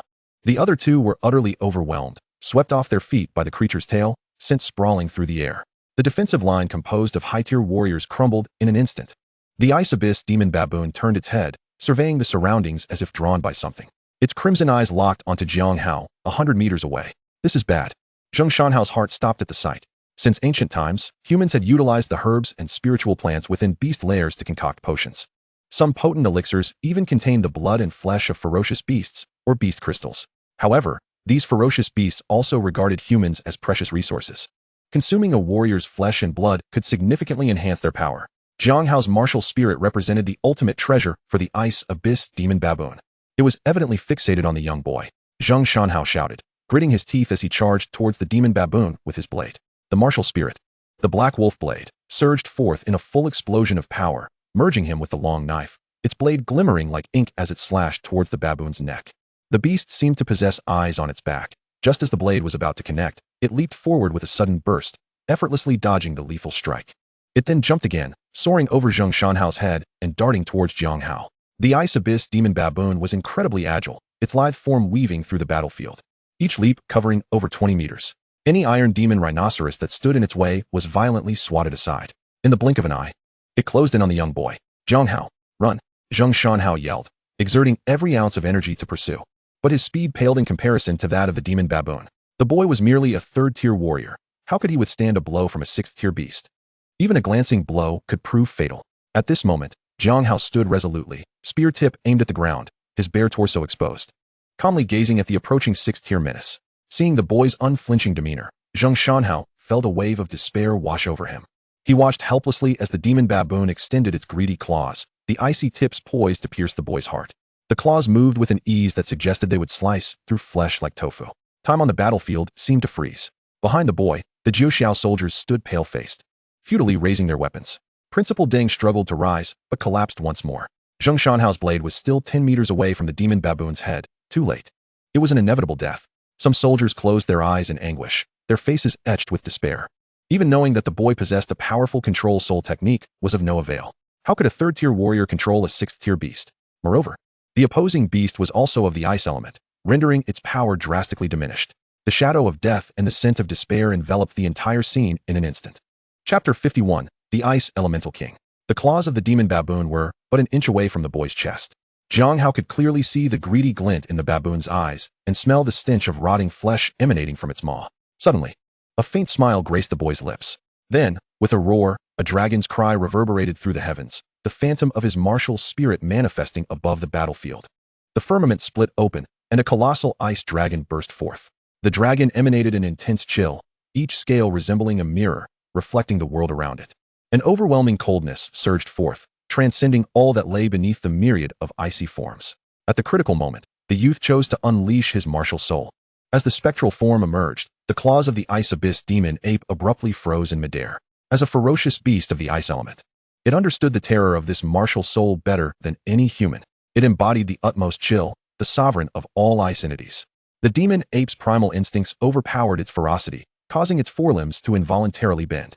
With a thud, its knees struck the muddy ground, kneeling before the boy amidst the gazes of many. In ancient times, all ice-based ferocious beasts bowed to the Xianjing white ice dragon, the fear engraved in its very bones. The suppression embedded in its bloodline manifested as profound dread in its eyes. The ice element, that is your greatest weakness. Do you comprehend the suppression of martial souls? The youth raised a fingertip, pointing towards the head of the demon ape, as if regarding a subordinate with indifference. This kneeling persisted for but a fleeting second. The demon ape's crimson glare intensified, its ferocity once more overwhelming its fear. It howled towards the heavens, its powerful leg muscles tensing. Poised to break free from this bloodline suppression, Jiang Hao would not allow such a fortuitous opportunity to slip away. With a thunderous roar, he proclaimed, "Die!" The black blade descended with the weight of a mountain, slicing through the demon ape's neck at its most vulnerable point. In an instant, a head flew off, landing on the ground with a bounce, splattering mud. The headless corpse maintained its half-kneeling position, blood gushing from the severed neck. The battlefield fell into a profound silence. Even the iron demon rhinos recoiled in fear. The sudden reversal left everyone speechless. Martial soul suppression? This unfamiliar term floated in the minds of the crowd. Over the years, no one in the martial world had awakened the martial soul of the flying cloud list. They had forgotten that it represented the pinnacle, embodying the utmost dominance in their respective martial domains. It was a suppression deeply rooted in their bloodlines. Ferocious beasts originated from the beast dens, and human martial souls were intricately linked to these dens. The Xianjing white ice dragon had once ruled the farthest reaches of the beast den, commanding the submission of countless ferocious beasts. Only the ice-based beasts understood the instinctual fear that arose from within. Jiang Hao gazed at the composed Jiang Hao, a slight tremor in his eyes. He too had forgotten about the martial soul suppression, or perhaps he had never witnessed it firsthand. This term felt as archaic as classical literature. A third grade versus a sixth grade. Could one truly control for a second? Jiang Hao felt his heart racing, and after a moment of silence, all his astonishment transformed into a sense of wistfulness. Truly, the younger generation is formidable. 5 minutes later, the Iron Demon Rhinos regrouped for another assault. Meanwhile, below the city walls, an increasing number of social martial artists joined the fray. The only martial arts university in the area also mobilized its forces. Teachers and the principal from the martial arts high school hurried to the scene. Amidst the torrential rain, figures surged onto the battlefield. The tides of battle began to turn. Earlier, the Jiao army had exploited a gap in the beast tide using their gun formation, causing the ranks to scatter. The martial artists now targeted that very point as a breakthrough, gradually amassing strength for a counteroffensive. A few high-ranking fighters suppressed the entrance to the beast den, preventing any further ferocious beasts from pouring out. However, it appeared that with the death of the ice abyss demon ape, no more beasts would emerge. On the battlefield, following the demise of the fourth-grade Iron Demon Rhino King, the collapse of the rhino herd became ever more apparent. With Jiang Hao at the helm, they churned through the center of the beast horde. The progress of the counteroffensive accelerated, progressively eroding the remaining ferocious beasts. The coalition of the Jiao army and local martial artists worked in tandem, thoroughly dismantling the small beast tide primarily composed of Iron Demon Rhinos. Until 90 minutes later, the rain gradually ceased. The dark clouds receded, and a sliver of the setting sun cast its light upon the ground. The scene was one of devastation, with scarcely a ferocious beast remaining. Numerous beast corpses lay intermixed with blood in the mire, as the evening sun fully enveloped the land. A few bloodshadow wolves at the rear of the beast horde howled skyward. A woo. Following suit, the surviving iron demon rhinos ceased their thrashing hooves, emitting a low roar in response to the wolf pack. Their voices were heavy with exhaustion.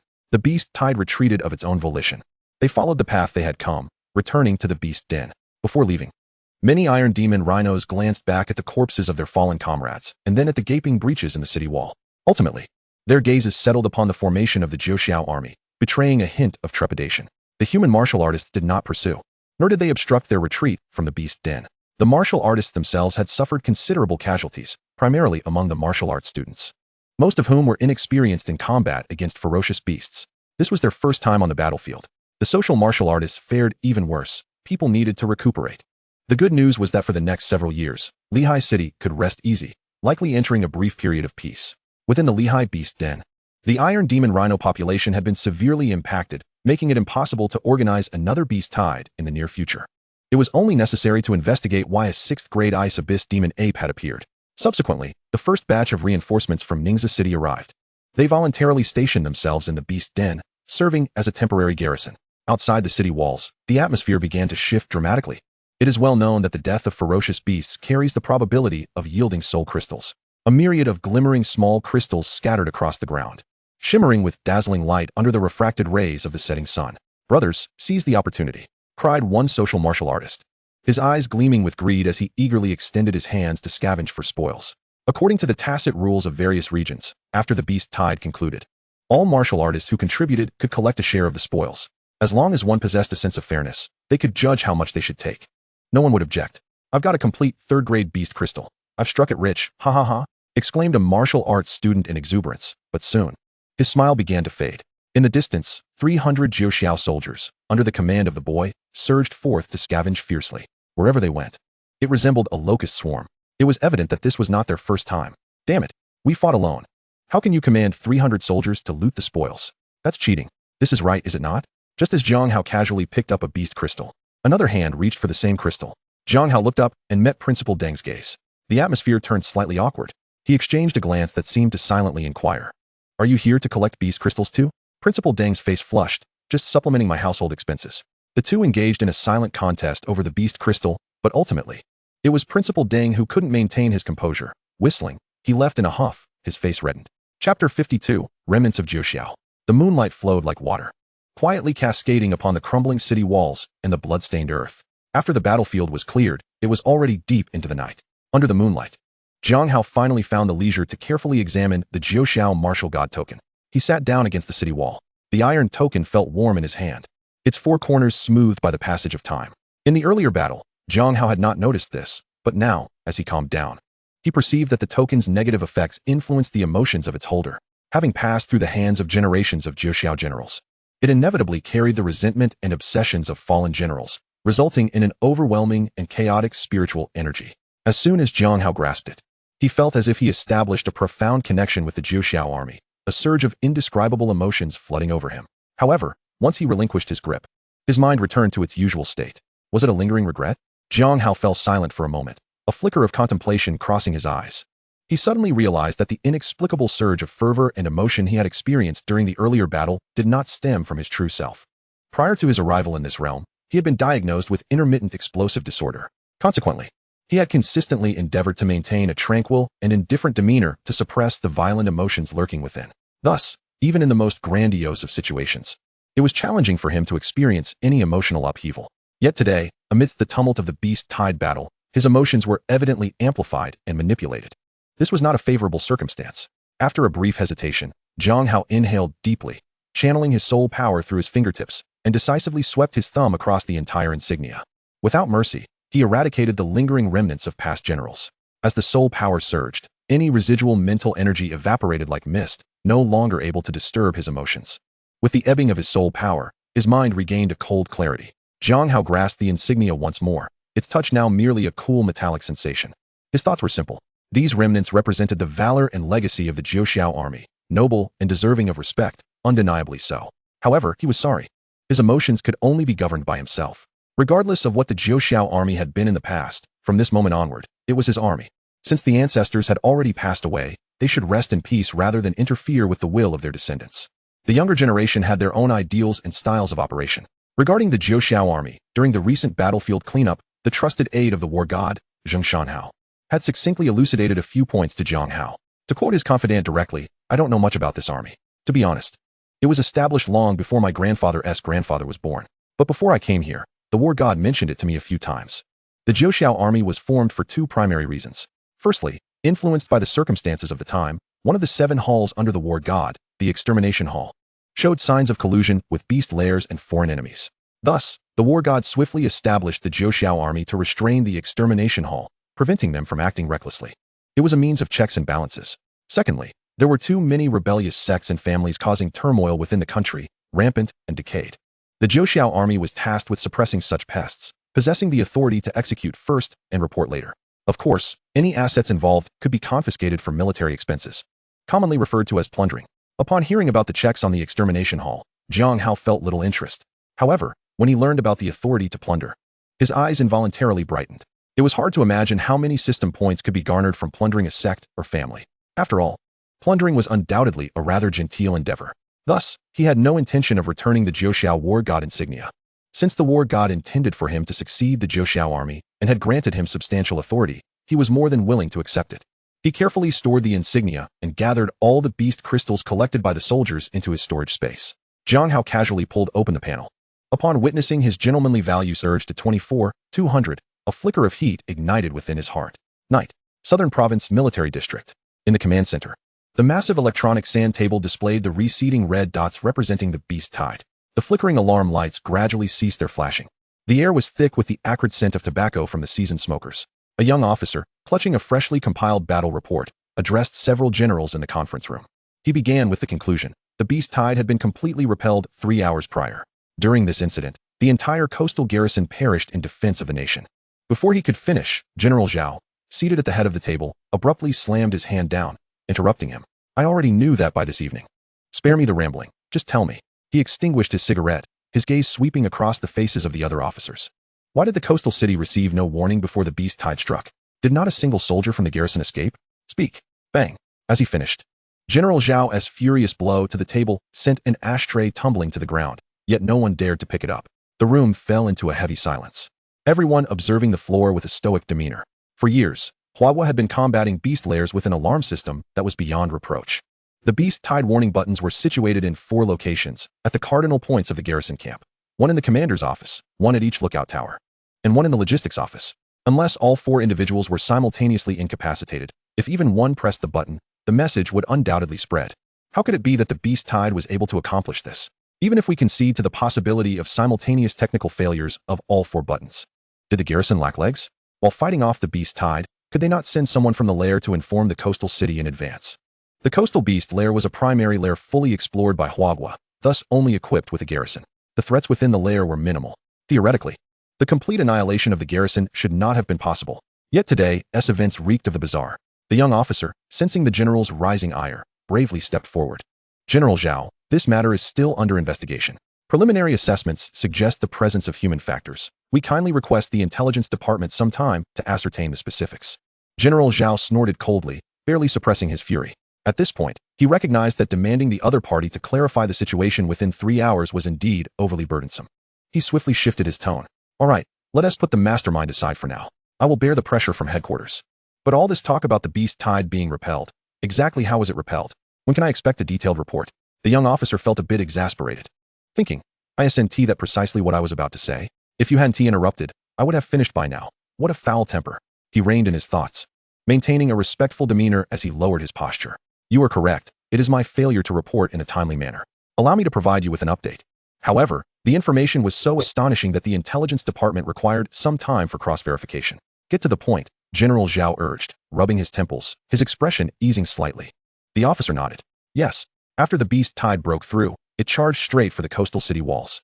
The first to arrive on the scene were only 3 individuals from the war god's branch, the 6th-rank martial emperor Jiang Hao, along with several 3rd and 4th-rank martial artists. Given their firepower, it was challenging to cover the entire beast tide. Yet, out of nowhere, a force of 300 soldiers emerged, all 3rd-rank martial artists. What nonsense! General Zhao interrupted violently, disbelief etched across his face. Is it even possible to gather 300 third-rank warriors in the entire coastal city? Where did these divine beings come from? As the highest commander of the Southern Province Military District, the sudden appearance of such a force within his own province, organized in a military structure, was unimaginable. He could not possibly be unaware of such news. The military headquarters could never have orchestrated such a thing. Just imagine. A battalion of 300 third-rank martial artists suddenly appearing on his territory. How terrifying. I did not fabricate this. The young officer pushed back defensively. This information has been cross-verified. That unit bore the insignia of the Jiao army. Ridiculous. What Jiao army could possibly exist? As the general's words trailed off, his voice abruptly faltered, his complexion paling. The other generals surrounding the command platform also fell into stunned silence, exchanging bewildered glances. In Manhwaadiobook, only one army was qualified to maintain a military structure while not being part of the military headquarters. The young officer continued. The Jiao army was originally a disjointed assembly until the martial emperor Jiang Hao cast forth a command token to a youth named Jiang Hao. Silence. General Zhao abruptly jolted, feeling a parched sensation in his mouth as he heard this. He scanned the room, noting that the others had retreated, leaving him to report alone. The Jiao martial god token. This is a strategic maneuver of the 9th grade martial god, and at his level, he is utterly unqualified to comprehend such matters. Those privy to the inner workings of the Jiao army were acutely aware of the confidentiality of this issue, hastily exiting the room, and in the exchange of glances, they perceived tremors within each other's pupils. The implications of the Jiao army's emergence were far more startling than the repulsion of the beast tide at the coast. Even more terrifying. One must understand that countless eyes from rebellious sects and noble families were fixated upon the Jiao army, fearing that this force might rise again and wield their scythe against them. The door was gently closed. General Zhao seemed drained of all vitality as he collapsed back into his chair, raising a hand to vigorously massage his throbbing temples. The Jiao martial god token, he murmured, his voice laden with dryness. Is the martial god finally prepared to wield this blade once more? It was no wonder the token was bestowed upon a mere youth. The Jiao army had never deployed a high-ranking warrior as a leader. Since time immemorial, it had been customary to select a prodigious commander early on, allowing the leader to galvanize the army's collective development, an extraordinarily unique existence. Chapter 53. The martial god is dead. The following morning, Jiang Hao emerged reverently from a room in an ancient residence on the outskirts. He closed the door slowly behind him. Once he had completely exited the room, the facade of calm he had maintained crumbled in an instant. Leaning heavily against the wall, a sense of utter exhaustion washed over him. Despite being fully aware of the condition of the individual inside, each meeting, each first-hand confirmation of their deteriorating state, felt as though a mountain had collapsed upon his heart. Had the Manhwaadiobook truly arrived at such a dire juncture? The individual within had paid an exorbitant price merely to meet Jiang Hao. Jiang Hao instinctively clenched his fists, his palms slick with cold sweat. He had witnessed the battle yesterday in its entirety, Jiang Hao's heroic efforts on the battlefield replaying incessantly in his mind. He had anticipated that the opponent was a martial soul on the Feiyun ranking, having coalesced a brilliant golden soul core, and thus, their combat prowess was undeniably formidable. However, he had never imagined that a third-grade warrior could vanquish a fourth-grade beast king with such overwhelming force. The physical prowess of the beast far surpassed that of any warrior. And this was especially true for the Iron Demon Rhinoceros, famed for its formidable defenses. Not only he himself, but even the martial god, who had once been an unparalleled prodigy dominating an era, could only maintain an unbeaten record when he first entered the 3rd grade against a 4th grade beast king, let alone achieving a kill. Moreover, it was a single-shot execution. In Jiang Hao's recollection, the martial god had only crossed grades to slay a 4th grade beast king at the 7th segment of the 3rd grade. While it seemed both had achieved the same feat, the significance of their accomplishments differed vastly. The entire 3rd grade phase is about condensing the soul core and compressing immense soul power. The disparity between the 1st segment and the 7th segment of the 3rd grade is greater than the total gap from the 1st to the 3rd grades combined. Each time Jiang Hao recalled the scene of the youth's spear striking like a dragon, he instinctively held his breath, as if caught in a grand dream, fearful that any sudden movement might shatter this reverie. Not to mention Jiang Hao's subsequent performance. It could be said that the youth single-handedly subdued the beast tide with sheer force. Furthermore, considering how the Ice Abyss Ghost Baboon was forcefully controlled by the youth, Jiang Hao cast a deep glance at the tightly shut door, feeling a dryness in his throat. No wonder that individual was willing to go to such lengths just to meet Jiang Hao. Taking a deep breath, he endeavored to quell the tumultuous waves within him.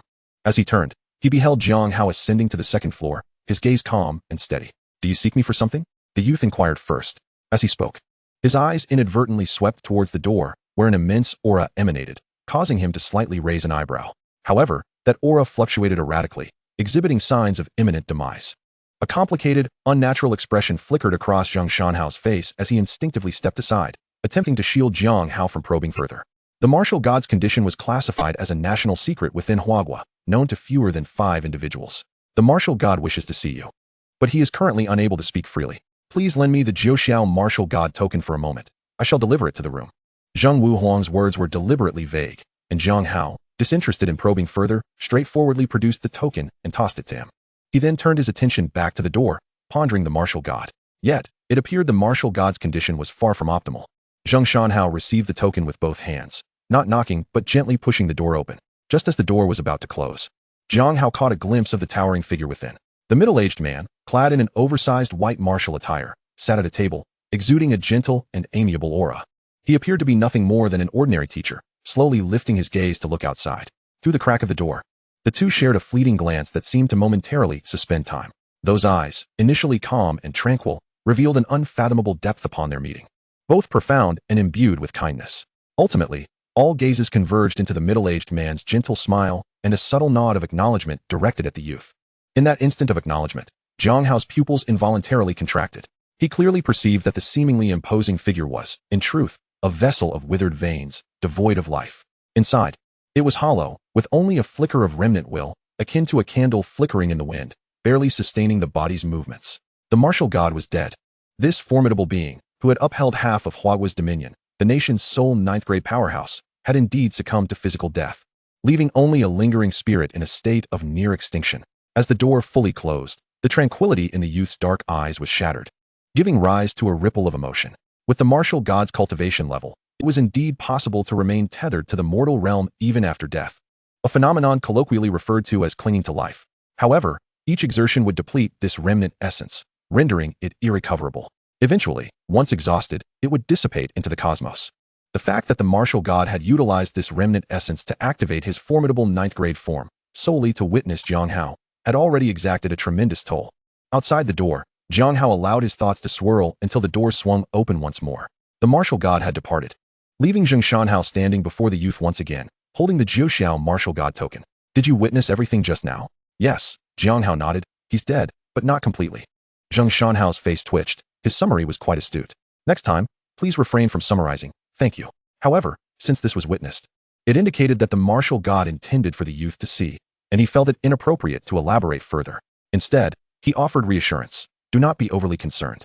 At the very least, there remains some time. He presented the token back to the youth, his expression suddenly turning serious.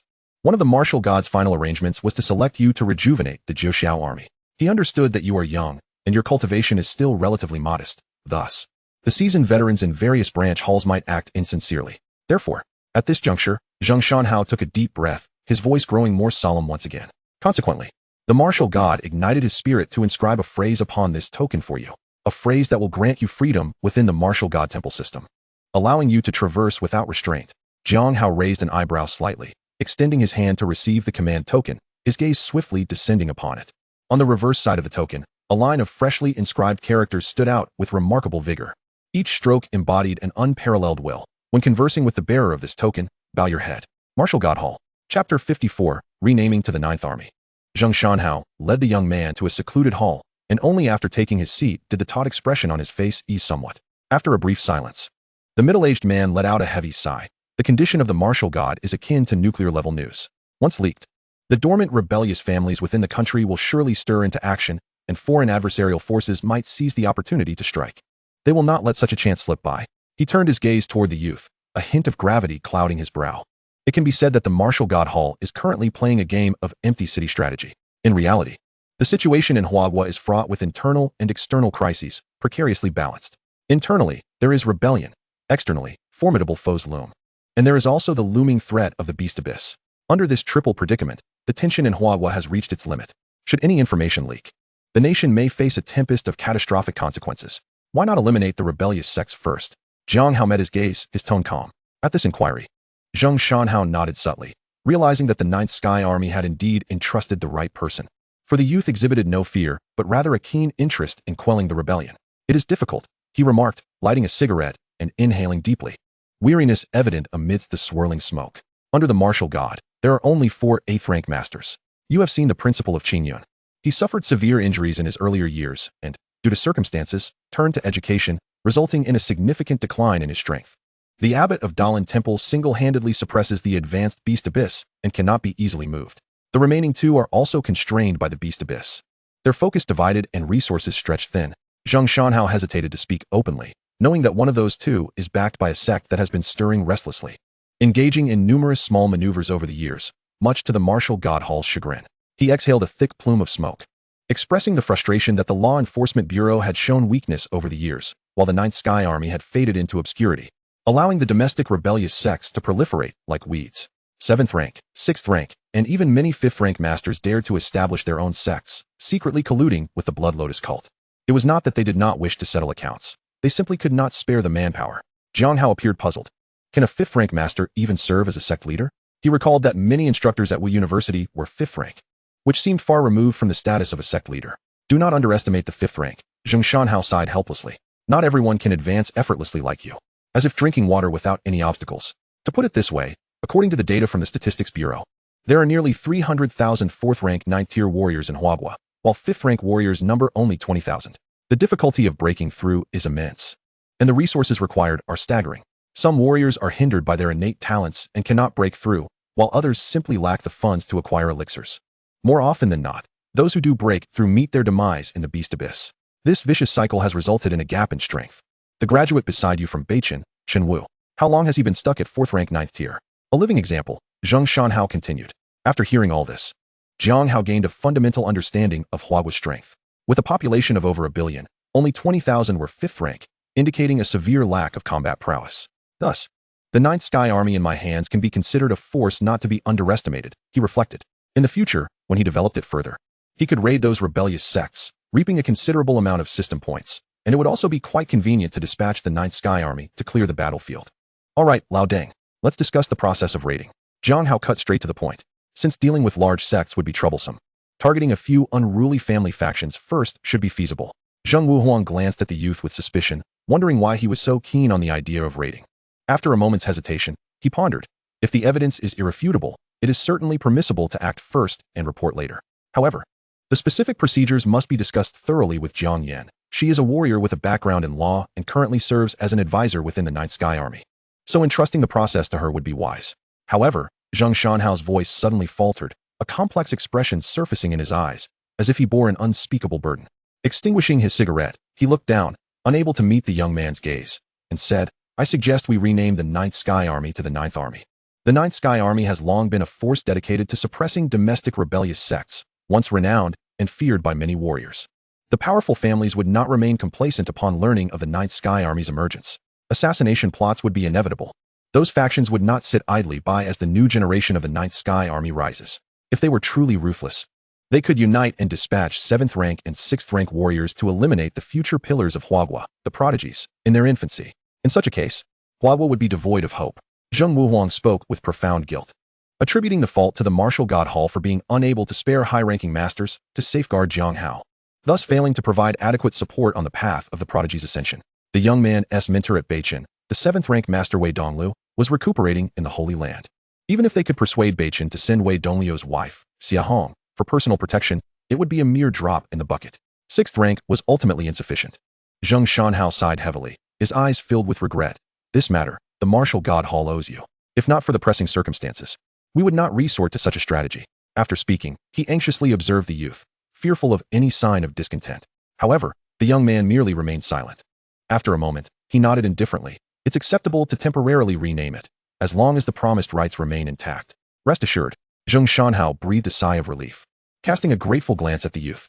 I assure you, when you present the 9th Sky Martial God token, all branches of the Martial God and the Law Enforcement Bureau will undoubtedly cooperate fully. Subsequently, the two finalized numerous matters regarding military funding, organization, and other issues. Jiang Hao then rose to take his leave. Before he stepped into the 6th rank, the 9th Sky Army would temporarily be renamed the 9th Army. Officially, it would be affiliated with the military, but in reality, it would be directly under the Martial God Hall, with Jiang Hao holding full command authority, equivalent to that of General Xiaolong. Meanwhile, the local newspapers in Lehigh, after much delay, finally reported on matters concerning the Beast Tide. During the Beast Tide, the newly established 9th Army and the local prodigy, Jiang Hao, made significant contributions. Countless such news reports flooded in. In a brief moment, as Jiang Hao walked down the street, he was met with the admiring gazes of passers-by, leaving him feeling somewhat uncomfortable. Simultaneously, another piece of news broke. Wang Tianrui publicly conceded defeat. It was said that Wang Tianrui had witnessed Jiang Hao's battle during the Beast Tide, and his heart shattered, crying out that he was no longer the protagonist, with bewildering phrases like "woe is me," leading people to speculate whether he had lost his sanity.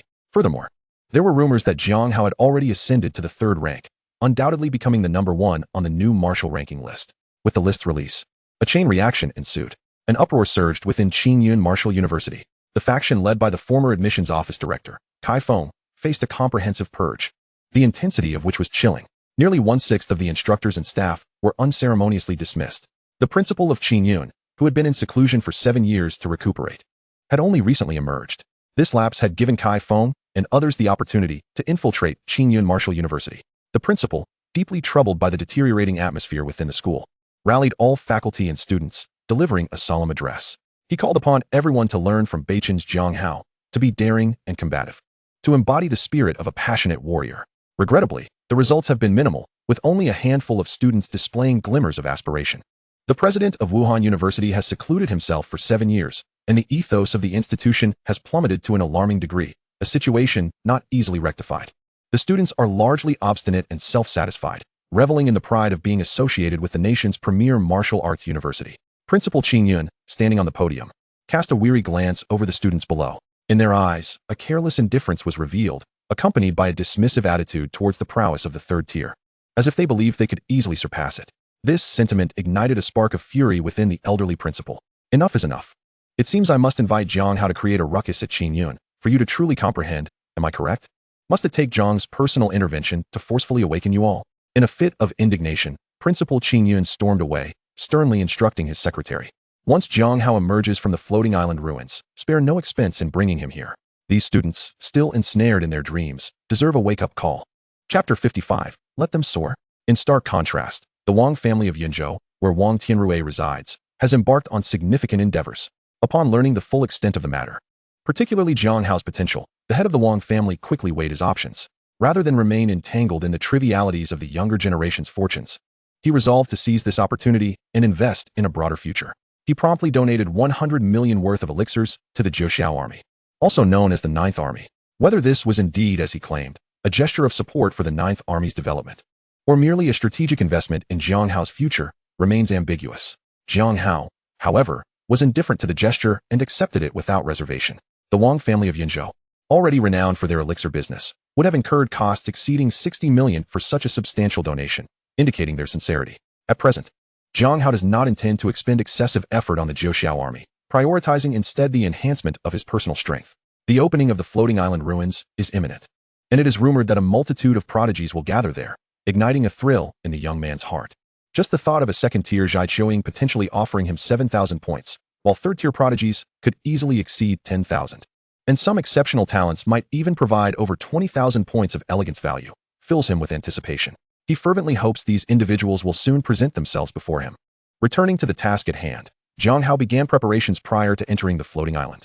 After a brief communication with Chen Wu, he set off towards the city team's base. The base retained its previous appearance, surrounded by high walls, with a number of antiquated pavilions lining the roads. Between these pavilions lay spacious training grounds. At this moment, numerous soldiers of the Zhou army were brandishing their rifles. Sun Yuelong and Chen Wu navigated through the ranks, occasionally offering guidance. Since witnessing Jiang Hao's remarkable performance, the spirit of the Zhou army had subtly begun to ignite.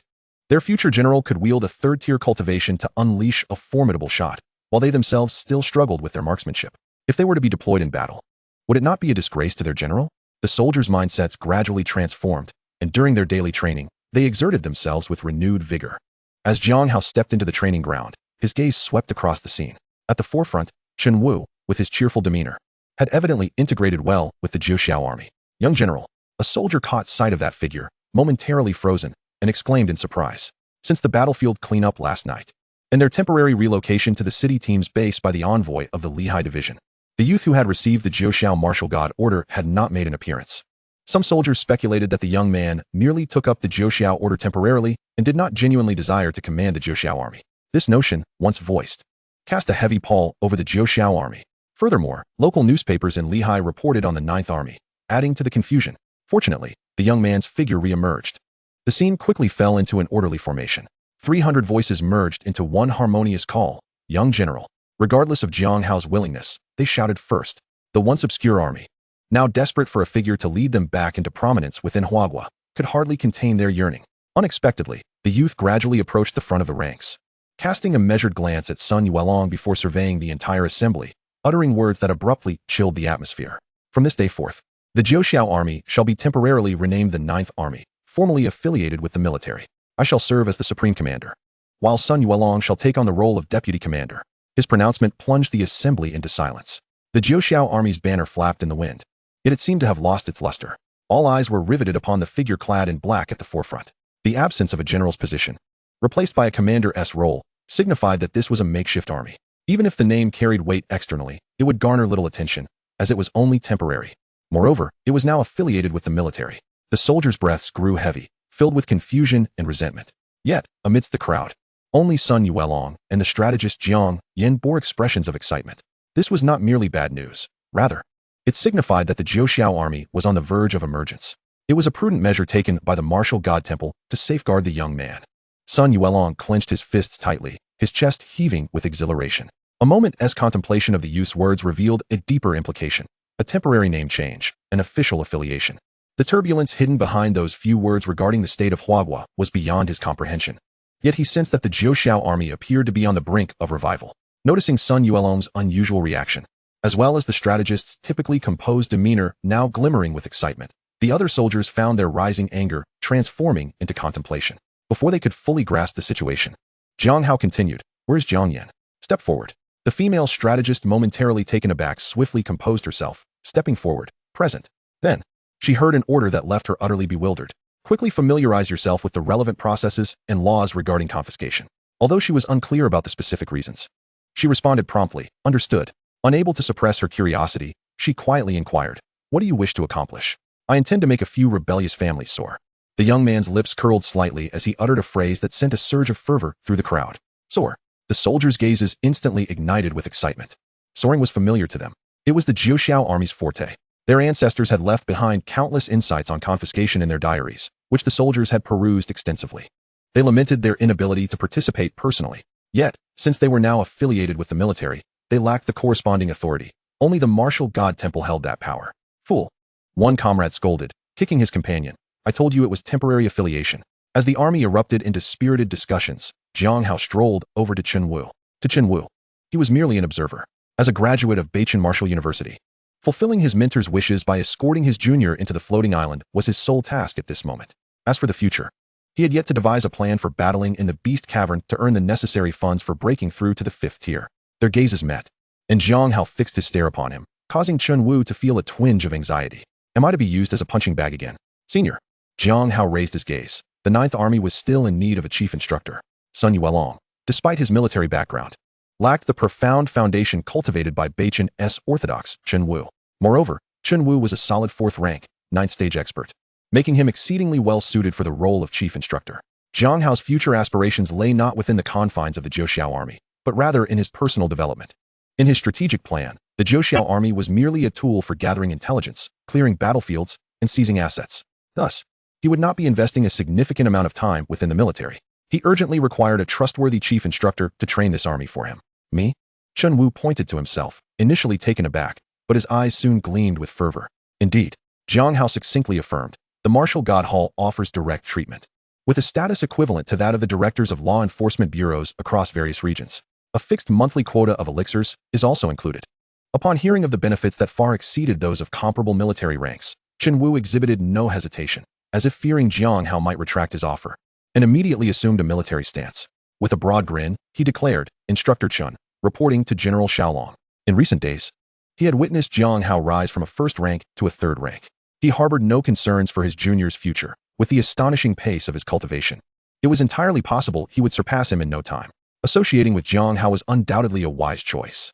Furthermore, he was eager to witness the spectacle of those rebellious sects and noble families being brought to their knees. Chapter 56, I'll Fly First. Just as the gathered crowd was fervently discussing several announcements made by their general, Jiang Hao and his aide, Jiang Yin, exchanged hushed opinions at the forefront of the formation.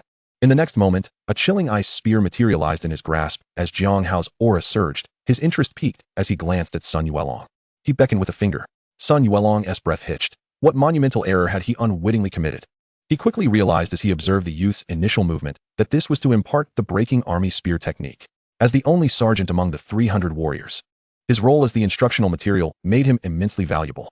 Sun Yuelong dared not delay, steadied his breath, and gripped his spear, fully focused as he assumed a combat stance. The previously boisterous scene fell into a collective hush, all eyes riveted on the two figures in the arena. A myriad of speculations rippled through the onlookers. What could General Xiaolong possibly intend? Surely, he could not be about to teach them the breaking army spear technique. Suddenly, a soldier broke the silence, prompting those around him to freeze, their hearts racing with uncontainable excitement. The breaking army spear technique was the very combat technique every soldier had longed to learn.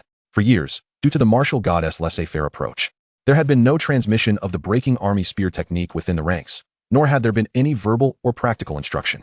As the crowd surged with fervor, the black-clad youth made his move.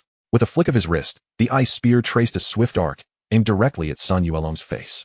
The deputy commander's pupils constricted as he shouted, his spear shooting upward like a dragon breaking free from its den, seeking to deflect this seemingly casual strike. Clang! A resounding clash erupted, reverberating through the air. Sun Yuelong felt an overwhelming force surge up through the spear, leaving his entire arm numb and forcing him to retreat 2 steps. Meanwhile, Jiang Hao remained perfectly still, even the faintest hint of a smile at the corner of his mouth unaltered. Clearly, he had deliberately restrained his power. Again, the youth commanded, his dark eyes revealing nothing of his thoughts. With the words, the ice spear darted forth like a tempest, each thrust bearing the weight of a mountain, targeting Sun Yuelong's vital points and compelling him to defend desperately, retreating again and again. Jiang Hao's figure was elusive, maintaining an impeccable distance from Sun Yuelong, with each strike of the ice spear exuding a serene elegance. Sun Yuelong unleashed all his learned techniques, wielding his spear with a ferocity that stirred the air, creating a near-impenetrable defense, occasionally finding openings to counterattack. Yet, he understood that his opponent was not exerting his full strength, but rather guiding him to showcase all his abilities. The onlookers held their breath, witnessing the deputy commander struggle amidst a flurry of spear strikes, the sounds of slicing air and incessant clashes filling their ears. Sun Yuelong had trained in military spear techniques, which had undergone numerous modifications by the Martial Research Institute to accommodate various martial artist talents. Even so, in terms of quality, they fell 2 significant tiers short of the breaking army spear technique. Moreover, the version employed by General Xiaolong was evidently distinct from anything he had previously encountered, having clearly transcended the realm of perfection to incorporate personal insights. Suddenly, Jiang Hao's wrist snapped with force, the ice spear meeting the large spear head-on, with a resounding clang. Sun Yuelong's spear flew from his grasp. Despite the youth's evident restraint, Sun Yuelong was thoroughly overpowered, the final strike even sending him hurtling through the air. Astonishingly, while the rebellious families remained grounded, he found himself airborne. In midair, hearing the soldiers below erupt in laughter, Sun Yuelong's face flushed with indignation. As he landed and regained his footing, he shot a stern glance at the crowd. What are you laughing at? Are you laughing because you learned something? The soldiers paused, their gazes swiftly turning to the black-clad youth. Is it over? Of course. Sun Yuelong attempted to regain some dignity, feigning anger as he asserted, just now, General Xiaolong executed a total of 16 instances of the breaking army spear technique, far exceeding the realm of perfection. Is that not sufficient for you to learn from? 300 warriors exchanged bewildered glances, their expressions a mix of confusion. The movements had been too swift. They had scarcely comprehended anything. Correction. There were actually 17 instances of the breaking army spear technique, counting the one that sent you flying, interjected Zhang Yin, stepping forward with a recording device in hand. Adjusting her glasses, her cool voice resonated. General Xiaolong's demonstration serves as more than adequate instructional material, even surpassing the average perfection realm. Upon receiving a nod of approval from the youth, she continued, the video will be sent to your phones shortly. Dissemination is strictly prohibited. Effective immediately. All personnel of the 9th Army will transition to practicing the breaking army spear technique. As her words settled, a surge of warmth coursed through Jiang Yan's heart. Everything had changed. Once left to their own devices, they now had someone to impart martial skills. Everything was truly different. The soldiers below instantly erupted in excitement. Holy cow! I've long mastered the stone-splitting spear technique. If I learn the breaking army spear technique, can I take down the deputy commander?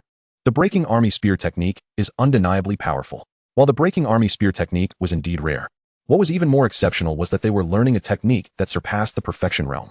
Its potency was leagues beyond the ordinary breaking army technique. Amidst the frenzy, Jiang Hao was momentarily lost in thought as he heard the mechanical voice in his ear. Ding! Detection of host's inaugural importation of martial skills. Binding function has been activated. Ding! The Jiuxiao army meets the binding criteria. Would you like to proceed with binding? Upon binding, The Jiao army's kills of fierce beasts or martial artists will proportionally yield system points to the host. Points can be returned to me? Jiang Hao's thoughts flickered as he completed the binding. A torrent of information flooded into his mind, including the names, ranks, martial skills, and martial souls of every soldier, instantly filling the entire panel. Among the most critical pieces of information was one detail. At this stage, soldiers would yield 20 points of refined value for slaying third-rank fierce beasts or martial artists, 4 points for second rank, and 1 point for first rank. Jiang Hao calculated briefly. Assuming each person killed 1 third-rank fierce beast daily, they could amass 6,000 refined value points each day. It was akin to acquiring a free Zhaiqioling. Excellent. As the youth cast his gaze upon the army once more, a flicker of fervor ignited within his eyes. During his absence, they had been tasked with the extermination of ferocious beasts. Although the rewards were modest, they were consistent and plentiful. Jiang Hao dissipated his ice spear and raised his hand to remove his storage ring. Under the scrutiny of countless eyes, he poured the 100 million worth of elixirs, gifted by the Wang family of Yunzhou, onto the ground. The sound of glass bottles cascading down echoed like a waterfall, swiftly forming a small mountain of elixirs before the 300 astonished gazes. All present were fixated on the youth's location, occasionally gasping in disbelief. Generals Chen Wu, Sun Yuelong, and others approached, their expressions a mix of confusion and amazement. Before they could utter a word, the youth tilted his chin slightly and stated plainly, "Collect the elixirs. Establish a merit exchange point swiftly. Beast crystals can be exchanged for elixirs. You 3 shall determine the specifics." Chen Wu obediently glanced at the composed youth, then turned to survey the nearly frantic 300 pairs of eyes. With a gentle nod from the youth, a thunderous cheer erupted from the crowd. "Let's go right now and slay the ferocious beasts in the beast cave. Brothers, let us cleanse the Linhai beast cave. By the heavens, I see the Qi Si elixir. It's a 4th-grade elixir." After the initial excitement subsided, Jiang Hao commanded the 9th Army to garrison at the Linhai beast cave, effectively serving as a temporary defense for Linhai City. Aside from their daily cultivation, each soldier was tasked with slaying a 3rd-grade ferocious beast as part of their training regimen. To this, the warriors expressed no dissent. They were already inclined to hunt beasts, collect beast crystals, and exchange them for cultivation resources. However, there was another reason for garrisoning at the Linhai beast cave that Jiang Hao did not disclose to the soldiers. He convened a small meeting with Chen Wu and others, revealing that during the beast tide, all 4 warning buttons in Linhai had malfunctioned simultaneously. The defense army had not sent anyone back to Linhai City to warn of the impending beast tide. Jiang Hao was uncertain why the primary beast cave had not produced any 6th-grade ferocious beasts, but the shock among the trusted aides of the martial god indicated that such an event was exceedingly rare. Coupled with the lack of warnings about the beast tide, it was nearly certain that this was no coincidence. What was even more concerning was that the moment a 6th-grade ferocious beast emerged from the cave, it had targeted Jiang Hao for an attack. It was difficult to ascertain whether the mastermind had already anticipated Jiang Hao's soul's significant allure to the 6th-grade ice abyss ghost monkey.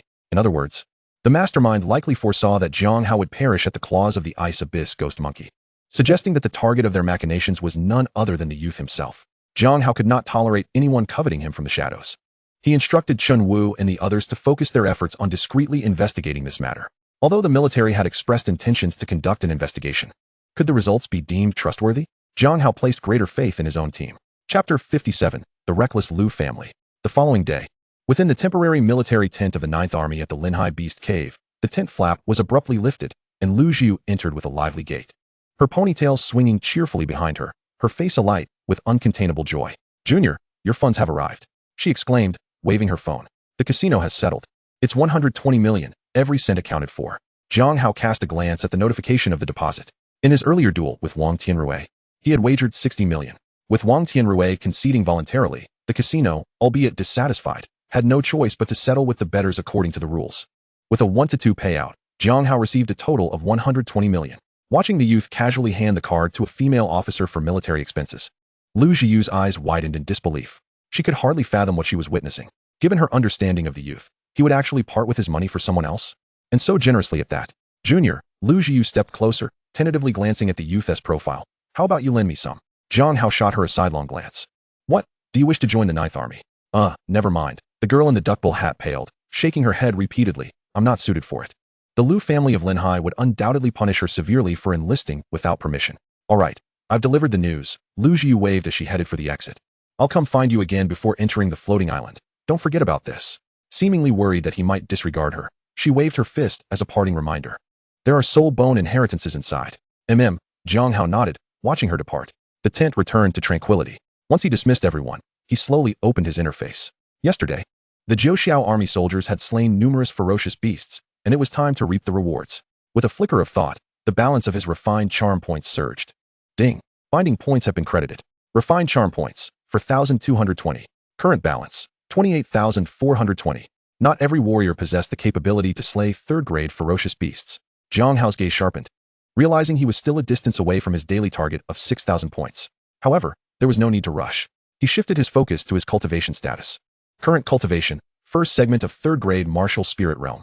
He had heard that the rules of the floating island permitted entry only to those below the 4th grade. Inevitably, he would have to contend with many peak third-grade 9th segment warriors.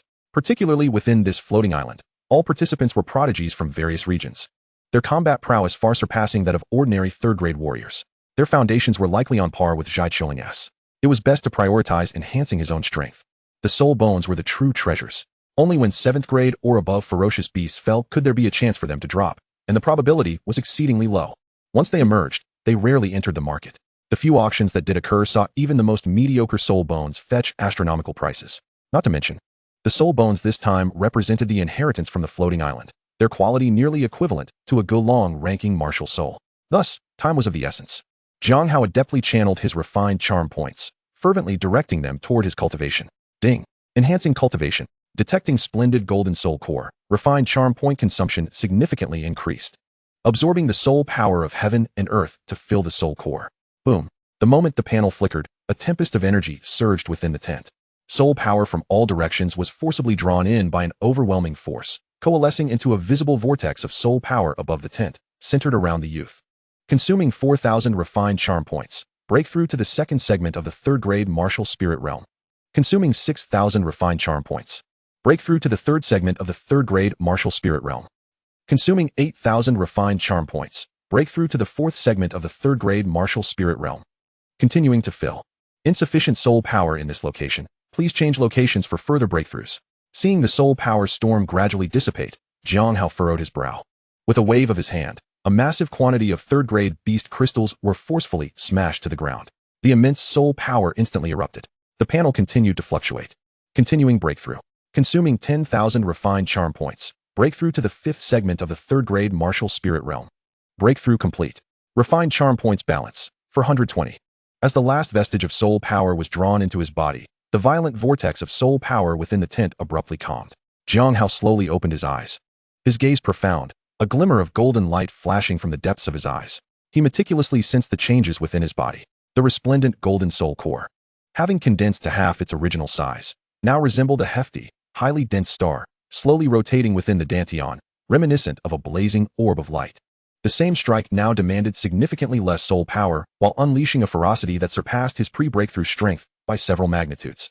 How enlightening. For a 3rd-tier warrior, each minor advancement signifies a qualitative leap. Excellent. Sensing the terrifying power coursing through his fists, Jiang Hao couldn't help but smile slightly.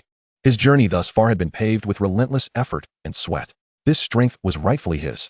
Silently exhaling, Jiang Hao steadied his breath and stepped out of the camp. A short distance away, the soldiers had cleared a space for a makeshift training ground.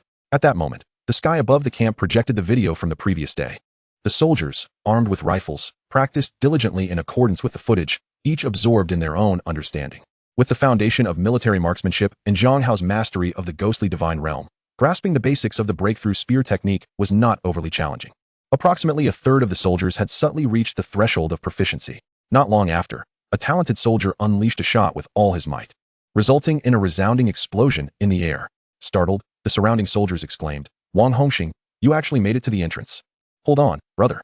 We agreed to practice together, and you just had a sudden epiphany?" Amidst the envious gazes of his comrades, the soldier known as Wang Hongxing nearly grinned from ear to ear, though he maintained a facade of calmness, bowing to those around him.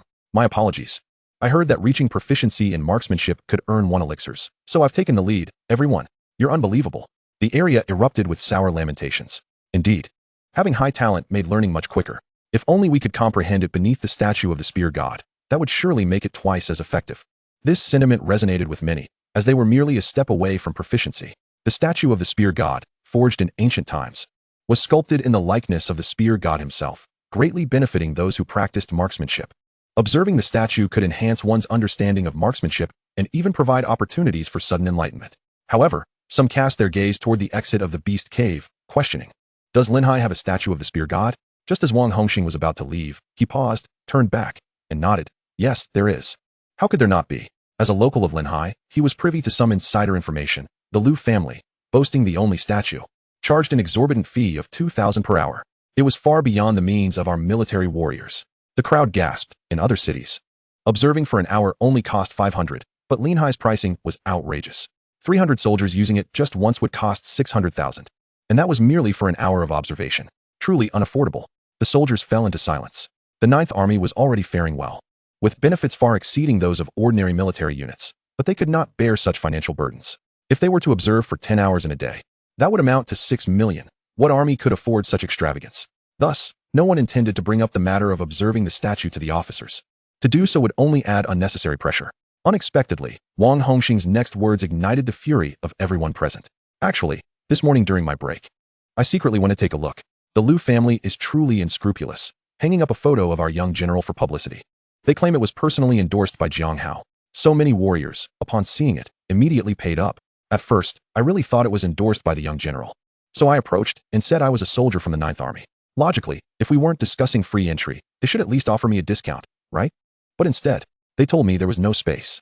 They even insisted on charging me 2,000 for damages just because I looked at the statue a bit longer. Wang Hongxing, don't tell me you actually paid. One soldier erupted in outrage. Wang Hongxing's face flushed crimson. Seeing this, the others quickly understood and pointed fingers at him, cursing. You've disgraced the Ninth Army. Feeling the weight of their collective anger, Wang Hongxing met the fiery gazes of his comrades and, biting his lip, retorted, I had no choice.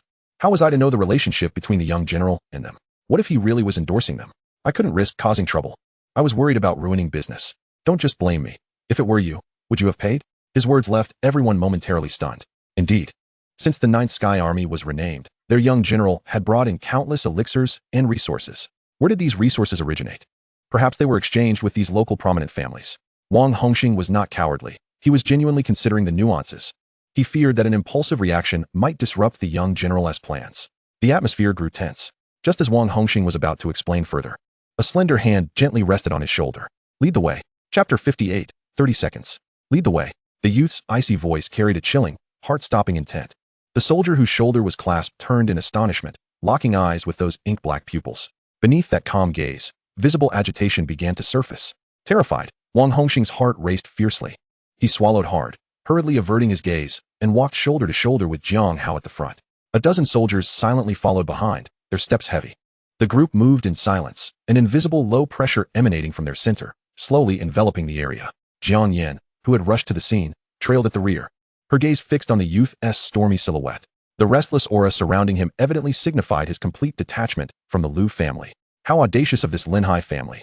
During the battle against the beast tide, the youth had single-handedly turned the tide, earning him unparalleled fame in Linhai City. Even so, how could anyone dare to exploit his name for deceit, siphoning the hard-earned money of warriors and students? It was unimaginable how many had fallen victim. As the only warrior in the military well-versed in law, Jiang Yin suppressed her rising fury, swiftly contemplating how to approach the matter from a legal standpoint. Simultaneously, a strong curiosity welled up within her. How would the newly appointed young general handle this situation? Surely, it wouldn't be appropriate to storm in directly? With a complex expression, she followed the group as they exited the Linhai Beast Cave and entered Linhai City. Jiang Hao showed no signs of restraining his profound aura. As he passed, pedestrians instinctively stepped aside. Even several familiar members of the city's defense force, intending to greet him, were deterred by his intimidating presence. Ultimately standing in place, watching the procession enter the city in respectful silence. The Ninth Army's entourage, numbering over 10, arrived at the edge of a public square when Wang Hongxing suddenly halted. He raised a hand and pointed, Young General, it's right there. Jiang Hao followed his gesture. And in the center of the square stood a 3-meter-tall statue of a figure wielding a gun. The statue, carved from some dark stone, pointed its long rifle to the heavens, exuding an aura of ancient sharpness that seemed to resonate with a certain essence of the universe. Beneath the statue, nearly 1,000 warriors, armed with rifles, practiced their respective techniques while drawing inspiration from the spear god statue. The sign at the payment booth clearly indicated that the square had been contracted by the Liu family for private commercial use. Jiang Hao merely glanced once and comprehended fully. This statue indeed possessed extraordinary qualities. Observing it could significantly enhance one's understanding of marksmanship. Given his mastery of the ghostly divine realm and the insights gained from the Wind Thunder Spear Soul, his comprehension of marksmanship far exceeded that of the average person. At this moment, he too felt a subtle stir of inspiration. For the ordinary martial artist, the insights gleaned here are bound to be profoundly impactful. The members of the Ninth Army advanced steadily, drawing closer to the square. It was only at this moment that they noticed, beside the Liu family's toll booth, an enormous poster prominently displayed. At the top of the poster was a blurred image of Jiang Hao captured amidst the beast tide. Beside it, a snapshot of his earlier battle with Zhai Qiuling. Yet, what incited Jiang Hao's utmost fury was the final image. Someone had, from an unknown source, taken a picture of his back and superimposed it against the backdrop of the gun god statue. The flawless editing made it seem as though he had truly come here to seek enlightenment. Scoundrels! The Ninth Army members nearly erupted on the spot. I only exceeded the time by 30 seconds. Just then, a heated argument erupted at the toll booth, interrupting the group's emotions. A high school girl in a school uniform, her face flushed crimson, was on the verge of tears yet dared not raise her voice in protest. Clutching her clothing tightly, she could not bring herself to meet the gaze of the Liu family's young master. Early this morning, the Liu family had erected a sign announcing a special price for the martial examination, with fees skyrocketing from 2,000 to 10,000 per hour. This money had been painstakingly gathered by her parents, who had hoped that this invaluable hour would grant her a glimmer of hope in the martial examination. She had intended to give her all to comprehend the essence, not daring to waste even a second. Yet she had become so engrossed that she exited the arena 30 seconds late. The Liu family demanded payment for an additional hour. Where could she possibly find another 10,000? I truly have no more money. The girl pleaded through tears, frantically rummaging through her wallet containing only a few bills. The martial artists waiting to enter whispered among themselves, their faces marked with indignation and sympathy. Were they not in the same predicament? After the beast tide battle, Jiang Hao had become an object of admiration among local martial artists. They had been swayed by the Liu family's promotions, believing Jiang Hao had attained mastery here, and had willingly paid the exorbitant fee of 10,000 per hour to seek enlightenment. Yet now, prices had suddenly inflated, arbitrary charges were being levied, and even those who merely glanced from the periphery were being charged. This left countless martial artists and soon-to-be exam takers disheartened. The girl bit her lip firmly, her eyes reddening, and her feelings of grievance and anger coalesced into a quivering whisper. I understand now. What heroes of Linhai you are. It seems you are all in cahoots, colluding to swindle money. Colluding? From the toll booth emerged Liu Hongyan, the young master of the Liu family, clad in brocade robes, exuding the oppressive aura of a third-tier martial artist without reservation. Young lady, allow me to confirm something with you. He looked down from his elevated stance at the girl slumped on the ground, enunciating each word with a pointed emphasis. Do you dare to insult our Linhai hero, Jiang Hao? Upon finishing, Liu Hongyan's smirk broadened, and he lazily approached the girl, bending down to speak ominously. Little sister, while one may indulge in food without restraint, one must not speak carelessly. If I were to record that statement, I could accuse you of defaming the hero of Linhai, a crime that undermines public morale. Can you imagine how long the Law Enforcement Bureau would keep you for tea? Will you even participate in this year's martial examination? The weighty accusation of tarnishing a hero sent ripples through the crowd. Those who had initially felt indignation shifted uneasily, instinctively stepping back. They wished to aid the girl. But with such a direct accusation of defamation, who would dare speak out? Could it be that Jiang Hao was indeed connected to the Liu family? A middle-aged martial artist whispered, skepticism lacing his tone. Surely not. I witnessed him on the day of the beast tide. He was righteous, unlike such people. His companion immediately refuted. Yet his gaze wavered, drawn to the massive poster. One cannot truly know a person's heart. The Liu family's audacity might well hide secrets we are unaware of. The crowd murmured softly. Those who had seen Jiang Hao generally believed the situation to be unfounded. The majority, however, had never encountered the youth and had no knowledge of his character. They only knew the Liu family's confident demeanor, which inevitably led them to harbor a flicker of disappointment towards this Linhai hero. On the ground, the girl trembled at the sudden threat from the Liu family's young master, her body curling into a ball as she buried her face in her knees, stifling her sobs. As she wept, she frantically fumbled for her phone to call home for money. But where could her parents possibly find another 10,000? Just as despair enveloped her, a gust of cool breeze brushed past her from behind. A long, powerful hand appeared in her line of sight, gently lifting her up. No need to call. A calm voice, soothing to the soul, resonated. The girl turned in confusion, and through her tear-filled eyes, she beheld a youth clad in black who had silently appeared behind her.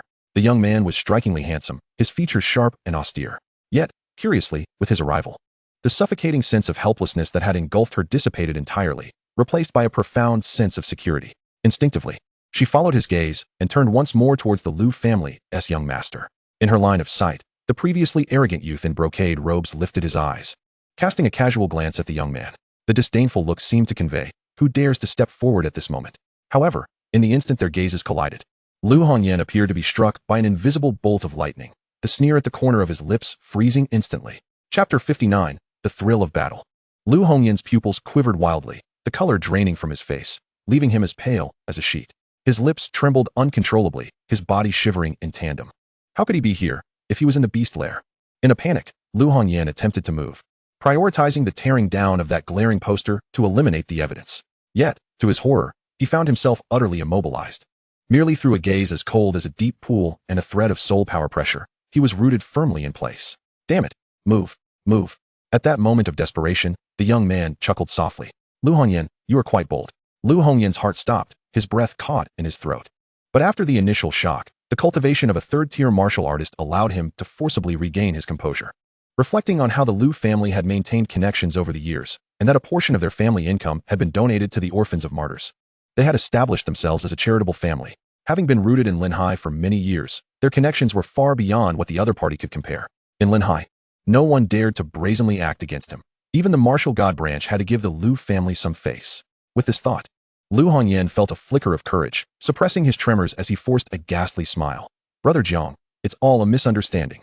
Our Lu family merely wishes to leverage your esteemed name to better serve the martial artists of Linhai. Moreover, part of the revenue is donated to the martyrs. Before he could finish speaking, Lu Hongyan's expression drastically changed. The black-clad youth before him not only showed no sign of appeasement, but instead loomed larger in his vision. Without warning, and with actions too swift to discern, the figure of the young man blurred momentarily in place, and in the next instant, the wind brought about by his speed exploded forth. A suffocating surge of soul power descended upon him with the swiftness of a colossal mountain, enveloping him entirely. Immediately thereafter, a brutal ice spear, wielded with unmatched ferocity, crashed down upon his chest. Lu Hongyan was taken aback, in a frantic attempt to unleash his soul power in resistance. He realized he was merely a third-tier cultivator, akin to a fragile vessel, ill-equipped to withstand the assault of a genuine prodigy. With a thunderous impact, Lu Hongyan's body was sent hurtling backward, crashing into the payment booth with such force that the wall crumbled, sending dust billowing into the air. After a moment of stunned silence, gasps of astonishment erupted from the crowd. As the dust settled, they beheld the young man in the ornate robe. His face smeared with blood and his body caked in dirt, a portrait of utter disarray. In stark contrast, the expression on Lu Hongyan's face was one of sheer shock. He swallowed hard, grasping the grim reality that he could not even last a single exchange against his opponent. Who had the Lu family offended to provoke such wrath? Feeling the pain coursing through his body and the malicious gazes of onlookers, Lu Hongyan gritted his teeth and slapped his palm against the jade talisman at his waist. The talisman shattered, and a translucent yellow shield of soul power materialized, erecting a barrier between him and the impending danger. Phew, he thought, finally safe. Lu Hongyan collapsed amidst the rubble, clutching his chest as he coughed violently, blood flecking from his lips, while a manic grin twisted upon his face. Jiang Hao, you've gone too far. That talisman had cost the Lu family millions, specifically procured for his protection. Even his father could not shatter it. As he yelled, he fumbled for his phone in his pocket, his eyes narrowing menacingly at Jiang Hao. Just wait. I'll call my father and see how arrogant you remain. In his mind, his father had been a fourth-tier cultivator for years. Even if he couldn't deal with Jiang Hao, he could at least ensure Lu Hongyan's safety and whisk him away. At that moment, Jiang Hao moved. Without a surge of soul power, he simply approached with a spear in hand, stepping steadily toward the shield. His gaze was chillingly calm. Then, with a fierce concentration of soul power, the spear crashed against the luminous barrier. Bang! The shield flickered violently, sending a jolt through Lu Hongyan's body, rendering him momentarily numb. Stunned, he froze, his phone forgotten as he looked up in terror. Jiang Hao's expression was devoid of emotion, resembling a reaper come to claim his due. The youth raised the spear once more. With a resounding boom, the ice spear struck the same spot again. The shield dimmed significantly, the faint sound of cracking echoing through the air. The smirk on Lu Hongyan's face vanished, replaced by an overwhelming sense of disbelief and dread. The relentless hammering of the spear felt not just as a sound, but as a direct assault upon his very heart. Could he truly shatter a fourth-tier artifact? No, that was impossible. Answer the phone. He screamed in terror at his trembling device. Yet, the third blow was already upon him. Boom. This strike, fueled by the accumulated force of the previous two, erupted like a falling glacier. The resilient shield shattered, revealing a massive gaping hole. Amidst the swirling shards of light, a long hand, brimming with terrifying power, effortlessly penetrated through, seizing Lu Hongyan by the collar. With a strength that rendered him akin to a mere chick, Lu Hongyan was yanked through the breach. The phone slipped from his grasp, shattering beneath Jiang Hao's foot. The arrogance that had once defined Lu Hongyan evaporated, leaving only a visage of utter astonishment. How could he comprehend the enormity of what had just transpired? The fourth-tier artifact had truly been obliterated. Please. Lu Hongyan struggled to open his eyes, yearning to explain himself to salvage the situation. However, Barely a word escaped his lips before the expressionless Reaper clamped his fingers around Lu Hongyan's face. In that moment, the onlookers beheld Jiang Hao unhesitatingly grasping Lu Hongyan's head and violently smashing it onto the ground. Bang! With the first impact, Lu Hongyan's skull sank into the concrete, the sound of bone deforming resonating ominously. Bang! With the second strike, the ground around his skull fissured, shards of stone mingling with blood erupting forth. Bang! The third, fourth, and fifth strikes followed in a mechanical and brutal fashion. The crowd stood in stunned silence, the air thick with tension. Initially, Lu Hongyan attempted to resist, his limbs twitching involuntarily, but soon he succumbed, melting into a puddle of despair. His skull fractured, his breath barely a whisper. It was only with the final devastating blow that Lu Hongyan's head was irrevocably driven into the concrete. As Jiang Hao's pent-up fury dissipated, he released Lu Hongyan as if discarding a mere bundle of refuse, flicking the blood from his fingers. Lu Hongyan, he intoned, surveying the barely conscious man beneath him, his voice devoid of warmth. To impersonate my name, what a pitiful wretch you are. Chapter 60, Smash. Inside the low building at the toll booth, the other members of the Lu family had long been subdued by the Ninth Army during Jiang Hao's conflict. One among them, attempting to covertly signal for help with his phone, was met with a bullet that pierced his arm, eliciting a cry of agony that drained the color from the faces of his companions, making them even less inclined to act rashly. They watched the soldiers, brimming with an aura of menace, and felt no spark of rebellion ignite within them. All were merely hired first- and second-tier warriors, after all. They had no obligation to risk their lives for the Lu family. Only the elderly leader among them was of a different stature, seemingly the personal attendant of the Lu family's young master. His cunning gaze swept the surroundings, finally landing on the sole woman among the military personnel. This woman had been diligently documenting various pieces of evidence against the Lu family. From her demeanor, it was clear she held a position of significance. From the Lu family's perspective, Jiang Hao and the military were at most allies. The news had previously reported that Jiang Hao had been thrust into command of the army in a moment of crisis. The elder, sensing he had grasped the situation, despite having his arm restrained, audibly cleared his throat with a thin voice.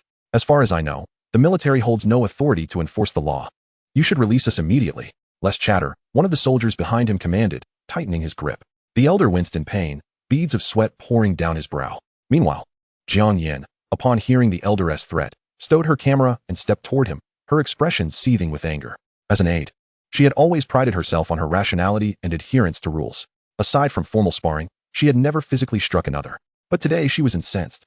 That youth, that brilliantly shining youth, who had emerged from obscurity and brought the Ninth Army into the light. How dared anyone tarnish his name? To see the honor earned through perilous endeavors so grossly manipulated was a sacrilege. Jiang Yin inhaled deeply and slowly raised her palm. Slap. The crisp sound of her slap rang out as it connected with the elder's face, leaving a vivid red mark in its wake. Whether we possess enforcement authority is not for you to bark about, you wretched cur. With that, Jiang Yan's chest heaved with indignation, regretting not having spoken more harshly. Yet, given her limits, this was the most vehement language she could muster. Everyone was taken aback, including the soldiers of the Ninth Army. They were accustomed to Jiang Yan's calm demeanor as an advisor, having never witnessed her in such a state of fury, even taking matters into her own hands. The soldier restraining the elderly man instinctively inhaled sharply, his eyes brimming with disbelief. The old man was utterly dumbfounded. He had presumed this female officer would be a weak link, believing that intimidating her might provoke a reaction, but instead, he had hit a solid wall. Moreover, judging by the woman's decisive and assertive demeanor, it seemed that cooperation was far from the only consideration. At that moment, countless gazes shifted between Jiang Hao, the demolished stands, and the Lu family members. The crowd, which had previously held its breath in silence, erupted like a tide into exclamations and discussions. Goodness! Did they just obliterate a Xian turtle jade talisman crafted in imitation of the Earth Dragon ranking's martial souls with 3 shots? Come on, are you on a 2G network? Haven't you seen the news? Young Master Jiang single-handedly blasted the Iron Magic Rhinoceros King away? How am I supposed to know whether that tortoise shell or the Rhinoceros King is mightier? This is irrelevant. The crux of the matter is that young Master Jiang has no ties to the Lu family, which should put all doubts to rest, right? Someone ventured an analysis, their gaze sweeping over the earlier skeptics who had doubted Jiang Hao's alignment with the Lu family. The latter felt a flush of embarrassment, and one murmured, "We underestimated the situation. How could young Master Jiang possibly be in cahoots with the Lu family?" With these words, the crowd's attention shifted within the venue. The high school senior from the 3rd year was repeatedly bowing and apologizing, having, in her moment of panic, included Jiang Hao in her tirade. The youth, however, merely picked up a few crumpled bills from the ground and gently returned them to the girl's bag. He softly said, "Go on. Please send my regards to Principal Deng." The girl gasped, her heart swelling with indescribable excitement. You know me?" She too was a student from the 3rd High of Ling High, and technically, They belonged to the same graduating class. Jiang Hao nodded slightly, indicating that he had indeed seen her. Her heart raced. They were both third-year students of the same cohort. Yet in less than a month, he had become a celebrated hero among the people of Linghai, while she remained an inconspicuous examinee preparing for her upcoming assessments. The fact that such a remarkable figure remembered her, and had even come to her aid today, filled her with overwhelming exhilaration. On the periphery, some martial artists who had concluded their observations in the square began to exit. They beheld the scene at the entrance, a chaotic mess, their faces etched with confusion. Uncertain of what had transpired moments before, one parent, having just arrived, surveyed the devastation and, upon seeing Jiang Hao in person, finally voiced the lingering question in his heart. "Young Master Jiang, may I inquire on behalf of my child, is that statue truly endorsed by you?" Jiang Hao did not respond. Instead, he slowly approached the enormous poster. His gaze fixed upon his own image, his expression gradually turning icy. "Very well, Liu family, you are playing with fire." With a deliberate motion, he extended his palm. As icy mist swirled around him, the poster was instantly frozen to dust, scattering across the ground. This action served as a declaration to all onlookers that everything was a facade. After the shattering, Jiang Hao turned back, lightly gesturing towards the stands, issuing an order to the 9th Army soldiers. "Destroy it." "Understood." The soldiers responded crisply, promptly drawing their weapons, their gunfire illuminating the square. The entrance, the Liu family stance, and even a sunshade used by a Liu family scion were utterly obliterated. Anything associated with the Liu family was reduced to rubble. Amidst the cacophony of destruction, Jiang Hao, accompanied by Jiang Yan, gradually made his way to the statue of the gun god. "Do you see?" Jiang Yan pondered the young man's intentions, her voice barely above a whisper. "Call for reinforcements." Jiang Hao withdrew his gaze, speaking flatly. "The statue is to be retrieved.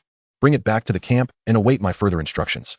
Jiang Yan's breath hitched. The statue of the gun god, a lucrative asset, was being so easily appropriated as military property? This was tantamount to a complete severance of ties with the Liu family. She glanced at the youth's sharply defined, tranquil visage, a tempest of thoughts swirling within her. It seemed he had further plans. Surely not. He wouldn't dare to dismantle the Liu family, would he? She quickly steadied herself, analyzing the situation in her mind. The gun god was an ancestral spirit of humanity, and the statue, aside from its practical function, represented the faith of martial artists. The Liu family's inflated pricing had already bordered on desecration of the spirit. Furthermore, fabricating evidence and impersonating officers constituted serious commercial fraud and tarnishing the military's reputation. The charges of asset confiscation were ample. The core issue lay in the Liu family's protective talisman. Was it substantial enough? Listening to the crowd's discussions, their trump card seemed to be their charitable contributions to the orphans of martyrs. That certainly posed a complication. Jiang Yan mused to herself on how to navigate this. After all, the next steps would fall into her domain. It was her moment to showcase her worth to the young man. Chapter 61. Li Si, the dancer on steel wires. The head of the law enforcement team, Li Si, had been seated in his office, reviewing the routine documents from the morning. Suddenly, one of his subordinates rushed in. "Captain, there's been an incident at Gun God Square." What sort of incident could possibly occur there? Li Si shot a displeased glance at the intruder, dismissive of the alarm. That was the Liu family's territory. Who would dare to confront them in Linghai? Even if there were disputes, they would be mere squabbles among citizens. He leisurely lifted a cup of warm water, taking a sip. Just as he was about to reprimand the subordinate, the latter blurted out, "Several military trucks have arrived. Over 100 personnel disembarked. They also brought a military crane to remove the gun god statue." "Captain Li." "What?" Li Si jolted upright, his heart racing with dread. What had the Liu family stepped on to provoke such a response? He abandoned the documents at hand, quickly assembling a team to rush to the square. Upon his arrival, the sight that greeted him left him dazed. The area was in utter disarray, with shattered stands, blasted pavement, and debris strewn about. Had a ferocious beast attacked? He inhaled sharply, leading his team forward, soon spotting the Liu family scion, unconscious on the ground amidst the crowd of onlookers. Li Si's heart sank. Over the years, he had received considerable protection money from the Liu family. In earlier years, having amassed enough experience, he had been offered a promotion to a district-level department, which he had declined, solely for the sake of the generous compensation from the Liu family. Now, with Liu Hongyan in trouble within his jurisdiction, he had no idea how to explain this to the Liu family. Li Si's complexion paled, his gaze instinctively drifting towards the distance. Beneath the statue, numerous martial artists clad in military uniforms were carefully overseeing the crane's operations to lift the statue. Things had become troublesome for the military. Captain Li furrowed his brow, sighing inwardly. He then noticed a familiar silhouette, surrounded by soldiers as if they were planets orbiting a star. His heart raced. Could it be that individual? He suddenly recalled the warning from the left hall envoy, his superior. "Listen, in Linghai, you can afford to offend anyone, but never Jiang Hao. He is a registered member of the Martial God Hall. He can do as he pleases, and our task is to clean up after him, not to complicate matters, understood?" "This is going to be complicated." Li Si inhaled deeply, a tingling sensation creeping up his scalp. On one side stands the formidable true dragon of Linhai, a figure not to be trifled with. On the other, the entrenched local power, the Liu family, which has long benefited from its dealings. Should a misstep occur today, the consequences could be dire. His position as enforcer might not only be jeopardized, but his very safety could hang in the balance.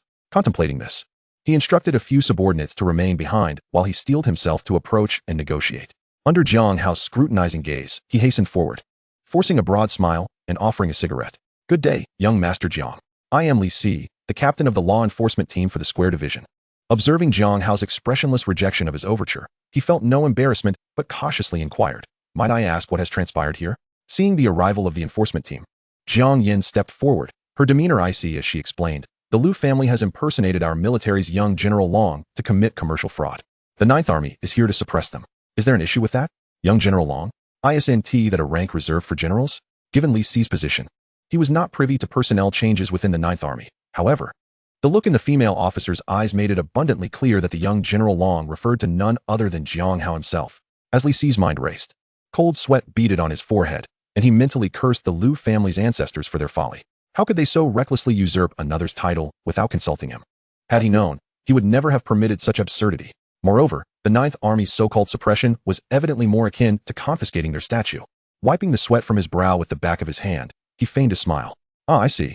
Such action is indeed warranted. Well done." Yet, Li Si quickly shifted his tone, realizing that failing to contribute to this matter would surely result in the Liu family turning against him. They might even expose any underhanded dealings he had with them to the War God Hall. The ire of the Liu family, the Ninth Army, and the War God Hall combined would be a tempest he could hardly withstand. With this in mind, he cautiously attempted to smooth over the situation. The Liu family is also a charitable and esteemed family in Linhai. There must be some misunderstanding here. Perhaps you could grant me some leniency and allow us to downplay this matter. Before he could finish, Jiang Yin let out a disdainful snort. "Grant you leniency? Who do you think you are?" After retorting, she adjusted her glasses and scrutinized Li Si once more, genuinely curious about the audacity that compelled him to utter such words. Li Si's complexion shifted as he realized he had misspoken in a moment of desperation.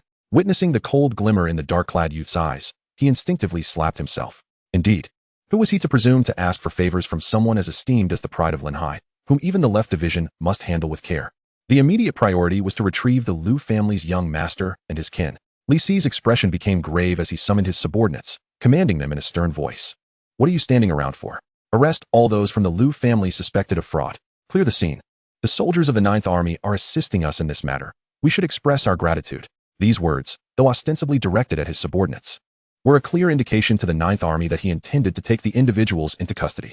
His subordinates responded in unison, affirming his command. In the next moment, the members of the enforcement team felt the weight of the black-clad youth's gaze sweeping over them. The frigid intensity concealed beneath his calm exterior rendered them motionless. "Have I permitted you to take them?" The youth's voice was devoid of warmth.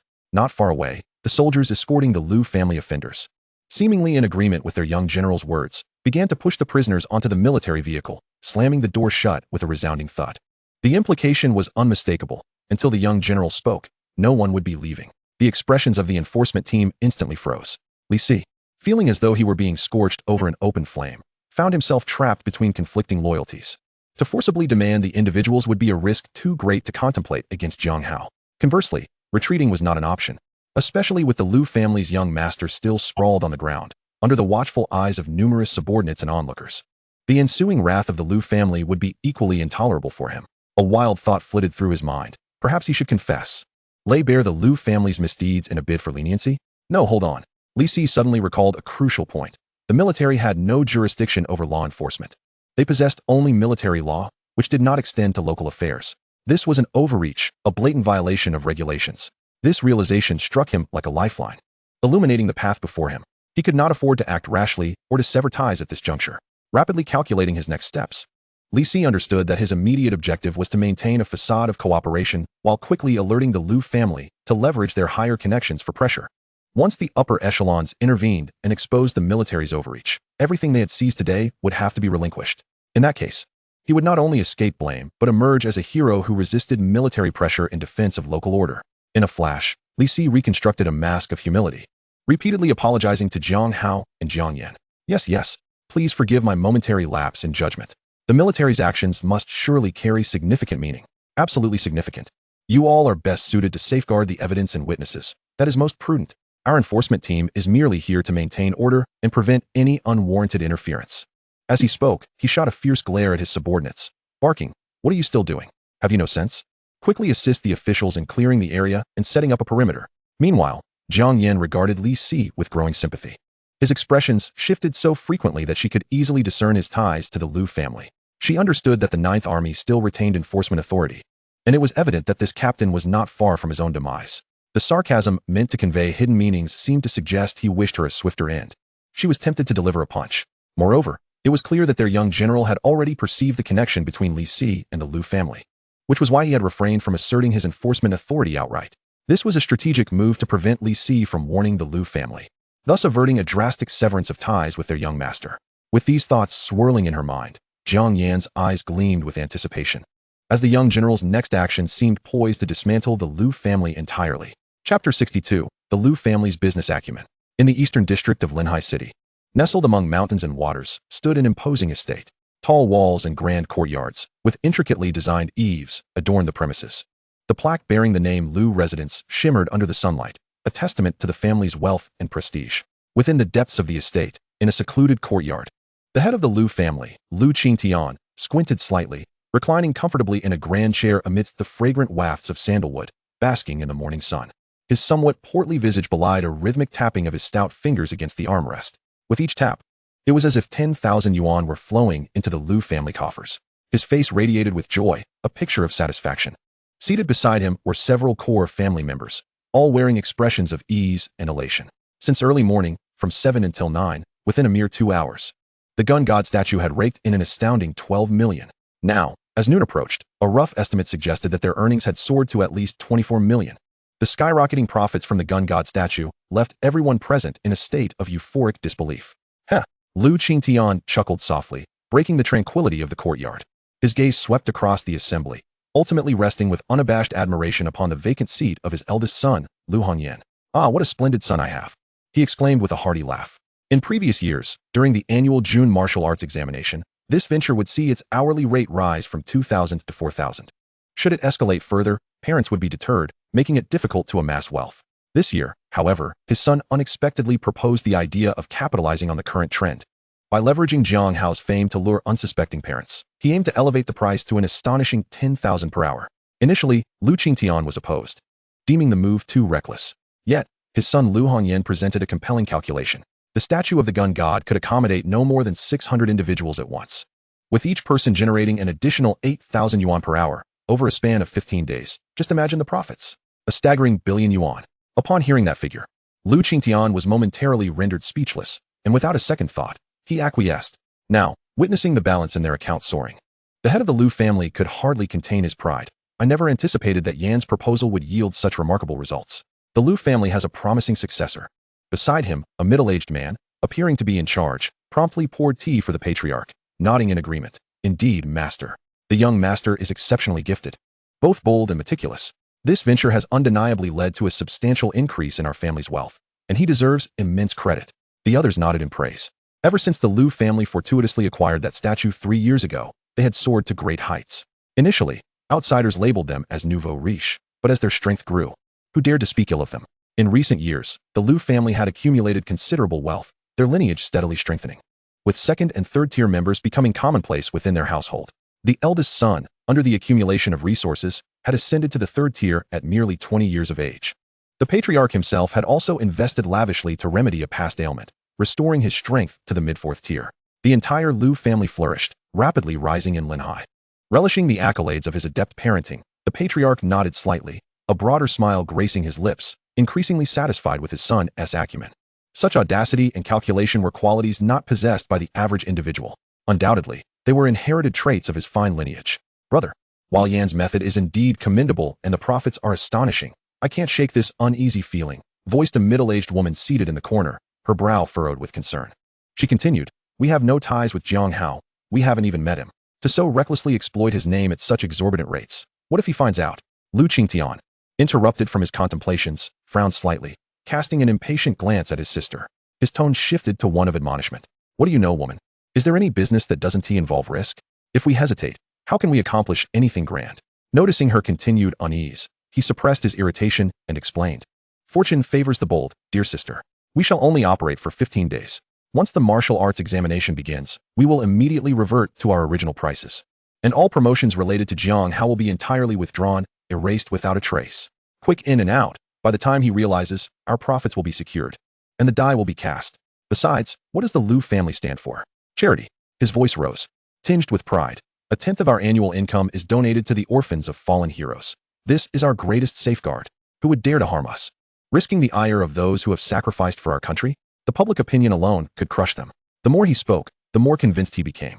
Each year, the donation ceremony was graced by many high-ranking officials from Linhai. Even the martial goddess division afforded respect to the Liu family. What was there to fear?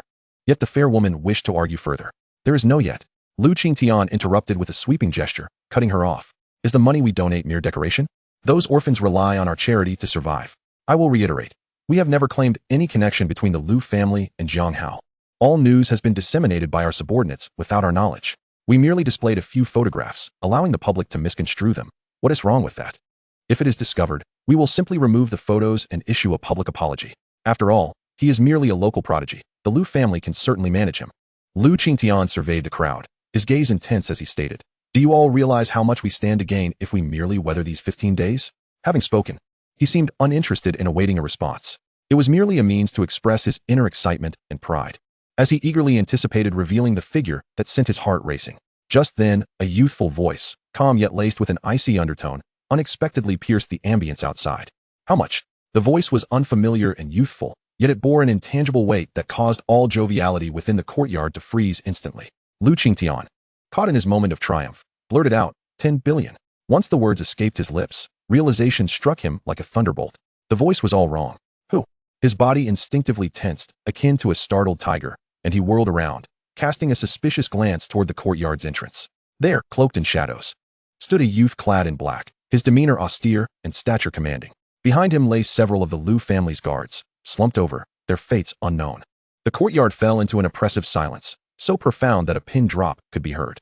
The few family members who had instinctively reached for their weapons froze upon recognizing the boy. Others might not know him, but they certainly did. Lu Qingtian's earlier elation evaporated at an observable pace, replaced by shock and an encroaching panic.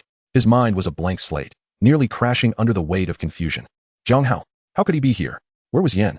How did he arrive? What transpired at the square? A multitude of questions and ominous premonitions surged simultaneously. Jiang Hao's gaze methodically scanned each member of the Liu family present. Each individual caught in his sight felt as though they had plunged into an icy abyss. They had no inkling of when the boy had begun eavesdropping on their conversation. Had he heard every word? Was there a recording? If there was, it would signify that everyone in attendance was complicit. An unknown dread enveloped them, as if it had seized their throats. Jiang Hao's gaze ultimately settled upon the pallid Lu Qingtian, a faint smile curling at the corners of his mouth. Master Lu, your business acumen is commendable. Chapter 63, The Crime of Three. Leaning against the grand chair, Lu Qingtian's body tensed rigidly, his fingers gripping the armrest tightly as he forced himself to regain composure. Having navigated the treacherous waters of life for many years, he was a wily old fox. After a fleeting moment of shock, a calmness descended, suppressing the uncontrolled expression. Having committed a guilty deed, one fears the knock of the ghost at the door. He discreetly scanned the other attendees, realizing that he was the only one left capable of speaking among this ineffectual assembly. As he swallowed hard, Lu Qingtian managed to conjure a stiff smile. Ah, esteemed guest, may I inquire as to your identity? He glanced at the scattered Liu family guards on the ground, pondering what wisdom this esteemed visitor had to impart. Jiang Hao paid no heed to the patriarch's clumsy act. Slightly shifting, he made way for Jiang Yan, the female advisor. Equally disinterested in engaging in such sordid banter, adjusted her glasses and promptly activated the recorder in her hand. From what a splendid son I have, onward. Until the moment we were to confront Jiang Hao, there had been no semblance of acquaintance between us. In fact, we had never even laid eyes on one another. At that point, the atmosphere in the venue was utterly desolate. Then came Lu Qingtian's scathing remark. Those orphans of the martyrs are relying on our charitable donations to survive. Enough. Lu Qingtian's eyes blazed with fury as he interrupted with a thunderous roar. With a swift motion, he overturned his armchair, shattering it into splinters. This act sent tremors of fear through the Liu family members, many collapsing to the ground in tears, utterly at a loss as to how to respond. Was the Liu family doomed? As Lu Qingtian gazed upon this ineffectual clan, his rage surged, and he bellowed, "Get up, all of you." He inhaled deeply, suppressing a fraction of his wrath, and strode past his feckless kin to stand before Jiang Hao. Youthful bravado is commendable, yet the waters of Linhai run deep. Should you provoke me, many will suffer, including individuals you least expect. Let us instead collaborate. The Liu family is prepared to follow your lead, with a share of 30% in the profits. Alternatively, he gritted his teeth. Name your price. How much would it take to put this matter to rest? Let us be frank. In his eyes, it was merely a matter of finances. Everything in this world is negotiable. It is merely a question of how much. As long as there are no prison sentences, the Liu family remains intact. The incidents of the Plaza Brawl 2 years ago, the family feud last year, and the malicious competition in the medicinal market this year, each had been resolved with money. Now, could a mere young prodigy not be settled likewise? Oh, you may have misunderstood. Jiang Hao met his gaze, nodding politely, and informed him, you are about to be raided. Your wealth is now mine. With that, he casually surveyed the estate, contemplating future utilizations. You. Lu Qingtian pointed at Jiang Hao, his eyes bloodshot and nearly bursting with fury. He contorted his face into a grotesque expression, gesturing towards the prominent plaque of the Linhai charitable family within the hall. Let me tell you, Jiang, do not be so arrogant. Despite all our faults, this plaque is legitimate, issued by the Martial God S Division. He fixed Jiang Hao with an intense gaze, shifting from a tone of defense to one of accusation. Do you know how many families depend on this money for their livelihood? Answer me. By raiding the Liu family today, you are severing their means of survival and disheartening the righteous across the realm. When the fierce beasts assail the city, who will still be willing to march forth? You are not merely targeting the Liu family. You are attacking the hearts of the people of Linhai. With a determined step, Lu Qingtian stomped down heavily on the ground. If you dare to make a move, I will have those orphans drown you in their spit. Witnessing the Liu family patriarch in such a state of agitation, Jiang Hao merely smiled, as though he were observing a fool. Dear Patriarch Liu, he said, slowly advancing. And as he brushed past Lu Qingtian, he patted the man's shoulder. You seem to have misjudged the situation. Even if I raid your household and seize your funds, I can still provide for those orphan martyrs. Lu Qingtian stood as if struck by lightning, utterly dumbfounded. He had never anticipated that this youth was dead serious. Jiang Hao had even considered the follow-up. Initially, Lu Qingtian had believed the young man was merely escalating demands to extort more from him. It was only at this moment that he comprehended the gravity of the situation. This lad genuinely intended to raid his home. Very well. Lu Qingtian's fury morphed into a sardonic smile. Then let us proceed according to the rules. His voice suddenly rose. Pray tell, what heinous crime has the Liu family committed to warrant such a raid? It is merely a matter of usurping the name of a local prodigy. At its core, it is merely an economic dispute. This was the Liu family's true pillar of support. Even if discovered, it was but a minor infraction. What crime could justify a raid? Those were serious offenses. I will not play games with you. We shall follow the due process. He regarded the two individuals before him with a newfound interest. At this juncture, he felt unafraid and chose to bare his fangs, sneering, I want to hear which grievous crime will be leveled against us for this raid. Jiang Yin stepped forward, casting a sympathetic glance at the slightly portly man. At this stage, to still believe this was merely a petty economic crime was truly delusional. Her voice, cold and resonant, broke the tension. I must ask you, the gun god is the spirit of our ancestors. His statue serves as a beacon of faith for martial artists, inspiring generations of warriors to stand and fight against the beasts. The city of Linhai entrusted your family with this responsibility, hoping you would benefit the martial artists and nurture the spirit of martial arts. Yet your family shows no reverence whatsoever. With the martial examination approaching, a matter of national importance, you have instead inflated prices fivefold, causing countless impoverished students to despair. Is this not a threat to the collective spirit and a disruption to the order of the martial examination? Moreover, you have fabricated evidence, impersonating officers to deceive countless parents who aspire for their children to succeed. Your family's actions, masquerading as military officers for commercial fraud, have sullied the reputation of the military. I must ask you, is your business even legal? Impersonate officers? Military officers? Upon hearing those words, the Liu family was jolted into realization, as if doused with cold water. That woman was not a mere figure Jiang Hao had summoned. Jiang Hao himself was an officer. A gust of wind swept through the hall, leaving the audience parched and breathless. The Liu family members looked to their patriarch, seeking guidance. He appeared pale, seemingly steady on his feet, yet his fingers trembled uncontrollably. Impersonating a local prodigy and impersonating military officers, were these not akin to the same crime? In the midst of their crumbling composure, Jiang Yin formally announced the charges. Her voice rang clear and resonant. The Liu family, on the eve of the martial examination, has hoarded resources and inflated prices fivefold, disrupting the livelihoods of the people and undermining the order of the martial examination. This is the first charge. A complete lack of reverence for the gun god statue, solely driven by profit, desecrating the spirits and corrupting the martial ethos. This is the second charge. Impersonating a Ninth Army officer for commercial fraud, tarnishing the honor of the military and stealing its reputation. This is a grave offense. This is the third charge. According to the Military Protection of Martial Artists Law, the Ninth Army has the authority to regulate the implicated assets. I hereby formally notify you that the Gun God statue, the Liu family estate, and the account funds will be immediately seized by the Ninth Army. All involved in this conspiracy will be detained and await trial. Should there be any dissent, you may file a lawsuit with the Southern Province Military Court. Her calm and merciless recitation echoed ominously within the courtyard. The wind howled once more, swirling the fallen leaves and raising fine dust. As her voice faded, countless military vehicles screeched to a halt outside the estate. A wave of imposing dark green figures emerged from the vehicles. 300 battle-hardened soldiers swiftly encircled the entire compound. An atmosphere of impending doom pervaded the air. Chapter 64, The Final Struggle. As Jiang Yan's cold voice fell, each word was like an invisible guillotine poised above the necks of the Liu family members. Several core relatives felt a persistent buzzing in their ears, their lips quivering, unable to produce a sound. The steward who had previously echoed the patriarch's sentiments suddenly found himself stained with a dampness creeping into his trousers upon seeing the soldiers. Some instinctively recoiled, their heels catching on the splintered remains of the armchair, causing them to tumble to the ground, pale as death. Despair. A complete and utter despair replaced the initial panic. The charges were not mere economic disputes, but allegations of stealing military honor. In the corner, the middle-aged beauty unexpectedly settled into an eerie calmness. A sorrowful smile graced her lips, her eyes reflecting a profound sense of foreboding, as her gaze swept over her brother's pallid visage. Ultimately, she closed her eyes, allowing 2 streams of tears to cascade down her cheeks. Liu Qingtian stood rooted to the spot, his figure swaying imperceptibly, barely managing to maintain his balance with every ounce of strength he could muster. 15 days of frenzied wealth accumulation had yielded a mere day's worth of gain, only to bring about a catastrophic downfall. No, he could not resign himself to fate. The Liu family must not be allowed to perish under his watch. Yes, the power of law enforcement. He suddenly raised his head, fixating intently on Jiang Hao, who was scrutinizing the estate, seizing a glimmer of hope. In Linhai, there existed someone capable of suppressing him. Only one person in Linhai possessed the authority to conduct a raid, and it was not you, Jiang Hao. Clutching onto a thread of hope, a sinister expression flickered across Liu Qingtian's face as he hurriedly delved into his pocket.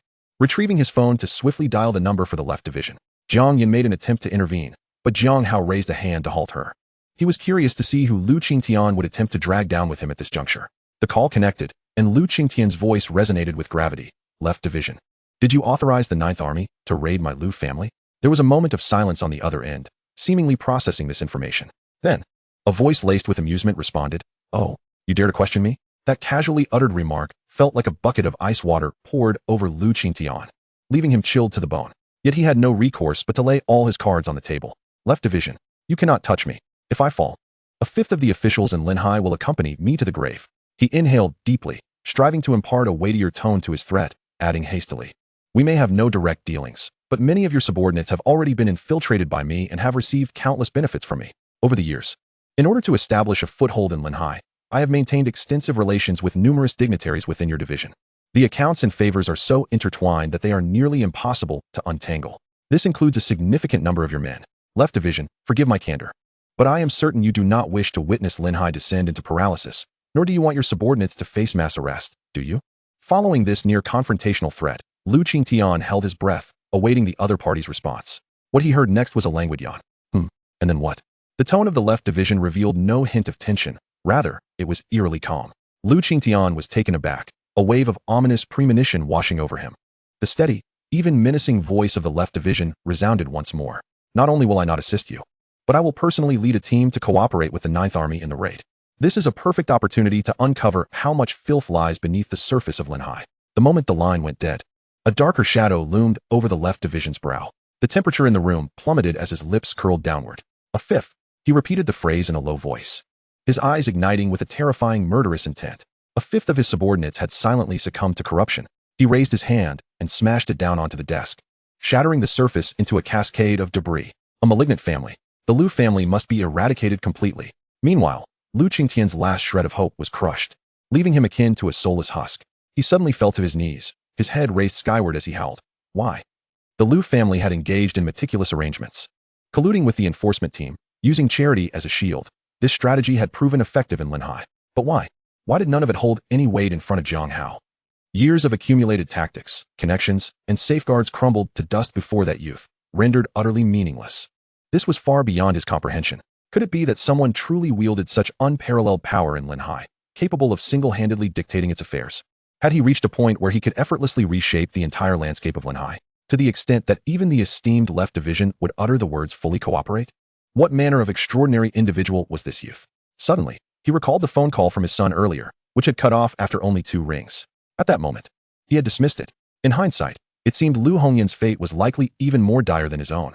Lu Qingtian let out a bitter laugh. Just then, his wife, disregarding her dignity, rolled and crawled to his side. Despair etched across her face as she handed him a phone.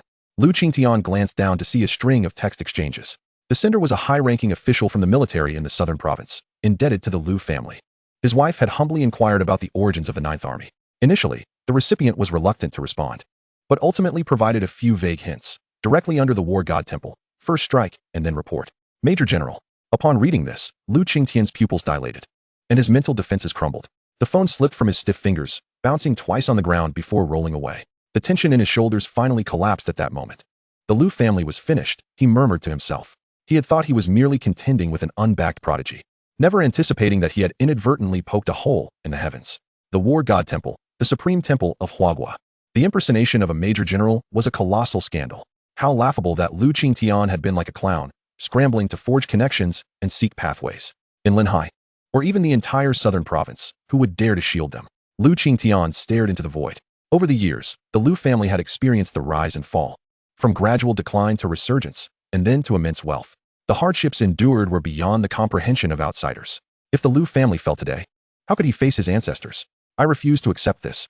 An insane thought surged within him, and suddenly, a resolute glint flashed in Lu Qingtian's eyes. To eliminate Jiang Hao would surely incite the wrath of the war god temple, leading to chaos in Linhai, thus allowing the Lu family's descendants to scatter and flee in different directions. This was the only opportunity for survival amidst the turmoil, to save as many as possible. His gaze shot towards the soldiers outside the door and that young man clad in black. Suddenly rising, he bellowed, "Those who can still move, stand up for me. Follow me to break through." The residual 4th-grade soul power within Lu Qingtian began to burn fiercely, his entire being erupting like a phoenix rising from the ashes, transforming into a shadow as he madly charged at Jiang Hao. Head of the family, no? Some family members realized his intent and cried out in alarm. Yet, Jiang Hao merely cast a fleeting glance at Lu Qingtian. He raised a finger, gently striking Lu Qingtian's chest. With a whoosh, a formidable pressure, akin to the heavens, descended from Jiang Hao's fingertip. The suddenly explosive Lu Qingtian halted midair. The soul power he had ignited was instantaneously frozen by an overwhelming force, and he soon witnessed icy crystals swiftly spreading from his chest, up to his neck and down to his abdomen. The bone-chilling crystals acted like a ravenous beast, swiftly shattering his meridians until every single one was severed. In the stillness of the Lu family's courtyard, Lu Qingtian crashed heavily to the ground, spitting out a mouthful of blood. His martial foundation lay utterly shattered beneath the touch of that youth's finger, rendering him a cripple. To lay hands on me means more than mere confiscation and imprisonment. Under the watchful eyes of those who dared not act, Jiang Hao slowly strolled over to Lu Qingtian's side, calmly observing the terror etched on the man's face. He leaned down and whispered into his ear, "It is a capital offense." As his words fell, the finality of fate loomed large. The youth's fingers suddenly clenched. Beneath the horrified visage of the middle-aged man, the upper half of his body, encrusted with ice crystals, shattered with a thunderous explosion. The sky was filled with drifting ice shards, reflecting radiant light under the sun. Chapter 65. The Martial Arts of the Buddhist Sect. The impact of this scene was overwhelmingly immense. Watching the Lu family's highest combatant, the 4th-grade mid-level patriarch, explode into fragments, the others dared not even breathe. It was because, at the moment the patriarch erupted, the youth's spiritual energy had firmly pinned them in place. There were indeed 3rd-grade fighters present, but what of it? The disparity in the quality of their spiritual cores was an insurmountable chasm. At this moment, all that filled the hearts of the Lu family members was a profound sense of regret. No one had anticipated that a martial arts student yet to enroll in school would wield such authority as a military dragon general. Such a shocking event had never occurred in the annals of Huagua's history. How could the Lu family have foreseen this? They merely considered him a talent easily manipulated, and, as had been their custom for the past few years, they brazenly oppressed him, harboring no sense of respect or awe. Ultimately, the members of the Lu family were blinded by greed. Amidst a chorus of sobs, Chen Wu and Sun Yuelong from the Ninth Army stepped into the courtyard. In fact, when the main forces arrived earlier, Chen Wu had already made his entrance. As Jiang Hao's personal punching bag, he was all too aware of the youth's prowess. After a brief glance, he discerned that no one in the courtyard posed a threat to Jiang Hao. Therefore, he took the initiative to lead a small team to detain the other members of the Lu family. He stepped forward, addressing the Dragon General. All remaining Lu family members have been apprehended without exception, awaiting your orders. Having reported the matter at hand, he immediately leaned closer to Jiang Hao, rubbing his excited hands together and licking his lips, fervently suggesting, "Shall we proceed with the raid?" There is no other option. After taking a quick tour, the opulence of the Lu residence was truly staggering. Feeling Jiang Hao's unusual gaze upon him, he explained, "Dragon General, you truly haven't seen it. There are over 60 grand edifices, among which the medicinal storage alone occupies 2 entire buildings. And I could smell the fragrance of the herbs even from behind a false mountain. Who could resist such a lure? No wonder they are known as the nouveau riche of Linghai. With the gun god statue, they have developed to an astonishing scale in just 3 short years." Chun Wu swallowed hard, drawing even closer, and added, "Moreover, there are only about 30 members of the Lu family, yet the household has over 400 servants, bodyguards, and attendants. That's an average of more than 10 individuals serving each Lu family member. What a feudal lord." When I kicked open one of the residences, a young Lu family member in their 20s was surrounded by 8 massage girls. The sheer extravagance left Chun Wu in awe, exclaiming in admiration. Upon hearing this, Jiang Hao raised an eyebrow, truly the epitome of nouveau riche. Observing the eager demeanor of this newly appointed chief instructor, he couldn't help but chuckle, teasingly inquiring, "With just our 300 troops, can we manage a complete raid? We must wait. Just dealing with those captives will require a substantial number of personnel." Wait. Chun Wu raised an inquisitive brow, wondering whom they were waiting for. In Linghai City, on the main thoroughfare, a law enforcement vehicle roared to life, speeding past. Following closely behind were a continuous stream of law enforcement vehicles, their lights flashing as they raced alongside. Bystanders turned their heads, whispering among themselves about what had transpired. It had been many years since Linghai had witnessed such a grand display. At the forefront of this convoy was the left envoy of the Linghai City Martial God Branch, who also served as the director of the Law Enforcement Bureau, personally leading the charge. At this moment, he sat in the vehicle, eyes closed in meditation, his face betraying a hint of unease. In his eyes, Jiang Hao was ultimately reckless. Lu Qingtian was a 4th-grade mid-level warrior. Should he be driven to desperation? The threat he posed could be dire. The left envoy exhaled silently, grateful that he had witnessed the astonishing shot fired by the youth. And with the apparent presence of a prodigy named Chun Wu by his side, he felt slightly reassured. He was among the few who understood the relationship between the 9 Heavens Army and the 9th Army. Moreover, since he had vaguely learned that the martial god had personally met Jiang Hao, he comprehended that the youth had already become an influential figure in Linghai. After receiving the call from Lu Qingtian, the left envoy promptly reported to the highest governing official of Linghai, the branch envoy. It is often said that 2 tigers cannot coexist in one mountain, yet the other party had explicitly stated their non-involvement in this matter, clearly conveying their attitude. "You are the true sovereign here. I shall not interfere or obstruct, adopting a Zen-like stance. Do as you wish, I will not hinder you." A smile subtly graced the left envoy's lips. The 9th Army, being a newly established military force stationed in Linghai, was in dire need of establishing authority and military funding. The Lu family had essentially delivered a prime opportunity right to their doorstep. This time, they must execute the operation flawlessly, cooperating fully to ensure Jiang Hao's satisfaction, thus hitching a ride on this ascending vehicle. Perhaps next year, the position of branch envoy could very well be his. Roaring. Once the left envoy and the large contingent arrived, they swiftly took over the task of overseeing the Lu family members. Although the 9th Army possessed law enforcement authority, they were limited by insufficient manpower, lack of facilities, and a shortage of skilled interrogators. Such procedural trivialities naturally fell to the Law Enforcement Bureau to manage. All core members of the Lu family involved in the conspiracy would undoubtedly face imprisonment. The other subordinates, once thoroughly investigated, would not be subjected to excessive hardship. Those who should be released would be released. Noticing the severed body within the Lu family's inner courtyard, the left envoy found himself momentarily breathless. What an astonishing method. This was not merely a battle. It was evidently an execution carried out on the spot. He gazed at the scattered ice remnants. And such a brutal kill of a 4th-grade mid-level warrior, executed with such decisiveness, could be accomplished by no veteran even within the Law Enforcement Bureau. In Linghai, 4th-grade warriors were already at the ceiling of combat power. Even the 3 envoys at the peak of the 4th grade would require considerable effort to subdue Lu Qingtian. Witnessing this scene, the left envoy felt even more fortunate about his decision to come here for a familiarization visit. The youth's future was beyond anything he could envision. He subtly lifted his gaze, looking at the youth's profile, his smile growing increasingly earnest. Jiang Hao felt somewhat uncomfortable under the left envoy's ardent gaze. After directing the 9th Army and law enforcement personnel to commence the raid, he turned and, accompanied by Chun Wu, entered the Lu family's library. Compared to wealth and medicinal herbs, Jiang Hao was far more concerned with acquiring martial techniques that could enrich his arsenal. After all, he possessed only soul techniques, domain techniques, ultimate skills, and one gun technique from the ghostly realm that could be considered formidable. He felt as though something was lacking. With a soft sigh, Jiang Hao led Chun Wu past the first and second floors, where the inferior martial techniques were displayed, heading straight for the top floor. The third floor of the Liu family's library appeared to be a treasure trove, but as Jiang Hao casually flipped through a few books, disappointment washed over him. They were merely A-grade martial techniques, of little assistance to him. Even if learned, it would be a waste of system points. It seemed this nouveau riche lacked deep foundations after all. Jiang Hao sighed lightly, feeling agitated. Boom. A whole row of bookshelves beside him was instantly reduced to dust by a single punch.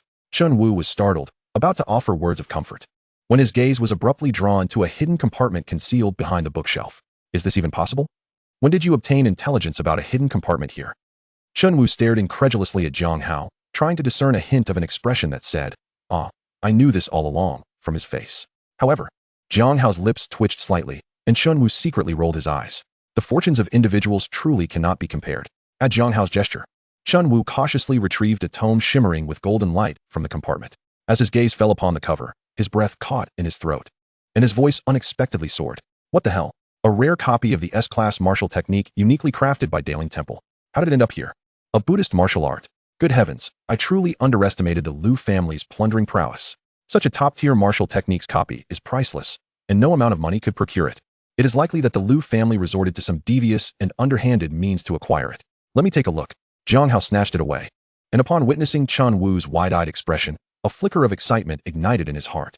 Daling Temple, the pinnacle of martial arts sects in Huagua. Their original techniques must surely surpass ordinary S-class ones. The characters Jinhuan Tiantong shone with golden brilliance, capturing his attention. Beneath it, a line of smaller text read, "This technique can only be learned by warriors with a spiritual power of 6th grade or above." Jiang Hao was not deterred by this notice. Having already mastered the state-level Wind Thunder Spear Soul, what else could he not learn? If he couldn't learn it, it would simply mean that the system points were insufficient. After casually flipping through, Jiang Hao gained a general understanding of this martial art.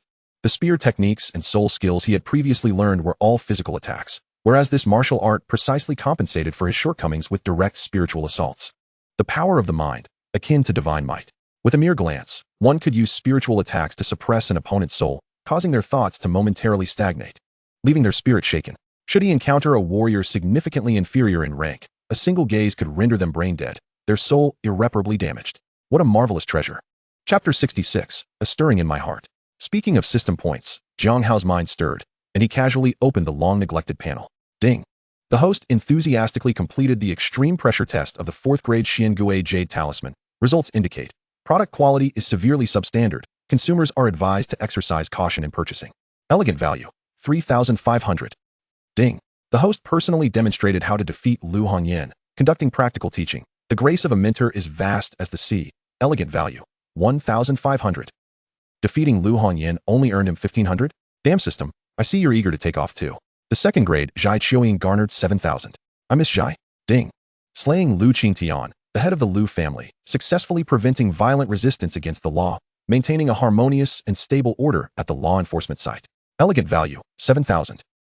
Ding. The Liu family's raid project has been flawlessly executed, aiding the members of the Liu family in embarking on a new chapter in life. Elegant value, 30,000. Elegant value balance, 42,420. Hiss. A raid directly grants 30,000. Upon seeing the balance, Jiang Hao's previously somber expression softened slightly. All right, system, your ticket is refunded. You need not fly just yet. In his heart, he replied, clearing a space amidst the ruins, brushing off the splintered wood and dust, and sitting cross-legged. What are you doing? Chun Wu asked with a puzzled expression. You're not thinking of learning the S-class martial art right here, are you? It clearly states that you need to be 6th grade to learn it, brother. Feeling a stirring in his heart, Jiang Hao's gaze lowered slightly as he calmed the soul power circulating within him, nonchalantly replying, entirely unconcerned by Chun Wu's astonished expression. Almost immediately, the elegant value surged into him. Jinhuan Tiantong is breaking through. Detected that the host has not cultivated the soul, elegant value consumption increased.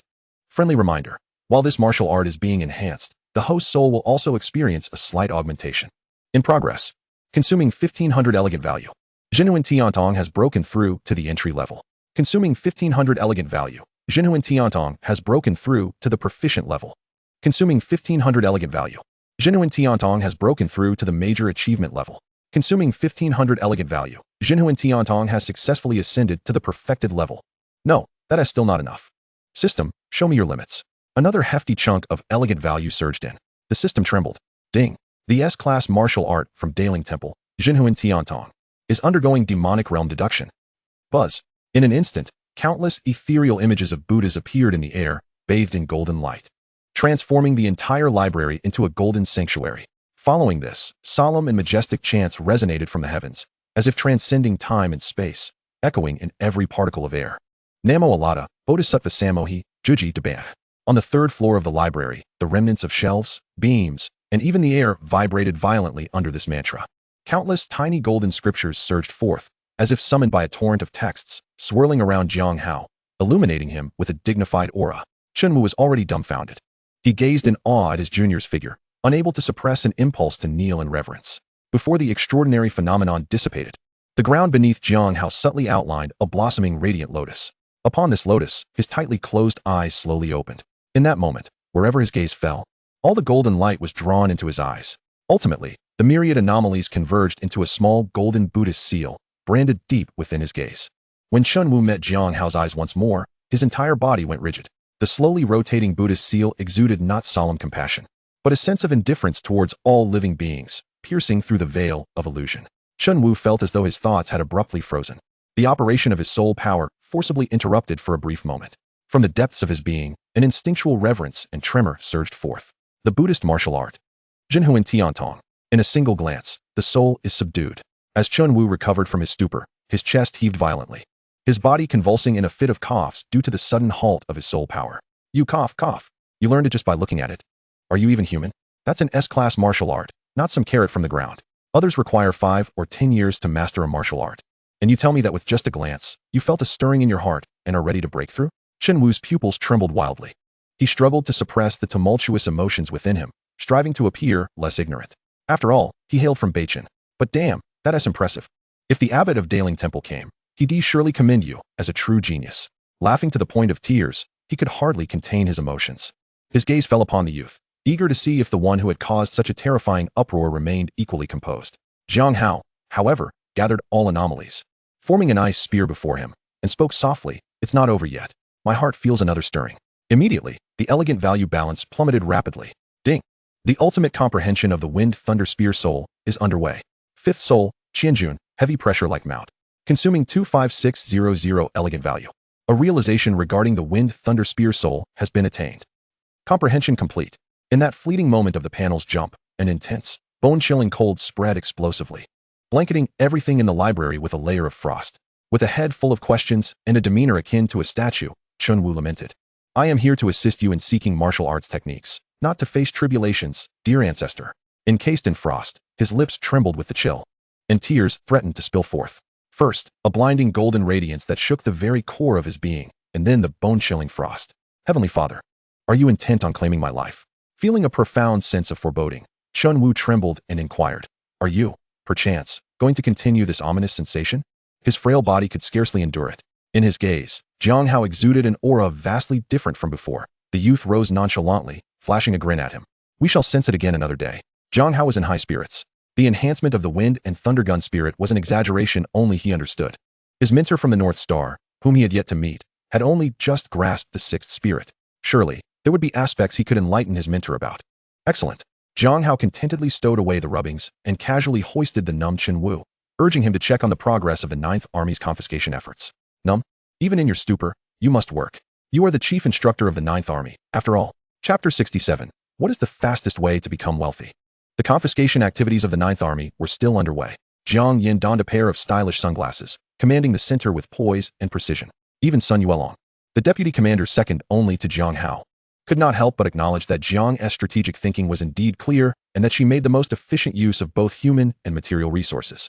As Jiang Hao approached the dimly lit temporary military tent, he contemplated the hierarchy concerning Sun Yuelong and Chunwu. From a military standpoint, Chunwu's position as chief instructor was slightly inferior to Sun Yuelong's, yet his cultivation far surpassed that of the latter. However, Sun Yuelong, being a military veteran, would find it inappropriate if Chunwu were abruptly promoted to deputy commander. Furthermore, Chunwu was unfamiliar with the area, and Jiang Hao was soon to venture into the floating island ruins, so it would be better for Sun Yuelong to handle the military affairs. Just as he settled down, Jiang Yin entered briskly, her face radiating with uncontainable joy. "Young General, the Liu family's account has swiftly transferred 7.5 billion in cash to our military's account with the full cooperation of the Left Hall Envoy. Additionally, we have over 3,000 fourth-grade pills, 26,000 third-grade pills, and the first and second grade pills are still being counted. The treasury of martial techniques is vast and plentiful. This bounty has significantly enriched the Ninth Army. One must say, the efficiency has greatly improved with the assistance of the elite from the Law Enforcement Bureau. Her words flowed rapidly, her voice tinged with excitement. Jiang Hao nodded slightly, his spirits equally uplifted. Confiscation was always a gratifying endeavor. He cast a glance at the law enforcement personnel outside the tent, casually collecting some water to distribute to the left hall envoy, acknowledging their contributions. Yes, Jiang Yin stood at attention in response. This bounty was considerable. Even the smaller amounts were a significant boost for the Law Enforcement Bureau of Linhai. She then stepped forward, her gaze drifting past the tent flap towards the imposing Liu family mansion in the distance, hesitating as she asked, "How shall we handle these residences?" Over 60 opulent houses in this prime location could fetch at least $1 billion if liquidated. Yet, I wonder which faction could possibly absorb such assets. Liquidation may prove to be quite challenging. Jiang Hao pondered for a moment, deciding to set the properties aside for the time being. There was no urgency. In 2 days, I shall enter the floating island ruins, and you shall manage military affairs on your own. Remember my principle. Rewards in the military are based on merit. Only soldiers who slay ferocious beasts can exchange for resources. Understood. Jiang Yin's expression turned serious, her heart resolute. She wholeheartedly endorsed this. Only with rich combat experience could a military's combat quality be truly exemplified. At that moment, a commotion erupted outside the tent. Both turned their heads in unison, only to see the left hall envoy striding in with a grim expression, dragging a person along and unceremoniously throwing him to the ground, exclaiming, "Speak to young general about your matters. Why are you begging for mercy?" The individual who had been tossed stumbled and hurriedly raised his head. It was none other than Li Si, the captain of the law enforcement team. He was now utterly disoriented, crawling to Jiang Hao's feet, his voice trembling. "Why, young general? I am here to surrender. I have received a total of 20 million from the Liu family over the years, secretly ensuring the safety of the Gun God Square." Tears streaming down his face, Li Si pleaded, "I beseech you to show me mercy and handle this leniently." Having parted ways with Jiang Hao at the Gun God Square, Li Si rushed to the Liu family, intending to warn them and help them prepare. However, he was taken aback to find the young man had arrived before him. He had no choice but to hide in the shadows and observe. Soon after, he witnessed 300 warriors charging into the Liu family with murderous intent. This made him even more hesitant to act carelessly, and he frantically sought a place to conceal himself. But before long, the elite from the Law Enforcement Bureau arrived. With a thorough search, he found no place to hide. He collided directly into the gaze of the left hall envoy. In a moment of desperation, he had no choice but to brazenly claim he was there to surrender, hoping to lessen his punishment. What bewildered him even more was that the left hall envoy seemed utterly indifferent to his pleas, simply delivering him into this tent. Was it possible that this young man now held dominion over Linhai? Would he indeed show mercy? Jiang Hao's gaze swept over Li Si, who suddenly froze. Fear coursing through him, he felt as though a glimmer of golden light flickered in the depths of the youth's eyes, as if a sharp blade had pierced through his very soul. All his pretenses, all his thoughts, seemed to dissolve like bubbles beneath that penetrating gaze. Li Si's legs buckled, and he emitted a muffled groan, blood seeping from his mouth and nose. Under the influence of the soul-calming heavenly eye, his mental defenses crumbled instantly, and his mouth moved of its own accord, betraying, "I lied. I am not here to surrender. I only came to warn, but was cornered." As soon as the words escaped his lips, Li Si realized with horror, his face turning ashen. What was happening? Why did it feel as if he were possessed? Revealing all his secrets. He looked up in terror, locking eyes with Jiang Hao's dark orbs, an icy dread originating from his very soul enveloping him, causing him to tremble uncontrollably. Seeing Li Si in a state of panic, Jiang Hao withdrew his gaze, fully understanding the situation. After breaking through the ghostly god realm, the soul-calming heavenly eye had the effect of shattering the mental defenses of opponents weaker than himself, compelling them to reveal the truth. This made discerning lies rather convenient. He ceased to regard the trembling Li Si on the ground and turned his attention to the left hall envoy. "You heard everything." The left hall envoy was shaken to his core, cold sweat trickling down his back. He had witnessed that bizarre scene with utmost clarity. Li Si had uncontrollably confessed the truth under the young man's gaze. What manner of incomprehensible power was this? Was it martial arts? A soul attack from a third-grade warrior? The left hall envoy suddenly felt an itch in his brain, as if he were about to become enlightened. Wiping the cold sweat from his forehead, he composed himself and solemnly declared, "Li Si feigned surrender, but in truth, he came to relay information. His crimes are thus compounded. Come in." 2 law enforcers responded promptly. "Please, no. I beg you. Grant me a chance." Li Si was thoroughly unhinged, his gaze darting about in a frenzy, his voice hoarse with desperation. He attempted to speak once more, but the 2 individuals, one on either side, swiftly seized him and dragged him out of the tent without hesitation. Their pleas for mercy faded into the distance. By the time night had fallen, the Ninth Army had thoroughly ransacked the Liu residence. The plundering had officially come to an end. in the beast den of Linhai, within the Ninth Army's encampment. The training ground was ablaze with light, the atmosphere charged with fervor. Numerous soldiers stood entranced beneath the newly erected statue of the gun god, holding their breath and immersing themselves in profound contemplation. An indescribable ecstasy welled up within their hearts. Which army, pray tell, can boast a statue of a gun god? And it is freely accessible, with no time restrictions. The news was still under wraps. Once other armies caught wind of it, they would likely be overwhelmed with envy. What others lacked, we possess. Not to mention the avenues available for exchanging merits for training resources. The soldiers gazed up at the gun god statue, their spirits soaring, feeling a sense of boundless possibility ahead. An hour later, a soldier suddenly opened his eyes wide. He thrust his gun forward, and the gunlight surged dramatically. With a powerful flex of his muscles, he swung the weapon down, creating a thunderous sound as it smashed into the ground, forming a deep crater. Its power far surpassed that of before. Stunned, he glanced at his long gun, and then an uncontrollable laughter erupted from his lips. Ha ha ha. I have grasped the basics of the breaking army gun technique. Laugh all you want. The chief instructor hurried over, and upon seeing the deep pit, he was momentarily taken aback. Fill that pit back up. For some reason, this scene suddenly reminded Chun Wu of the time when Jiang Hao had shattered the loft with a single punch during his time in the city team. His lips twitched uncontrollably as he harbored considerable concern for the future of this army. Laugh, laugh, laugh. With the gun god statue now present, and having only just begun. Look at the others, they are already striving for mastery. The following morning, the Ninth Army officially announced through the Linhai municipal channels that 3 days prior to the martial arts examination, the gun god statue would be freely accessible to all senior students in the city. After the martial arts examination, it would gradually open to the general martial artists, with a pricing structure of 500 per hour. Tomorrow, it would be exclusively open for a day to the senior students of Linhai No. 3 High School, entirely free of charge. Upon the release of these 3 announcements, the city erupted with excitement among martial artists. What is this? Free? What the hell? The gun god statue is free for seniors? Did someone hack the official account? Is this fortune finally ours in Linhai? In a certain high school class, the news spread like water hitting a hot pan, instantly exploding. Is this pricing serious? I feel like they left off a zero. What if we have to pay extra just to breathe the air inside? A student voiced his disbelief. Previously, the Liu family had set a price of 2,000.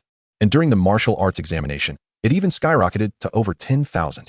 Such a stark disparity in pricing would raise questions in anyone's mind. Others echoed the same confusion, skeptically voicing, does the announcement state that the final interpretation rights belong to this office? I hope this isn't some gimmick from a training institute. Training? Come on, buddy. This is an official announcement from the Ninth Army. It's stamped with a big red seal. Whoa. As a classmate raised the announcement with the prominent red seal, the classroom erupted into a frenzy. Ninth Army, forever our hero. It seems I'm just 3 hours standing in front of the statue away from Jiangbei Martial University. Is it too much to dream, my friend? Simultaneously, the Linhai Martial Artist Forum was flooded with posts. Ordinary martial artists, 500 an hour. Urgent. Online now. What poses should I strike in front of the gun god statue for maximum comprehension? It's urgent, as it pertains to my future. What is the Ninth Army's background? Is there anyone knowledgeable out there? Shocking. Yesterday, the Liu residence was raided. Liu Qingtian died on the spot. The Ninth Army made its debut in Huagua, stirring a storm in Linhai City. In the meeting room of Linhai No. 3 High School, the air was thick with jubilation, and the attendees were equally excited. Principal Deng wore a sunny disposition, his wrinkles smoothing out, exuding the essence of an old tree blooming anew. The current state of Linhai No. 3 High School was largely due to his tireless efforts. Since Jiang Hao awakened his martial spirit, Principal Deng had strenuously advocated for resources for him, even discreetly gifting him pills on 2 occasions. He had originally thought he would have to wait 3 to 5 years to bask in the youth's glory. Little did he anticipate that such rewards would come so swiftly and significantly. He surveyed the faculty present, gently raising his teacup for a sip, feigning calmness as he declared, "Tomorrow, the statue will be open to us for free. With over 1,000 individuals, if each experiences it for 10 hours, that amounts to 5 million. His seemingly calm tone was betrayed by the rising inflection at the end. Indeed, the academic secretary excitedly chimed in. The Ninth Army has also notified us that from now on, every student who ranks in the top 10 during monthly exams at Linhai No. 3 High School will receive an additional free 10-hour usage voucher. He paused, and that's not all. Furthermore, at the end of each semester, the gun god statue will be exclusively open for a day to all students of Linhai No. 3 High School. Upon hearing this news, the teachers present were left in a state of bewilderment. This isn't just a grand gift. It's clearly the youth single-handedly elevating the quality of Linhai No. 3 High School. In the corner of the meeting room, several instructors specializing in gun techniques straightened their backs discreetly, exchanging knowing glances. Their status at Linhai No. 3 was about to rise dramatically. Principal, won't this be too ostentatious? I fear other schools might take issue with it. The director of education expressed with a hint of concern amidst the excitement. Principal Deng glanced at him, gently placing his teacup back on the table, and slowly replied, "Oldly, when a true dragon takes flight from your pond, you should not ponder how to slow its ascent, but rather how to entice it to return and bring rain to your pond. Now that the rain has fallen, our task is to extend our arms to catch it. Do you understand?" The director paused, then suddenly realized, "Yes, as long as Linhai No. 3 High School seizes this fortune. There is no need to worry about the opinions of others. That would only be needless anxiety." As the school's announcements were broadcasted, the cheers from Linhai No. 3 High School nearly blew the roof off the teaching building. One freshman was particularly ecstatic. Although Linhai No. 3 High School was not prestigious in the city, during this period, Jiang Hao had won the provincial championship, leading to a resource influx to the school. Their teachers announced that each student's share of body-tempering liquid and pills would double. He initially thought he had struck gold. But now there was also the gun god statue. Originally, he aimed for an ordinary martial arts university, but with the current resources, without spending a dime from home, solely relying on the school's provisions, he could aim for a key martial university. It can be said that Jiang Hao had become a deity in the hearts of the students at Linhai No. 3 High School. Awesome. Brother Hao is incredible. Why bother learning tie a fist? Let's practice shooting. From today on, I am the gun god. The schoolyard was filled with students switching to gun techniques, the atmosphere electric. It was easy to foresee that Linhai No. 3 High School would undoubtedly become a prominent and respected institution in Linhai City, the first choice for students wishing to study gun techniques. Moreover, as soon as the news was released, students from humble backgrounds, eager to learn gun techniques, scrambled for transfer opportunities. After all, everyone understood that with the gun god statue's pricing now reasonable, in the future, they might not even be able to queue up. The Ninth Army's willingness to open up a day exclusively for Linhai No. 3 High School each semester was simply outrageous, a blatant act of favoritism. If not now, then when? What most students have yet to realize is that, quietly, and without fanfare, Linhai No. 3 High School has surreptitiously introduced an elective course on the fundamentals of military theory. Principal Deng finalized this reform during a meeting. Observing that the Ninth Army only has third-tier warriors, he felt it was not entirely satisfactory. There should be representation across all levels. Upon hearing this, the teachers below were momentarily taken aback, but soon reacted with heightened breaths. "Principal, are you saying our students have the opportunity to join the Ninth Army?" Principal Deng's face flushed slightly. He had yet to find the right moment to mention this to student Jiang.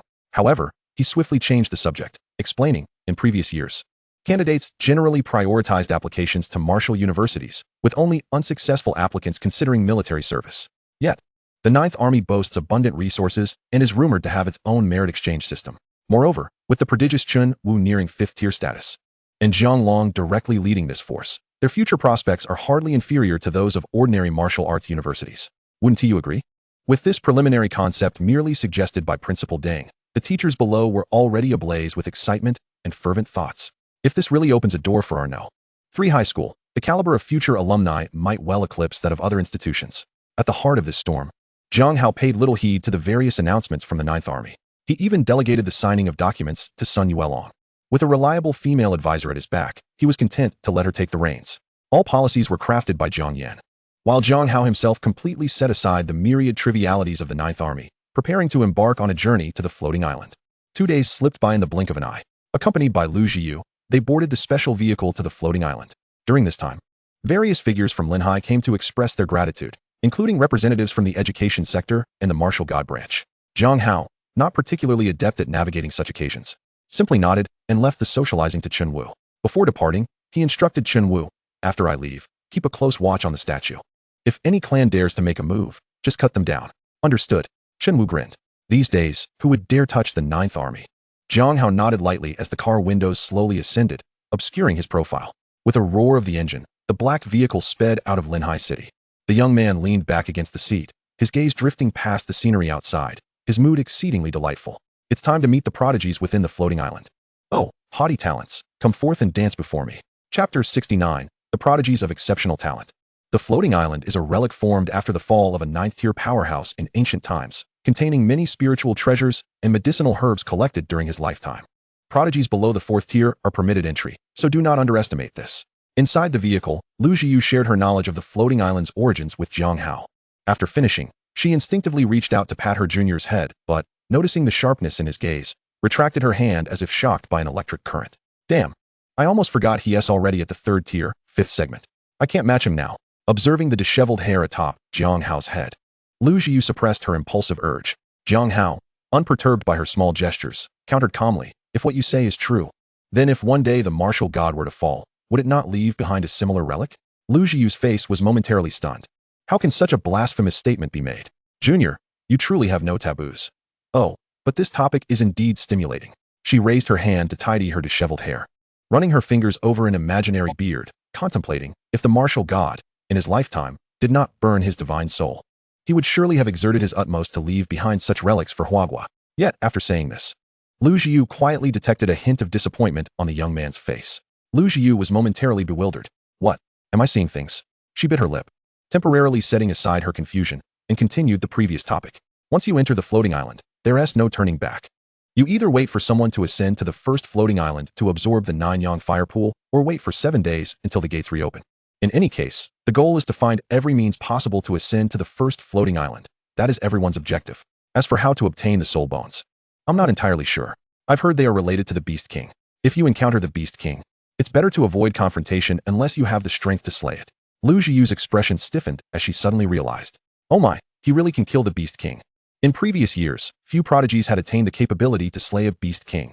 Lu Zhiyu suddenly became aware that she had significantly underestimated the young man's abilities. She had been thinking of him as just a junior, but in reality, he hardly needed her protection. Lu Zhiyu slightly turned her charming face, assessing this junior. His aura was far more robust than when they last met. Furthermore, the glimmer of sharpness in his gaze made even someone like Lu Zhiyu, who had witnessed countless prodigies, feel a twinge of embarrassment. Other so-called prodigies had never radiated such brilliance. Indeed, the junior had emerged from the beast cave and even slain a 4th-tier warrior. Which prodigy could boast such a dazzling resume? It was no wonder Lu Zhiyu's younger sister, Lu Zhixuan, had been like a startled fawn since meeting him. Is there anything else to convey? Jiang Hao withdrew his gaze, closing his eyes to meditate. To him, the opportunities the floating island presented were secondary. The most pressing matter was the prodigies within. It would be ideal to seize an opportunity to capture them all at once, converting them into system points. The points provided by ordinary warriors paled in comparison to theirs. Such gatherings of exceptional talent are indeed rare, warranting a special visit. No, that's all. This is my first time entering the floating island, Lu Zhiyu admitted candidly. And what use are you then? Jiang Hao replied bluntly. After saying this, he casually opened the panel, only to find no notification had sounded. Hiss, this hasn't he even breached my defenses? This fellow was indeed thicker-skinned than Xin Wu. Upon hearing this, Lu Zhiyu's body slightly trembled. Her face initially tightened before swiftly relaxing. I'm at least more useful than that little girl, Lu Zhixuan. Lu Zhiyu's expression quickly returned to normal, even slightly raising her chin, revealing a hint of inexplicable pride. Jiang Hao's mouth twitched. What on earth was she so proud of? As their conversation unfolded, the vehicle entered Sichuan province, traversing the desolate wilderness. Eventually, it halted in an open area. Jiang Hao pushed the door open and, taking advantage of the sunset, looked up. In the distance, a grand luminous gate stood quietly, its light gentle and its aura restrained, seemingly not yet activated. Shadows danced before the gate. Nearly 1,000 warriors scattered around, the scene bustling with energy.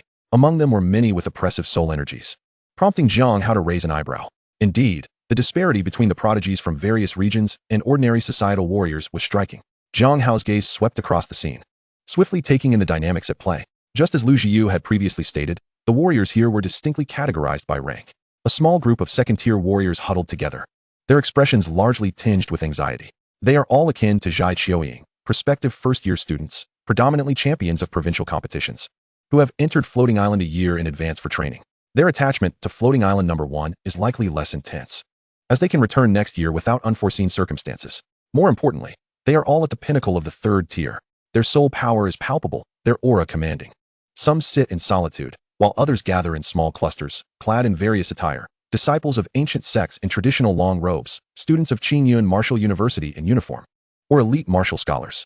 It is evident that they have come well prepared, deliberately suppressing their combat strength at the pinnacle of the 3rd tier. All for this journey to Floating Island in pursuit of the greatest opportunities. There are even a few formidable middle-aged martial artists among them, likely honed over decades at the 3rd tier, with substantial foundations. Any of these 3rd-tier elites could easily vanquish low-tier 4th-tier martial artists.